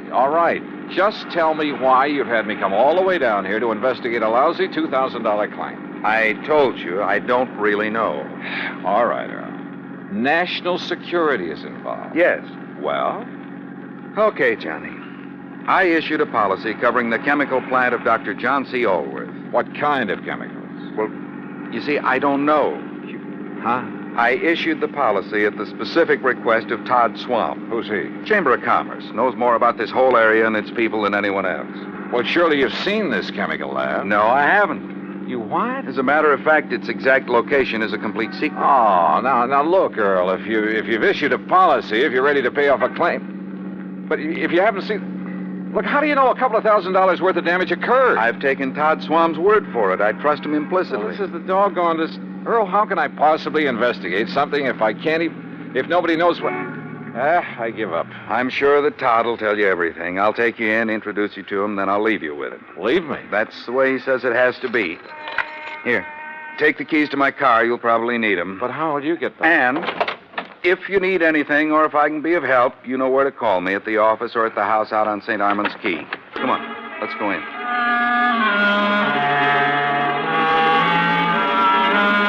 Todd Swam is a young, pleasant, aggressive sort of chap. Serious, alert, perceptive.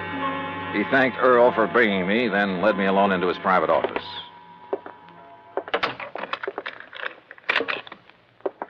Sit down, Johnny, and I'll get right to the point. Thanks. I know all about you, at least all I need to know. Not only from Earl Poorman, but from a lot of the cases you've handled. Well, then you went up on me. I also know that on occasion you've handled security matters, worked hand in glove with the FBI and so on. So? All right. My job here is not only to promote Sarasota, tell the world what a nice place it is to live, nice people, good homes, ideal climate. Great fishing. Yes, fishing, boating, just about everything. Okay, I'm sold. But what about this Dr. John Allworth? My job is also to be of whatever service I can to the people of the city. All right. Dr. Allworth has lived here for years. Chemist, retired. Until recently, that is. Well, go on. Now, in his small laboratory, carefully hidden in the swamps of the Everglades, for security reasons, Dr. Allworth is producing an important rocket fuel ingredient. Oh? For use at one of the testing centers here in Florida. Cape Canaveral? He and his assistant work entirely alone, for obvious reasons. Look, Earl says there's been some damage at his place. That's why I asked him to have you come down. But only here. a couple of $1,000s worth. That is beside the point, Johnny. I think it's a case of sabotage. But if nobody's even permitted to know where the place is... And if you're ready, we'll go out there right away. Okay? Right.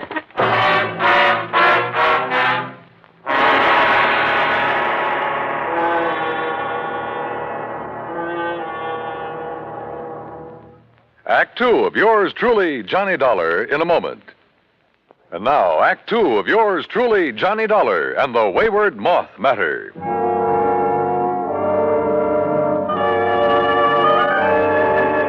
Todd Swam, manager of the Sarasota Chamber of Commerce, suggested we use two cars, so I got behind the wheel of the one Earl Poorman had left for me and followed him. We drove south on Highway 41 through Fort Myers, then swung left on Route 82 into the Everglades, and finally into the Big Cypress Swamp Country. A few miles further south, I'm not permitted to say how many.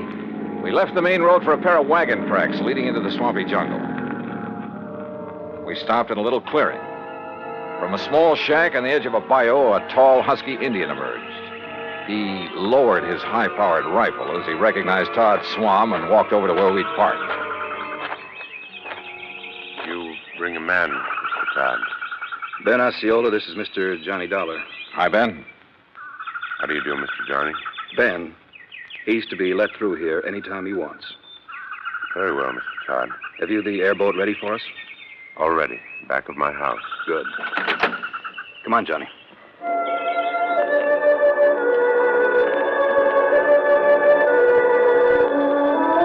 The airboat, parked on the edge of a bayou back of Ben Osceola's shack, was an aluminum hull about 12 foot long, square across the bow instead of pointed. 2 high seats were built up on it. At the back was a powerful motor with a propeller of the airplane type. Todd Swam and I climbed onto the precarious little seats, and we took off. And brother, I mean took off. What a ride. The airboat half planed, half skipped over the shallow water of the bayou. Perched up over the hull itself, I kept waiting for us to flip. After a quarter mile or so, we came on a vast plain of soggy, grassy marshland, splotched here and there with patches of clear water. Now and then, on half-submerged logs, big turtles quickly drew in their heads as we approached. More than once, a huge alligator gave us the beady eye, then quietly sank below the surface of a shallow pool. Plenty of rattlers and cottonmouths around here, too. Thanks a lot. Finally, we pulled up to an acre or so of brush and trees that looked almost like an island in the middle of the swamp. On it sat a long, low building made of concrete block. This is the place, Johnny. Unless you'd like to ride around a bit more. No, thanks.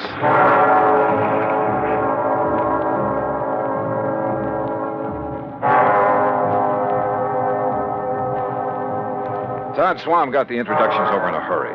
Dr. Allworth, a short, wiry old man with sharp features and a shock of white hair, led us into the laboratory building.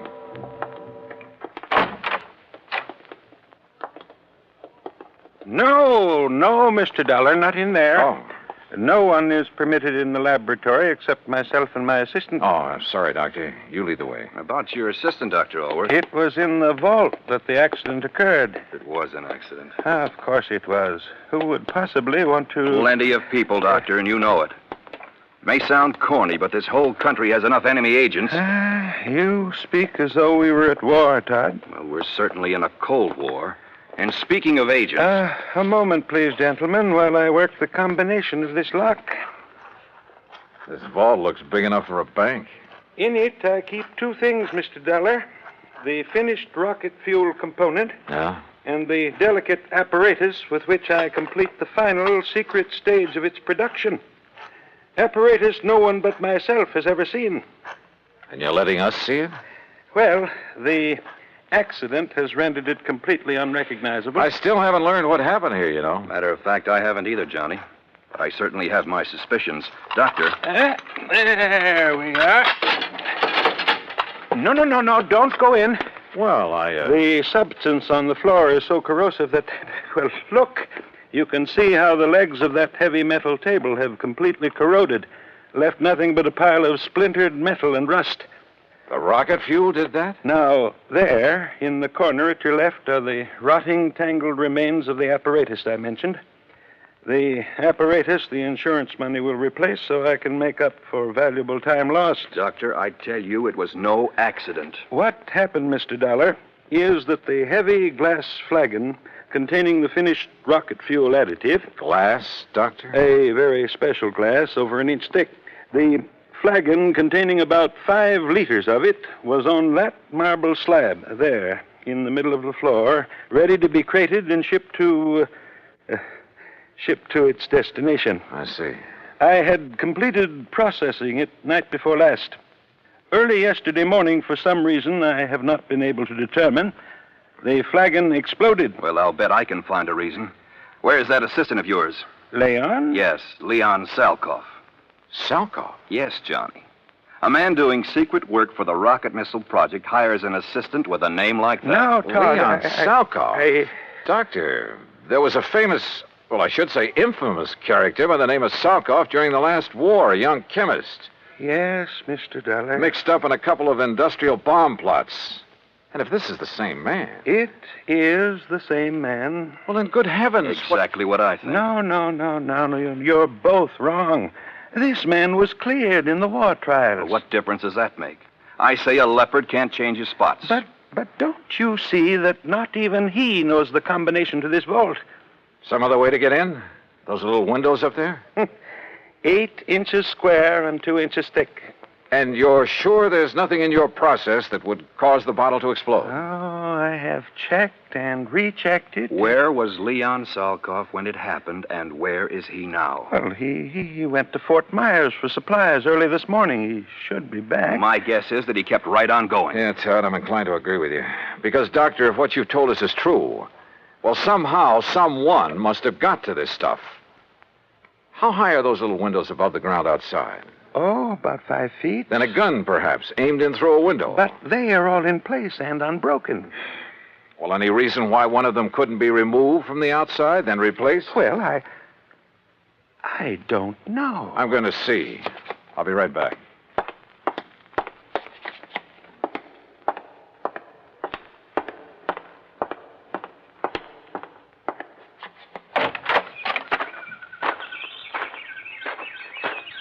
Stop! Don't move! What? Do not move, mister. Or I will shoot you right through the heart. Act 3 of yours truly, Johnny Dollar, in a moment. And now, Act 3 of yours truly, Johnny Dollar, and the Wayward Moth Matter.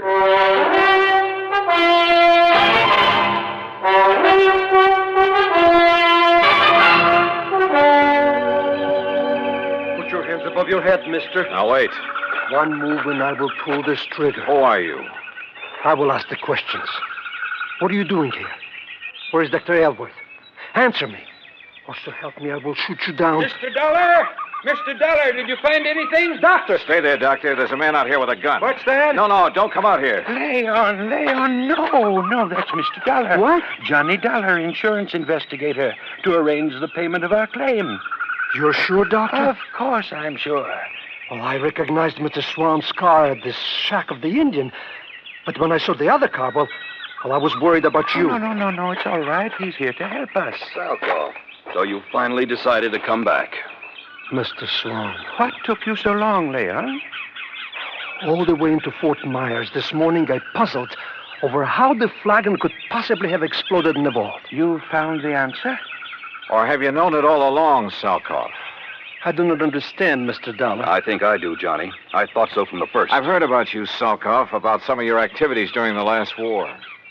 I pray that heaven will forgive me for what I have forced to do in that conflict, Mr. Dollar. Forced?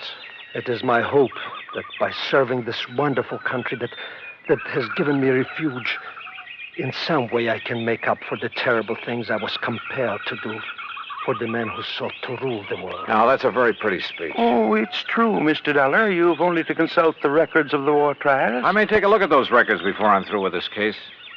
I humbly beg you to do so. You still haven't told us where you've been all day, Leon. I tried to figure out how the explosion could possibly have occurred. So I telephoned one of our contacts. Contacts? The glass company that has furnished us with the heavy flagons. But there is no way the additive could have caused them to disintegrate. Disintegrate? No, Doctor. Where the flagon had stood, we found a pile of granulated glass. The flagon had completely crystallized. Oh, but even so, Wait. Of course. Of course. By some means, a critical... Exactly. A critical... The formula for the glass that I obtained from the glassworks indicated the possibility. Would you gentlemen mind telling us what this is all about? Mr. Dollar, I believe Leon has found the answer. Well, if he has, I'll take back a lot of the things I've said and thought about him. Of course, we can't be sure until we've proved it. It means waiting until morning. Oh, great. Meantime, we have a lot of work to do.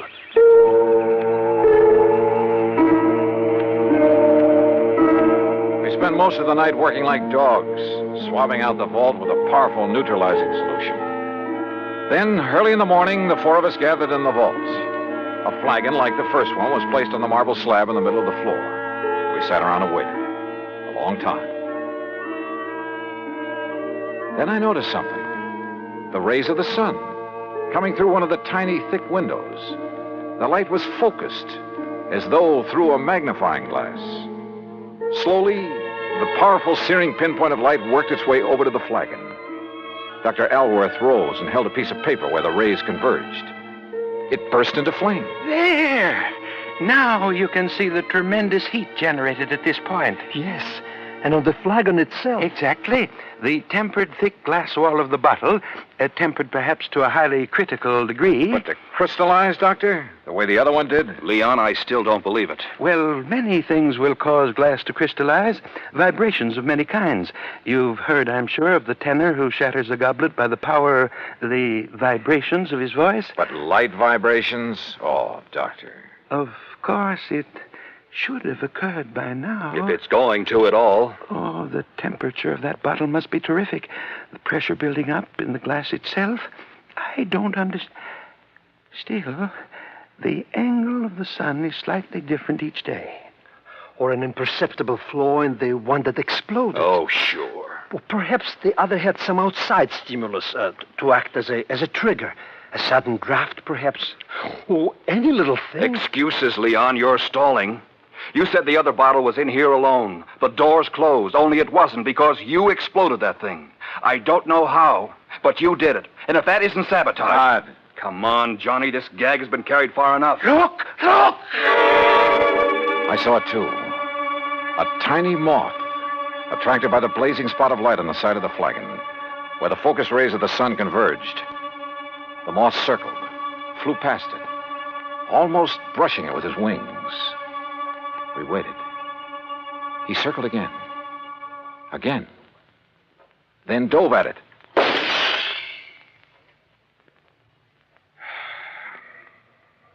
Well, Todd. Yes. Leon, I apologize.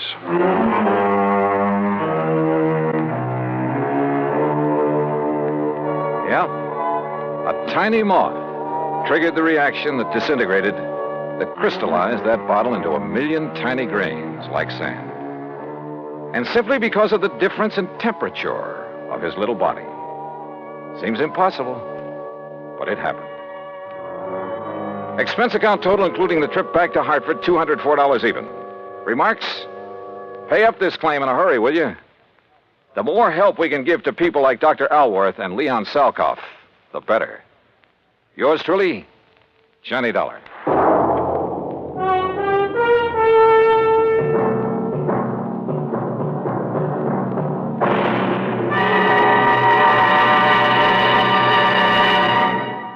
Our star will return in just a moment. Now, here is our star to tell you about next week's story. Next week? Well, I thought my job in Florida was all done. Far from it. It had just begun. Join us, won't you? Yours truly, Johnny Dollar.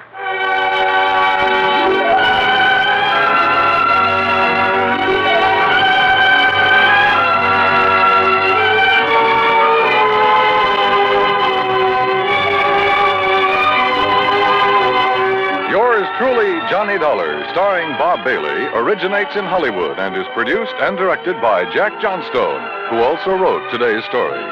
Heard in our cast were Vic Perrin, Herb Ellis, Paul Richards, Lou Merrill, and Leon Belasco. Be sure to join us next week, same time and station, for another exciting story of yours truly, Johnny Dollar.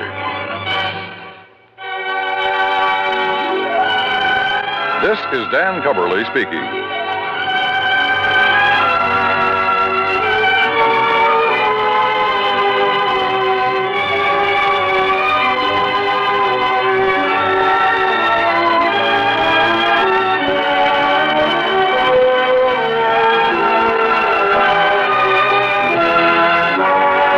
This is the United States Armed Forces Radio and Television Service.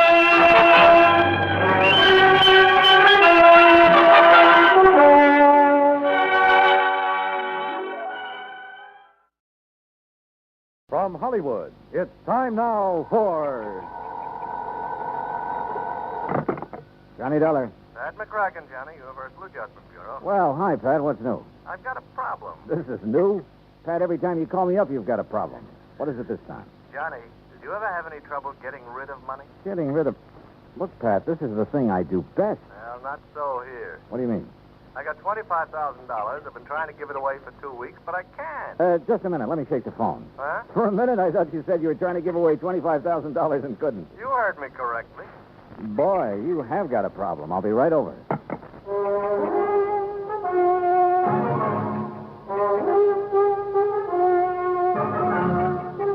Bob Bailey in the exciting adventures of the man with the action-packed expense account.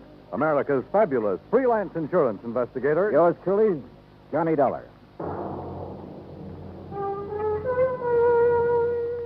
And now, Act One of yours truly, Johnny Dollar.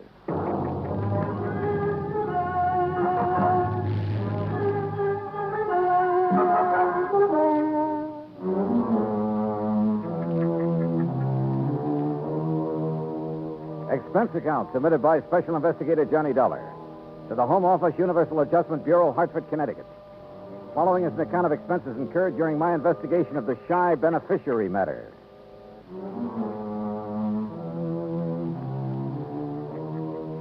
Expense account item one, $1.20 for a cab from my apartment to the offices of Universal Adjustment, where Pat was waiting for me, looking very snide. Oh, this is a real twist, Johnny. Usually beneficiaries are beating down my door to collect. This one is playing it real coy. What's the deal, Pat? Well, it starts out real simple. 2 weeks ago, a Miss Helen Gaysworth died. Huh? Insured for $25,000. Beneficiary, a man named Elijah Summers. So? Well, that's where my trouble starts. No Elijah. Can't locate? Can't locate. No trace whatsoever. Well, what have you done so far? Well, the usual, Johnny. We've checked death lists, advertised in the newspapers. All I've come up with is nothing. Where did you advertise? New York. That's where Miss Gaysworth lives. Uh-huh. She have any relatives? None, as far as we can determine. Any idea who this Elijah Summers is, or why she picked him as beneficiary? Well, the only lead we've got is something Miss Gaysworth's landlady told us. Oh, what's that? Well, apparently this Miss Gaysworth was something of, an eccentric. Lived alone in a dingy apartment, felt that the world was pretty much against her. Oh? All except Elijah Summers. Landlady heard her mention him once or twice. It seems he's been nice to her sometime in the past. How? That I don't know. Neither does the landlady. She have any idea where he could be? What he's doing? If he's even alive? No. But if he is, he's entitled to $25,000, so we got to find him. Hey, you know, you don't have much to go on, Pat. Correction, Johnny? You mean you don't have anything to go on? Expense account item two, $36 even. Transportation and incidentals to New York City. I saw the landlady. Miss Gaysworth had moved in 6 months ago from somewhere a few blocks away. 3 hours later, I'd located the somewhere a few blocks away. There, I learned only that she'd, moved in from somewhere else a few blocks away. Gradually, however, a picture arose before my mind of a sweet little old lady drifting from place to place alone, and, well, I felt sorry for her. I also felt sorry for me because nobody along the line had ever heard of Elijah Summers. Finally, I turned up her first landlady in New York. She remembered Miss Gaysworth mentioning something about having come from San Francisco. She thought. Item 3, $167.20 plane fare and incidentals to San Francisco. Item 4, $9.50 newspaper ads in the San Francisco papers. Frankly, I wasn't very optimistic, but that's where I was wrong, because the very first day I got results.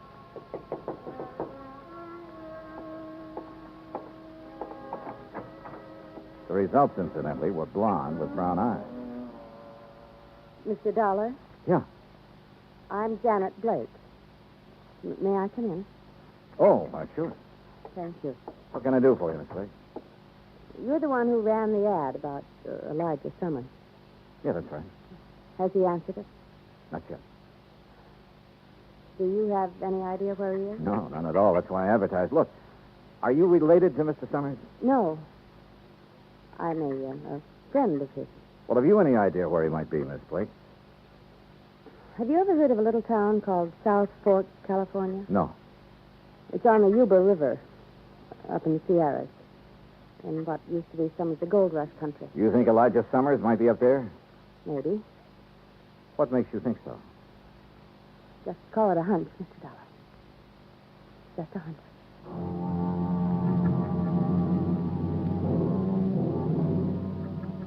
Item 5, $27.50, a rented car to take me to the town of South Fork. There was just enough inhabitants to keep it from being called a ghost town. A collection of ramshackle buildings at a fork in the river hemmed in all around by the mountain ranges. I looked up the local law, big, beefy, slow-talking deputy sheriff named Rollins. Elijah Summers? Yeah, that's right. I'm looking for him.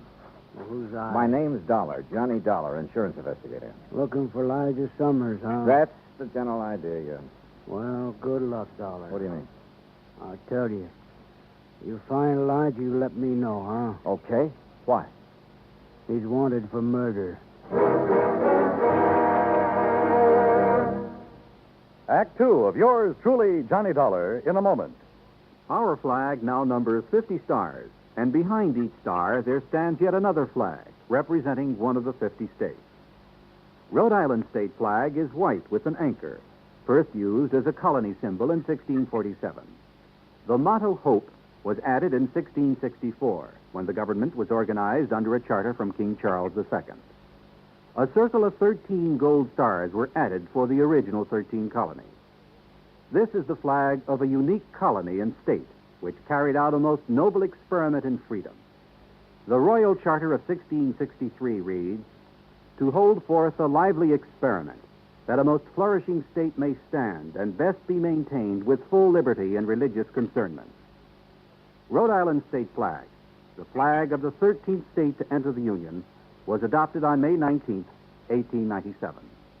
And now, Act two of yours truly, Johnny Dollar, and the shy beneficiary matter.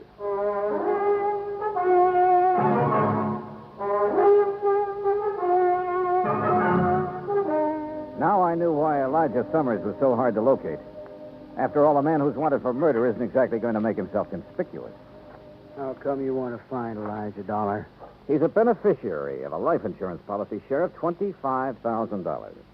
I'm afraid the dough's not going to do him much good. Maybe not. Oh, sure, he's got to be brought in, tried, and convicted, but I figure that's largely a question of time. When did this killing take place, Sheriff?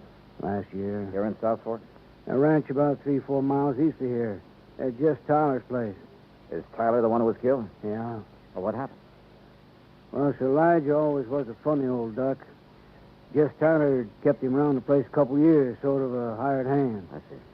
Now, from what we could piece together, Elijah and Jess got in an argument about some work Elijah wasn't doing very good.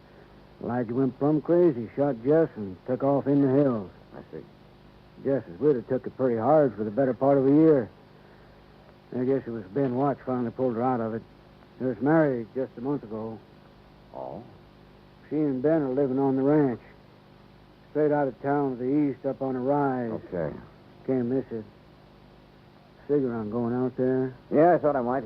You any idea where Elijah might have gone? Matter of fact, I got a pretty good idea. Yeah? Over the next range of mountains is a place called Tough Luck Canyon. A couple of hermits in there panning gold. Gold?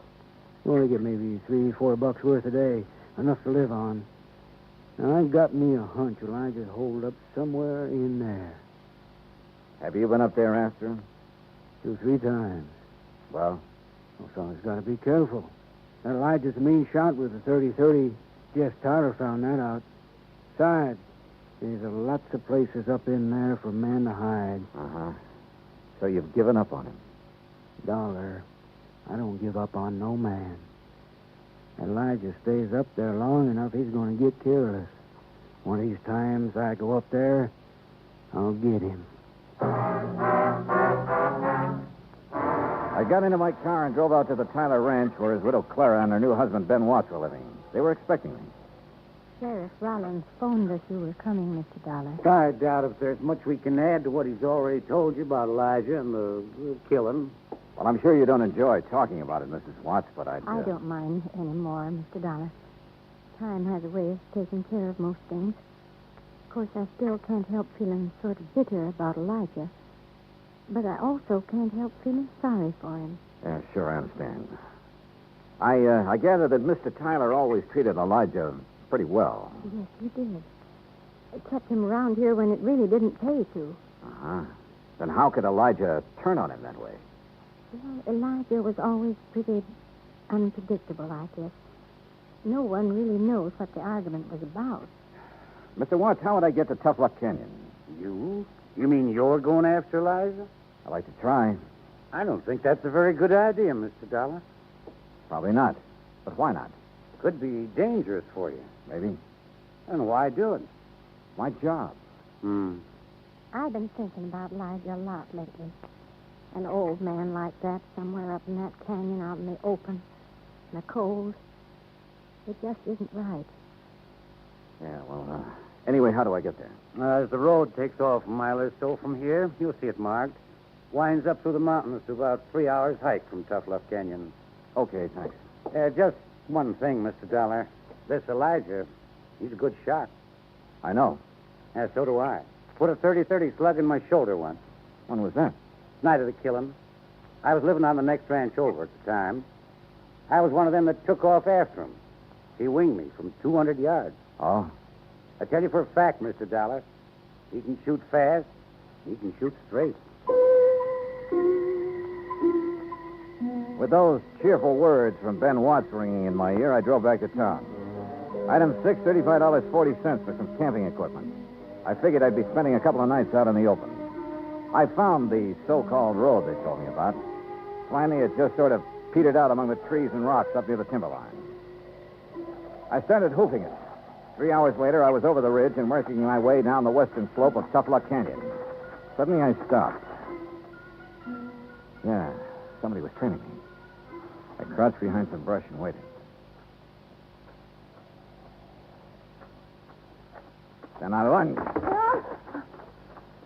Hey, wait a minute. You're the girl who answered my ad about Elijah in San Francisco. Mr. Dollar. Janet. Janet Blake, isn't it? Oh, I'm afraid I lied to you about my name, Mr. Dollar. It's really Janet Tyler. Tyler? Just Tyler, the man Elijah killed. He was my father. Well, what are you doing here? Decide to take the law into your own hands, maybe? You don't understand. I don't want to harm Elijah, but he must be found and brought back. Well, I'm with you there. Then stay with me, because I think I can lead you to him.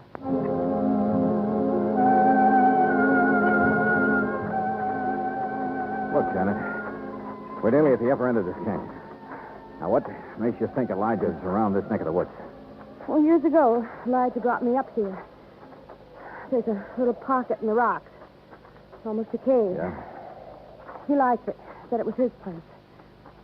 I recognized the landmarks. Get down. Well, Janet, looks like we finally located Elijah. The hard way.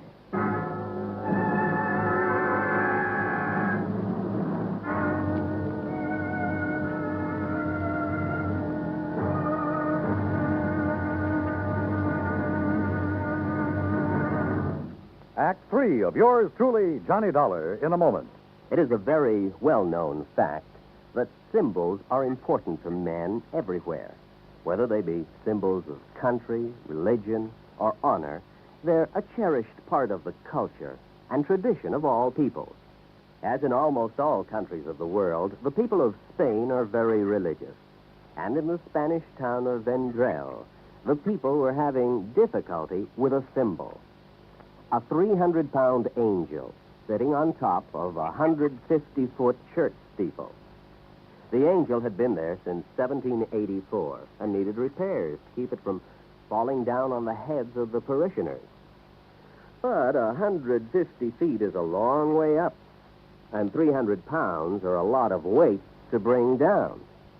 Now, there was a great deal of head-scratching over the problem until someone casually mentioned the problem to someone else who happened to be stationed at the United States Air Force Base in Zaragoza, Spain. It wasn't long before visions of a helicopter came to mind.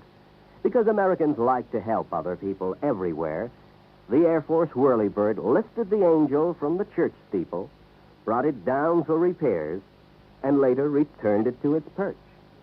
So grateful were the people of Vendrell for this act of friendly cooperation that they held a mass celebration of American Day to show their appreciation.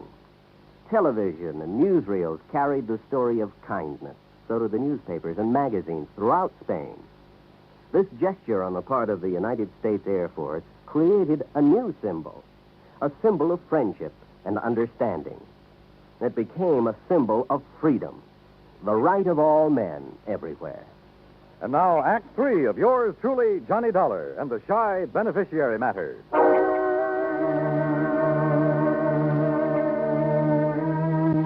Yeah, we'd found Elijah Summers, all right. He was somewhere in the rocks above us there in Tough Luck Canyon. And I knew the minute Janet and I poked our heads up, we'd collect a slug. He had us pinned down, but good. Johnny, you think maybe it's... Stay down. Now, look, Janet, I still don't understand why you were so anxious to find Elijah. Johnny, you've heard him shooting at us. Yeah, you're so right. What kind of shots do they sound like? Rifle. Matter of fact, a small caliber rifle. A 22, maybe? Like this? Where'd you get that 22 slug? This came from Elijah's gun the night my father was killed. But he was killed... Hey, wait a minute. That's why I want to talk to Elijah. That's a good idea, and so do I, but how? I think you'll still remember my voice. Let me try. Okay, but be careful. Elijah? Elijah? Who's that? Janet. Yeah, go on. It's Janet, Elijah. Janet Tyler. Miss Janet? That's right. Who's that with... Dollar, Elijah. Johnny Dollar. I want to talk to you. I'm your friend. I know you don't. Please, Elijah, he's telling you the truth. We don't want to hurt you, but we must talk to you. That's the truth, Miss Janet? Yes, you know I've never lied to you. You there. Dollar. You got a gun? Yes. Toss it out in the open where I can see it. Well, if we've guessed wrong about Elijah, we're dead. I just know I'm not wrong about him. I sure hope not. Okay, here it is. Now stand up and come out into the open. Okay. Elijah. Hello, Miss Janet. Oh. Elijah, you look terrible. Have you been up here all this time living like an animal? Oh, don't you worry about me none. I've been getting along pretty good up here. By the looks of you, you haven't been getting much food. Enough to keep my eyes sharp, mister. Oh, I see that deputy sheriff fella come poking around here a time or two. He didn't even come close. And if he had have... I could have potted him easy with this. That's what I wanted to talk to you about, Elijah. That rifle of yours. It's a good one, Miss Janet. I remember when you gave me it 2-3 years ago for the grounds crews. Elijah, have you ever had any other rifle besides that 22? Nope. You're sure about that? Of course I'm sure. You see, yeah, I've took good care of it, too. I kept it clean and polished. Yeah. Look now, Elijah. Have you ever used any other rifle besides that one? Nope. Janet, your father was killed with a 30-30. I know, Johnny. That 22 slug you showed me a while ago. You said you got it the night your father was killed, that it came from Elijah's gun. I saw someone pry this slug out of his own shoulder the night of the killing. He threw it away. He didn't notice I was watching. Later, I heard him tell it around he'd been hit with a 30-30 slug. You mean your stepfather, Ben Watts? I was confused at first. I didn't understand. Then it came to me. Ben Watts was the one who'd killed my father. Elijah was probably trying to protect Dad and shot Ben with his 22. Yes, there was a big fight, Miss Janet. I don't just remember what all happened, but except all of a sudden they was chasing me. I run. Sure. Ben figured he could pin the killing on somebody like Elijah who wouldn't have a chance proving his innocence. Elijah, have you seen Ben since you ran away? Oh, sure. Oh, Ben's come poking around here, too, every so often. But I'm too smart for him. Yeah, sure. It figures, Janet. Elijah's a threat to Ben as long as he's alive. So Ben comes hunting up here every now and then. It's horrible. Well, of course, I got to be real careful, because I only got a 22, and he's got a 30-30. But he'll never get old Elijah.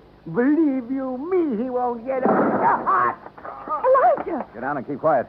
The shot had come from a clump of rocks more than 100 yards away.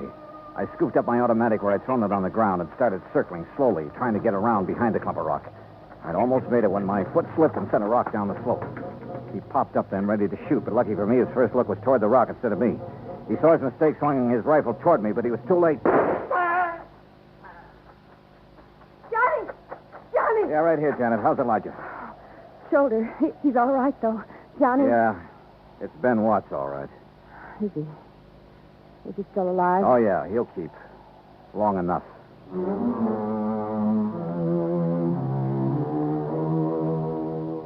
Expense account total $410 even. Remarks? Well, I turned Ben Watts over to the local law. And I helped old Elijah fill out his claim for the $25,000 insurance money Miss Gaysworth had left him. It ought to keep him real comfortable for the rest of his life. You know, Pat, once in a while I get the feeling that this job of mine is worthwhile after all. Yours truly, Johnny Dollar.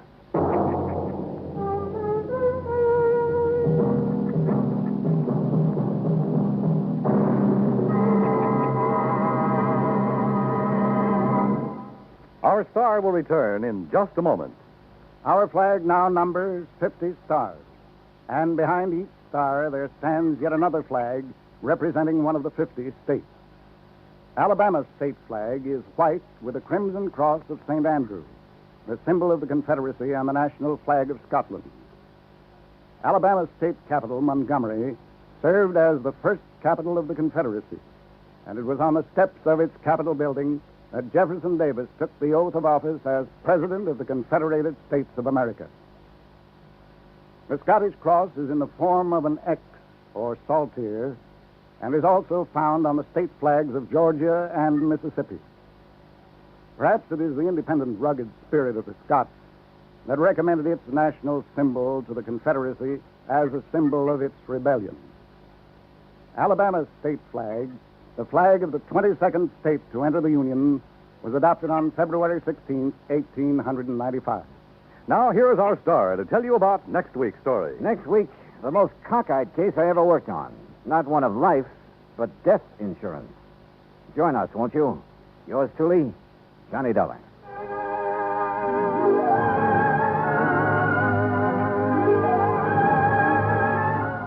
Yours truly, Johnny Dollar, starring Bob Bailey, originates in Hollywood. Written by Robert Rice, it is produced and directed by Jack Johnstone. Heard in our cast were Virginia Gregg, Jeanette Nolan, Larry Dobkin, Jack Crucian, Russell Thorson, and Howard McNear. Be sure to join us next week, same time and station, for another exciting story of Yours truly, Johnny Dollar. This is Dan Cubberly speaking. From Hollywood, it's time now for... Johnny Dollar. Johnny, this is Vincent Price. I'm calling from Hollywood. Oh, sure. My name's Shirley Temple. Now, who is it and what... Really, Vincent Price? Do I sound like Mickey Rooney? Well, no. But now, tell me, Mr. Price. Now, look, the name is Vincent. Okay, Vincent. What can I do for you? Johnny, I have a little problem in connection with one of my paintings insured for $100,000. $100,000? You call that a little problem? This painting has suddenly disappeared. Oh, I see. What's the insurance company? State Mutual. Oh, well, they have a small branch office right there in Los Angeles. Yeah, I know, but Bert Parker, the man who sold me the policy and should take care of this matter, well, every time I've called him, he's been out. And I learned just this morning that nobody knows where he is. Okay, Vincent, I'll grab the first plane.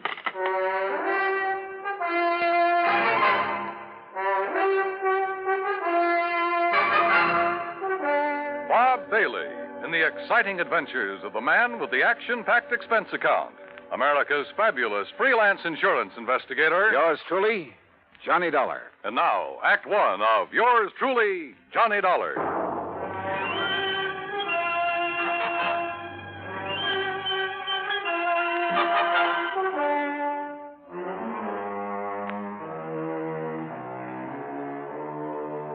Expense account submitted by Special Investigator Johnny Dollar to the Four-State Mutual Insurance Company, Home Office, Hartford, Connecticut. Following is an account of expenses incurred during my investigation of the Price of Fame matter.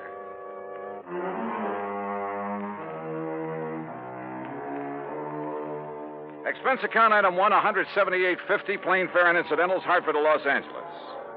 By the time the big silver Constellation made its landing at the international airport, it finally dawned on me that I hadn't arranged with Vincent Price about where and how and what time I'd meet him. But as I picked up my luggage, I discovered a hungry-looking crowd of autograph hounds milling about the tall, gracious man I was looking for. Oh, sure. I'm glad to. Look, but just one at a time, will you please? I can't very well. All right, there you are. Now I have to meet a friend. Gee, just one more, please. Huh, Mr. Price? All right, if you insist. Here. Best wishes from T. Willie Rocking Horse. Huh? How are you, Johnny? Oh, great, but I didn't expect... Johnny who? You mean to say you folks don't recognize Johnny Dollar? Oh, no, wait a minute. Attaboy, Johnny. Give 'em all. I'll wait for you in my car. It's right over here at the curb. Yeah, but look, will you? Hey. Right here, Mr. No, Price. no, you don't. I'm nobody. Please. By the time I got away from that mob, I felt as though I'd been run through a ringer. But we finally took off in Vincent's car and drove to his beautiful home up in one of the canyons west of Beverly Hills. Nestled among the trees with spacious lawns and well-kept gardens, it's furnished in the most excellent taste. I'm no expert, but to say that I was impressed by the extraordinary works of art in that home would be the understatement of the week. Engravings, prints, fine sculptures, but most of all, paintings. And even to my unpracticed eye, all of them were, well, magnificent. Here's a little thing I picked up in London, Johnny. It's called The Old Man in Red by Goya. Wow. Yeah, I thought original oils by him were found only in the big museum. Well, I've been pretty lucky in getting hold of some of these. Yeah, you've known what you were doing, too. You like this one? It's called Fright. It was painted by Kenneth McManus. Beautiful. Beautiful. Like all the rest of them. Thanks. How about this one here at the end? Night Wind by, I'm sorry, Vincent, I can't make out that name. You don't have this one lighted like the rest. No, that's to maintain its somber mood, Johnny. Oh. And that's what made it possible for the substitution of this copy to go undetected. That's a copy? Yeah, and that's my problem. The $100,000 Night Wind by Jean-Baptiste has been stolen. This was left in its place. Oh, I see. It's not a bad copy, probably worth a couple of $100, but it's hardly a genuine Baptiste. Well, when did you discover this substitution, Vincent? When I returned from a lecture tour early last week. Oh, that's right. You've been traveling all over the country lecturing on art, Well, haven't let's you? call it talking about art, huh? Tell me, have you notified the police about this? I suppose I should have. Well, I felt that was Bert Parker's job. And you haven't been able to reach him over at Fourth State Mutual? As I told you on the phone, he hasn't been in his office for some time. Vincent, have you any theories about who might have done this? Yes, I'm afraid I have. Why do you say it that way? Very few people knew I'd gotten hold of this Baptiste, only some close friends and a couple of art experts. So? And the place was not broken into during the time I was away. Of that, I'm sure. Well, go on. The family and servants kept very close track of anyone who entered the house while I was gone. You have a list? Yes, I do have a list. Here. Good. Alfred R. Hawkinson. That's an electrician who came to do some wiring. He wouldn't know a Rembrandt from a Mickey Mouse. Ann M. Schumann. A music teacher. Loves music, hates paintings.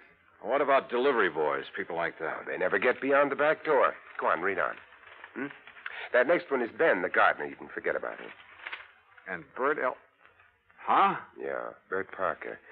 He was here twice. What for? Well, ostensibly to check on some of the paintings he'd insured. The first time, on the 11th, Mrs. Price was with him while he poked around. On the 15th, she had to leave to keep an appointment. And just when he left the house, nobody seems to know. Oh, brother.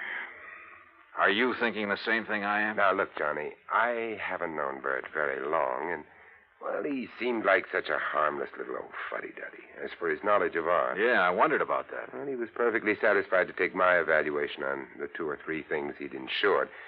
So, well, Johnny, I may be all wrong. Vincent, a thing like this may only happen once in 1,000 years. In any event, the company will certainly make good your loss. Well, with a work of art, it isn't really the money that counts. And, Johnny, listen. Look, I may have jumped to a completely unjustified conclusion about Bert Parker. Oh, yeah? Sure. Well, let's go down to his office and see. We'll return to Johnny Dollar and the Price of Fame matter. That's Vincent Price in just a moment.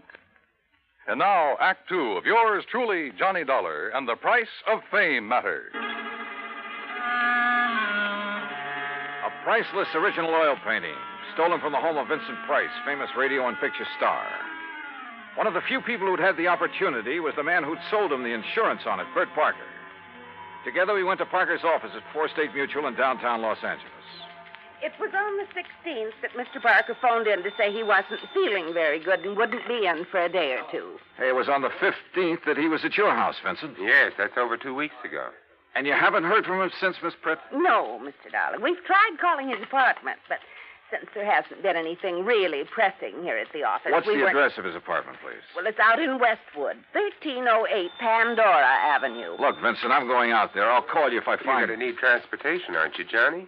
By the highest price chauffeur in the country? Sure, why not? Oh, before you go, Mr. Price, I wonder if... if I could have your autograph. Well, why didn't you get Johnny Dollars, Miss Britt? He loves to give them. Oh, yes. Oh, no. No, you don't, Vincent. Let's go. It took a little persuading, but the landlord at Bert's apartment finally let us into his four-room suite. It was empty, except for a few old clothes, and it was obvious that he'd packed and left in a hurry. I rummaged around in the closets, tables, bureau, for a clue as to where he might have gone, and came up with nothing. You give up, Johnny? Yeah, Vincent, I'm afraid so. I poked around that desk some more after you'd finished with it and found this wedged in behind a drawer. Oh? Travel folder. Paris. Yeah, it looks real fresh, too. Minor Travel Agency, Beverly Hills. Well, what do you think? Pretty much of a long shot, Vincent. But they do pay off sometimes, don't they?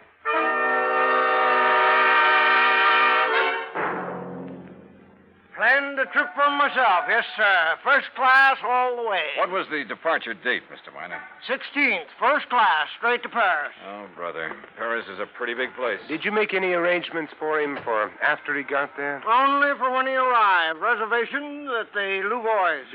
What? The hotel, Louvois. The Louvois, perhaps. That's what I said. First class, too. Said he wanted something not too far from the Montmartre. Montmartre, if you don't mind. That's what I said, yes. Now, can I fix you gentlemen up with some plane reservations, too? Well, suppose you give me the same flight he took, and I'll stop at the same hotel when I get there. Hey, wait a minute, Johnny. You're not going to leave me out of this. Well, look, I'm still playing a long shot, Vincent, a very long one. What's the difference? Also, I don't know if my expense account will get by the home office. Expense account, forget it. I'm having a ball. Mr. Miner, start making those reservations. Expense account item 2, $984 for the plane to Paris. Well, it turned out to be the most interesting flight I've ever made because of the company of Vincent Price. An amazing conversationalist. He could talk about anything, including art. And he has a tremendous sense of humor. So, as he put it, we had a ball from the time we took off in L.A. till the time we set down in Le Bourget. Item 3, 5:20 American, taxi into the Hotel Louvois, where the manager was, somewhat helpful. Oh, mais oui. The Monsieur Parker leave us but only 2 days ago, after some slight misunderstanding about l'addition, the deal. Yeah, you mean he was running out of money? Monsieur, I did not say that. But that's what you meant, isn't it? You know where he spent his time around here? But of course, his business, he say, took him constantly to Montmartre. Where in Montmartre? Who is to know? Oh, that's like saying somewhere in Brooklyn. Brooklyn? Perhaps you know my cousin. Johnny, he was... Johnny, I just got an idea. Shoot. Works of art, even very good ones, are sometimes sold in rather unorthodox ways. They go through some rather strange hands. They're not always sold over the counter, so to speak, by reputable dealers. You know what I mean? Yeah, but how to contact the kind of people who might... You got any ideas? Why don't you just go on up to our suite and sit tight for a while, I'll see what I can dig up. You are keeping something from me, Vincent. Mm-hmm. But, Johnny, there are some things even funk keeps from Wagnalls. I'll see you later.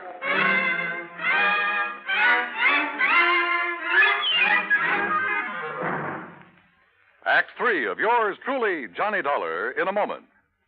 And now, Act 3 of yours truly, Johnny Dollar, and the Price of Fame Matter. All of gay, romantic Paris just outside the door, and time on my hands. So what did I do? Took Vincent Price's advice, went back to my room at the Hotel Louvois, and waited. 2, 3, 4 hours. Finally, shortly after 8 p.m., Vincent came in bearing a couple of packages.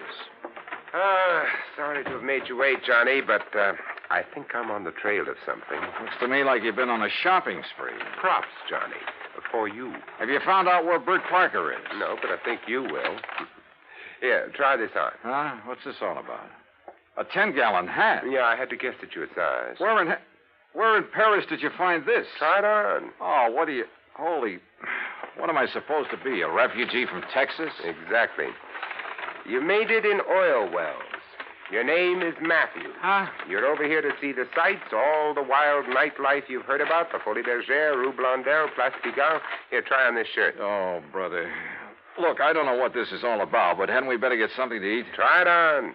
If you don't take me to one of the world-famous restaurants in this town. Maybe tomorrow. Huh? Yeah, that's good. That shirt's going to be all right. What do you mean tomorrow? Here, now, stick this genuine simulated imitation diamond-type stick pin in the front.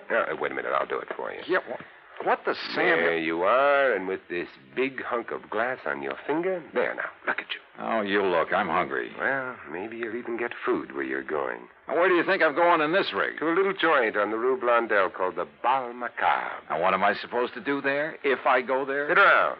Look prosperous.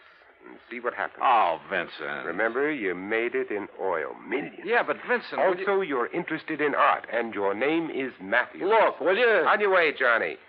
The taxi that's waiting for you out front knows exactly where to take you. The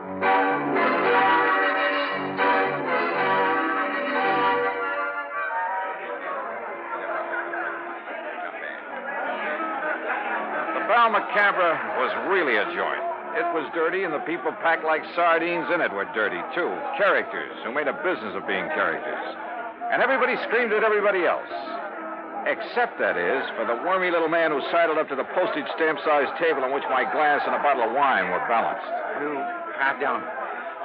You are Monsieur Matthews, are you not? That's right. From Texas? No? Oh, yes, sir, partner. The great and glorious state of Texas. Sit down and pour yourself a glass of this here red ale. Who are you? They call me La Chagrin.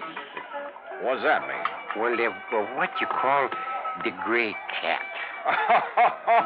Hey, that's cuter than the name of my old friend Coyote Bill. Well, do you enjoy the Paris nightlife? You know something? I'm getting fed up with it. Yeah, I think I'll just buy me a couple of nice pictures and go on back home. What kind of pictures, monsieur? Well, good ones. Oil pictures. Like that Mona Lisa I've seen at the Louvre. You know, good ones, I mean. Or like a Jean-Baptiste, perhaps? You mean you know where a man could get a hold of a genuine one of them? Well, for a price, of course. Well, listen, I got money and I'll spend it. Well, I offered them $500,000 for that Mona Lisa, but they turned me down. But if I could get a hold of a genuine Baptiste, well, partner, you just name the price. Oh, well, I'll make no promises, mon ami. But I do have a friend. And for a slight consideration... Name your price and take me to it. I will be waiting for you at the corner with the taxi. That is what you call okay? Okay. I shall be waiting. I'll be there, partner. You bet I will. And I'd certainly like to know how Vincent set this up.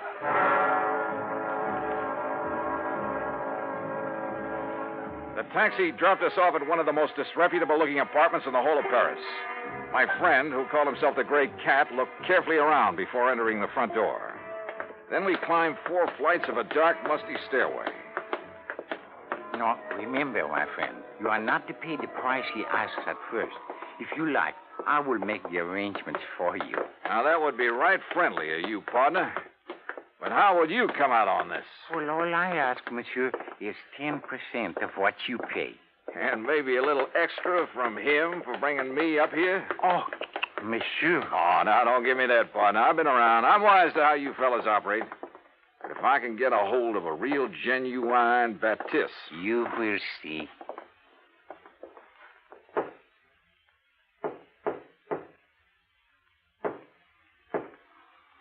Yes? Who is it? I have brought a friend, Monsieur Matthews from Texas. Yes? Yes, he would like to buy The Night Wind by Baptiste.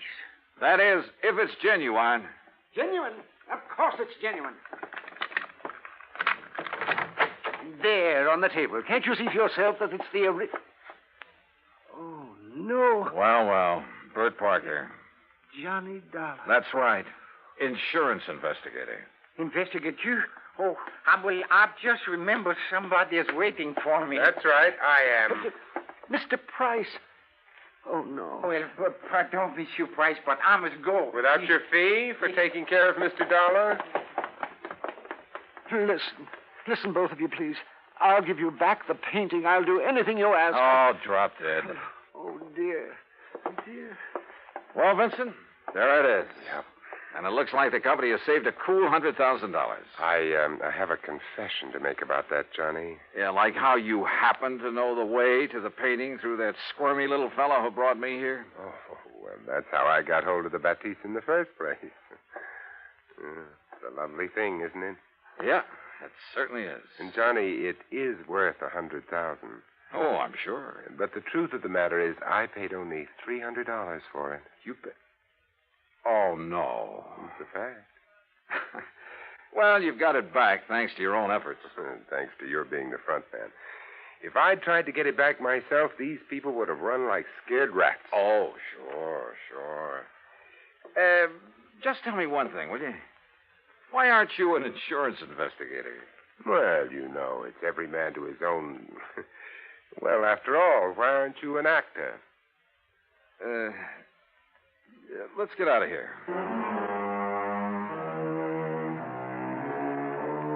Disposition of Bert Parker? Well, that's entirely up to the company. Vincent, now that he has the painting back, doesn't care one way or the other. However, from the company's standpoint, well, it's not the kind of black eye that's good for you. Expense account total, including incidentals and transportation back to the States, $2,341. Remarks? Well, to Vincent Price, my eternal thanks. Not only for the help on this case, but most of all because it's given me a chance to really know him. Yours truly, Johnny Dollar.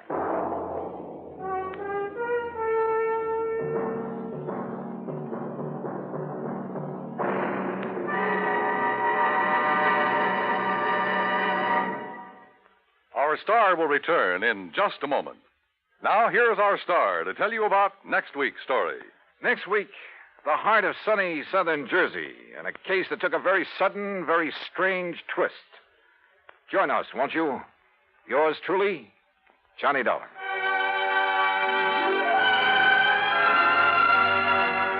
Yours truly, Johnny Dollar, starring Bob Bailey, originates in Hollywood and is produced and directed by Jack Johnstone, who also wrote today's story. Heard in our cast were Virginia Gregg, Junius Matthews, Tony Barrett, Horace Lewis, Howard McNear, and of course our special guest, Vincent Price. Be sure to join us next week, same time and station, for another exciting story of yours truly, Johnny Dollar. This is Dan Cubberly speaking.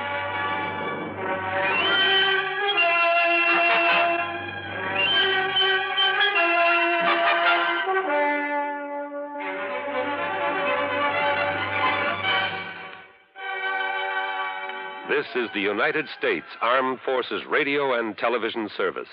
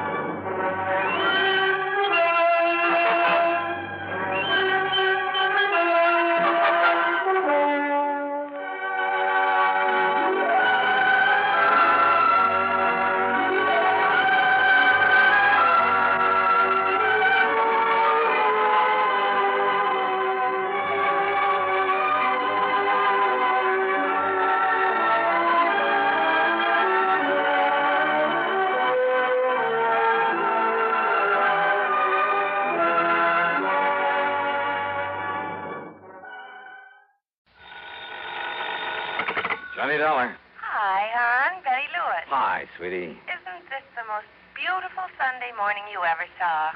Or aren't you up and around yet? Oh, wide awake and full of pep. Then listen, dear. You know about the concert this afternoon at the Memorial Hall. Yeah, sure, I was going to call you, see if you'd like to be among those present. I'd love to. And why don't we make a day of it? Suits me fine. Maybe pick me up for an early lunch, take a walk in the park, then go to the concert, then go somewhere and get married, then have dinner together, and maybe find something to do this evening? Sure, why not? You mean it, Johnny? Sure, just let me put on my best bib and tucker and I'll... Oh, What's the matter? somewhere along the line. Did I hear you say something about getting married? Sure, why not? Oh, well, now, look, honey, let's not kid about that. Who's kidding? Oh, honey, you know how I feel about you. And if it wasn't for this crazy, risky job of mine... And it's all off? Oh, Doll, let's face it, it doesn't really make sense right now. Okay, Johnny. Bye. Oh, no, wait. Betty. Hello. Oh, well, Dollar, you dope. You'd better drive on over and see that gal and try to... Oh, now, listen, honey, Well, what I meant to say back there... Yeah, what did you mean? And what's this honey stuff? Huh? Who's that? Pat McCracken, Universal Adjustment Bureau. On a Sunday morning? On a Sunday morning. Listen, I've got to see you, Johnny, right away. You mean for an assignment, some insurance investigation? I sure do. Now, listen. No, sorry, Pat, I can't. Not right now. Look, I'll run on over there to your apartment. No, Pat, no. Now, wait just a minute, No, Johnny. I won't be here. You'd better be. But I tell you... Hello. Oh, son of a gun, doesn't Pat realize that sometimes there are things more important than... Oh, well, I suppose I shouldn't have barked at him. Maybe after I've kind of smoothed things over with Betty, I can... Okay, now listen, Pat. Instead of your coming over here, just give me a couple of hours to take care of something personal, and I'll drive over and see you, and you can tell me... Pat? No, Johnny, this is George Reed at Floyd's of England. George? I know this is a Sunday morning, and it's hardly cricket to call you. George, I'm all tied up. This is a real emergency. I'm sorry, George. It involves Alvin Peabody Cartwright. Huh? That old crackpot? Now, you know you really love that old character. All right, so what? It just happens that right now I've got... More, he's probably responsible for more of the big fancy fees that have been paid you than... George, listen, I'm sorry, but nothing that involves Cartwright or anybody else can possibly be more important at the moment than something personal I have to do, and right away. Nothing, Johnny? Nothing. Not even murder? Huh?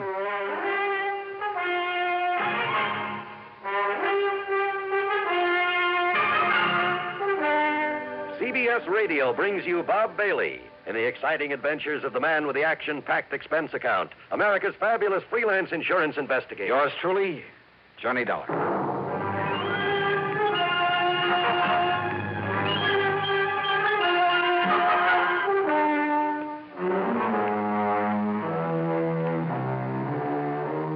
Expense account submitted by Special Investigator Johnny Dollar. To the Universal... No, to Floyd's... Well, now, wait. Before this case was through, there were enough insurance companies involved to... Well, anyhow, it's an account of expenses incurred during my so-called investigation of the 5 Down matter. 3 phone calls, all within a couple of minutes, all demanding my services immediately. And I promised to call them right back. George Reed at Floyd's of England, Pat McCracken of Universal Adjustment Bureau, and frankly, more important to me, the best gal friend, Betty Lewis, on account of maybe I'd left the impression I was trying to give her a brush off or something. And as the people who listen to these reports know very well, that I would never do. Yeah, that's it. First I'd call Betty, but as I reach for the phone again... Huh? Johnny Dollar. John, thank goodness I found you in. Who are you? It's vital that I see you at once, immediately. Yeah, I said, who are you? Who am I? Yes. Why, Johnny, this is Harry Branson of Philadelphia Mutual Liability and Casualty Insurance Company. Harry, look, if this call is about business... Well, of course it is. Well, I'm sorry, I'm all tied up. But if it's something that can wait... I'm afraid because not. I have 2 or 3 other things that I have to attend to first. So what I will do, John, is this. I will give you the address of where you must go. No, sorry. Then you can fly on out there and do it. Harry, no. And I'm sorry. I'm really sorry. I know you said that, but now, John... Look, Well, as soon as I can get these other things cleared away, I'll call you back, huh? Call me back? Yes. But good heavens, John. I'll call you back. John! Holy... What is this, anyhow? You'd think the world was coming to an end. Oh, now, wait. I call back to Betty. Huh? Oh, come on. This is carrying things too far. Johnny Dollar. Earl Poorman, Johnny. Now, look. Tri-State Life and Casualty. Yeah, Earl, it's nice to... But listen, I'm sorry I can't talk to you right now. But, Johnny, I want you to come out here just as quickly... But I can't. That is... Why? Now, listen, Johnny. I mean, at least not right away, Earl. Not right this minute, huh? This is very important. Well, something's come up. A lot of things have come up, and I can't even take time to talk to you until I... Listen. Hey, Earl. I'm listening. All right, let me call you back, huh? In a couple of minutes or maybe a couple of hours at the most, okay? Well, as long as I can be sure you'll come out But I out can't here. be... Oh, listen, I'll call you back. Oh, brother, nice, peaceful, quiet Sunday, huh? After all these guys, well, they've all been pretty good to me over the years, so if any of them has got a real problem... Oh, no, first I got to call Betty and patch things up. Oh, no, believe me, this is impossible. Yeah, go ahead. Ring your head out. Go ahead. When you decide there's no one here, I'll make the calls I promised, and oh, well. Johnny Dollar. Johnny, this is Buster. Buster? That's right. Buster Favor. Lake Mojave Resort. Oh, in well, Arizona. hiya. Buster, now listen to Johnny, me, please. if you're on your way out to California, I've got to see On my way out to... So if Whatever gave you the you're idea... taking a plane out to Los Angeles, why don't I drive on over? Hey, did I say anything about going to California? Oh, but I've got to see you, Johnny. Oh, Buster, look, please, believe me. With the crazy way things are going around here, believe me, I'm sorry, but I can't talk to you right now. But this is important, I Johnny. know. So, sure it Johnny... is, but please, just give me a little while. I'll get back to you. Whatever you say, but when you do get I'll out get here... back to you. Oh, telephone, so help me. If you ring once more. All right. Hello, listen, whoever you are, this is Johnny Dollar. Nope, not this time. So guess again. What? I said to guess again. What's the matter with you? Don't you hear good? Alvin Peabody Cartwright. Well, of course I'm Alvin Peabody Cartwright. Who do you think I am, anyway? Mr. Cartwright. Johnny, you've got to come out here right away. Yeah, out where? And listen, George Reed called me about you a few minutes ago. He said something about a murder. Me? Murdered? Well, that was the impression I got. He Well, was... I don't think so, Johnny. Wait a minute, I'll see you. Oh, no, listen, Mr. Cartwright. No, you listen.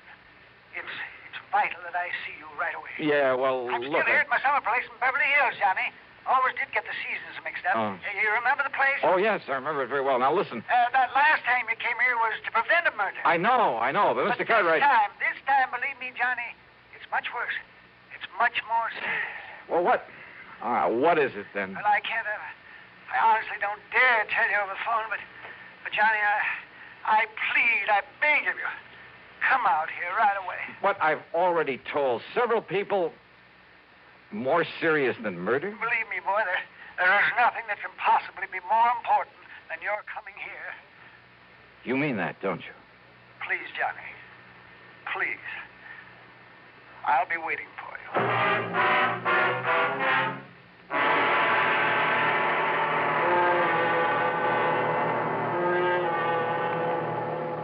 Ever notice the way Pepsi-Cola has of disappearing fast? It's easy to understand when you remember how every ice-cold ounce of Pepsi tingles with a taste that everybody in the family enjoys. And then, too, there's no time limit on Pepsi. Day or night, with meals or by itself, work days or weekends, for parties or all by yourself.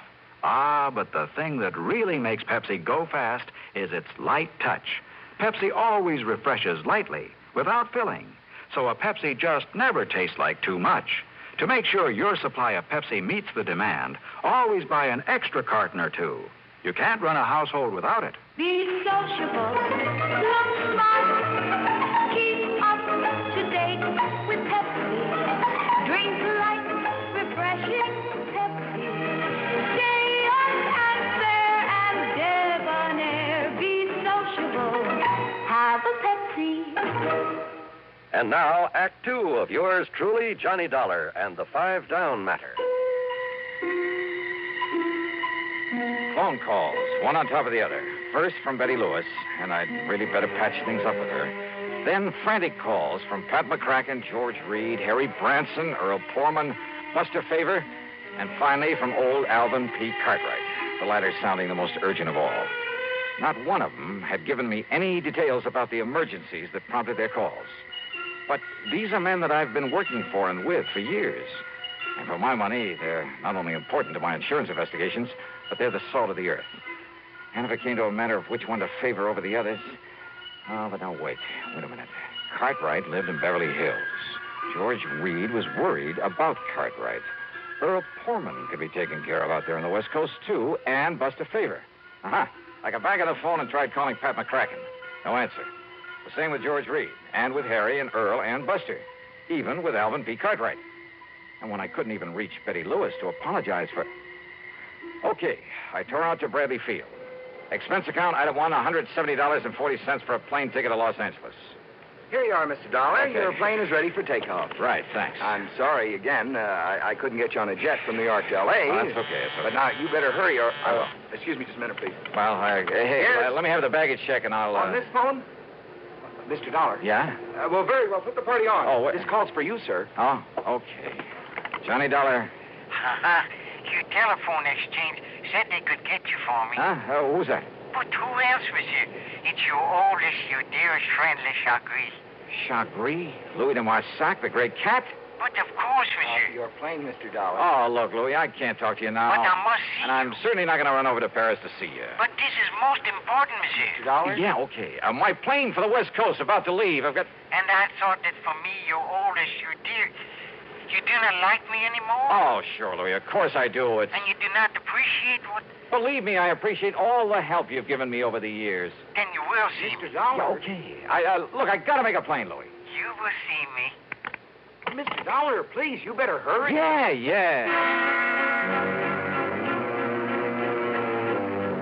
What? The real stopper came in New York when I changed for a plane to the coast, and with barely time to make it. Yeah. Another of my old pals. Another one I didn't want to turn down. Lieutenant Randy Singer of the 18th Precinct. But under the circumstances, and with only seconds to spare. But, Johnny, you've got to handle this one for me. I'm sorry, Randy. It's down on the West Coast in California. Which is exactly where I'm heading if I make the plane. Well, that's good. So let me tell you where to go when you Randy, please. I'll miss the plane. Send me a wire or something, huh? This your plane right here? Yes, it is. Well, then maybe I better climb aboard with you. No such luck. This flight is full of it. All right, here you are. Here's my ticket. Fine, sir. Good. Right aboard. Thanks. Well, I can beat you out there on one of the jets. No space on them either. I tried it. Want to bet? Please, will you get aboard, sir? Right. So long, Randy. Yeah. See you, Johnny. Yeah, pretty shabby, I guess. I mean, the way I treated some of the best friends I had. But what would you have done under the circumstances?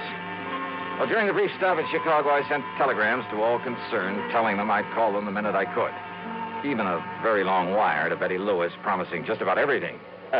Short of marriage, that is. Then finally, when I pulled into L.A. and started to pick up my baggage and look for a taxi... Johnny. Couldn't believe it. My old contact from the underworld. Yeah. Smokey. Yeah. Smokey Sullivan. Yeah, I'll take your bag. I got a car right over here. You were expecting me? You? Yeah, and a kind of poor old Cartwright. Oh, hey, what's happened to him? What's this all about? Johnny. Yeah?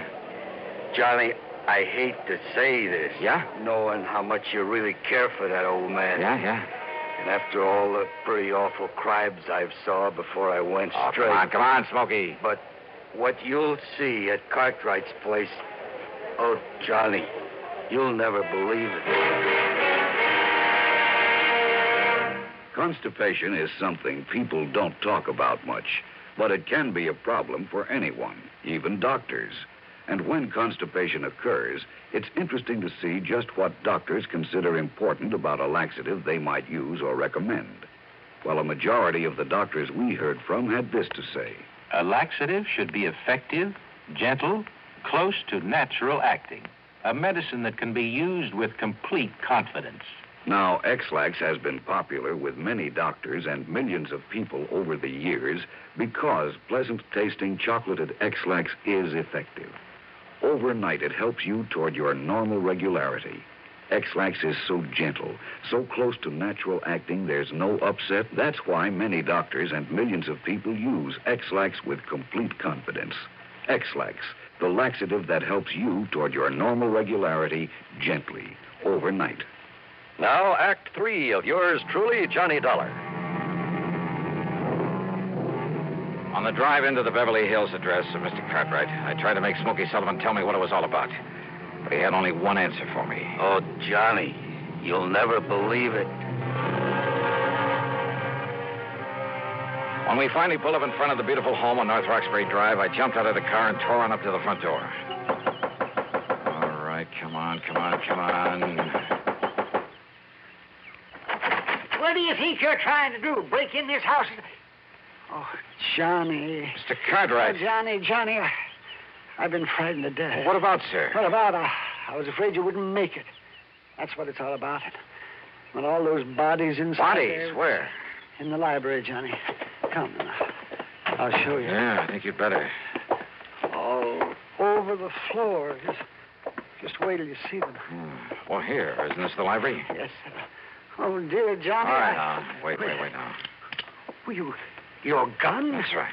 Okay, now. Okay, now. Oh, no. Look at them. All over the floor. Cartwright wasn't kidding. There were bodies there, all right, half a dozen of them, sprawled around in awkward positions, as though some giant hand had suddenly struck them down. But why? And there was no sign of a struggle, not a... What is it, Johnny? Oh, I mean, isn't it terrible? Wait a minute. That's Pat McCracken. I know. And George Reed over here. Well, he's still alive. Shall I call a doctor? Yeah? Or shall I put him out of his misery? What? With a gun, yeah. Earl Portman over here. Buster Favor. And me, Le Chagrin, my dear, my darling friend. All right, you guys. What is all this? What goes here? Johnny. Buster, so help me. All right, now listen. Mr. Cartwright, will you take that gun away from him? Randy. That's right. I told you I could get a jet out here. Sure, we all came out on the same flight. Earl, you son of a gun. How are you, Johnny? Surprised? Are you kidding? And Harry Branson. Glad to Smokey. see you, Don. So this is why you wouldn't tell me anything, Smokey. Yeah. Fooled you, huh? Yeah. But come on now, what's the big idea? Wait a minute. Now, will you stop waving that 38 around, Johnny? Huh? Oh, I'm sorry, Pat. Yes, well, here, I'll take it. Yeah, you better, Mr. Cartwright. That's all right. I'll put it back in my pocket. I have it. Oops. Down, boys, down! Oh, dear. I'm sorry. Yes, you'd better be sorry.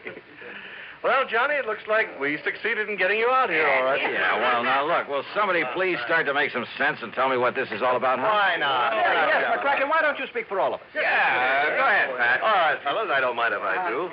That's good. It's really pretty simple, Johnny.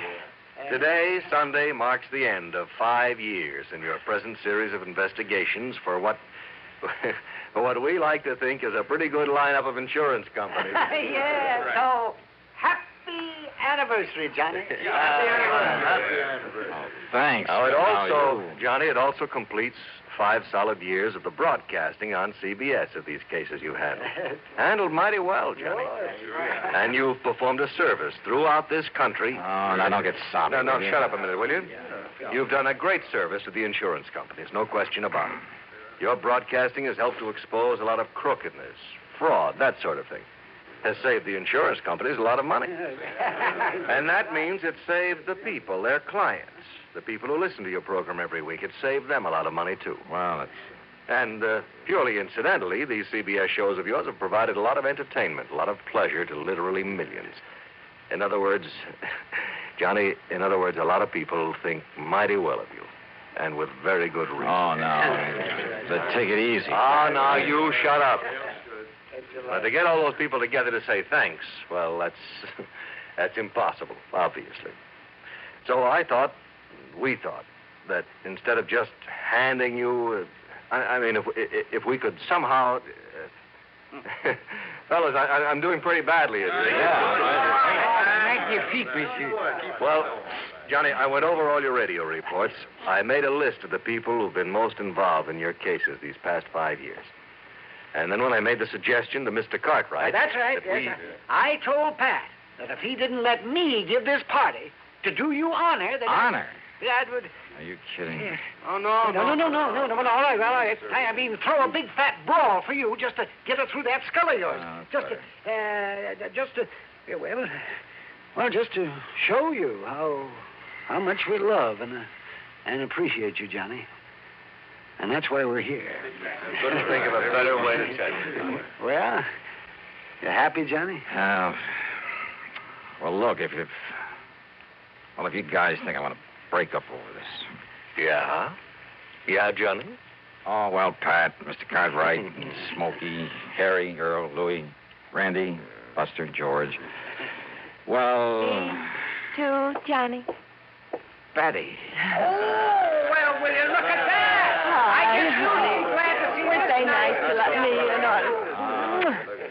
and honest, honey? I won't ask you to marry me. Not yet. Rascal, you are. Now, will somebody break this up before we all start crying like a bunch of children? Yeah, let's bring it up, huh?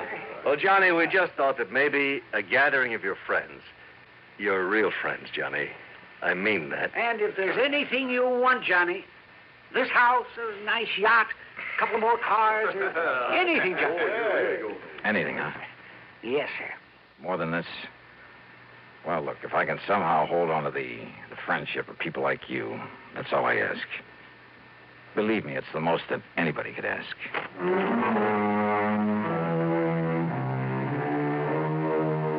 Oh, mighty wonderful people, all of them. Some others, too. I mean, behind the scenes in the job of bringing you these radio reports week after week. The associate directors on the show, Kenny Hodge, Bob Shue, the announcer, Johnny Wald, a mighty wonderful technical crew, Bob Chadwick, Bill James, Tom Hanley, and I mean Jack Johnstone, our producer and director, who, well, he's the guy who makes it... Time is up, Jack? Okay. But give them a lot of credit, huh? Because believe me, they deserve it. Yours truly, Johnny Dollar.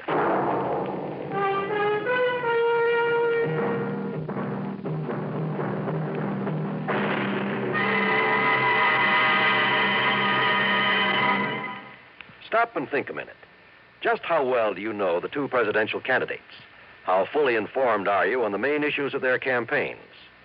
Well, you can learn a lot about Vice President Nixon, Senator Kennedy, and what they stand for if you listen to Presidential Countdown, a special series of pre-election broadcasts presented each week by the Public Affairs Department of CBS Radio News. Don't miss this important, informative feature. Listen to Presidential Countdown every Tuesday night on CBS Radio. Now, here's our star to tell you about next week's story. Next week, a yarn about the lust for gold and the things it can do to a man. The story takes place in the famous historical ghost town of Virginia City, Nevada, site of the famous, almost fabulous Comstock Lode, where sudden death was all too often the price of finding a rich vein of gold or silver back in the middle of the late century. Or even today, there's gold to be found, and sometimes murder. I think you'll like this one, especially the switch at the end of it. So join us, won't you? Yours truly, Johnny Dollar.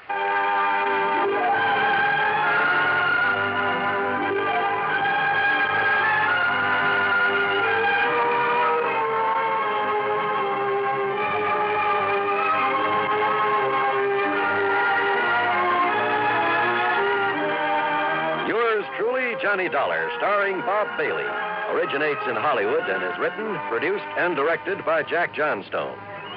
Heard in our cast were Virginia Gregg, Larry Dobkin, G. Stanley Jones, Harry Bartell, Vic Perrin, John Daner, Howard McNear, Marvin Miller, Forrest Lewis, and Herb Vigran. Be sure to join us next week, same time and station, for another exciting story of yours truly, Johnny Dollar. This is John Wald speaking.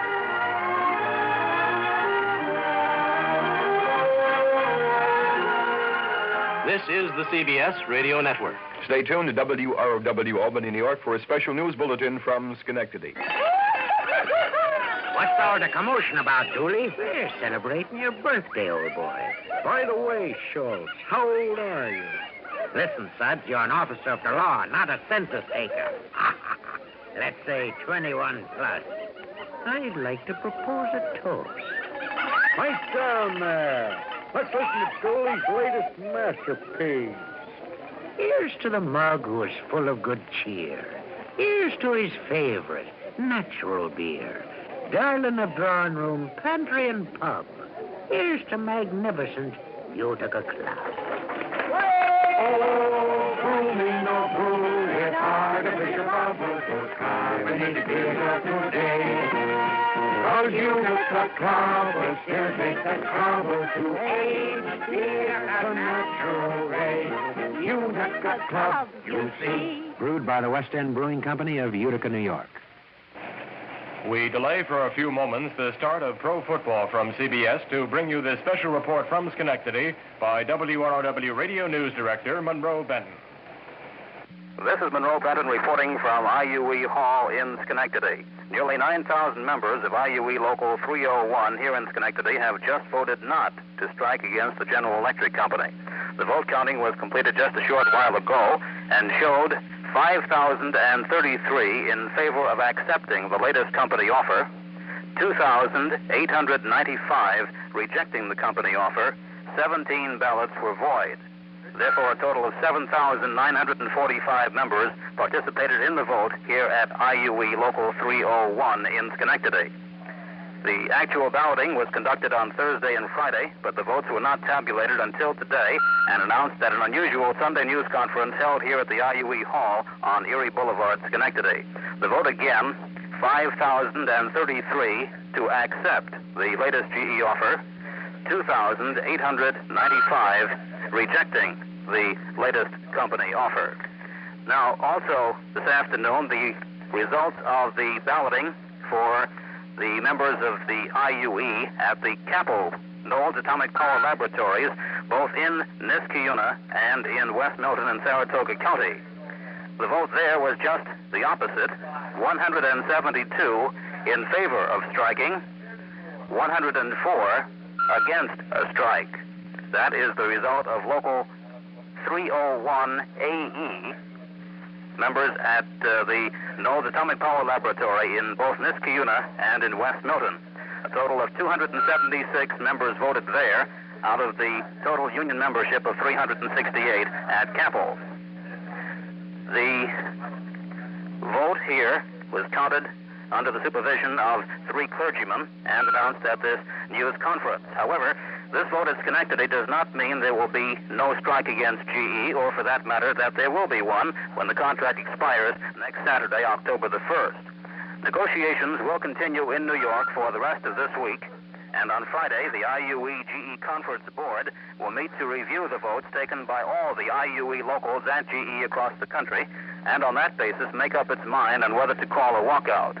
Schenectady IUE, being the largest of all the locals, will naturally carry a lot of weight, but today balloting is also being conducted in at least 2 other key areas, Lynn and Everett, Massachusetts, and Pittsfield, Massachusetts. Earlier this week, employees at Waterford GE voted in favor of a strike, or putting it the other way, rejecting the company offer. Therefore, despite the vote here in Schenectady, the results of the Pittsfield and Everett and Lynn balloting must be reported, plus that of such large locals as the 6,000-member Louisville, Kentucky local, before the conference board makes its decision next Friday. The GE IUE Conference Board is made up of elected delegates from each of the union locals. They are elected on a representative membership basis, but each local is limited to a maximum of 4 board members. These delegates are bound to vote at the conference board meeting the way the locals have instructed them to vote. On this basis, the 3 largest GE plants in the Northeast, Schenectady, Lynn, and Pittsfield, have a total representation of 12 delegates, although they represent about 1/3 of all the IUE members in the GE chain. It also should be noted that the IUE Constitution states that when the conference board determines to strike to obtain national agreement, all union locals are bound by such action. In 1958, Schenectady, Pittsfield, and Lynn voted against a walkout when Louisville, Kentucky voted in favor. Of course, there was no walkout then. Speculation is that with Schenectady voting no strike today, and if Pittsfield and Lynn vote the same way, the National Union is not likely to call a strike, or at least conduct one successfully, without the support of these 3 major northeastern locals. The coming week will tell, because there are still 5 more days of negotiations in New York. Repeating again the results of this vote here in Schenectady this afternoon, accepting the company offer, 5,033, rejecting the offer, 2,895. The Capel vote again, in favor of a strike, 172, against a strike, 104. Leo Jandro, the business agent of Local 301, issued a statement just a few minutes ago, and it says in part, the result of the secret ballot vote shows that a majority of the members of IUE Local 301 have chosen to accept the final offer of GE. However, Jandro continues, the fact that a substantial number of the Schenectady Local 301 members voted to reject the offer reflects strong dissatisfaction caused by a number of reasons. First, the offer did not adequately meet the demands, or rather the needs, of every group of employees. Also, the outside interference of the UE and its misrepresentation of the company's offer spread misunderstanding and confusion amongst many of our members. Unquote from Leo Jandro. That's the report here from Schenectady. Repeating again, IUE Local 301 votes to accept the GE offer. However, the IUE AE local over at Knowles Atomic Power Laboratories, both in Niskayuna and in West Milton, vote to walk out 172 to 104. The vote in Schenectady again, 5,033 accepting, 2,895 rejecting. Monroe Benton from Schenectady, back now to WR. From Hollywood, it's time now for...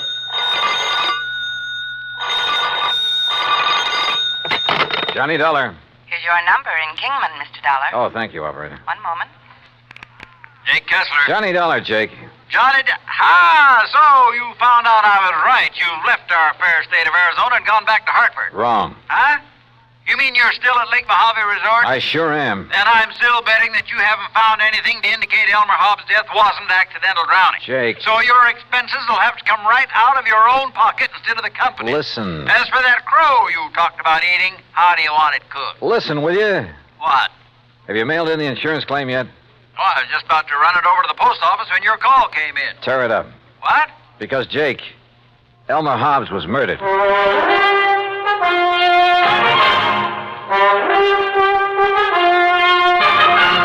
Bob Bailey in the exciting adventures of the man with the action-packed expense account, America's fabulous freelance insurance investigator. Yours truly, Johnny Dollar.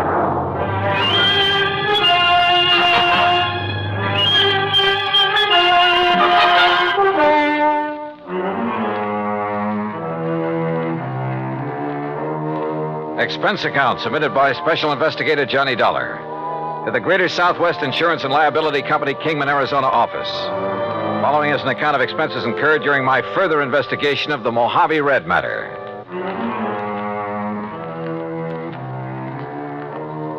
Expense account item 1, 20 cents for the phone call to Jake Kessler in Kingman. I made that call in the office there at Lake Mojave Resort. And needless to say, Jake didn't quite believe me at first. Murdered? Elmer Hobbs was murdered? Jake, I'd bet my last buck on it. Yeah, but, Johnny, the police spent 2 or 3 days over there investigating. The coroner, too, and they all reported no evidence of foul play. That's simply because they didn't know where to look. What do you mean? You know Red Barrett, the old fishing guide over here? I've heard of him. Well, Red found the boat that Hobbs used that day. It was lying on the bottom of one of the coves up in the big basin. Sure, because of the storm that drowned Elmer Hobbs. Because somebody sank it. That boat had a couple of air tanks on it that would keep it afloat even if it was swamped. Oh? But, Jake, those tanks were cut open by whoever killed Hobbs. Good Lord. Yeah. But who did it, Johnny? That's what I'm going to find out. I'll call you later. I hung up on Jake Kessler, then walked on back to the dock where I found Red Barrett and Buster Favor waiting for me. You get your call to Kingman through all right, Johnny? Yeah, Red. Jake Kessler's holding up the claim on Elmer Hobbs' insurance. Good. That's good. Did you, tell Buster what we found up the lake? Yes, sir. Yeah, Johnny, he did. It's like I said in the beginning, I just didn't see how a man like Mr. Hobbs could ever get himself capsized up in the big basin, no matter how bad a wind came up. Buster was the only one that agreed with me, Johnny. Well, quite frankly, I don't see why everybody wasn't suspicious when Hobbs' boat wasn't found after the storm. Right, Johnny. But now that you and Red found it, sunk in the bottom of that cove and with the flotation tanks cut open, yeah, it sure looks like murder. Oh, that's what I thought from the first, Buster.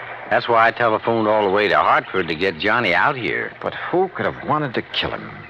Any ideas, Buster? No, sir, Johnny, I certainly haven't. You sure there was nobody here at the resort who might have wanted him out of the way?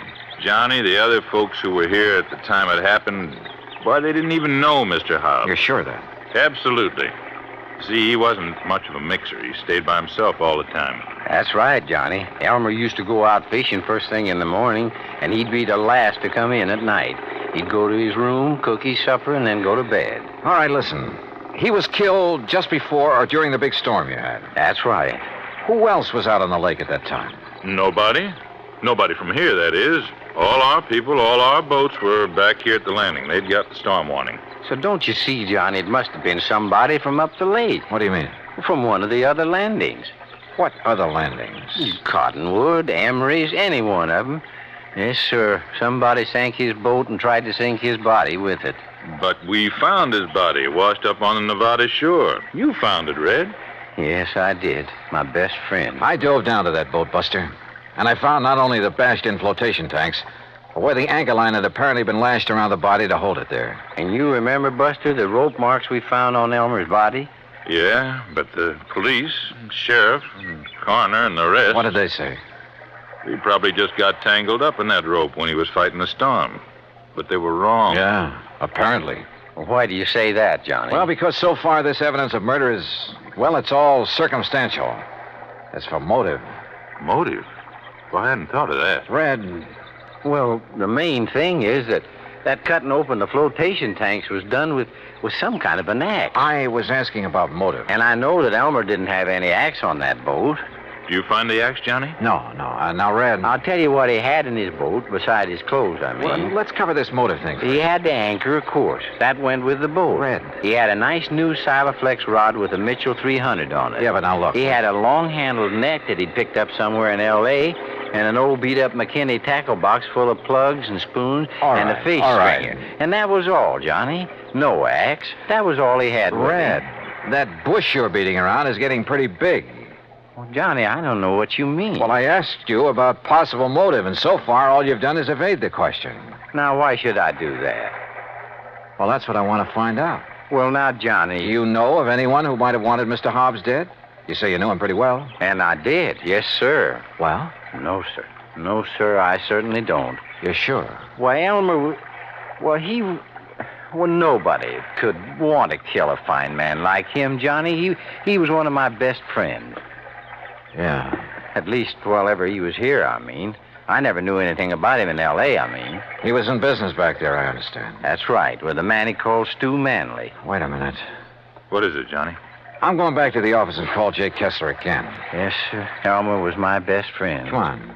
Come on up to the office with me, Buster. Well, you can use the phone here on the dock, Johnny. No. Come on. Red, we'll see you later. I'll be here, sir. You look like you just got hit with an idea, Johnny. Yeah, and I'm afraid it isn't a very pretty one. Oh? Morning, What is it, Johnny? Any of the early fishermen come in yet? Oh, yes, sir, Mr. Carson, and they picked up some nice bass up above the power line crossing. Good. I was thinking of going up that way myself. Yeah, well, good luck. Now, what were you going to say, Johnny? Were Red and Mr. Hobbs such really good friends? Well, they were always together when he came here. Of course, they were always fighting like cats and dogs over some silly thing or other, but didn't mean it. Oh, now, wait a minute, Johnny. Was Red alone when he found Hobbs' body? Yeah, he was, and he brought it back here. But now, look. There weren't any other boats up the lake? Yeah, there were, but Red was searching that particular part of the shore alone. But surely you don't Jake think... Kessler told me something about Hobbs' insurance policy, but not quite enough. Johnny, listen. Come on, let's get to that phone.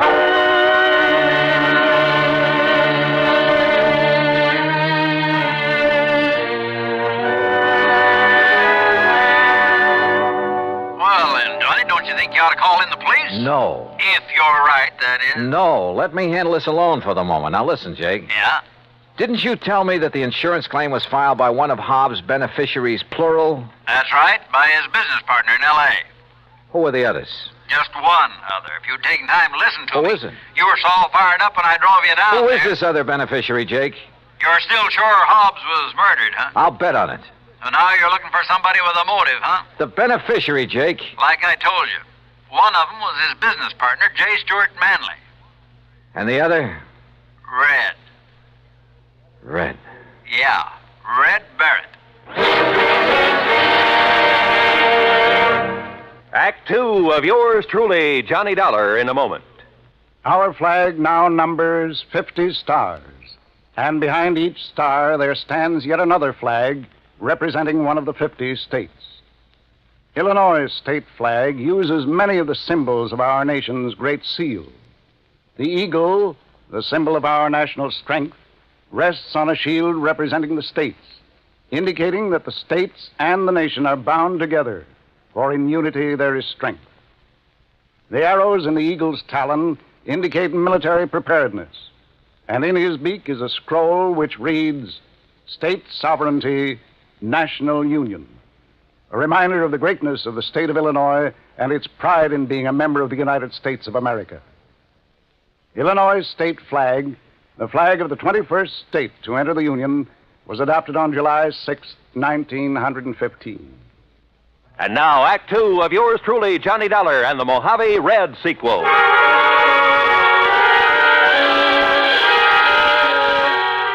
Two people who I knew stood to gain by the death of Elmer Hobbs. One, his business partner, J. Stuart Manley in Los Angeles.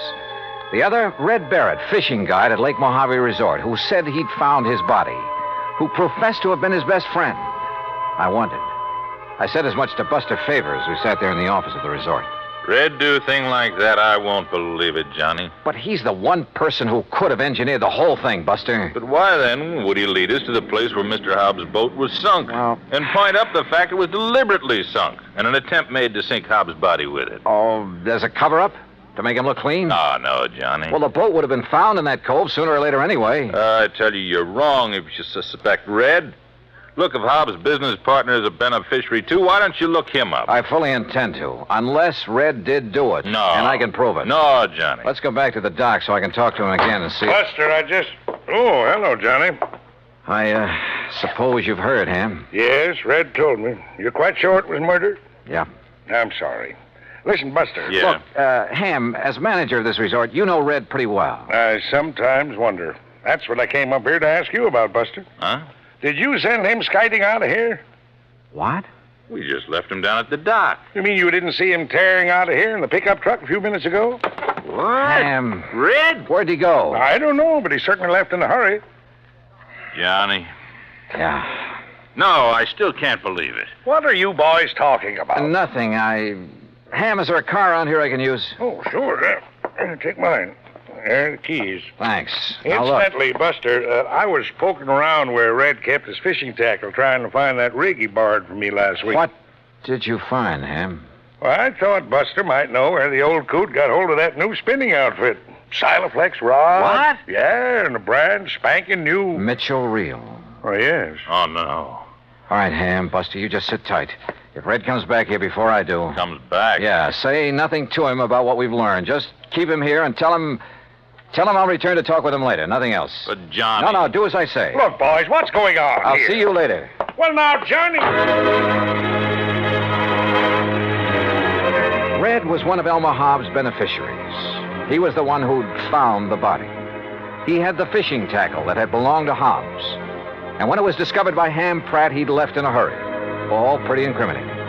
Which is not why I took off in Ham's car. West on 77, south on 95, and west again on 66.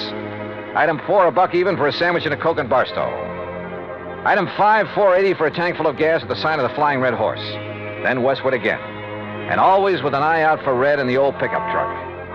Finally, as the sun was disappearing over the edge of the Pacific, I pulled into Los Angeles. The real estate office of Manley and Hobbs was closed. A directory at the nearest phone booth gave me J. Stuart Manley's home address. 1308 Pandora Avenue in the residential section called Westwood. The neat white stucco house was dark, the garage empty. I let myself in through a back door by slipping the lock with the aid of one of my business cards. It was hard to see inside, but I didn't want to turn on any lights. And that was a mistake. Because as I quietly rounded a corner and started toward the den, I guessed wrong. Somebody was at home, was in that den behind the now closed door. And that somebody knew that I was in the house. There was only one thing to do, try to bull my way through. Well, Mr. Manley, you're just... Oh, you killer! Wait a minute. Oh.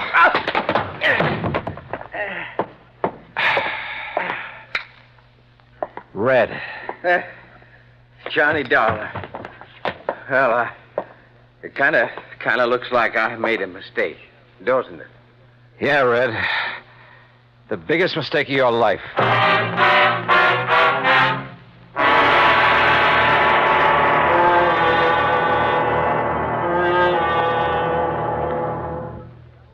Act 3 of yours truly, Johnny Dollar, in a moment. A question that has been asked many times is, at what age does a boy become a man? It isn't when he reaches the age of 21, but when the qualities of grit and determination within him make him face up to the responsibilities of a job to be done, no matter what the difficulties.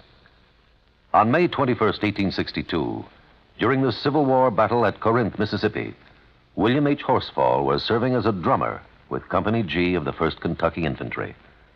During the furious and deadly engagement, he saw his captain fall wounded between the lines. Although, as a non-combatant, Horsfall was supposed to stay out of the range of fire, he rushed bravely forward at the risk of his own life to aid his wounded captain. Ignoring the fact that they were in the midst of a continuing and deadly hail of fire from both sides, the courageous drummer dragged the wounded officer to a place of safety thereby saving his life. Later on, Horsfall grabbed a gun and some ammunition and went into the fight. But his commanding officer finally sent him to the rear, recommended him for the Medal of Honor, and gave him a furlough.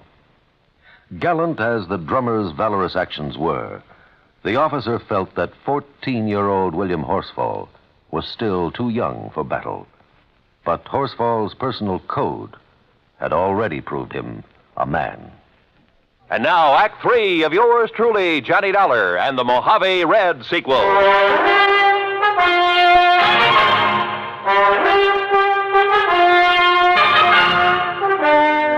You know what common sense tells me, Red? What, Johnny? That you and J. Stuart Manley were in cahoots in the murder of Elmer Hobbs. Oh, no, sir. You can't believe that. You told us that Hobbs had a Silaflex rod, a Mitchell reel in his boat. Yes, sir, he did. Just like the We rig. found him, Red, among your things back at the lake. Oh, you found mine, Johnny, that Elmer gave me to match his. Look. Now, look what I found here in Manley's closet. This was Elmer's rod and reel, Johnny. What?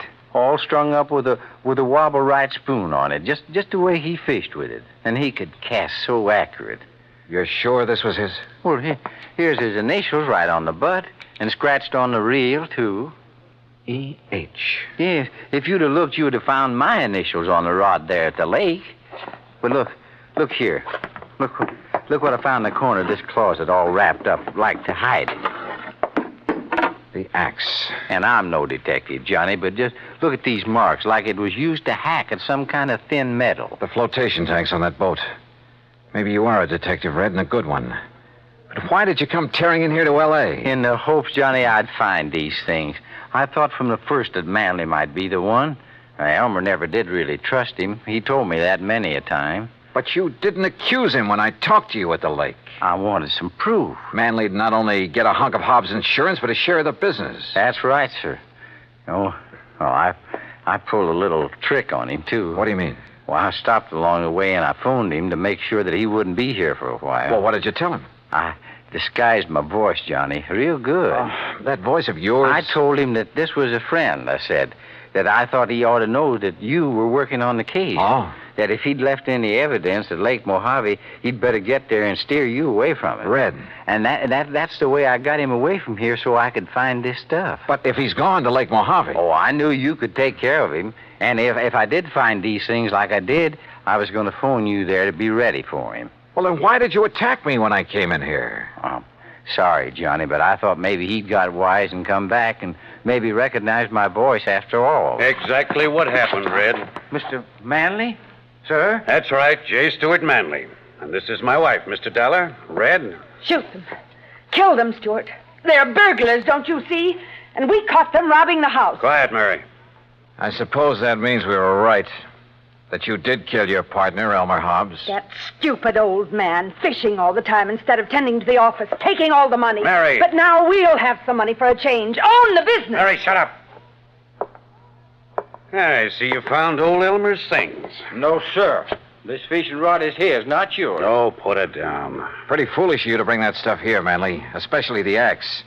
I'm sure any good police lab will find traces of aluminum from the boat on it. Kill him, Stuart. They're robbers. Their fingerprints will be all over. Yeah, Mary's right. Your prowler's ransacking my house. And I can see the bulge of your pistol, Dollar. So any court in the land will uphold my right to kill you in self-defense. And Dollar, you go first. Listen, you think you can shoot as straight as I can cast a fishing plug? Huh? Like this? Oh, no.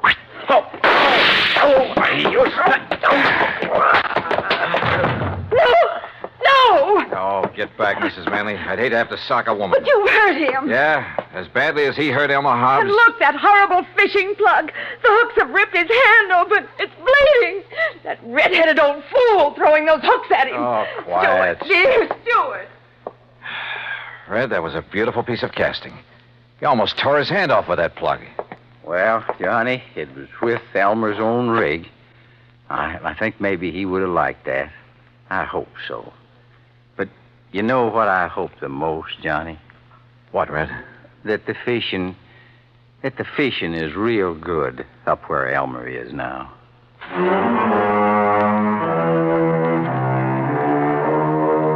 Manley and his wife Yeah, Red had figured right.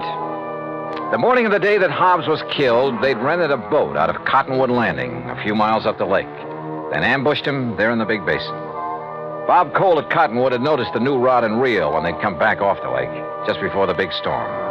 Had noticed the axe, too, when he'd wondered about it. Now he knows. So, from here on in, it's up to the sheriff's office and the courts. Expense account total, including return of Ham's car, a few days of fishing, and the trip back to Hartford, $307 even. Yours truly, Johnny Dollar.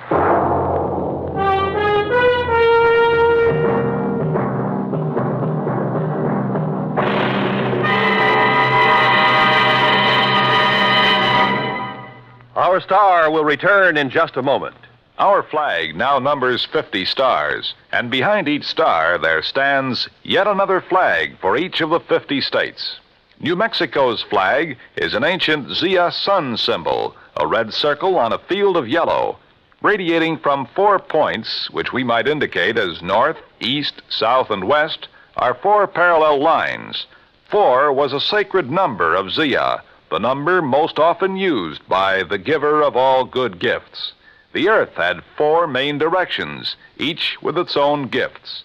The year had 4 seasons, each with a different offering for mankind.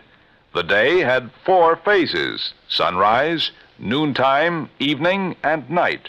Life had its 4 divisions: childhood, youth, manhood, and old age.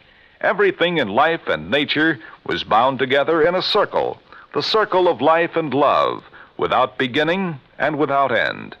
And in this great brotherhood of all things, man had 4 obligations. He must develop a strong body, a clear mind, and a pure spirit. 4th, and most sacred, he must devote unselfishly body, mind, and spirit to the welfare of his people. From this simple symbol, the Zia sun, we read the legend of a wonderful philosophy.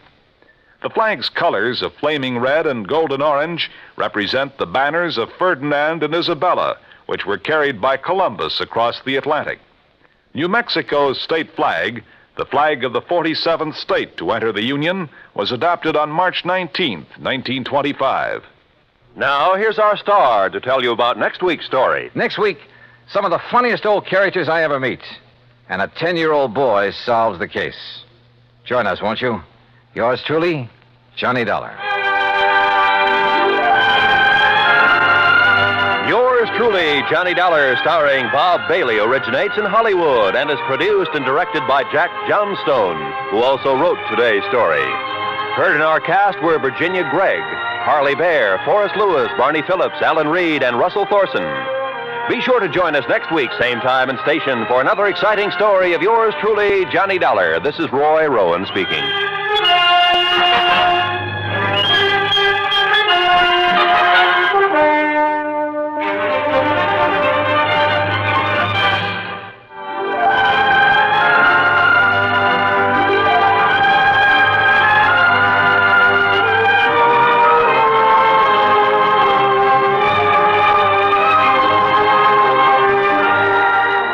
This is the United States Armed Forces Radio and Television Service.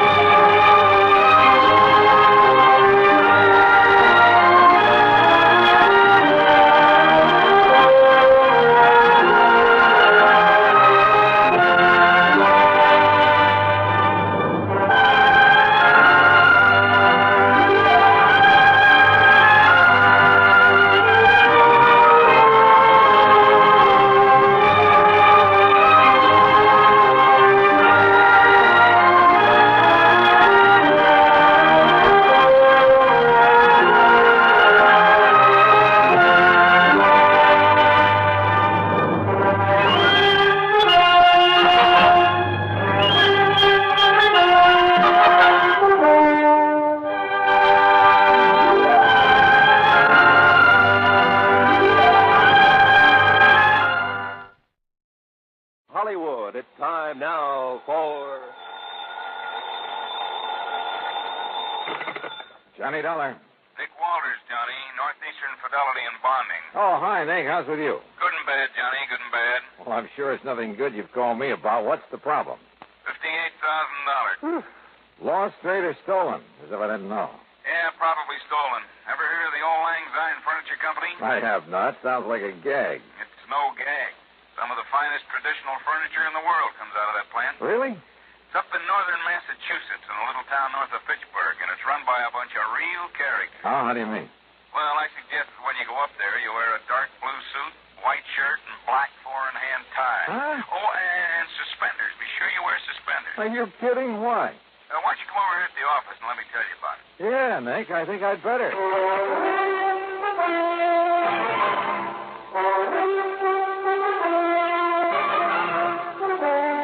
Bob Bailey in the exciting adventures of the man with the action-packed expense account. America's fabulous freelance insurance investigator. Yours truly, Johnny Dollar. And now, Act One of yours truly, Johnny Dollar.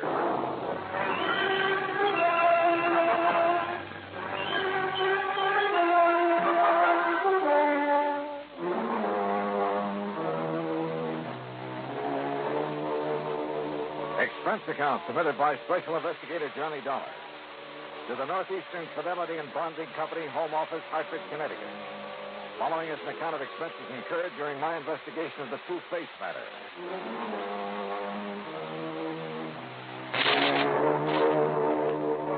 Expense account item 1, after shaving, showering, and donning the most funereal clothes I could find. Item 1, $1.10, taxi to Nick Weldon's office at Northeastern Fidelity and Bonding. Just remember what I told you, Johnny. The Old Lang Syne Furniture Company is run by a bunch of characters. Yeah, that's what intrigues me. That's why I came over here. Oh, they're craftsmen, all right. The old school. May take them a couple of years to make an ordinary straight-back chair, but when it's done, it's the most beautiful thing you ever saw. And the finish they get on the pieces they turn out. Beautiful. And expensive, too, huh? Oh, sure, but worth it. Any piece of furniture they make will last 100, 500 years. Yeah, they're real honest craftsmen, the kind you don't see anymore. Uh-huh. Well, apparently somebody wasn't too honest with them. So tell me all, Nick. Johnny, it seems one of their lads has run off with some of the company money. Yeah, you mentioned $58,000. Yep. 58,433 to be exact, and those boys are exact. Well, what did the police have to say? Nothing. They were never called in. Well, why not? I told you, the place is run by a flock of real characters. Oh, brother, they must be. When did this happen? Sometime within the past 3.5 years. And you've just found out about it now? That's right. Well, how come? I told you, John. Yeah, that's right, you told me. They're a bunch of characters. But didn't their policy state that any claim had to be filed within 60 days of the loss? Oh, we waived that for them, struck it from the policy. Why? Because they don't like to be rushed in anything. Rushed? After all, 60 days. And don't forget, they only discovered the loss a bit over a month ago. They even took a month to let you know about it. Yeah. And yet you say it could have occurred as much as 3.5 years ago. Yeah, I know. But why don't you save the questions for Mr. J. Worthington Keesley? Who's he? Yeah, the senior member of the organization, I guess you'd call him. There are no officers, you know, president, vice president, and so on. You mean a company big enough to suffer a cash loss of $58,000? Johnny, I told you. Yeah, that's right. You told me. Yeah.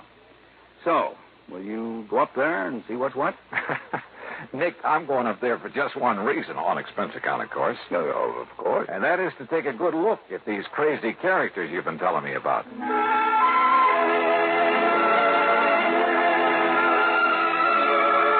Item 2, $3.25 for a bus to Fitchburg, Massachusetts, where at the terminal I picked up a local to North Weldon, home of the Old Lang Syne Furniture Company.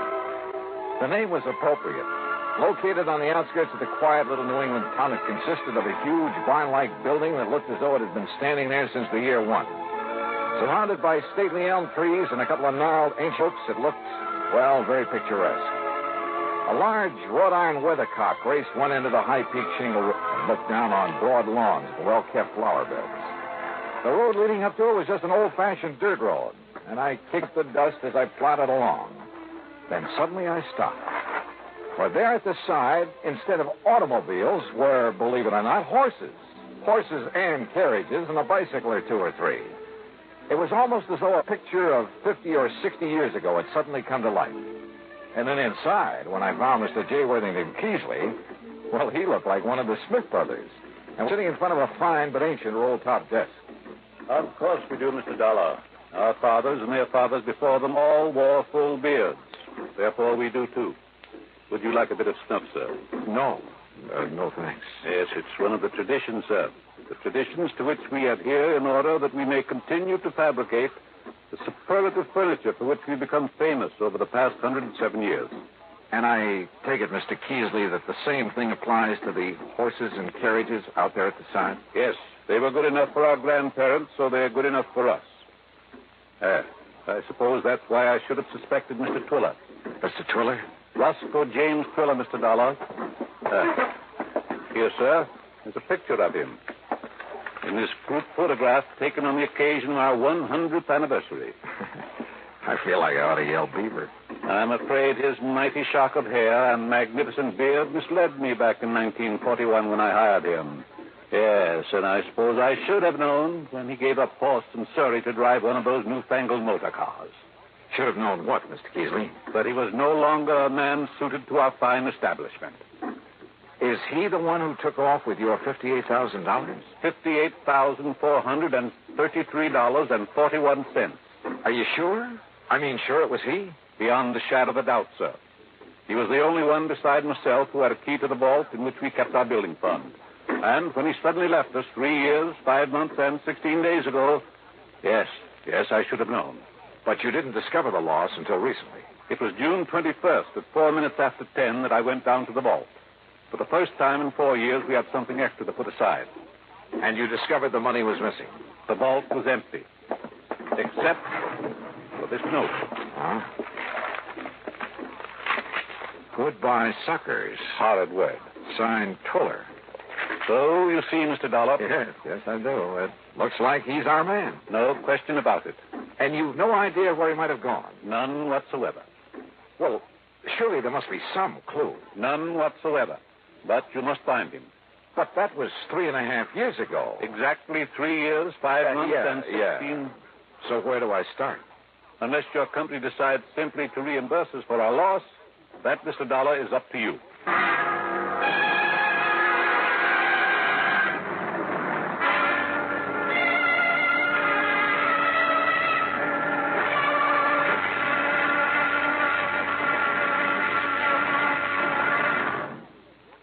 Act 2 of yours truly, Johnny Dollar, in a moment. Sometimes we may wonder why a football team doesn't quit playing and walk off the field when it finds itself 50 points behind with only a few minutes of play to go. What is that indomitable spirit that fills men with hope and keeps them going in spite of terrific odds, keeps them going just to play the game according to the rules, just to get the job done as well as they know how? This kind of spirit pervaded the feelings of heavy bomber crews of the 9th Air Force on that day of glory, August 1st, 1943, the day of one of the most secretly planned surprise bombing missions of World War II. The day of the low-level attack on the Romanian oil refineries at Ploiești. More than 170 B-24 heavily loaded bombers took off in a swirl of red dust from Benghazi, Libya, to bomb a highly defended priority target. The element of surprise in the low-level attack was to be one of their greatest weapons. But things went wrong from the start. 3 planes exploded during takeoff operations. 11 more aborted due to engine trouble. Of those that reached the target area, less than 1/3 returned to home base. The leaders of the mission encountered navigation difficulties and difficulty in identifying specific targets. And due to the loss of that elemental hope, surprise, they also encountered devastating enemy firepower from flak and fighters. The mission was partially successful, but a horrifying experience. 5 medals of honor were awarded to the heroes of the Ploiești raid for valorous action above and beyond the call of duty. At any time, the men would have been justified in turning back, but they had a code of conduct that made them want to see the unequal game through to the end. It was a job that had to be done. A charge of the Light Brigade in the air as they flew down the valley of death to glory.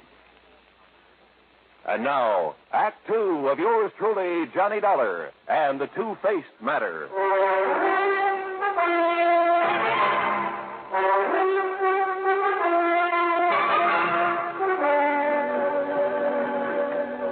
Okay, Mr. Keesley, it looks like this man Twiller is the one who walked off with the money in your safe when he left your employ. No question about it. And unless you can find him, your company will have to pay the full amount of the loss. Yeah, well, even if I do find him, the chances are he'll have spent that money. After all, 3 years and a half. Exactly 3 years, 5 months, and 16... You say you have no idea whatsoever as to where he might have gone. With that much money, he could be anywhere in the world. Uh-huh. Where did he live? I don't know, sir. What? After all, it was none of my affair. But if he worked for you a number of years... I make it a rule never to pry into the affairs of others, except, of course, where the manufacture of fine furniture is concerned. Well, doesn't anybody in this organization know anything about Twiller? Possibly Mr. Bottomley. Who's he? He is presently engaged in creating a Hepplewhite table in the shop. Come, we shall speak with him. The huge shop dated back 100 years at least. There wasn't a single power tool, not even a buzzsaw. But some of the tools looked as though they might have been used to build the ark.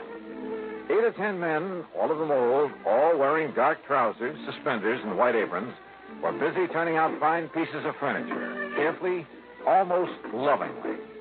And every one of them wore his own distinctive full beard. Hooray for tradition. Mr. Keesley led the way to a man who was gently trimming the edge of some kind of a sideboard. Good morning, Mr. Bottomley.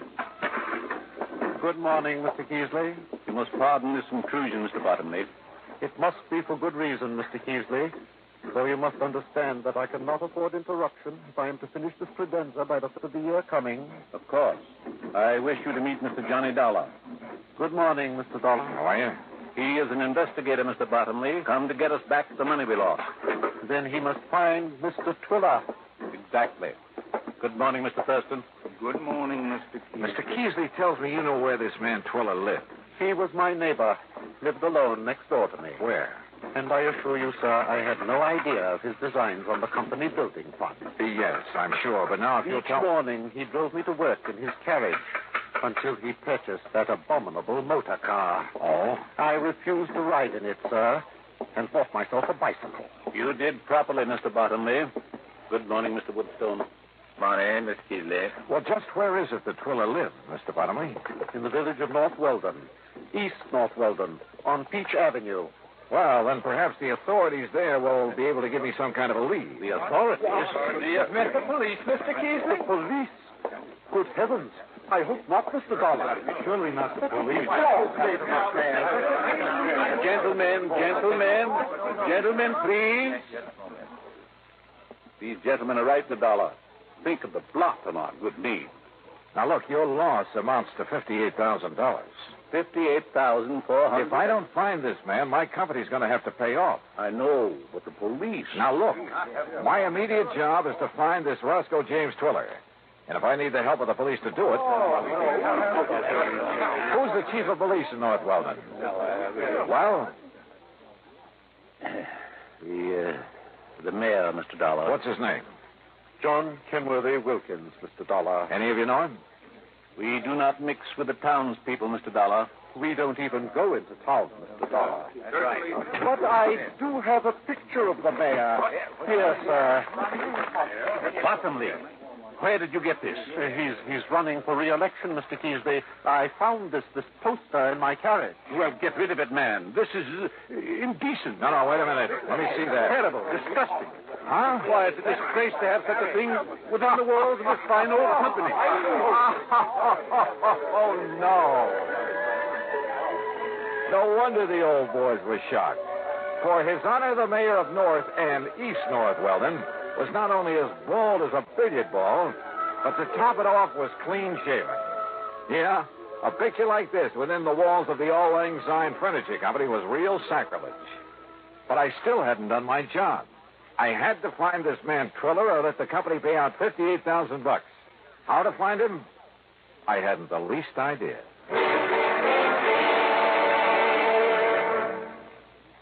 Act 3 of yours truly, Johnny Dollar, in a moment. Times have changed, and so has the man.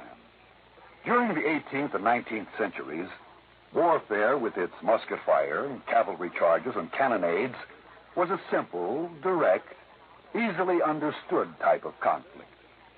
The undisciplined but sharp-eyed revolutionaries hid behind trees and hedgerows to pick off the advancing British troops. The wild, dashing, hell-for-leather cavalry charges of the Civil War and Custer's encounter with Sitting Bull and the Sioux Indians were, though courageous, simple and direct. But they were far removed from the developments of the atomic age, which demands selectivity, skill, and rigorous training. Until recently, the soldier's general level of knowledge determined his job suitability. Today, however, with more and more complex weapons and equipment being used, the military needs large numbers of skilled technicians. To that end, tests have been developed to find men with intelligence and technical aptitude, and to develop in these men the needs of the future. Yes, times have changed, and so has the man. And now, Act 3 of yours truly, Johnny Dollar and the Two-Faced Matter.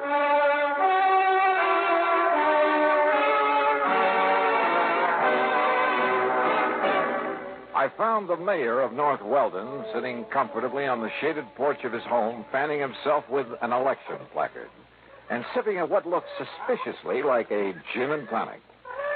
Yes, you're certain that I can't fetch you a limeade, too, Mr. Dollar? No thanks, Mayor Wilkins. Yes. Well, now, as I started to say, when I first came here, I did hear some rumor about money having been taken from the old Lang Syne Furniture Company. But until they lodged a complaint with me, for you see, I'm also chief of police. Yes, well, from what I can see, they're pretty slow about things like that. Yeah, well, they're slow about everything. But they make magnificent furniture. I could see that. Tell me, did you know this Roscoe Twiller at all? No, gone before I came to North Weldon. Oh? But that was only 3.5 years ago. And I came after that. Yet you're the mayor of the town. Village, really, Mr. Dollar. But lovely place. I've liked it ever since the first time I saw it.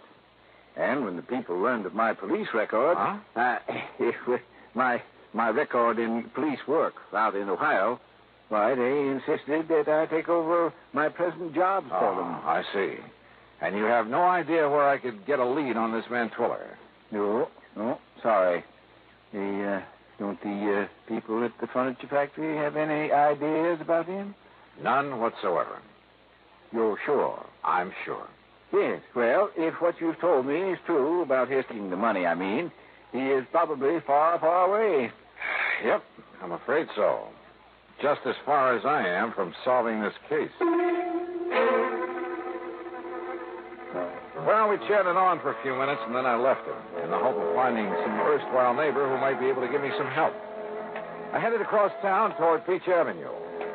And as I was about to pass the bus stop... Bang! Bang! Huh? Bang! Bang! You're dead! Oh. And another redskin bit the dust. Well, hi there, fella. Cowboy, huh? Sure, I'm a cowboy and a policeman and an artist and everything. Sure. My name's Jimmy Carter. What's yours? Johnny Dollar. Want to see some of my artistical drawings? Yeah, sure I do, Johnny. Just look at this cigarette advertisement here on the fence. Uh-huh. With my own crayons, too. That's it. How's that? Jimmy, that's the most beautiful mustache I ever saw on any girl. Sure. My teacher says I'm going to grow up and be a great artist. Oh, sure. But first I have to get a paint set. Sure you do. And see what I've done with this one. Sure you... Jimmy. That's our mayor. Yeah. He's running for re-election. That's why he has all these signs all around. Don't you think he looks a lot better with some hair on his old bald head? And a little child shall lead him. Now I'm going to put a beard on him. See? Like some of those old men at the furniture factory. Stay with us, Jimmy. Stay with it. Ah, they're funny old men. Like this. See? Uh-huh. Only they never come in town. Never. There. Doesn't that look like one of them? There. Jimmy, that's so good I'm going to save it. Really? Yes, sir. Thanks a lot. Gee, you I sure do. I didn't know I was that good. Jimmy, you'll never know how good you are.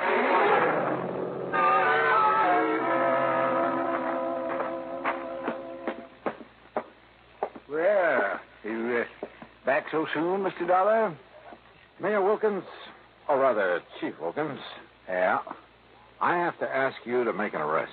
You mean you've found the man that you've been looking for? If there's any question about it, I'll make a civilian arrest. Oh, I don't understand, sir. Only a few minutes ago. Only a few minutes ago, I was blind as a bat to the most obvious possibility in the world. You showed up in this town a short time after Roscoe Twiller left. Yes, that's true. Roscoe Twiller, with a heavy shock of hair and a thick beard.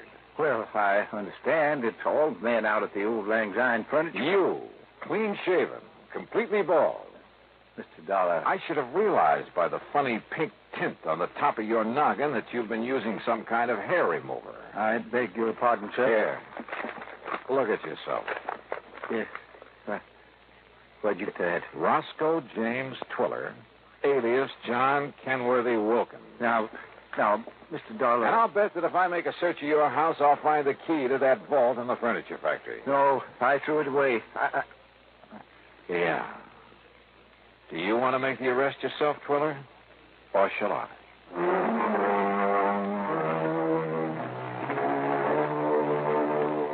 I don't know why Twiller gave up so easily. I guess it was because I'd caught him completely off guard. He even signed a confession and promised to pay back what he could. So, from here on in, it's up to the courts. And all thanks to a little kid who liked to draw mustaches on billboards. Expense account total, including the finest paint set I could find for my little pal Jimmy. Ooh, hey, wait, I gotta pad this. It only comes out to $9.80. Yours truly, Johnny Dollar.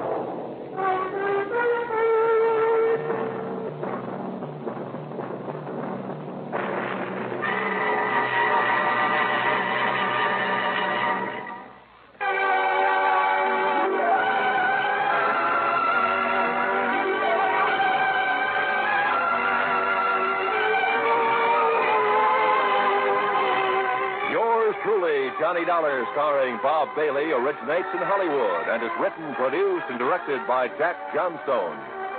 Heard in our cast were Will White, Herb Vigran, Forrest Lewis, Edgar Barrier, Richard Beals, Bill James, and Gus Bays. Be sure to join us, same time and station, for another exciting story of yours truly, Johnny Dollar. This is Roy Rowan speaking.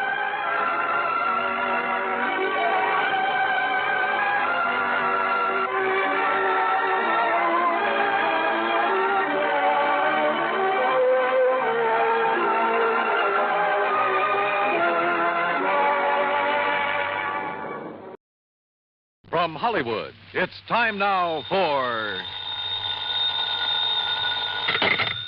Johnny Dollar. Hi there, Johnny. This is Buster. Buster? Buster Favor, Lake Mojave Resort over on the Colorado River. Oh, well, Buster, how are things? So you never really did get in the fishing we promised you over here. No, but so help me, I'm going to one of these days. Is that what you called me about? No. Johnny, you remember old Mike Kirby? Kirby. Oh, sure. The sweet old fella I met down at your boat dock. Guide or something? That's the one. Oh, sure, I remember him. How is he? Well, that's what I'm calling about. He isn't. What? And, Johnny, I think it was murder.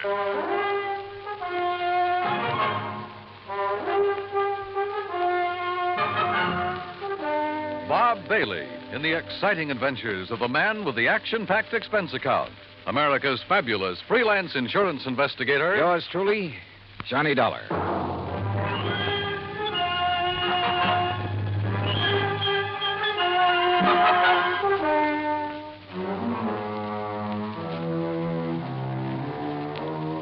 Expense account submitted by Special Investigator Johnny Dollar to the Tri-State Life and Casualty Insurance Company, Home Office, Hartford, Connecticut.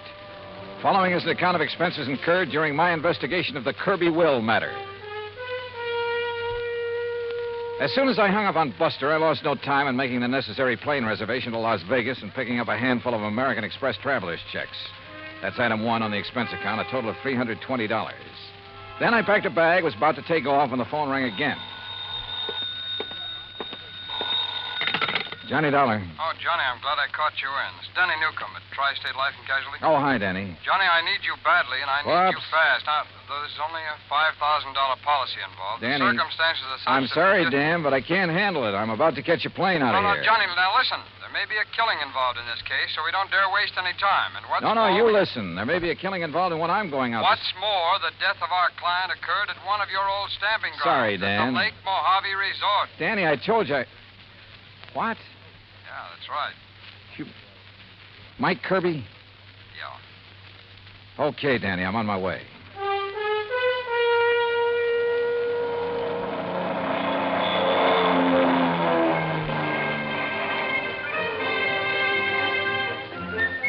It was 7:30 a.m. when the plane dropped me off in Las Vegas, Nevada, smack in the middle of the Mojave Desert. Even at that hour of the morning, the otherwise clear, clean air was filled with the cacophony of this city of chance. The stuttering clicks of the ball on the roulette wheels, the rattle and gallop of the ivories on the dice table, the endless drone of the croupiers, the flat clank of the chuck-a-luck cages, the snap of cards by the blackjack dealers, the never-ending click of poker chips and silver dollars. And over it all, the interminable chunk and whir of the slot machines, day and night from one end of the town to the other. Fabulous. I grabbed breakfast, that's item 2, then rented a car and headed south and east on Route 93 toward Kingman, Arizona. Then, just 5 miles short of that town, I swung right on 68 down toward Davis Dam, down to Lake Mojave Resort. Mile after mile of nothing but sun-baked rock and sand, sagebrush and Joshua trees, tumbleweed and cactus. And right in the middle of it, the clear blue waters of Lake Mojave. Buster Faber, who's general factotum of the resort, was waiting for me. After a hearty greeting, he led me into the office, and we sat down and got to work. Yeah, it was murder, all right, Johnny. Sure. Yeah. And by the way, I don't know how much you knew about Mike Kirby. Well, only that he seemed to be one of the fixtures around here. Was obviously well-liked. So he'd been a businessman back east, owned a string of restaurants, made a fortune. Uh-huh. And about 10 years ago, he retired. Did a lot of traveling, all over the world, I guess. Oh, lucky man. Did he have any relatives, Buster? Oh, only some nephews and nieces. I see. Anyhow, a little over 3 years ago, he settled down here to spend the rest of his life just fishing, taking it easy. Can't think of a better place or way to retire. How old was he, Buster? 61. Didn't look it, though. No. Well, if I remember right, he was pretty fit. He was. Well, I had the impression when I was here before that he was just a hired fishing guide, something like that. Oh, he used that as an excuse to meet folks. Half the time, he clean forgot to charge for his guide services. Accidentally on purpose, no doubt. Well, now you said... Now, don't rush me, Johnny. I got to give you the background. Okay, shoot. He kept saying over and over and over again how glad he was to be out from under a lot of responsibilities. And one day, about 6 or 7 months ago, he suddenly transferred title to his boat, his motor, his fishing tackle, and his old beat-up Ford to us. Oh? I know. I asked him at the time if he wanted to get him off his personal inventory, why not give him to his relatives? Well, what'd he say to that? Said he didn't like him. Felt they were just waiting around for him to die so they could get their hands on his money. Oh. Said he just wanted to make sure that if anything happened to him, the stuff would end up with us on account of we'd use it and appreciate it. Also, Johnny, he plunked down $10,000 in cash and insisted that we take that, too. $10,000? What for? His rent on his cabin for as long as he lived. Oh. Buster, did he leave a will of any kind? Well, now, I'm getting to that. Anyhow, last Friday afternoon, he went out fishing alone like he often did. And just before dark, one of the rental boats came in with 2 young kids. Yeah. They'd seen old Mike's boat up on the beach in that big cove just above the power line crossing. They found Mike laying on the sand beside it, as still as death. Well, they came tearing in to report it, scared half out of their wits. Well, I sure hope you... Oh, sure. I grabbed Ham Pratt and a big flashlight. You remember Ham. Oh, yeah, the manager of the resort. Yeah. Well? Well, We found him there. And he was gone, the poor old fella. Go on, Buster. Well, Ham took one look at him, and rattlesnake, he said it. Rattlesnake did it. Mm-hmm. You could tell by the way Mike looked, laying there. Fang marks? Yeah, on his right leg, just above the ankle. And a big bruise on his head, like he'd hit a rock when he fell. But on the phone, you said you thought it was murder. And a minute ago, you said you're sure of it. Well, we put him in our boat, hitched his on behind, and brought him back here. We phoned Tad Harding of the Kingman Police Department. I remember him. Good man. Yeah, well, Chief Harding took one look, and he agreed with Ham. Poison from a rattler. Well, they took him into Kingman, and I telegraphed the relatives. But, Buster, now look, you... Then I got to thinking. There was something wrong. What do you mean? Well, there are very few rattlers in this part of the country because of the heat. They can't take it. If anybody'd know better than to fool with one, it'd be old Mike. And they always sound a warning before they strike anyhow, don't they? Sure. So early next morning, I went back to the cove. And? Number one, there was no sign of any rock that Mike might have hit his head on when he fell. Go on, Buster, go on. There was no trail from any kind of a snake anywhere around. Well, the sand could have drifted over them. No, sir. The footprints Ham and I and the kids had made were clear as crystal, but no tracks of a snake. All right, go on. Well, then I noticed it, where another boat had been beached. Strange one, not from our landing. It was right next to where Mike's had been, right alongside. Any footprints from it? Well, if there were, we and the kids had mashed them all out. Then I remembered the way Mike had been laying there, as though he could have been rolled out of his boat or thrown out right on the sand. Then it looks as though somebody met him out on the lake, banged him over the head, made the fang marks, which isn't hard, then lashed the two boats together, dumped him off at the cove, and left. It sure does, Johnny. I want to see that place. Yeah, and all the excitement, I might have overlooked a lot of things. Oh, that I doubt. Now, Buster, if there's no sign of rattlesnake poison in old Mike's body... Well, right after I called you, I phoned Chief Harding. Coroner's making his autopsy today. He'll call me. Well, now, look. These nephews and nieces of Mike's, how much do you know about them? Oh, I never met them. But according to their answering telegrams, they're going to descend on us like a swarm of locusts. There are a lot of them? Well, no, I was thinking of the way that they... Well, one, there's a woman named of Martha Woodbury who... Excuse me. Mr. Faber? Yeah, I'm Buster Faber. I am Miss Martha Woodbury. Oh, well, Miss Woodbury, we were just at... this is Mr. Johnny Dollar. How do you do? Mr. Faber, I'm a niece of Michael Jonathan Kirby, and probably the major beneficiary of his estate. I wired you that I would be here, and I am. You got here kind of fast, too, didn't you? I also wired Uncle Michael's attorney in Kingman that I saw no reason why he should delay the reading of Uncle Michael's will. Lawyer Guilford phoned me about that, and I guess you weren't the only one. He should be here late this afternoon. I also wish to make funeral arrangements befitting one of his financial status. Won't you sit down? Now, please tell me the circumstances of his death. And, of course, I wish to see the poor darling's body. Miss Woodbury. Yes? What do you do for a living? Why, if it's of any concern to you, I teach at Armand College. Toxicology. Toxicology, huh? Yes. Poison. Very interesting. Is it? Why? Who are you, Mr. Dollar? Well, I'm a special investigator for your uncle's insurance company. What? Yes, you see, we have good reason to believe your uncle was murdered. Murdered? Murdered?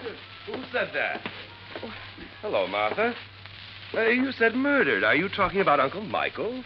Well, that's right. Who are you? I am Chester Kirby, and as far as I know, the heir to my uncle's fortune. Who are you, sir? Chester, Mr. Dollar is an insurance investigator. Oh? Investigator, huh? Dollar, I'm Hank Kirby, family black sheep, also Uncle Mike's nephew. What's this talk about murder? Are you three his only relatives? That's right, Dollar, except for Lita.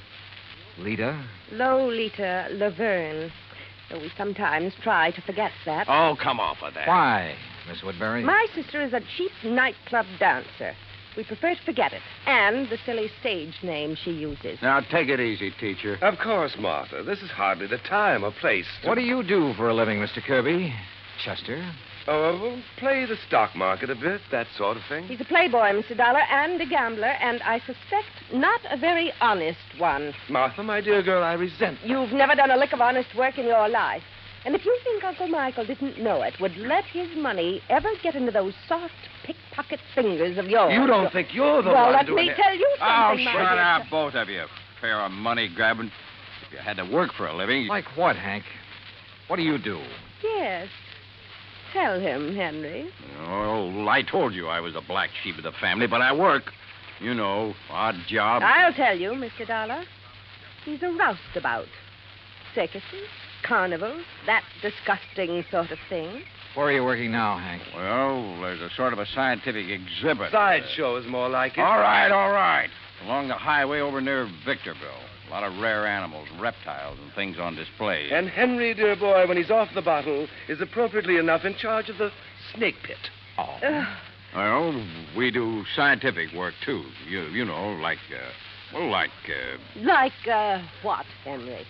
Like milking the venom from the snakes to sell to laboratories? Yeah. Well, that is what... Excuse me. Hello? What? You sure?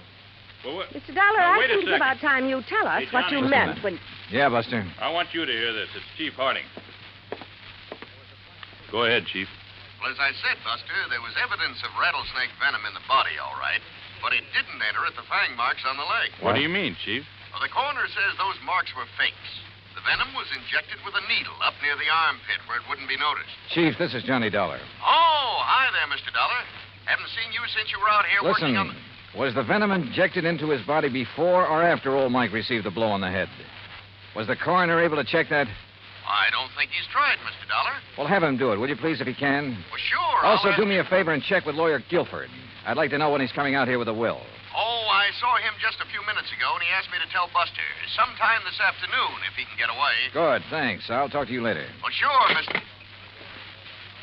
As I started to say, Mr. Look, Dollar, Miss Woodbury, there is nothing that you or any of us can do until we get the complete report from the coroner. Well, you can at least tell us what you meant. And when what you about dear Uncle Michael's will, Mr. Dollar? That will have to wait for the attorney. He expects to be here sometime later today. Now, wait a minute. You said murdered. Incidentally, I suppose the will shouldn't be read until Lolita, or whatever her name is, gets here. According to her telegram, she ought to get here today. Well, she'd better. What I want you to do is arrange for quarters here. And, all of you stay here.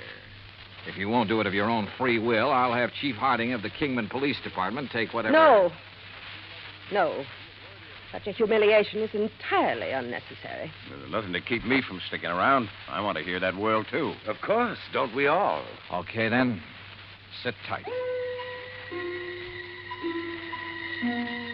For my money, any one of them could have done it. A toxicologist, a man whose business was handling poisonous reptiles, and a cheap tin horn gambler, and the nightclub dancer who hadn't appeared yet. Yeah, any one of them to latch onto the old man's fortune. I avoided telling the three present about the circumstances of their uncle's death in the hope one of them would slip, would give himself away by saying something to show that he or she already knew. As soon as they were ensconced in their rooms, Buster and I hopped into his outboard and headed up the lake. Remember the last time we rode up here looking for evidence, Johnny? Yeah, I sure do. That was the Midas touch mine. Yeah. The pretty little lady owned a high-power rifle with a scope sight. Just about here, she started taking pot shots at us from the shore. Well, that's one thing we won't have to worry about this trip. Now, right around this point is where I found Mike's boat on the beach. And like I told you, I may have overlooked some clue that you'll spot in a second. Buster. Yeah? Tell me, did old Mike earn enough as a fishing guide to make a living? Well, just about enough to buy food and a few odds and ends and... Well, like I told you, most of the time he deliberately forgot to charge, not needing the money and all. Hey, Johnny, there in the cove. What? A boat, right where Mike's was. Whose is it? Do you know? Isn't out of our landing by... Hey, that puff of smoke from behind the bush way up on the sand dune. Swing us around. That's somebody with a gun. And look, we're taking in water, those holes in the bottom. Grab that can, start bailing. Hey, that guy can shoot. Pull us around, Buster. We're like a pair of sitting ducks out here. Right.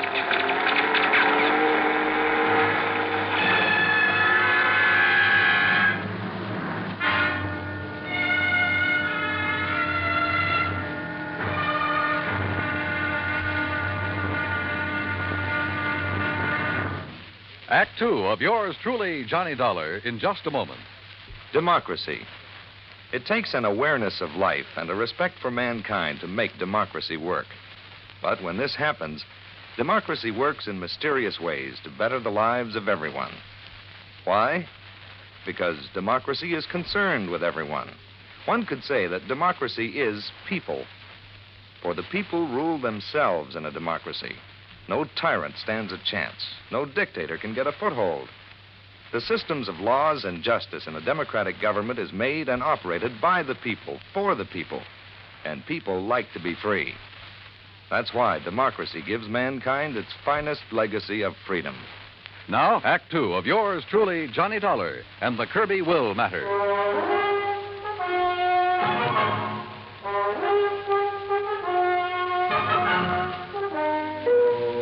Whoever had been shooting at us from the shore there on Lake Mojave had a good eye. But a 30-mile-an-hour outboard at over 200 yards and swerving like mad can be a pretty tough target.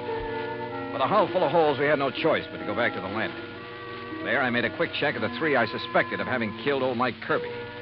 First, his nephew, Chester. Right here in my room, Mr. Dollar, reading. Then a brief walk in the hills. Why? And when is that lawyer coming to read Uncle Michael's will?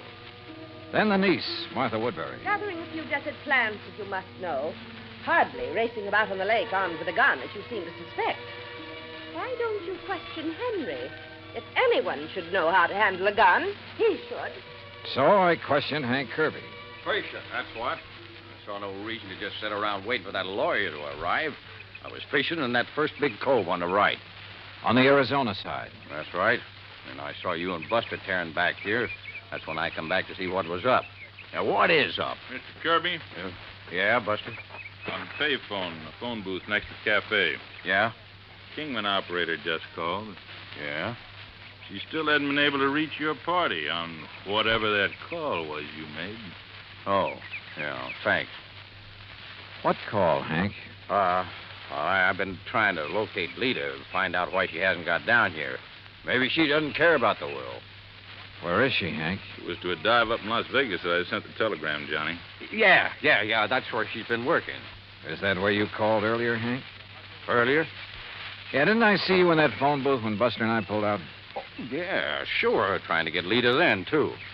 Yeah. Yeah, it reminds me, Johnny. Lawyer Guilford just phoned me from Kingman. He'll be over here in about an hour. Then the will gets read, huh? Perhaps we ought to wait for Lita. What do you think, Hank? She'll be here. Well, did you talk to her? Is she on her way? Yeah, she's on her way. All right. If Buster's willing, we'll use the office when Guilford gets here. Sure. So, Hank, you tell the others to be ready and waiting. Yeah, sure thing. Come on, Buster. Right, Johnny. What's on your mind? Well, maybe it's just a hunch, nothing more. But I want to get on that phone in the office. I called Armand College first. Yes, Miss Martha Woodbury had left there only last night. So she couldn't have been here when Mike Kirby was killed. A call to Chester's Hangout, a private gambling club in Reno, indicated the same thing. Call number 3 was to the so-called museum where Hank Kirby worked with the Snakes, a place within easy driving distance of Lake Mojave. But the records showed he hadn't left the place in 2 weeks until this present trip to be here. Lolita? Well, the manager of the club in Las Vegas said she hadn't missed a show. Daytimes? Well, who knew? But she was there every night. Then I suddenly remembered something about the geography of Lake Mojave. Yeah, Johnny. Cottonwood Landing is only about 25 miles north on the west, the Nevada side of the lake. Could that boat we saw in the cove? Sure. That's where it came from. I knew there was something familiar about it. Hey, what are you going to do, Johnny? Kingman? Operator, get me Cottonwood Landing, please. It's one of their rental boats, Johnny. Yes, sir, I'm sure of it. Any number? Any identification on it? All that I didn't see. Anyhow, they rent so many to fishermen every day. Uh-huh. Hey, here comes Lawyer Guilford driving up. Good. Cottonwood. Hello, this is Johnny Dollar, special investigator. Yes, sir. What? I want to know if you rented a boat today to a girl named Lolita Laverne. Laverne? I'll meet him, Johnny, and I'll bring him all in here. Okay. No, sir. Nobody by that name rented today. Well, what about Friday? Friday afternoon. Friday? Yeah, that's right. Well, the only women we rented to on Friday was old lady Newberry, down from Canada for a couple of days. No, this is a young girl. Well, the other was a Miss Hancock. Hancock? Lucy Hancock. Okay. Thanks very much. I've never seen him. Johnny, this is Lawyer Guilford. Lawyer, Mr. Johnny Dollar. It's a pleasure, Mr. Dollar. How are you, sir? Now, if you'll all please sit down. All righty. I'm a little pressed for time, so I'll waste none in getting to the reading of Michael Kirby's will. Good. Well, you don't think we ought to wait for Lita to get here? It won't be necessary. No. I possess a full accounting of the net value of Mr. Kirby's estate. Excellent. It may surprise you, by the way. Fine, fine. This will confirms that valuation. It is dated, by the way, just 5 months ago. Made it out right Oh, after. look, let's get to the will. Now, let's read it. Yes, come on. Please.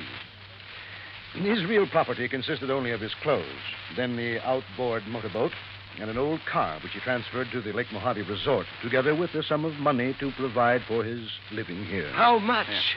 Only $10,000. Oh, well, good. Some years ago, he turned all other of his real property, including some rather important real estate and business holdings, into cash. Well, where is all the cash deposited now? Yes. Surely you aren't considering adding bank robbery to your rather questionable career, Henry. Martha, that is quite uncalled for.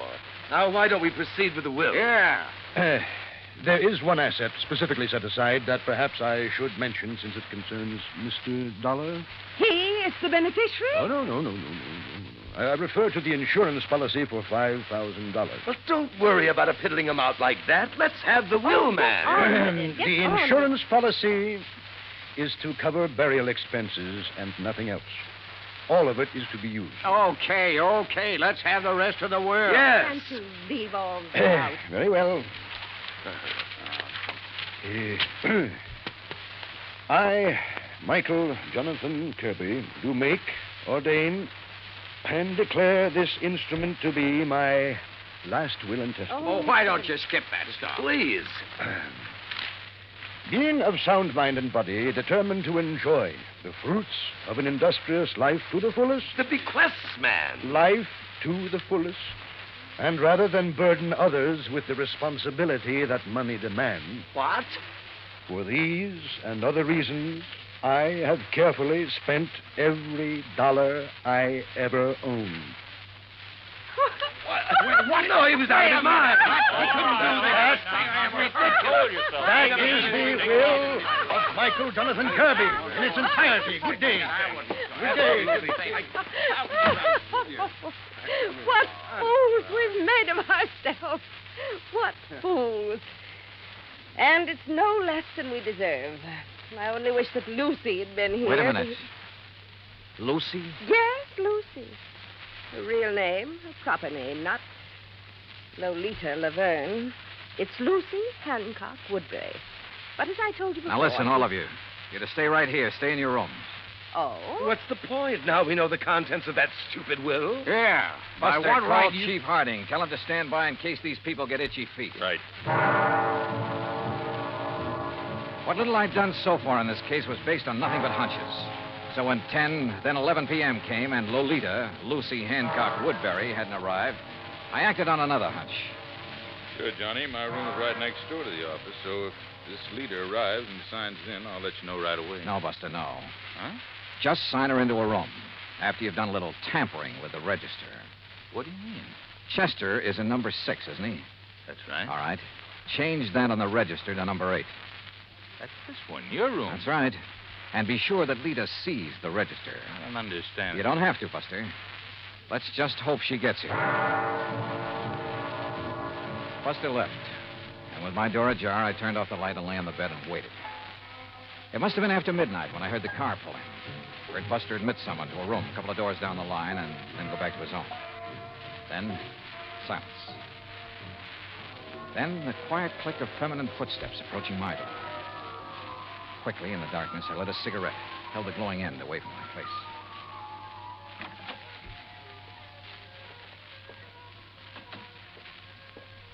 Well, darling. Yeah, about time. About time you got some sense, Chet. No, don't turn on the light. The others asleep. Their rooms are dark. Uh-huh.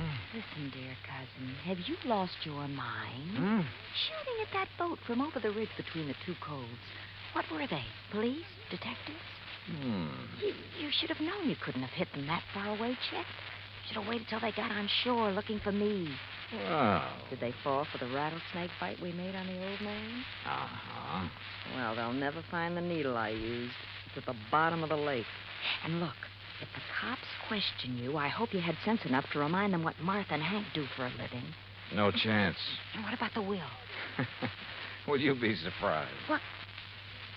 Say that again, Chet. Say anything. You sound like somebody else. Yeah, like Johnny Dollar. Let's have some light. Dollar? That's right, special investigator. Oh, no. Let me out of here! Now, where do you think you're going? No, let me go of me! Come on now.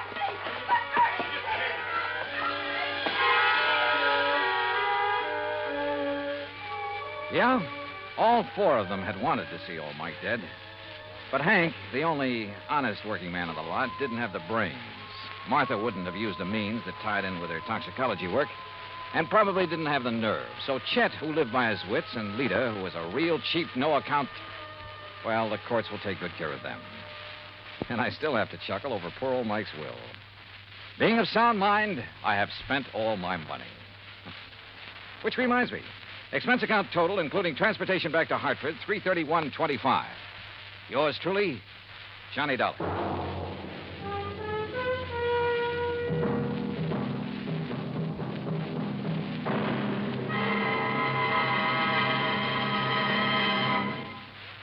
Now, here is our star to tell you about next week's story. Next week, the most complicated case in years comes up with the simplest, most obvious solution. Join us, won't you? Yours truly, Johnny Dollar.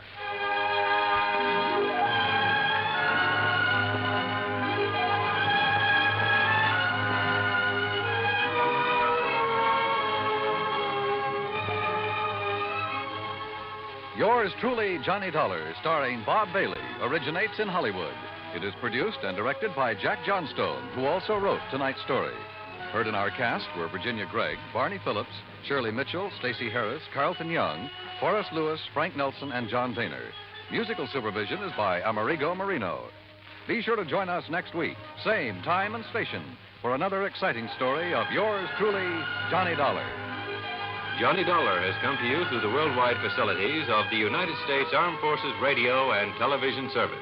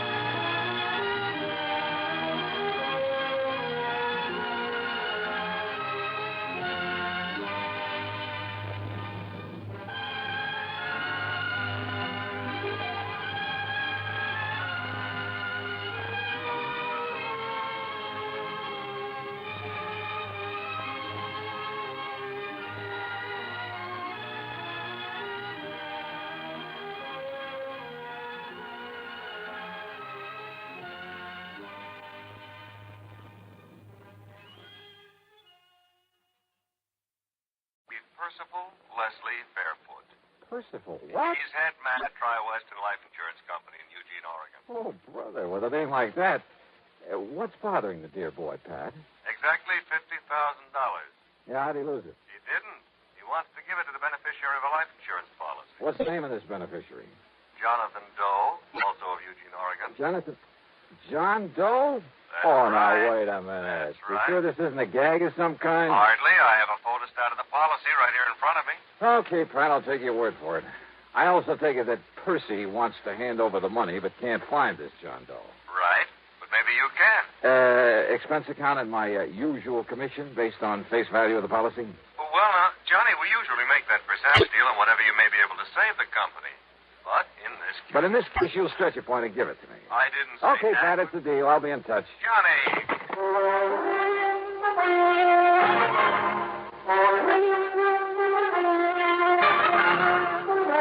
CBS Radio brings you Bob Bailey in the intriguing adventures of the man with the action-packed expense account, America's fabulous freelance insurance investigator. Yours truly, Johnny Dollar.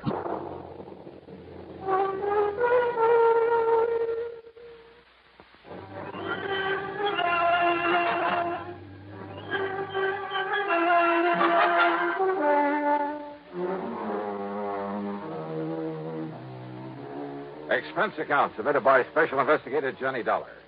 To the Tri-Western Life Insurance Company, Eugene, Oregon. Attention, Mr. Percival Leslie Fairfoot. Wow. Following is an account of expenses incurred during my investigation of the really gone matter. Percy Fairfoot. And a missing beneficiary by the name of John Doe. Oh, well, it's a living. So in spite of the late hour, item 1 is $162.85 plane fare, Hartford to New York to Portland, Oregon. For some reason or other, I couldn't get to sleep during the cross-country flight. Of course, it may have had something to do with the good-looking redhead in the seat next to me. In any event, by the time we pulled into Portland a few minutes after 4 a.m., I was bushed. Then I had to wait some 4 hours for the local flight to Eugene. It was after 11 a.m. when I finally walked into the office of Tri-Western on Jefferson Street. I was tired, hungry, and in no mood to bandy words with anybody by the name of Percy. The office straight ahead, Mr. Dollar. Thanks. He's expecting you. Very anxious to see you. Oh, yeah, I'm sure. Well, come in, Dollar. Close the door and come in and sit down. You're Percival Leslie? Yeah, that's right. Call me Les. And come in, come in. Yeah, sure. Well, you look like you've been run through a ringer, Johnny. How about a little drink? Think that might help? No, thanks. Or is it because you've been nipping at the jug all the way out here? Oh, hardly. Of course, there was that redhead in the seat next to mine. Oh, yeah, those redheads, they'll do it to you every time. Good looking. Well, I told you I didn't get any sleep. Oh, baby, you're a man after my own heart. But now, listen. Did Pat McCracken tell you why I wanted to see you? Something about a missing beneficiary. Now, here's a story in a couple of nutshells or two. We got a lot of farms around here. Big ones, little ones, all kinds. A few years ago, Harvey Wakeman and his family came out here. That's Mrs. Wakeman and his 20-year-old son, Ben. It's Wakeman's policy that's involved? Just let me give it to you my own way. It'll save time. Huh? Yeah, shoot. Well, Wakeman used to be a professor at some agriculture college somewhere back east. When his doctor told him if he didn't stop teaching and retire, he'd die before his time, why, he came out here and bought this farm up this side of Coburg and went to work on it. He called that retiring? Oh, he did wonders with it. And when he died a few weeks ago... Les. Yeah? A wife and son? That's right. But he left the insurance to somebody by the name of... That's right, to a man named Jonathan Doe. Just who is this John Doe? Ask me, Johnny. He isn't. Well, what do you mean by that? You ask me, Jonathan Doe is dead. Now, he must have known old man Wakeman was leaving him this money, so why isn't he around to collect it? Yeah, I see. Tell me one thing, Les. What's that? How did Wakeman die? Sound asleep in his own bed in his own house. Nothing to be suspicious about, if that's what you meant. Okay. Now, let's get back to Jonathan Doe. Wakeman's best friend, Johnny. Had a farm just north of Wakeman's on a little side road. The way I understand it, Wakeman spent almost as much time this past year over at Jonathan's helping him out as he did on his own farm. His best friend? Yeah, that's why he left him the insurance money. After all, he left his widow and his boy his own farm worth 3 or 4 times that much. I see. But now my problem is I can't find Jonathan Doe.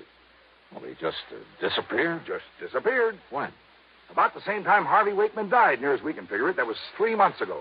What did the police think? Well, they decided the only thing we can do is wait. Maybe he'll show up again. But you ask me, Johnny. Yeah?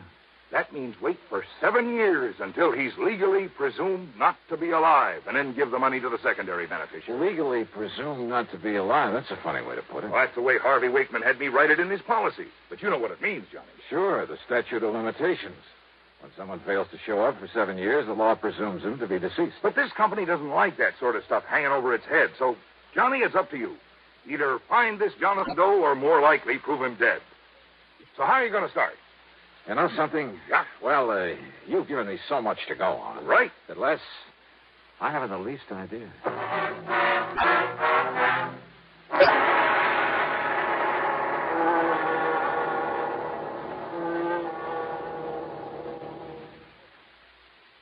The really...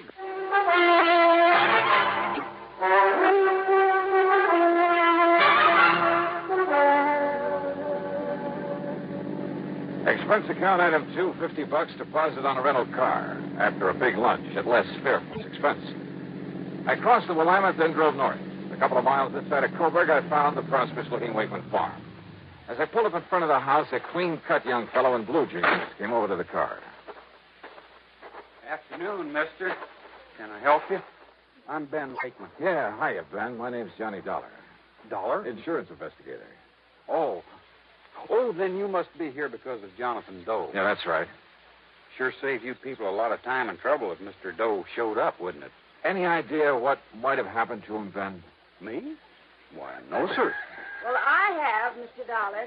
I could hear you through the window. I'm Mrs. Wakeman, and I have a couple of ideas about what happened Oh, today. how do you do, Miss Wakeman? You know what I think? Well, now, Ma. I think Jonathan Doe was just so broken up over my husband's passing that he couldn't bear just staying around not being able to do anything about it. Ma, They were listen. the closest friends that ever lived, Harvey and Jonathan Well, Doe. tell me, Mrs. Pa Wakeman. spent more time with him, helping him, loaning him his implements. Well, maybe I he... guess our Alice Chalmers tractor's still over there.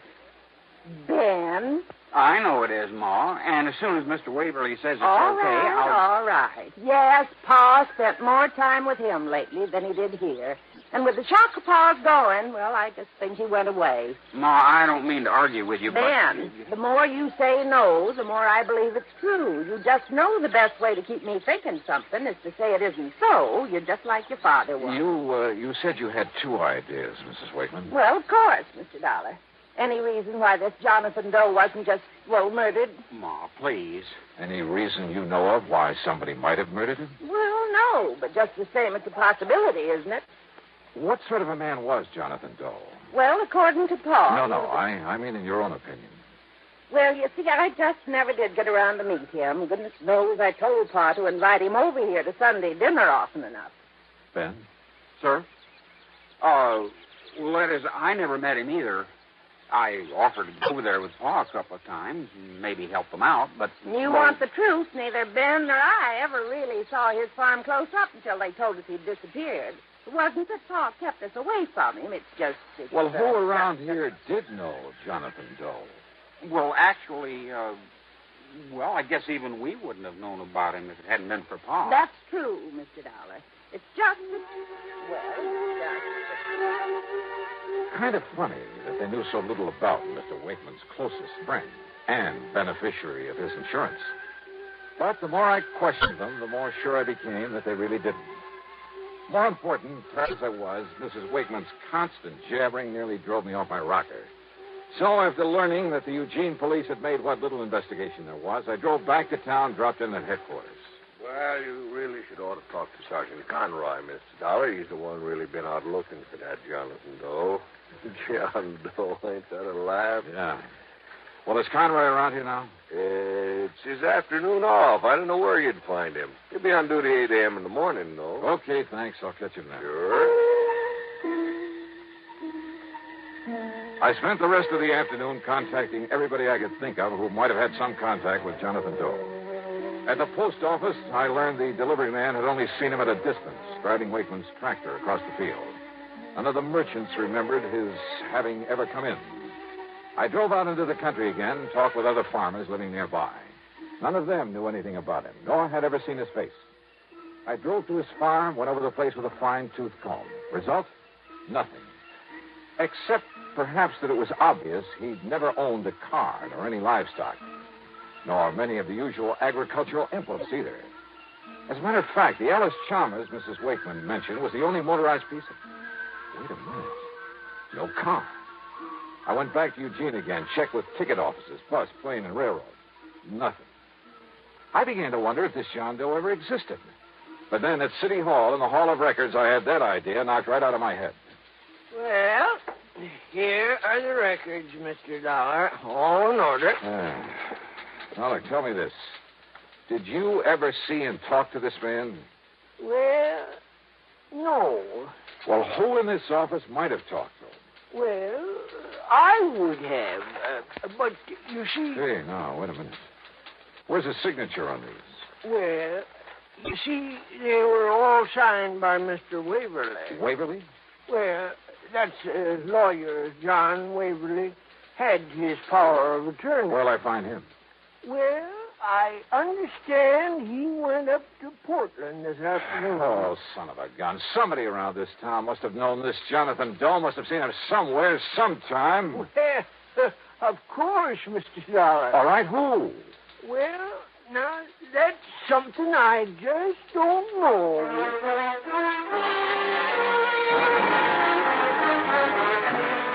It was late, and I was beat, so I grabbed dinner in a room at the Barclay. That's item 3, 1170, and spent the next 9 hours getting some much-needed sleep. Item 4, first thing in the morning, $1.85 for breakfast. Then I barged on over to police headquarters again. Sergeant Conroy was cooperative enough, but not very helpful, if you know what I mean. Well, you've learned just about as much about Jonathan Doe in one afternoon as I have in 3 months. Yeah, but, Sergeant, it just doesn't make sense that no one, not one, around here is... Well... If only I didn't know young Ben so well. Man? You've seen him? Chip off the old block, just as hard-working, just as honest as his father was. Well, what about him? Well, anybody else but him, I'd have locked him up first and asked the questions later. What are you talking about? Speaking of that, you ever get so many answers to questions you didn't ask as when Mrs. Wakeman started Wait a minute, acting listen, away? Conroy. Nice enough woman, I guess. I always did feel sorry for Mr. Wakeman having that mouth of hers around all the time. Wait a minute, will you? What do you mean about young Ben?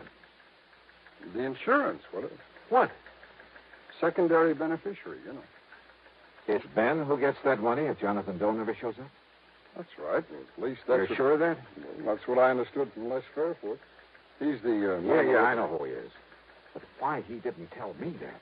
Conroy, I'll see you later. Now, look, Dollar, I told you about that boy. That boy is somebody I want to find out more about for myself.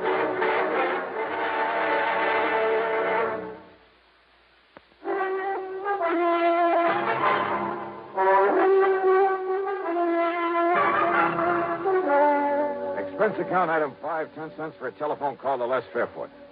Johnny, you're not trying to tell me Ben could have killed Jonathan Doe to get that $50,000 7 years from now? Didn't he? Oh, I know that boy. I've known him for years. Or maybe he paid him off to disappear this way. When by simply staying around, he could get $50,000. Are you sure that Jonathan knew he was beneficiary of that policy? Well, I'd certainly imagine old man Wakeman would have told him so. Wakeman ever say he did? Oh, no. You ever tell it to Jonathan? I never even met him. Not you nor anybody else, and I've been wasting all this time trying to find someone who did, who knew something about him. But, brother, that's all beside the point now. What are you going to do? Go out to that farm for a showdown with Ben Wakeman.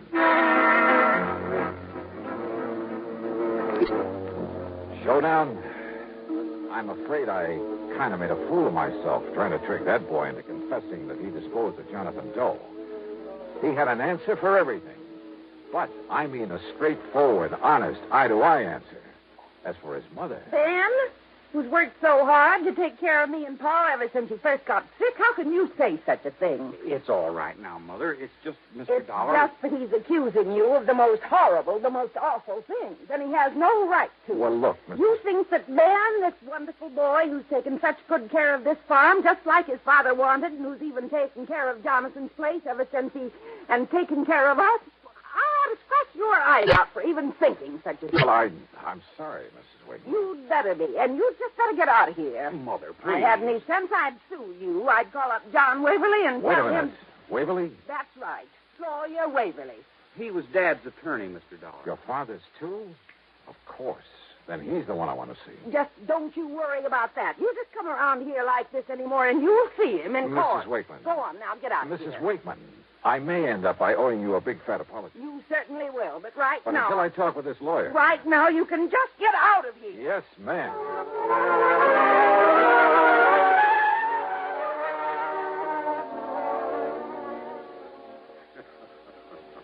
Well, I can't say that you were very wise, Mr. Dollar, trying to, shall we say, cross swords with Mrs. Wakeman. You see, she was one of the reasons Harvey Wakeman spent so much time on the farm of Jonathan Doe. Just to get some peace and quiet. Yeah? Now, Mr. Waverly, let's stop beating around the bush. Are you going to tell me something about this John Doe? No. No. You're the one person I found. You had his power of attorney. You're the one person who must have seen him, must have known him. No, Mr. Dollar. No, what? What are you talking about? Did you see Wakeman's insurance policy? I know about it, naturally. First beneficiary, Jonathan Doe. Right. The money to go to the second beneficiary. That's Ben Wakeman. Yes. At such time as Jonathan Doe legally is presumed not to be alive. Sure, when the statute of limitations runs out at the end of 7 years. But it's kind of a screwy way to put it. I had him put it that way. Huh?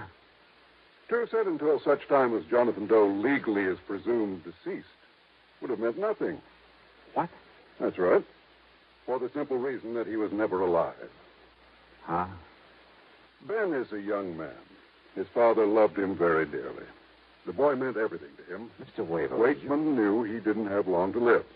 He arranged it so that his farm and the profits from it would pass to his widow and his son. Well, of course. But He wanted to do more for the boy after Ben had really reached maturity. And do it, incidentally, without seeming to slight his widow. So, by inventing this Jonathan Doe, putting the other farm in Jonathan's name, all of it completely legal, by the way. I attended to that myself. It means the $50,000 can't possibly go to Ben while he's still a kid. Exactly. Nor could his widow, and she's not the most level-headed woman in the world. Nor could she possibly upset the whole plan. And the other farm? I can show you papers in my files that will turn that over to Ben when he receives the insurance. Well, I will be a monkey's. Then this Jonathan was the real McCoy. A real John Doe. In the true legal sense. The fictitious name of a completely non-existent person. But for such a sound, logical, for such a good reason, Mr. Dollar, that I... Tell me. Yeah? Don't you agree it's best if neither Ben nor his mother find out about this until, say... until about 7 years from now? Yeah. Sure.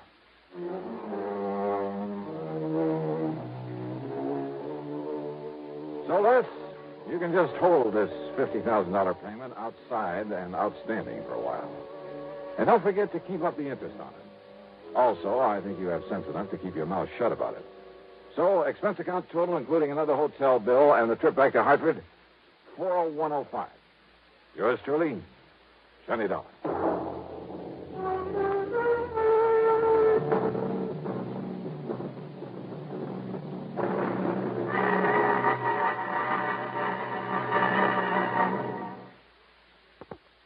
Now, here is our star to tell you about next week's story. Next week, a very clever device to cover a murder. And it almost worked. Join us, won't you? Yours truly, Johnny Dollar.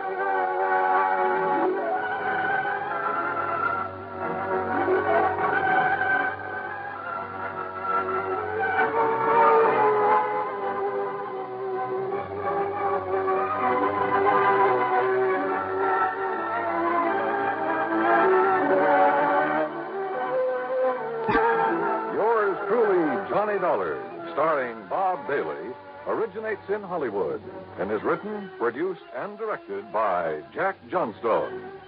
Heard in our cast were Virginia Gregg, Lawrence Dobkin, Marvin Miller, Sam Edwards, Junius Matthews, Stacey Harris, and Bart Robinson. Be sure to join us next week, same time and station, for another exciting story of yours truly, Johnny Dollar.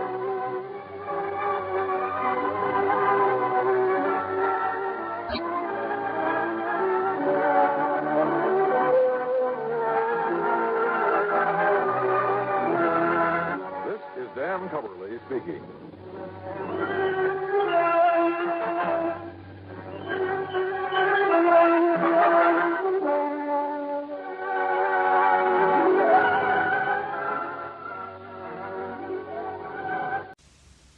From Hollywood, it's time now for Johnny Dollar. Earl Foreman, Johnny, down in Sarasota. Don't tell me, Earl. Huh? The Florida weather's finally behaving itself. The water in the Gulf is warmed up, so I'll grab my fishing clothes, tackle box, couple of rods and reels. Maybe you better grab your Levi's, boots, and saddle, and a couple of 6 guns instead. Huh? What is this, a Western? It may be an Eastern Western before we're through. Listen, Florida is the leading cattle state here in the Deep South. I had heard something to that effect. Okay. The freezing weather a short while back hit some of the ranchers pretty hard. To say nothing of the tourist trade. Right. Ordinarily, the year-round pasturage makes it unnecessary to lay up a lot of hay and feed for the winter. That figures. But this year, thanks to the freeze, the cattle were so weakened by malnutrition and then sloshing around in soggy pasture land that, well, at least a couple of 100,000 of them have died. Well, what's your problem, Earl? Outside of the high cost of steak. A rancher's just hit me with a big fat claim. Oh, how much? $78,750. Says that he lost his entire herd. Well, I knew a lot of them had lost quite a few. But the entire herd? Yeah. You coming? I sure am.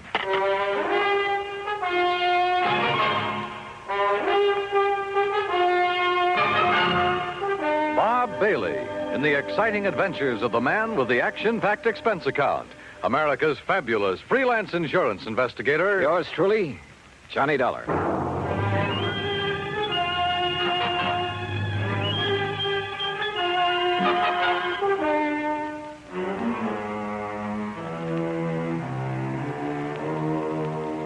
Expense account submitted by Special Investigator Johnny Dollar to the Tri-State Life and Casualty Company, Sarasota, Florida office. Following is an account of expenses incurred during my investigation of the Eastern-Western matter. Expense account item 1, 9480, plane fare and incidentals, Hartford, Connecticut to Sarasota. As I expected, Earl Poorman met me at the airport. We headed north on Route 41. 13 miles later at Bradenton, we turned east on 64 after grabbing a late lunch. That's item 2, 575. Then, still traveling eastward, we crossed the Kissimmee River onto a narrow, unimproved road into the swampland. And it struck me that what should have been lush green vegetation in this low, damp country was brown and lifeless. That's what the cold weather did, Johnny. All that grass, that good pasture froze and rotted away. No wonder the cattle haven't been eating well. But didn't I read somewhere they were fed the ruined orange crops? Yes, but that still didn't save a lot of the herds. Losses have been pretty heavy, huh? Yeah, but as I told you over the phone, Trimble is the only one I know of who lost all his steers. That the one who's made the insurance claim? Yeah, Bart Trimble. His fence starts at the next turn in the road. Have you had many claims, Earl? Oh, a few, a month or so ago, small ones. Not many of these people insure their herds. There, that's where Trimble's place starts. You see it? I saw it all right. Hundreds of acres of wet, brown, dead-looking pasture land. I also saw the steers, hundreds of them, their carcasses lying there rotting in the sun. Or what was left of them. The buzzards had done well. 525 head, Johnny. But surely some of them must have survived. Not according to the claim I received. That's why I called you immediately. Earl, you said the other claims were filed a month or so ago. I hoped you'd catch that. Why did Trimble wait so long? That's another reason I called you. Yeah, I see what you mean. Here's his gate. Let's see what he has to say. The Trimble place was unexpectedly new and tidy looking. The main house was a concrete block affair, all white with a slab roof. Behind it was a barn and a corral. The stack of bale hay was obviously for the horses and hardly big enough to feed a herd of steers. A few chickens pecked around here and there. Coming. The woman who opened the door was about 40, tall and nice looking, well made up, almost out of place on a cattle ranch. Yes. Oh, Mr. Foreman, how are you? And her voice was soft, gentle, pleasant. How do, Mrs. Trimble? It's nice to see you, Mr. Foreman. Won't you come in? I hear you say Foreman, Betty? Yes, Bart, and he has a friend with him. Well, I won't kid you, Mr. Foreman. I'm glad to see you. Howdy. I hope you brought me a nice big insurance check. This is Johnny Dollar, Mr. and Mrs. Trimble. He's with our company. Well, how do you do, Mr. Dollar? Won't you please come in? Thank you. Dollar. I think I've heard of you. Oh? Sit down, won't you? Supper will be ready in a little while, and of course you're going to stay, aren't you? Johnny Dollar. Well, now, that depends. Now, of course you'll stay. I really should get back to Sarasota tonight. My wife... Wait a minute. How I know you're the insurance investigator. That's right. And what's he doing here, Pullman? What's there to investigate? Are you maybe trying to say I killed off the herd myself to collect the insurance money? I said nothing of the sort. Then what's to investigate? I told you. I don't like this, and I'm telling you right to your face. Now, Bart, you shouldn't talk like that. Well, it's the truth. Just what do you think you're going to do around here, Dollar? Bart, please. Well, that depends, Mr. Trimble. Does he have to say it's okay, Pullman, before you can pay my claim? Yes, he does. Well, believe me, if I'd known this was the kind of outfit I was dealing with, paying premiums to... Okay. All right, poke around as much as you want. Stay around as long as you like. We'll bed you down. We'll feed you. We'll show you what kind of people we are. Just don't get in my way. I've got a lot of work to do. And don't tell me I'm a crook. Now, let's be reasonable about this. Me? I'm being reasonable. You're the one that... what do you want, Shorty? Well, you told me to tell you, boss. Tell me what? A truck has come to pick up them hides. And help them load them on the truck. Go ahead, go ahead. You're selling the hides from those animals? I will. Sure. Why not? Oh, we could salvage, that is. Anything wrong with that? Nothing at all. All right. You want horses to snoop around? Help yourself. Saddles are in the barn, but just stay out of my way. Come on, Shorty. Let's get out where the air's nice and clean. Sure, boss. I'm sorry. But Bart's been so upset over losing all those steers. Well, of course, we can't blame him for that. He's been working so hard, trying to save some of the hides and sell the carcasses for fertilizer. Yes, I know. But with so many ranchers trying to do the same thing. Why did he wait so long before filing his claim, Mrs. Trimble? Well, because he's been so busy and because he hoped he could salvage something from the herd, I guess. Or because this lapse of time has given the bodies a chance to decompose? What? Has given the buzzards and other scavengers a chance to remove any evidence that maybe those steers were deliberately... Oh, no. Oh, surely you don't think for a minute that my husband would... Where can I find the nearest veterinarian? Well, the vet we use is up in Kissimmee. Okay. But Mr. Dollar, you don't... Well, you can't possibly think... I'll let you know what I think. After a good cow doctor has a look at those animals.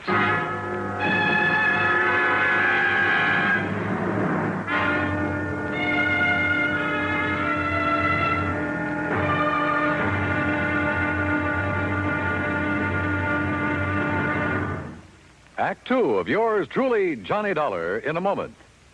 From the halls of Montezuma to the shores of Tripoli is an exciting beginning to a stirring song.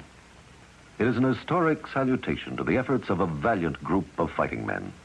Why is their history glorious? What spurred them on? Patriotism and desire for excitement are sometimes given for reasons, but these are not the answers. The answer is, these were men of vision, men who understood our country's needs. Respect, honor, and prestige are things that go hand in hand with a country's greatness. Major Smedley D. Butler recognized this in the year 1915. At that time, our diplomatic negotiations with Haiti were disrupted by Coco bandits who perilously affected the lives of some United States citizens in Haiti. A contingent of Marines under the command of Major Butler was sent in to bring the bandits under control. Though they were holed up in Fort Liberté, Major Butler found an opening in the wall and led a terrifying charge through the breach that resulted in very dangerous hand-to-hand combat for himself and his men. Amid a furious onslaught of Coco bandits and a hail of enemy bullets, Major Butler succeeded in overcoming the resistance and creating a peaceful atmosphere. His grateful country awarded him the Medal of Honor for bravery, forceful leadership, and action above and beyond the call of duty. The second time he was awarded this high honor. Major Smedley Butler had a code of conduct born of years of devotion and service to the United States of America. And now, Act two of yours truly, Johnny Dollar, and the Eastern-Western matter.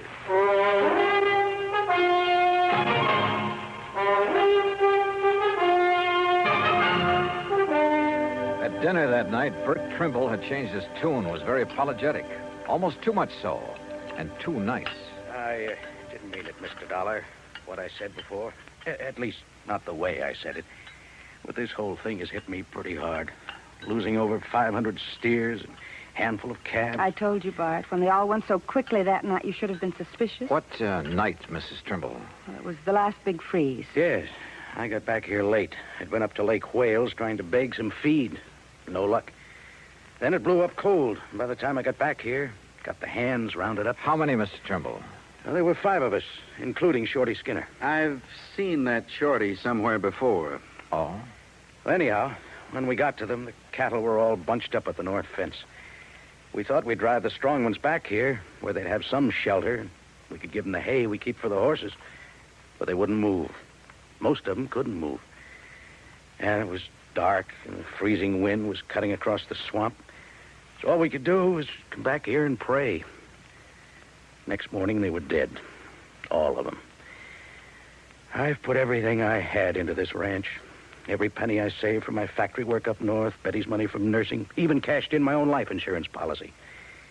And now they're gone.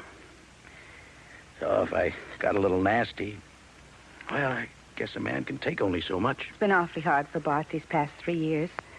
And then just when things were going good. Your hands bunk out in that building beside the barn, huh? Only Shorty skinned out all the steers we could. The other boys left. I still owe Shorty some wages. I'm going to ask a pretty blunt question, and I want an honest answer. Huh? Had you ever thought of giving up, going somewhere else? Sure, lots of times. For Betty's sake, too. Even thought of going out to California. I see. She has relatives out there, all doing fine. They've kept after us to go out there and crop farm with them. Maybe I should have. But we stayed, didn't we, dear? Yes, I wouldn't give up.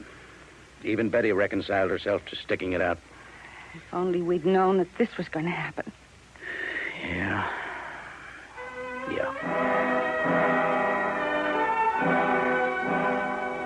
We talked on for a couple of hours, but got nowhere, and finally Earl and I plunked into our beds in the guest room.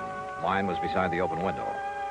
Now, when Earl Poorman sleeps, he's dead to the world, but he snores mightily. So after throwing a couple of shoes at him, I gave up and managed to drop off with a pillow wrapped around my head. That was a mistake. An almost deadly mistake. Johnny! Johnny! Johnny, wake up! Wake up! Johnny! Johnny, you hear me? Johnny! What? Wake up!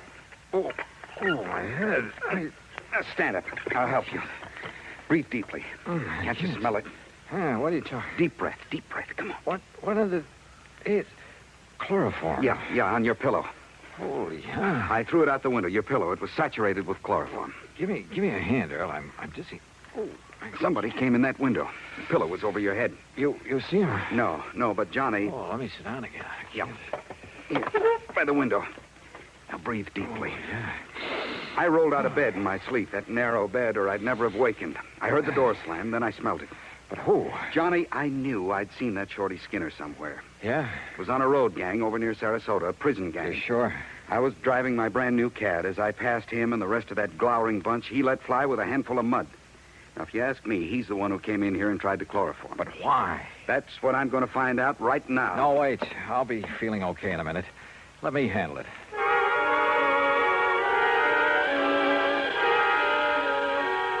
By the time I was able to navigate and get dressed, Mrs. Trimble called us for breakfast. To say the Trimbles were upset over what had happened to me would be an understatement. Breakfast waited while we all went out to the bunkhouse. Shorty was gone. Took what little he owned with him, too. Has either of you any idea why he'd attacked me? Good heavens, no. But I never did really trust that man. He was such a sneaky-looking... like a little rat. Yet he was the only one who stayed when I couldn't keep their wages up to date. Where would he ever get hold of chloroform? That's the part I don't understand. From the locker, dear. Back in the barn. Huh? You know, the stuff we got to put that old sick mare out of the way. Oh, yes, of course. I think why Shorty did this is pretty obvious, Johnny. Yeah? He was afraid you'd find out what and who killed off this herd. Bart, look. Here, Betty. The note on top of this bunk. Here, let me see it. What's it say, Johnny? I'm tired working for no pay. I will leave you know where to send my pay when you collect on that there insurance. Shorty. Shorty Skinner. The crazy fool. Wanted his money. He knew I had none, but I could collect plenty on the insurance if he poisoned my herd. Oh, was it poison, Trimble? What? You didn't seem to think so before, but now that you have somebody to depend it on... No. Now you seem pretty sure of it. Mr. Dollar. No, Johnny, it must have been Shorty. Maybe not. When the vet arrives, if he decides the herd was poisoned, okay, we'll take it from there. Act 3 of yours truly, Johnny Dollar, in a moment. Our flag now numbers 50 stars, and behind each star there stands yet another flag representing one of the 50 states. Wyoming's state flag pays homage to the monarch of the Great Plains, the bison, or buffalo as we call him. Set over the bison is the Great Seal of Wyoming, almost as a brand. The red on the flag's border represents the Indians who knew and loved the country long before white settlers arrived. It also represents the red blood of the pioneers who gave their lives in reclaiming the soil. The red, white, and blue border of the flag indicates Wyoming's oneness with the Union. Wyoming's state flag, the flag of the 44th state to enter the Union, was adopted on January 31st, 1917. And now, Act 3 of yours truly, Johnny Dollar, and the Eastern-Western matter. The veterinarian arrived from Kissimmee. He, Bart Trimble, Earl Foreman, and I rode out on horseback to inspect the dead cattle. As I had anticipated, the vet made it plain that the bodies were too far decomposed for him to tell anything. Until, that is, he noticed a pale purplish line around the inside edge of a watering trough at a far corner of the fence. Whoever used it didn't realize that it'd leave this telltale ring around the trough. Used what, Doctor? Well, let me scrape off a little, make sure. You think it's a poison, Doc? If I can taste it without getting enough to hurt me. Ooh. Well? Yeah, no doubt about it. Phenofic acid. That's what killed the herd? Yeah, beyond a shadow of a doubt. That's not a very well-known poison, Doctor. I know. It's used almost entirely in laboratory experimentation. I remember it well from my college days. But out here? Who did this to me? Who did it? You don't know? Shorty. Who else? Mr. Dollar. Look, I'm going back to the ranch house to a telephone. I'll see you when you get back there. I called the state police to get out on all points on Shorty Skinner. Then I started on the police in the neighboring towns. The second call to headquarters at Lake Wales got me unexpected results. Sure, we got him right here in the clink, sir. Oh? Well, what are you holding him on? Just vagrancy, no visible means of support. Found him sleeping on a bench in the park about 9:30 last night, so we hauled him in, let him put his X on a police blotter. His what? His X, you know. I certainly do. Thanks very much. The others hadn't got back from the pasture yet. Mrs. Trimble was in the kitchen making lunch. Quietly as possible, I sneaked into their bedroom. Carefully hidden in a desk, I found a lot of letters from the relatives in California. Letters urging that they give up the ranch, do something, anything, to get the money out of it and move to California. Those letters were addressed to only one of the Trimbles. They were addressed to... And then I saw it, neatly framed on the wall, a diploma. A diploma from the famous Lippenwall School of... Why, Mr. Dollar, what are you doing? Mrs. Trimble, I found out that Shorty Skinner has served time. Shorty? At least to the extent of working on a road gang. What for, I don't know. Then he is a criminal. Then there's no question about who poisoned the herd. Oh? You know about the vet's findings? That they were poisoned? Well, no. No, but I thought it was understood. A lot of things have been understood. Wrong things. Did Shorty give you a home address when he came to work here? Yes. Yes, he did. Do you think he'd go there after what I'd like he's to done? see it, please. Well, it's here in this top drawer. Yes, here. That's not his writing. No, that's mine. You see, Shorty can't write. Oh? So he couldn't have written this note you found in his bunk. But who... But look at it. Doesn't that curlicue on the letter T look like the one here when you wrote his address? And how about this capital I? Good heavens, Mr. Dollar. Friends who wanted you to go to California, and you wanted to go. Of course. But as Bart told us, you reconciled yourself to staying here, apparently. I did. I did stay here, even though I wasn't happy. Then the big freeze gave you a chance to kill off the herd, collect a lot of insurance money, and get away with it. You thought. Mr. Dollar, how dare The method? you? A little-known poison you'd learned about back in the Lippenwall School of Nursing. No. But you hadn't expected me here to investigate, so you had to get rid of me. How? As a nurse, you knew all about chloroform. Look, Mr. Dollar... It was a natural, with me sleeping with my head on the pillow, and you knew that Earl was a sound sleeper. He's been here before. And who'd get blamed? Shorty, because he'd left. Only Shorty had left long before that. What? He was picked up in Lake Wales at 9:30 last night. What? Well, then, no, listen. You killed the herd. You tried to kill me. Is that true, Betty? Bart. Tell me. Is it? Yes. Yes, it's true. You know how I hated this place. This horrible, miserable cattle ranch. This living out in this godforsaken wilderness. Betty. Well, you wouldn't do anything about it, so I did. Oh, good Lord. But I failed. But I failed.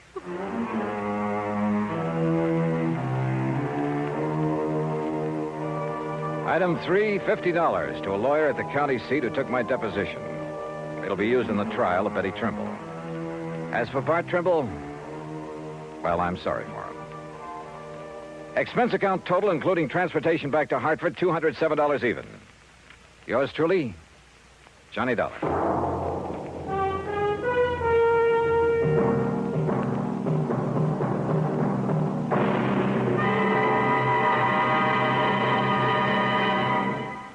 Our star will return in just a moment.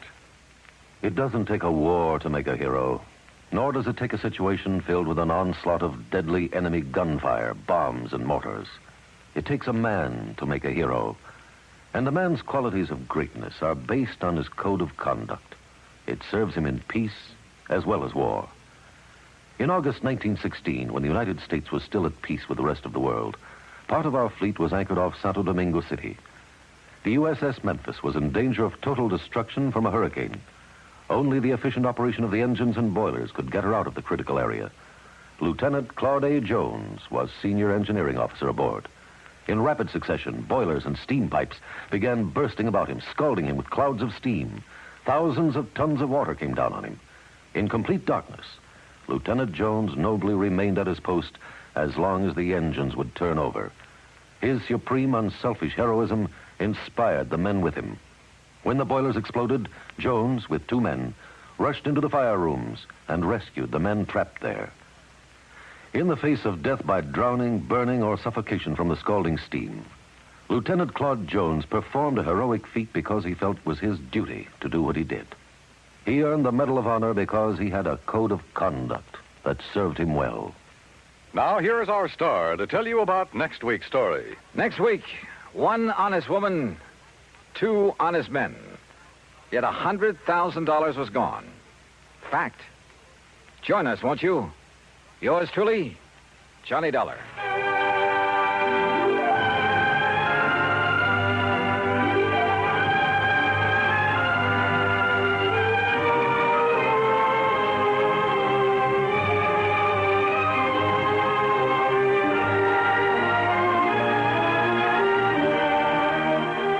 Yours truly, Johnny Dollar, starring Bob Bailey, originates in Hollywood and is produced and directed by Jack Johnstone, who also wrote today's story.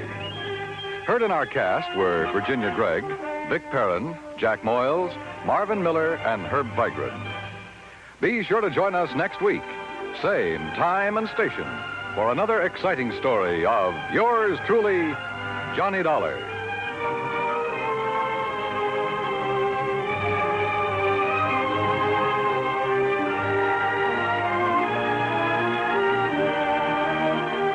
This is Dan Cubberly speaking.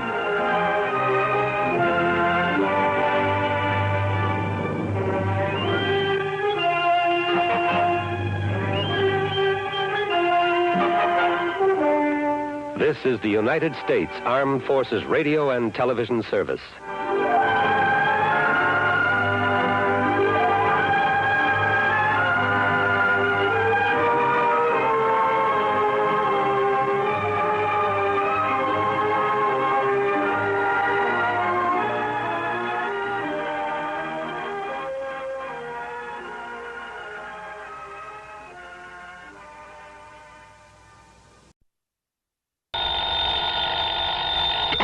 Johnny Dollar. Johnny, this is George Reed. Well, hiya, George. How's dear old Floyd's of England these days? If you read the Wall Street Journal, Johnny... If I what? What? Nothing. Just keep talking, plutocrat. Well, according to the financial reports, the leading insurance companies are doing better than ever.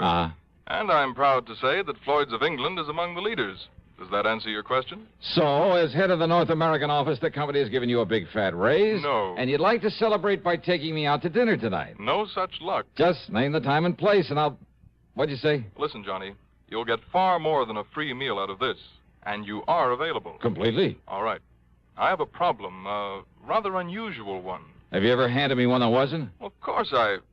Well... Never. So what's it all about? Well, I fully realize you're somewhat averse to acting as a bodyguard. George. But I assure you, this situation is somewhat unusual. You said that. Therefore... And it doesn't change my feeling about these bodyguard assignments. At least come over here and talk about it, will you? Oh, sure, if you're willing to pay my taxi fare for nothing. For nothing, eh? That's right. We'll see. Oh, yeah, we'll see.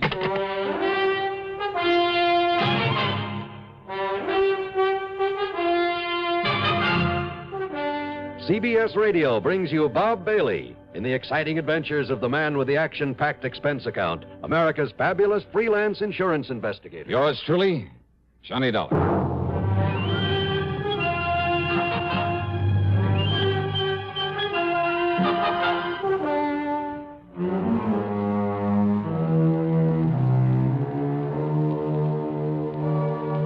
Expense account submitted by Special Investigator Johnny Dollar to Floyd's of England, North American Office, Hartford, Connecticut.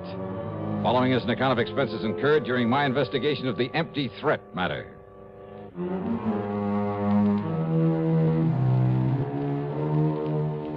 These so-called unusual problems George Reed handed me were all too often dangerous. But it's a living, and so far I've been lucky. So, expense account item 1, $1.10, taxi fare to his office at Floyd's of England.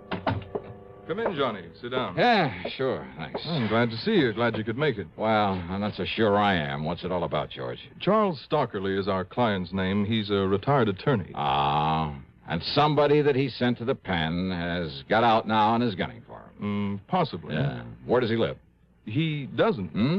You want me to act as bodyguard for a dead man? Well, I mean, he has no regular address. It's like this, Johnny. Yeah, please, let's get on with it. Stockerly had a highly successful career right here in Hartford, married, brought up a couple of adopted youngsters. All in all, managed to live the good life, except perhaps for the fact he worked too hard. So? Now, mind you, I don't mean to imply that he ever went off his rocker, but when his beloved wife died a couple of years ago, and with that worthless, hateful son of his still around to worry him... Adopted, you say? Yes, both young Andrew and his married sister, Joyce.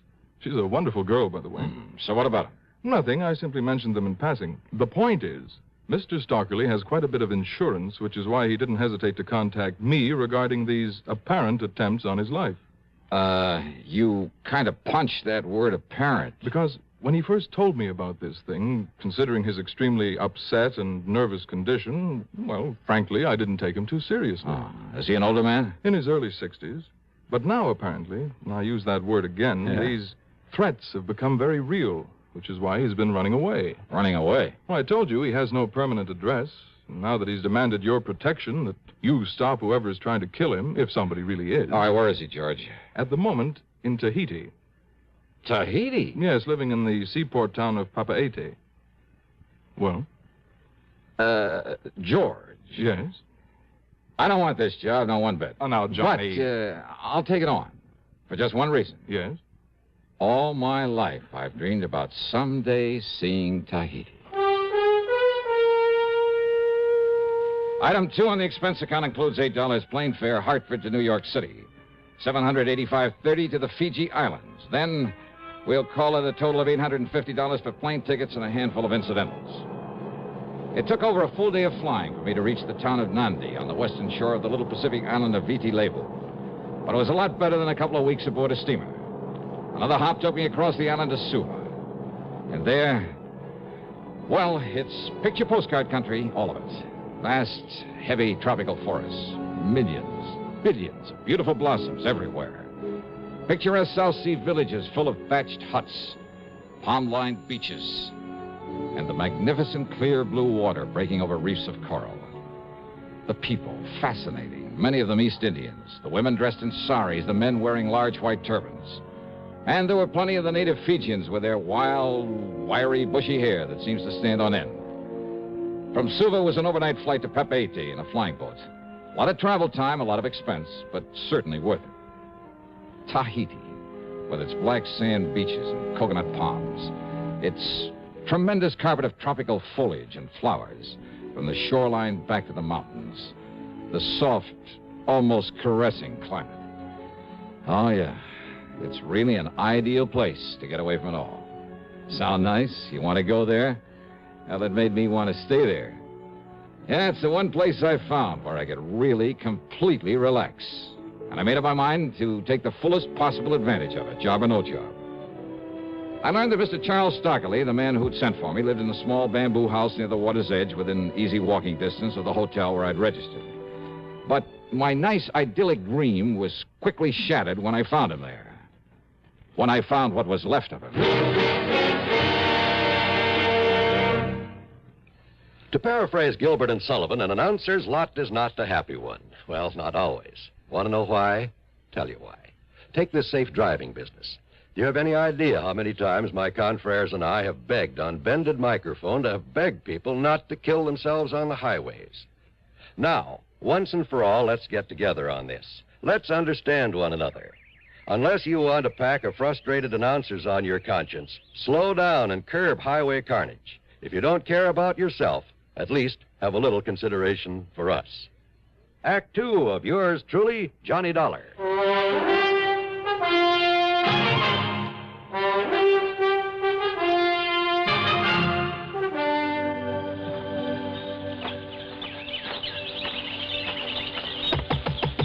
Mr. Stockerly? Just 1 minute, please. Yeah, sure. Yes? Mr. Stockerly? No, I am Dr. Bentley. Oh, well, I'm Johnny Dollar, a special investigator that he... Is that Mr. Stockerly? Yes, it is. What happened? Who did this to him? Is he still alive? Yes, Mr. Dollar. He is resting as a result of a sedative I've given him. But he looks as though he... Why, what happened to him, Doctor? He was up on the side of Ka Abu Mountain gathering flowers on a long and treacherous ledge when he noticed someone following him very furtively. Oh? Apparently, this someone did not wish to be seen by him. He kept getting closer and closer, but always in hiding. Go on, Doctor. Mr. Stockley realized it was someone there with no good intent.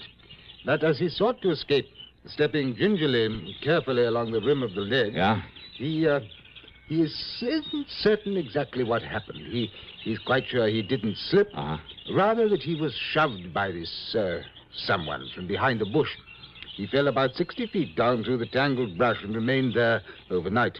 Now, if one of the natives hadn't found him early this afternoon... But he isn't sure he was pushed off there. Oh, he's quite certain of it. And that the person he saw up there, wasn't just somebody else gathering flowers. Mr. Dollar, if it weren't for his exhaustion, and, of course, the sedative I have given him, he would have fled this island immediately.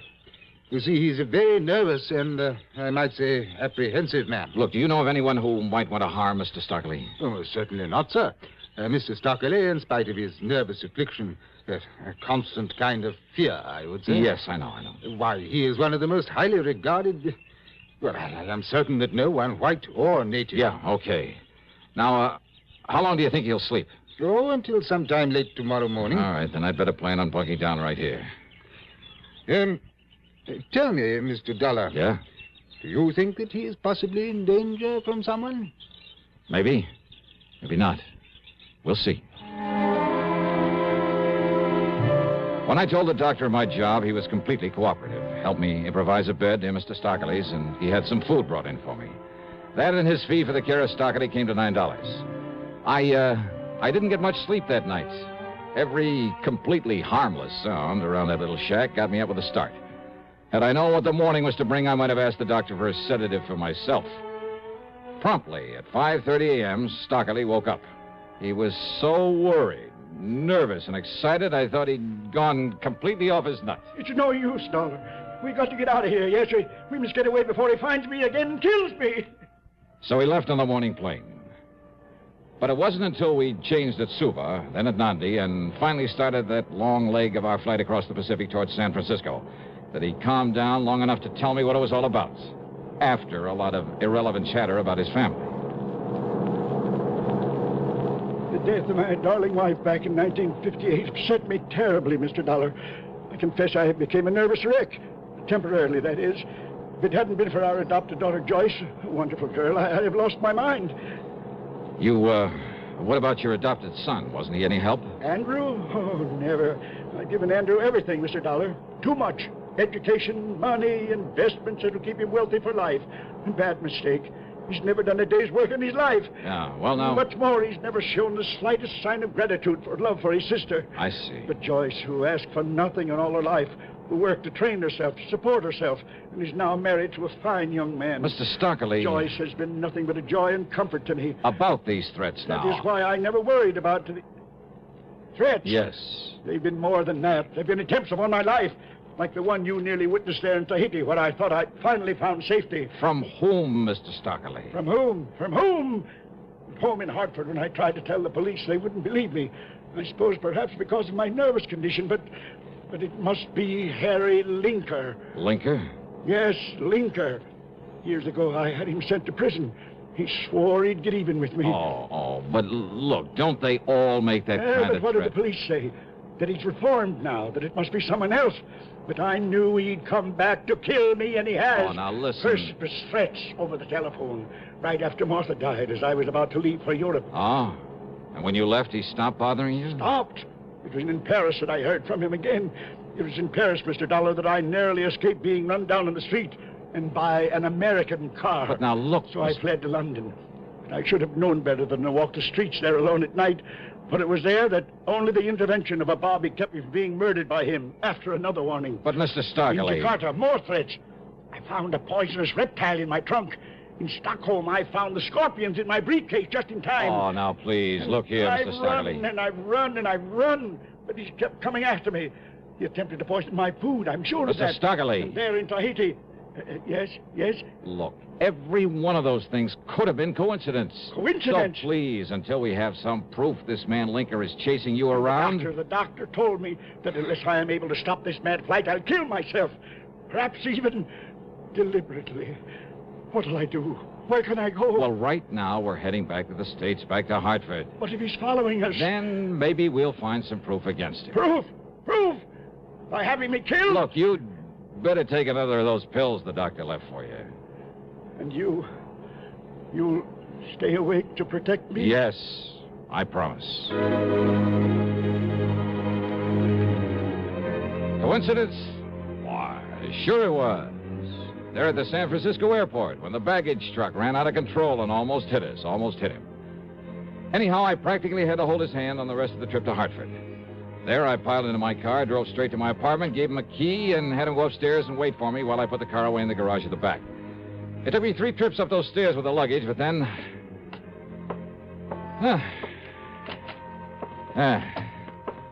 There we are, all set. Aren't you going to lock the door, Mr. Dollar? Oh, please, now, don't worry. I've sprung the catch.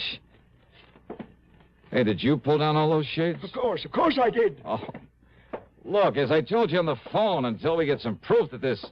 here now. There, this place looks a little more cheerful. Holy... There, do you see? Now, Stockley. What's the matter with you? Get away from that window. He thinks you're me. Oh, no, please, listen. That must have been some kid with a little .22. Oops.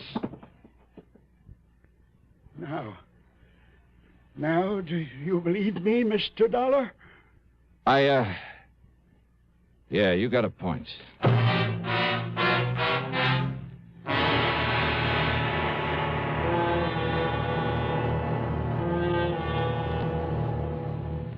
Catching a cold?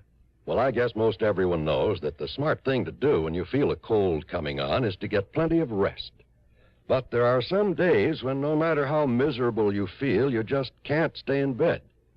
And if tomorrow is one of those big days and your cold is complicated by constipation, well, that's when you'll appreciate X-Lax most. You see, X-Lax has the qualities doctors consider most important in a laxative. It's gentle, effective, and close to natural acting. Taken at bedtime, X-Lax won't disturb sleep. It works effectively, overnight, to help you toward your normal regularity.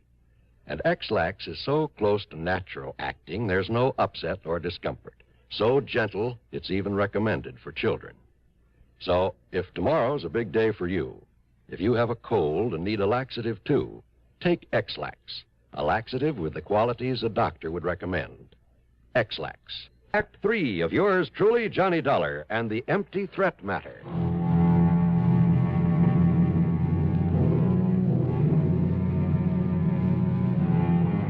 I carefully dug one of the 38 slugs out of the wall, wrapped it in a handkerchief, then put in a fast call to Bill Peters, who was not only a good doctor, but, well, I told him to pack a gun into his medical kit. He arrived in short order and did what he could to quiet Mr. Stockley's nerves and agreed to stick around. He'll sleep a little while now, Johnny. Good. But listen. Yeah, Bill? Did you hear him?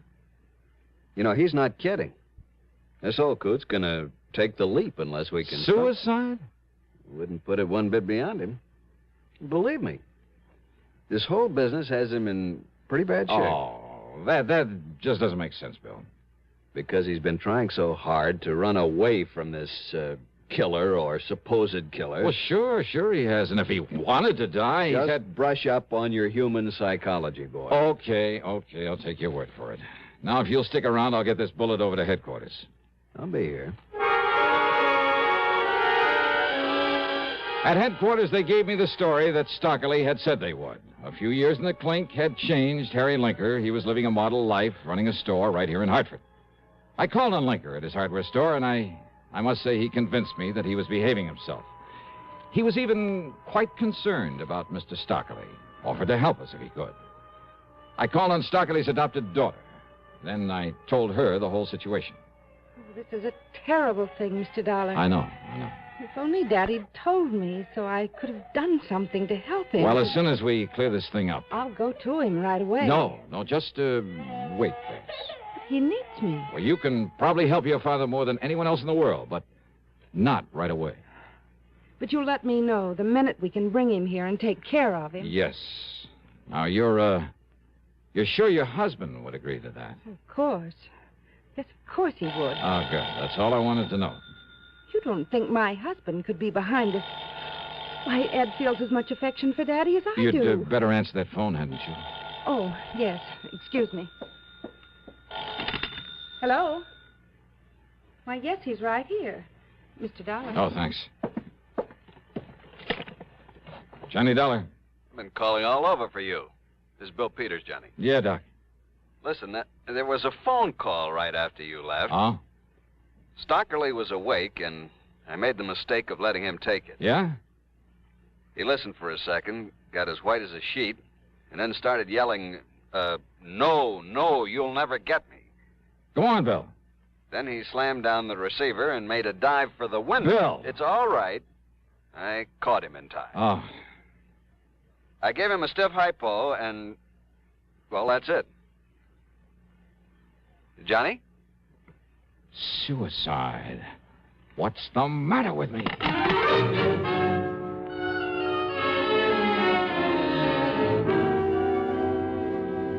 I tore on over to George Reed's office at the insurance company.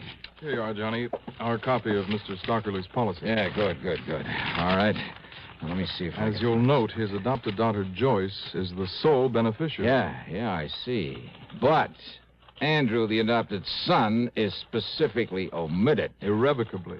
So if you think he might have anything to gain by Mr. Stockerly's death, you're wrong. Huh? Look. Here it is. The suicide clause. Well, of course. All right. So maybe Andrew couldn't get any of Stockerly's money. But if that old man killed himself, neither could Joyce. And believe me, Andrew would love that. Oh? So, these attempts on the old man's life, were they? Were they really? What? Or were they just part of a long, drawn-out, careful campaign to drive him off his rocker, make him kill himself? But if that's Can true... anybody prove that Andrew actually tried to kill him? No. In spite of all sorts of opportunity, and with plenty of money to follow him all over the world, to plague him, to worry him, to... All right. Where does he live, George? Andrew, I mean. Have you got his address? Well, yes, I... Then give it to me, quick.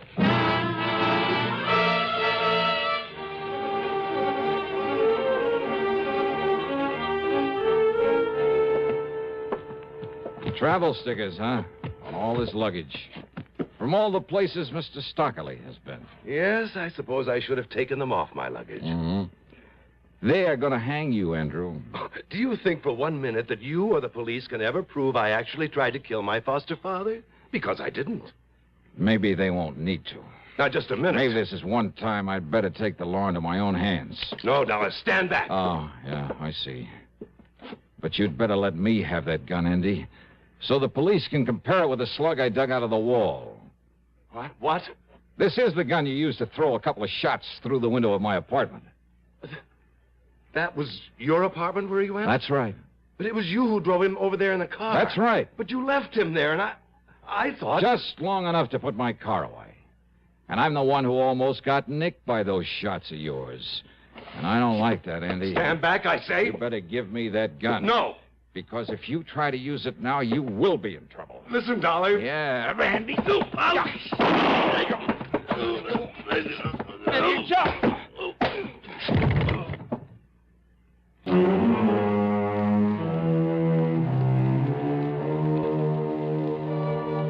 All I hope is they lock that bird up for the rest of his life. And that somehow Joyce and her husband can bring the poor old man back to normal. Expense account total? Hold your hat. It's $2,561 even. Yours truly, Johnny Dollar.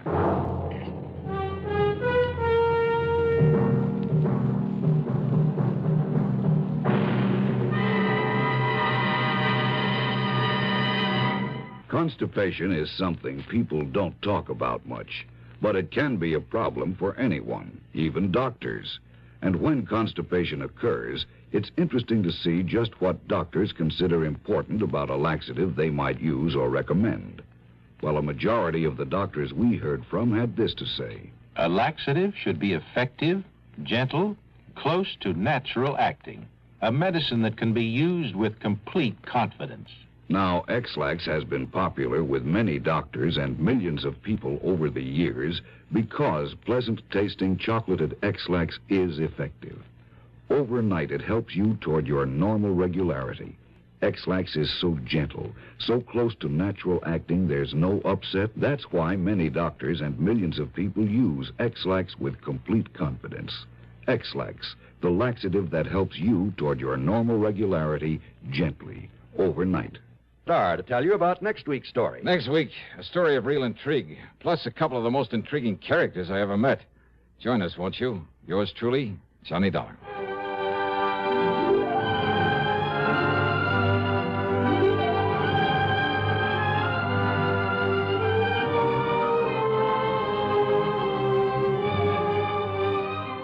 Yours truly, Johnny Dollar, starring Bob Bailey, originates in Hollywood and is written, produced, and directed by Jack Johnstone.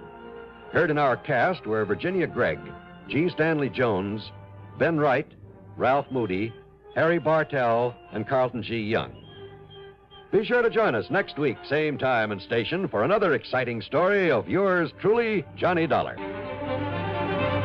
This is John Wall speaking. This is the CBS Radio Network.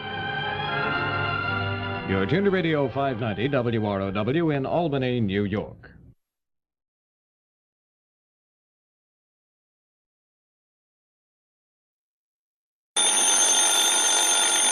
Johnny Dollar. Ed Barringer, Continental Insurance and Trust. Well, nice to hear from you, Ed. It's been a long time since Johnny, you called listen. me. Yeah? I've already telephoned the airport, made a reservation. Well, good for you. Have a happy trip. No, Johnny. No, that reservation's for you. It's on the next flight down to New York. For me? What for? So hop into your car and get on out to the airport just as fast as you can. You've only got a few minutes to make that flight. Whoa, hold on. Wait a minute. I'll meet you there at Bradley Field, give you the address of the man in New York and all the details. Yeah, what man? His name is Lucian R. Look, Johnny, there isn't time. Get on out there to the airport. Yeah, you look. Unless I know why you want me to get down and see this Lucian, whatever his name is. Well? Sure, I'll tell you why. Well? Johnny, it's to prevent a murder. Oh?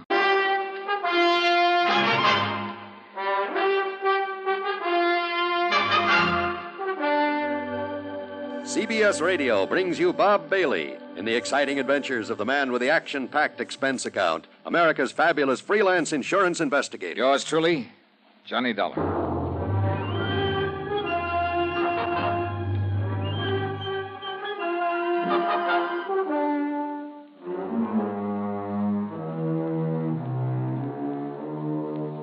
Expense account submitted by Special Investigator Johnny Dollar to the Continental Insurance and Trust Company, Home Office, Hartford, Connecticut. Following is an account of expenses incurred during my investigation of the back-to-the-back matter.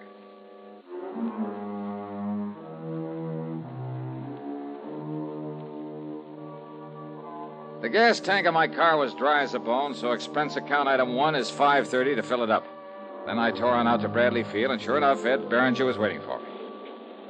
Over here, Johnny. Oh, yeah. It's this plane over here. Hi, Ed. How are you? Here now. Here's your ticket. Okay. And here's Mr. Fletcher's address down in New York. Fletcher? Lucian R. Fletcher, head of the Fletcher Advertising Agency. Oh, wants to buy some commercial time on my radio show? No. Well, he better talk to the folks at CBS. No, Johnny, listen. Oh, yeah, that's right. You mentioned that nasty word, murder. He phoned me just before I called you. That agency of his is a small one, but prosperous. Up until a couple of years ago, when he took on a partner, it was practically a one-man operation. So? This partner's name is William Spade, Bill Spade. And what Fletcher called about was to tell me that Spade is out to murder him. Why? To get his hands on the advertising agency. What else? So jump onto that plane. No, wait, Ed. If Fletcher knows this, if he's sure of it...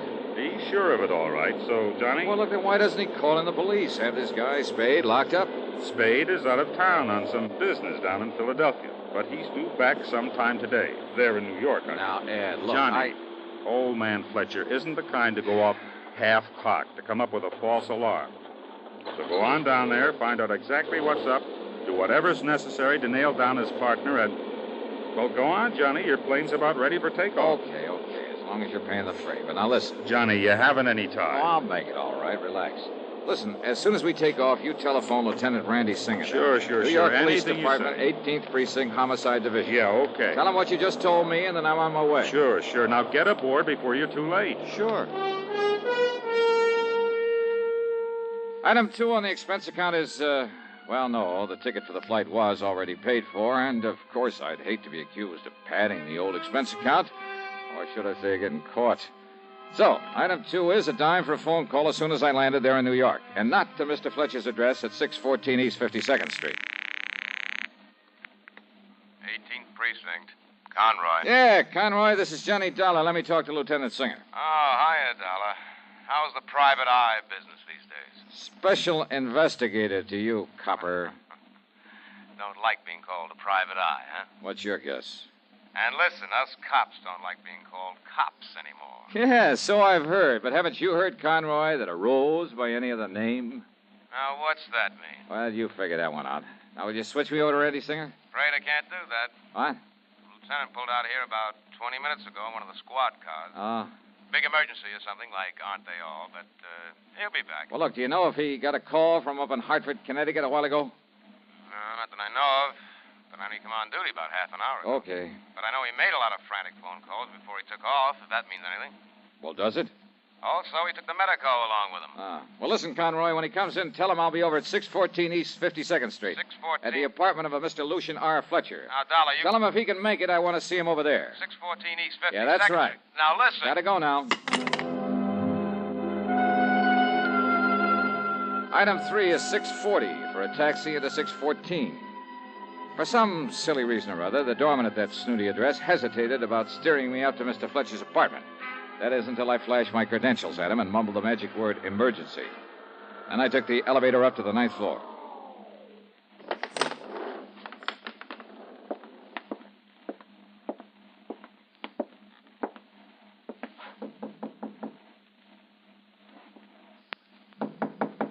Come in, Johnny. Come on in. Huh? Conroy phoned me you were on your way over here. How are you, boy? Randy. Oh, and Ed Berenger up in Hartford did call you. Yeah, that's right.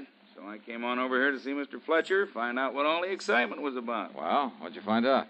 Now, why don't you just come on into the library and see for yourself? Sure. I will. But if you ask me, Randy, it seems... Huh? Yeah. This is Mr. Fletcher? That's Mr. Fletcher. Dead. That's right, Johnny. Dead as a doornail.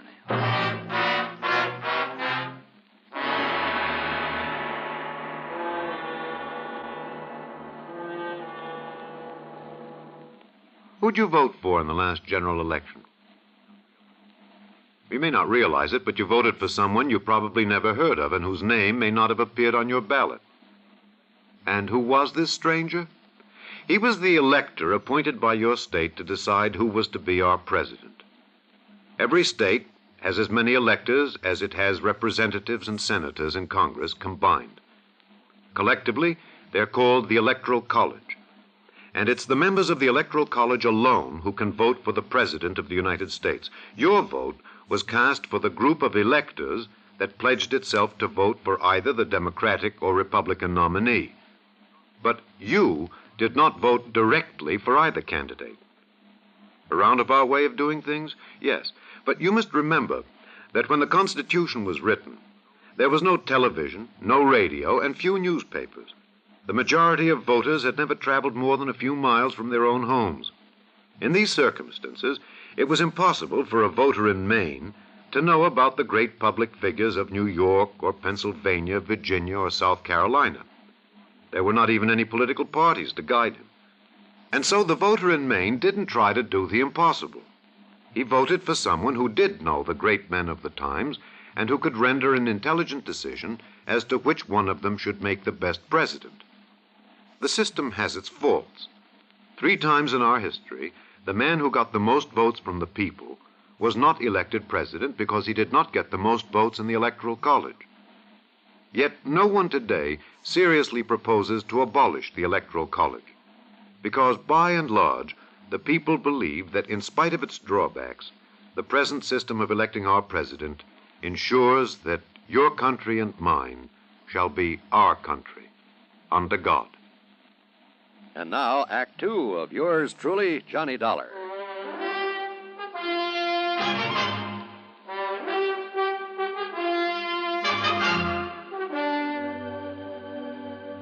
Yeah, Johnny, somebody came in here and finished him off with just exactly one nice, clean shot through the heart. Uh-huh.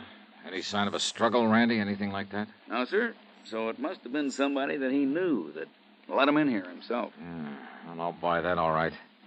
And it kind of proves the old man was right in his fears after all. Huh? When, Randy? Any idea when Mr. Fletcher was murdered? Well, I got that call from your insurance agent up in Hartford early this morning. I tried calling Mr. Fletcher at his office, but they told me he hadn't come in yet. Yeah? So I tried calling him here. No answer. So I grabbed Doc Snyder, and he was sure that Fletcher hadn't left the place. Well, I borrowed the key, and the Doc and I came up here. Randy, you haven't answered my question. Oh, according to the Doc, it happened sometime very early this morning, right after midnight. Uh-huh, I see. Doc and a couple of boys from the lab just left. Oh, did they find anything, Randy? Any clues? Not a thing to work on. All they know is that he was shot through the heart and what he was shot with. And believe me, Johnny, that bullet was placed just exactly right. Well, now, what do you mean by that? Well, just take a good look at it right there. Well, now, what under the sun is that? Some kind of a bulletproof vest? Yeah, that's what I thought until Doc Snyder looked at it. No, Johnny, it's a kind of a corset. Corset? Yeah, that's right, a kind of a back support that was made for him especially, on account of some kind of sacro lumbar trouble or something. Oh, yeah, sacrolumbar support. Yeah, that's it. Well, I've never seen one quite like this. This thing's almost like a suit of armor. Sure. That's why I say it was a lucky shot. I mean, the shot had to be placed exactly right. Inch or two on either side, and one of those wide steel ribs would have bounced it off, or at least kept it from going straight into his heart. Oh, now, wait a minute. A 38 slug pack's a lot of wallop. Yeah, only this was a little 22. But now listen. Yeah? That insurance man, the one who called and said you were coming on down here? Ed Beringer. Yeah. Well, he told me that Fletcher'd been expecting something like this. That's right, Yeah, Randy. he said that Fletcher made no bones about who might try. That's right. The one man who might stand to benefit from his insurance. And somehow we have to find him. Yeah, well, who's that?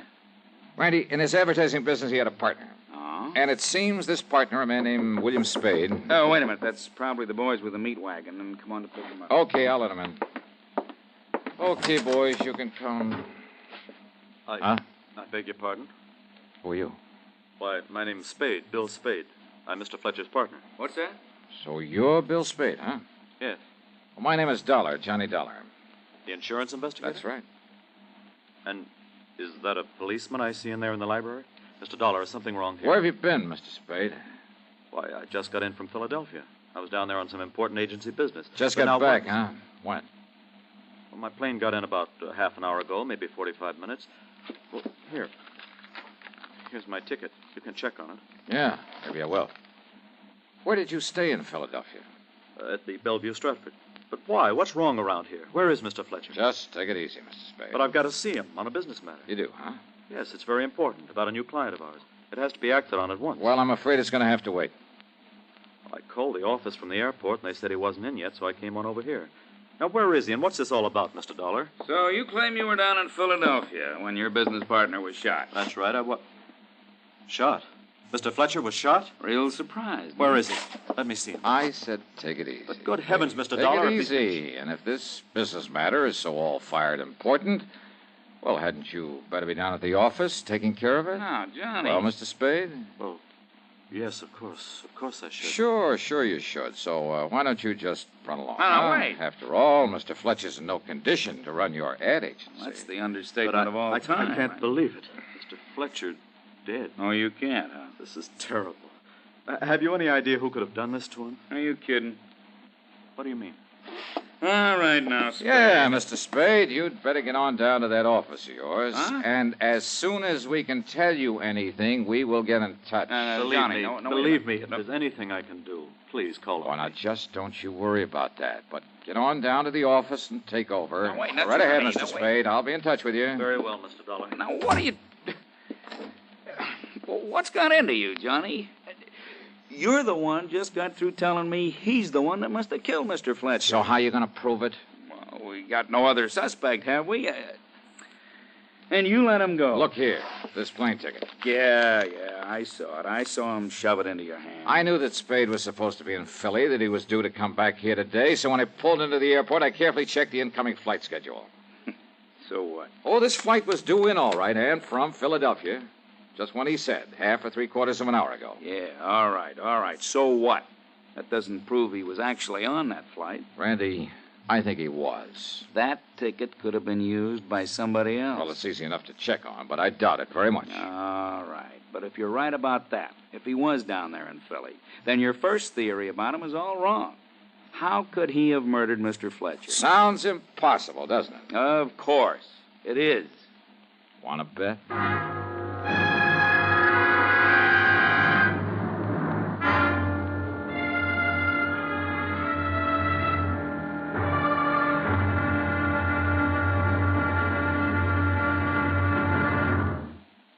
He looks just like his father. We've all heard statements like this, but have you ever stopped to wonder exactly why we resemble our relatives? One man did, Thomas Hunt Morgan. Born in Lexington, Kentucky in 1866, Morgan's interest in science took him to the University of Kentucky and Johns Hopkins. While his colleagues were choosing fields in physics and chemistry, Morgan's interest turned to something more personal, man himself. Why do we inherit physical characteristics from our parents? To find the answer, Morgan spent years studying the common fruit fly. He bred generation after generation, constantly observing the traits produced. He then computed mathematical tables and analyzed the whole question of heredity in terms of the nucleus. The nucleus, he observed, was the center of activity in every cell.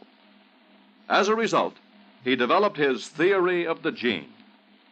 This theory, simplified, holds that each human cell contains hundreds of units called genes, and each gene carries a physical characteristic from its parents. For this outstanding work, Morgan was awarded the Nobel Prize for Physiology and Medicine in 1933. Thomas Hunt Morgan, an American scientist with the philosophy that somewhere there must be an answer. Let's find it. Now, Act 3 of yours truly, Johnny Dollar, and the Back to the...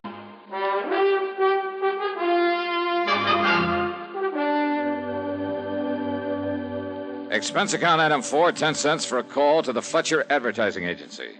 No, sir. Mr. Spade isn't in yet. All right, then, miss. He telephoned that he would stop off and see Mr. Fletcher before coming in, at Mr. Fletcher's apartment. And he called you from the airport, didn't he? Yes, sir. And probably left the door of the phone booth open so you could hear the background noise of the planes and so on. What? Sure. So you know he actually was calling from the airport.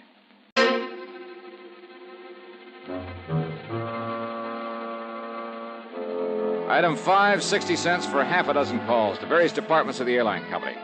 And finally, I managed to get hold of the gal who'd been stewardess on the flight in from Philadelphia. Yes, kind of light sandy hair and blue eyes. Uh-huh. And he wore a dark brown tweed suit. Oh, and his briefcase had the initials WS on it. Yeah, then it must have been Bill Spade, all right. But how come you remembered him so well out of your whole list of passengers? Oh, how could I forget him? What do you mean by that? Oh, Mr. Dollar, from takeoff to landing, that whole flight was perfect. But Mr. William Spade insisted he was airsick, or on the verge of it. Oh?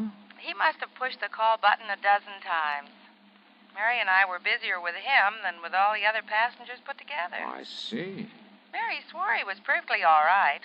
That didn't keep him from pushing that button. Yeah, almost as though he was deliberately calling attention to himself. Yes, certainly looked that way. But why? I think I have a pretty good idea. Thanks a lot.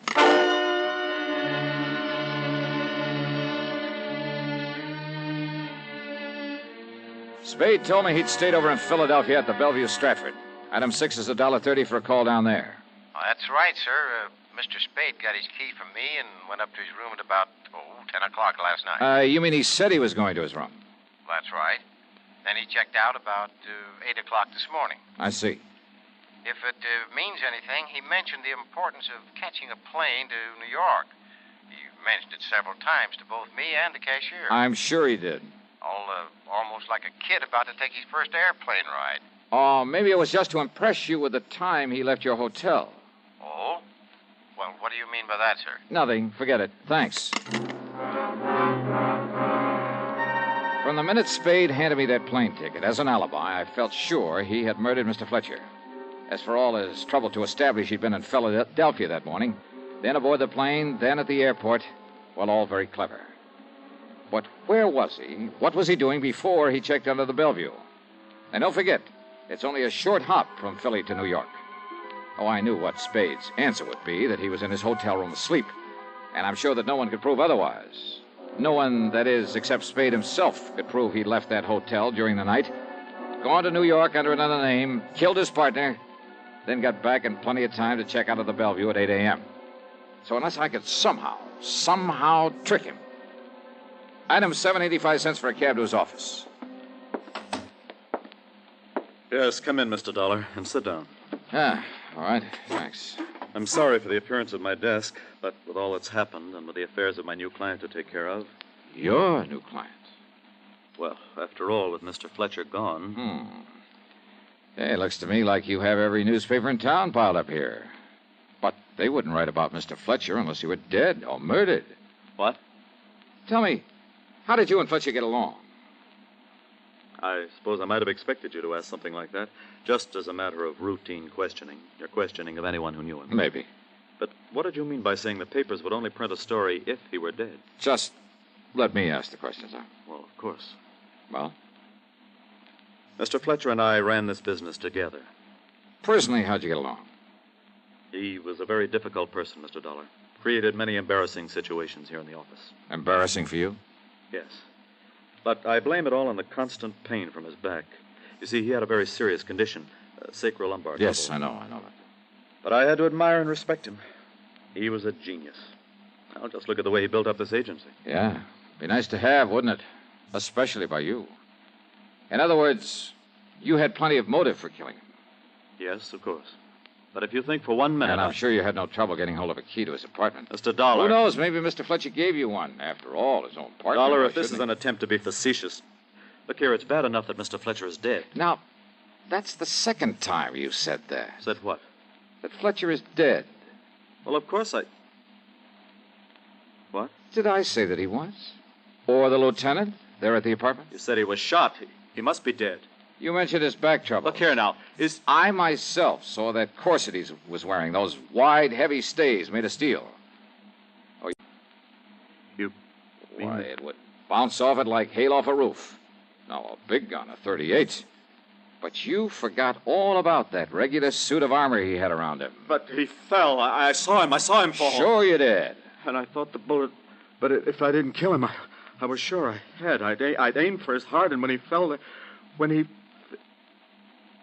Oh. Yeah. Oh, no. Fletcher is dead. And now that you've told me who did it... Dollar, please, listen. You, mind if I use your phone?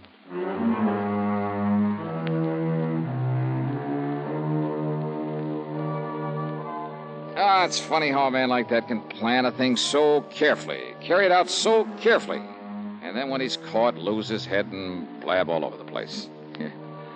Spade even made a grab for the little .22 pistol he'd used and had right there in his desk. Well, it'll be good as evidence. Expense account total, including a good meal and the fare back to dear old Hartford? $25.80. Yours truly, Johnny Dollar.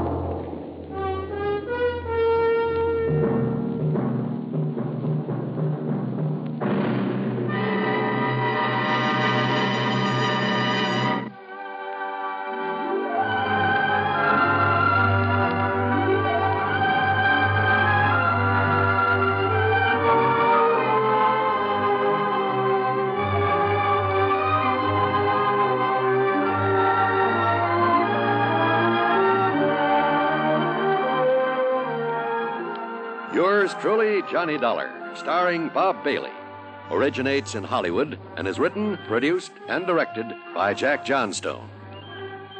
Heard in our cast were Virginia Gregg, Gene Tatum, Frank Gerstle, James McCallion, Herb Vigran, Jack Edwards, and Forrest Lewis.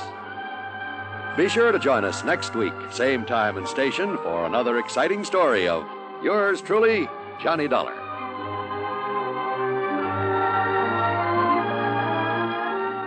This is John Wall speaking.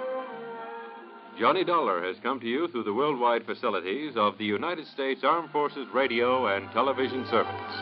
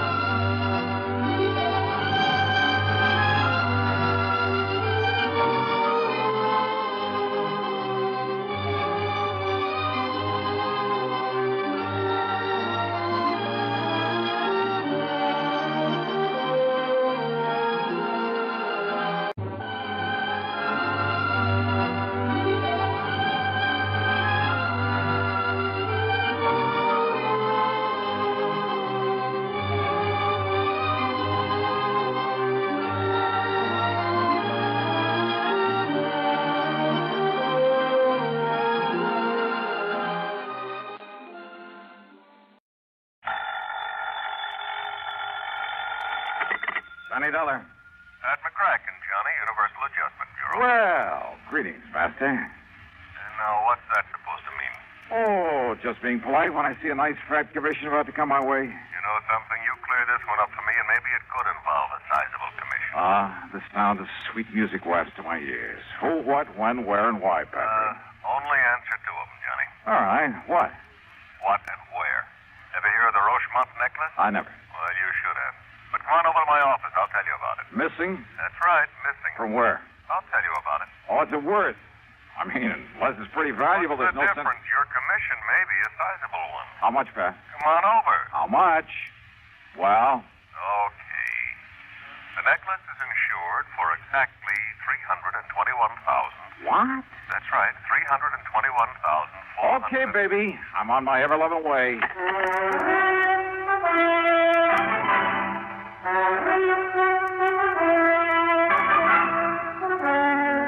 CBS Radio brings you Bob Bailey in the exciting adventures of the man with the action-packed expense account, America's fabulous freelance insurance investigator. Yours truly, Johnny Dollar.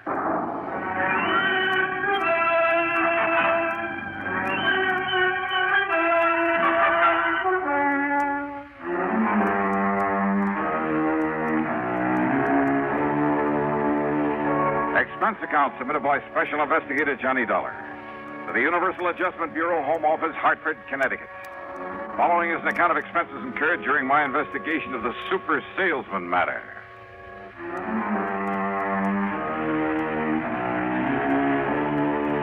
As always, the promise of a big commission did sound like sweet music to me. So, expense account item 1 is $1.25 for a cab to the office of Universal Adjustment in the Spear Building down on the square where Pat was waiting for me. Oh, come in. Sit down and listen, Johnny. Sure, Pat. Right ahead. Well, the Rochemont necklace, part of some old crown jewels or something, came over from Paris a few years ago. Uh-huh. The whole collection was worth a couple of $1 million. Now, various parts of it were sold to various people in various parts of the country, but the ruby and diamond necklace went to Mrs. Liza Rochemont. Now, she's a wealthy widow living out on the edge of town. Mm-hmm. Except when she was away in Florida, California, Europe, wherever, when she'd put it in a vault at the bank, she kept it in a wall safe at her home, a safe to which she alone has the combination, and nobody's ever broken into it. You're sure of that? I'm sure. There's an automatic device that would show it. Well, did she ever wear that priceless hunk of jewelry? Oh, quite often. Which is why she often had it cleaned and the stones checked in the setting. Go on. So, a couple of days ago, she handed it over to that jeweler in the new building just across the square there. You see the shop? Parker? Mm-hmm. Clayton Parker. Oh, seems to me she'd pick one of the big ones, one of the old-time firms, or send it down to New York to Tiffany's or Cartier or someone like that. After all, Well, that's exactly what her insurance man, Tim Pringle, you know him, Surety Mutual? Oh. Yeah, well, Tim told her this morning when he found out what's happened. What's happened? Clayton Parker called her up in the middle of the night and then barged in on her looking like he'd seen a ghost or two. He laid the necklace in her lap and promptly fainted away. Parker? Parker. And when he came to, with the help of a little brandy, he shakily told her that her necklace, instead of the genuine article worth over 300 G's, was paste, was a fake. You are kidding. No. She took it over to Wilson Brothers, her regular jewelers. They told her Parker was right, so she fainted. Well, now, look. Well, when she came to, she notified Tim Pringle. He notified me. I called you. That is, after I took time out for a little thinking about it. Yeah? A Universal Adjustment Bureau serves a lot of companies all over the country. I know. We get reports on every client company's problem. So? Well, something rang a bell. I went through the files. Johnny, this very same kind of thing happened back in '56 out in Chicago, down in Philadelphia, that was in '59. And in each case, the jeweler who discovered the switch answered the description of Mr. Clayton W. Parker. Has anybody been through Parker's shop? Well, now, Johnny, we've got a little problem there. Problem? Like what? Well, if Tim Pringle openly sicks the police or even a private investigator onto Parker. Well, yeah, I see what you mean. Now, if Tim were to pull a boo-boo, make a wrong charge against his own new client... So, what am I supposed to do? Bust into Parker's shop some dark night? Blow his safe, maybe? Well, Johnny, he does not have a burglar alarm in that little shop of his, nor on the safe inside. So what? And it is easily accessible from a dark alley out in the back. Oh, no. Wait a minute. Well? Are you asking me? Are you suggesting of course not. Johnny, I'm not asking a thing. What kind of a company do you think this is? Well, don't be ridiculous. However, if somebody were to find the genuine necklace in Parker's safe, someone that is unknown to us... What did you say your name is? I didn't. And yours? What's it to you? Okay.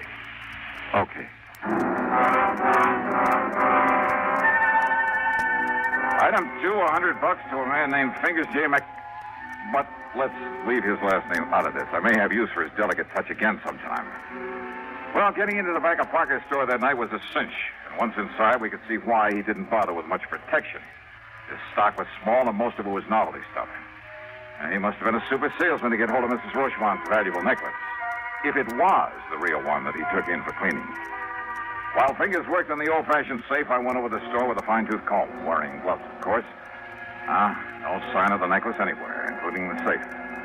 So I helped Fingers out of the back window we'd opened, sent him on his way, made a careful check to be sure the place looked the same as it had before, then proceeded to hoist myself out of the window.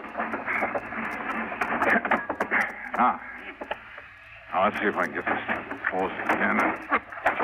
Huh? Oh, now, wait a minute. Yeah. And this'll keep you here. Oh. Help! Please! Help!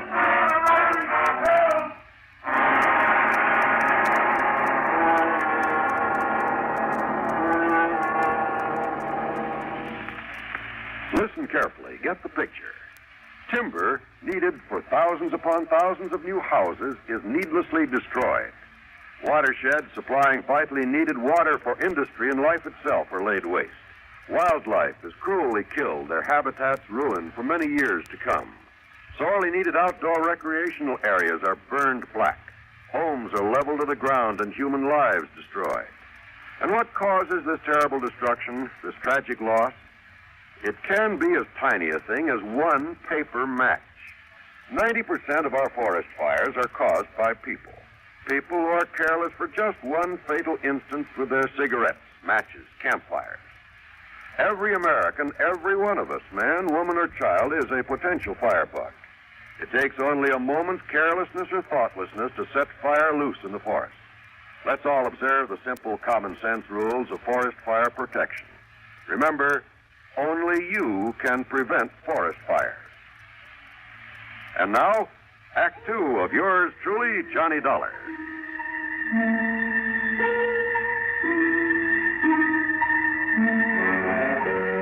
How I managed to get back up on my feet and out of that alley before the police arrived, I'm not quite sure.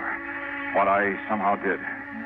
I ran a couple of blocks through some other alleys, and then, playing drunk, which wasn't hard after that club on the head, I grabbed a taxi.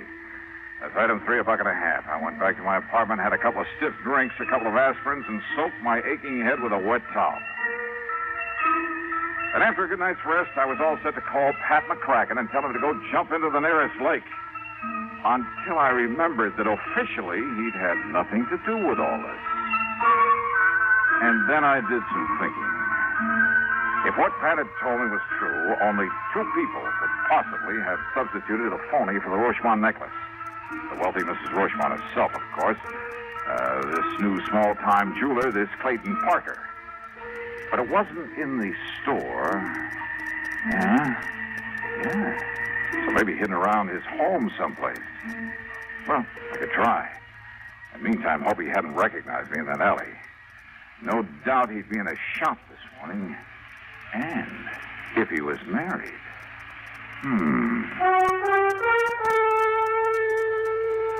Expense account item 4, $5 for a handful of business cards at the shop of a small printer. Item 5, $79.95 for a vacuum cleaner, one of the tank-type jobs with all the accessories. And I managed to grab a stack of literature on it. Item 6, $2 1/4 at a pawn shop for a beat-up fiber suitcase. The business cards went into my pocket. The vacuum cleaner went into the back seat of my car, which luckily was badly in need of a wash job, but kind of poorly. The accessories and literature went into the suitcase, then into the back also. Then I crossed my fingers and took off.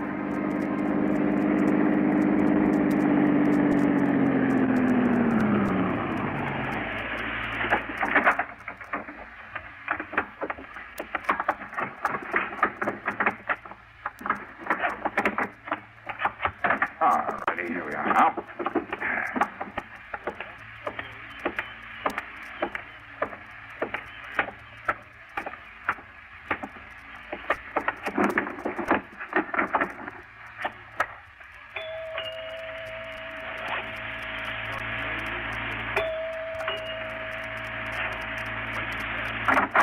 Yeah.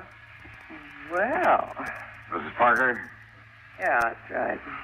Only who... Now, wait a minute. Yes? Didn't you see that sign over the doorbell? No salesman, it's solicitor. Oh, well, of course. Well. But I came in answer to the coupon you mailed asking for more information in the free demonstration. Coupon? Oh, yeah. My name is, well, here's my card. Now, look. No obligation to buy, you know. None whatsoever. Yeah, ma'am. Look, is this some kind of...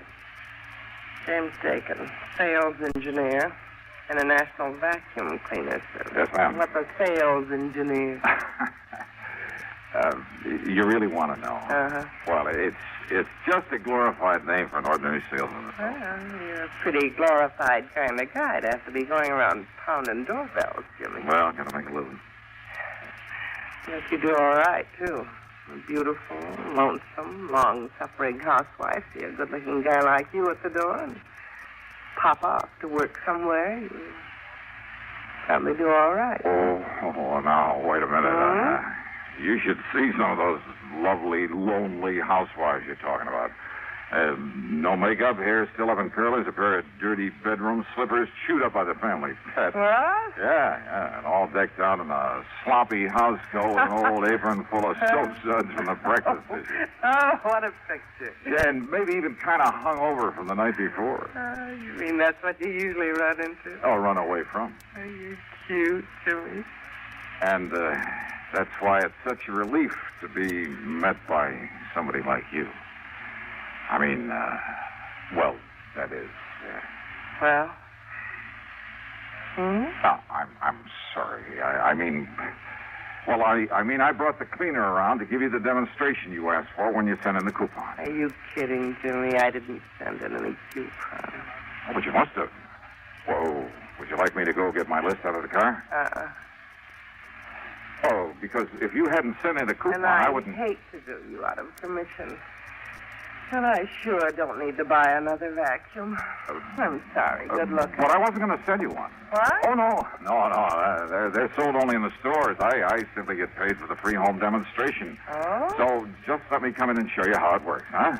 Then you can fill out the card saying you have had a demonstration and... Listen, Mrs. Parker. Yeah, my name's Gloria. Well, look, things have been kind of tough. And If I don't fill my quota this week, well, look, I'll do the whole house for you, and no obligation whatsoever. Well, Mrs. Parker? Oh, look, Jimmy, if my husband should ever know that he doesn't like people in here while he's out, but... Well... Come on in. And after all, if you have to work so hard, maybe you could use a little drink. Come on. Just to make the demonstration. Sure. Come on in.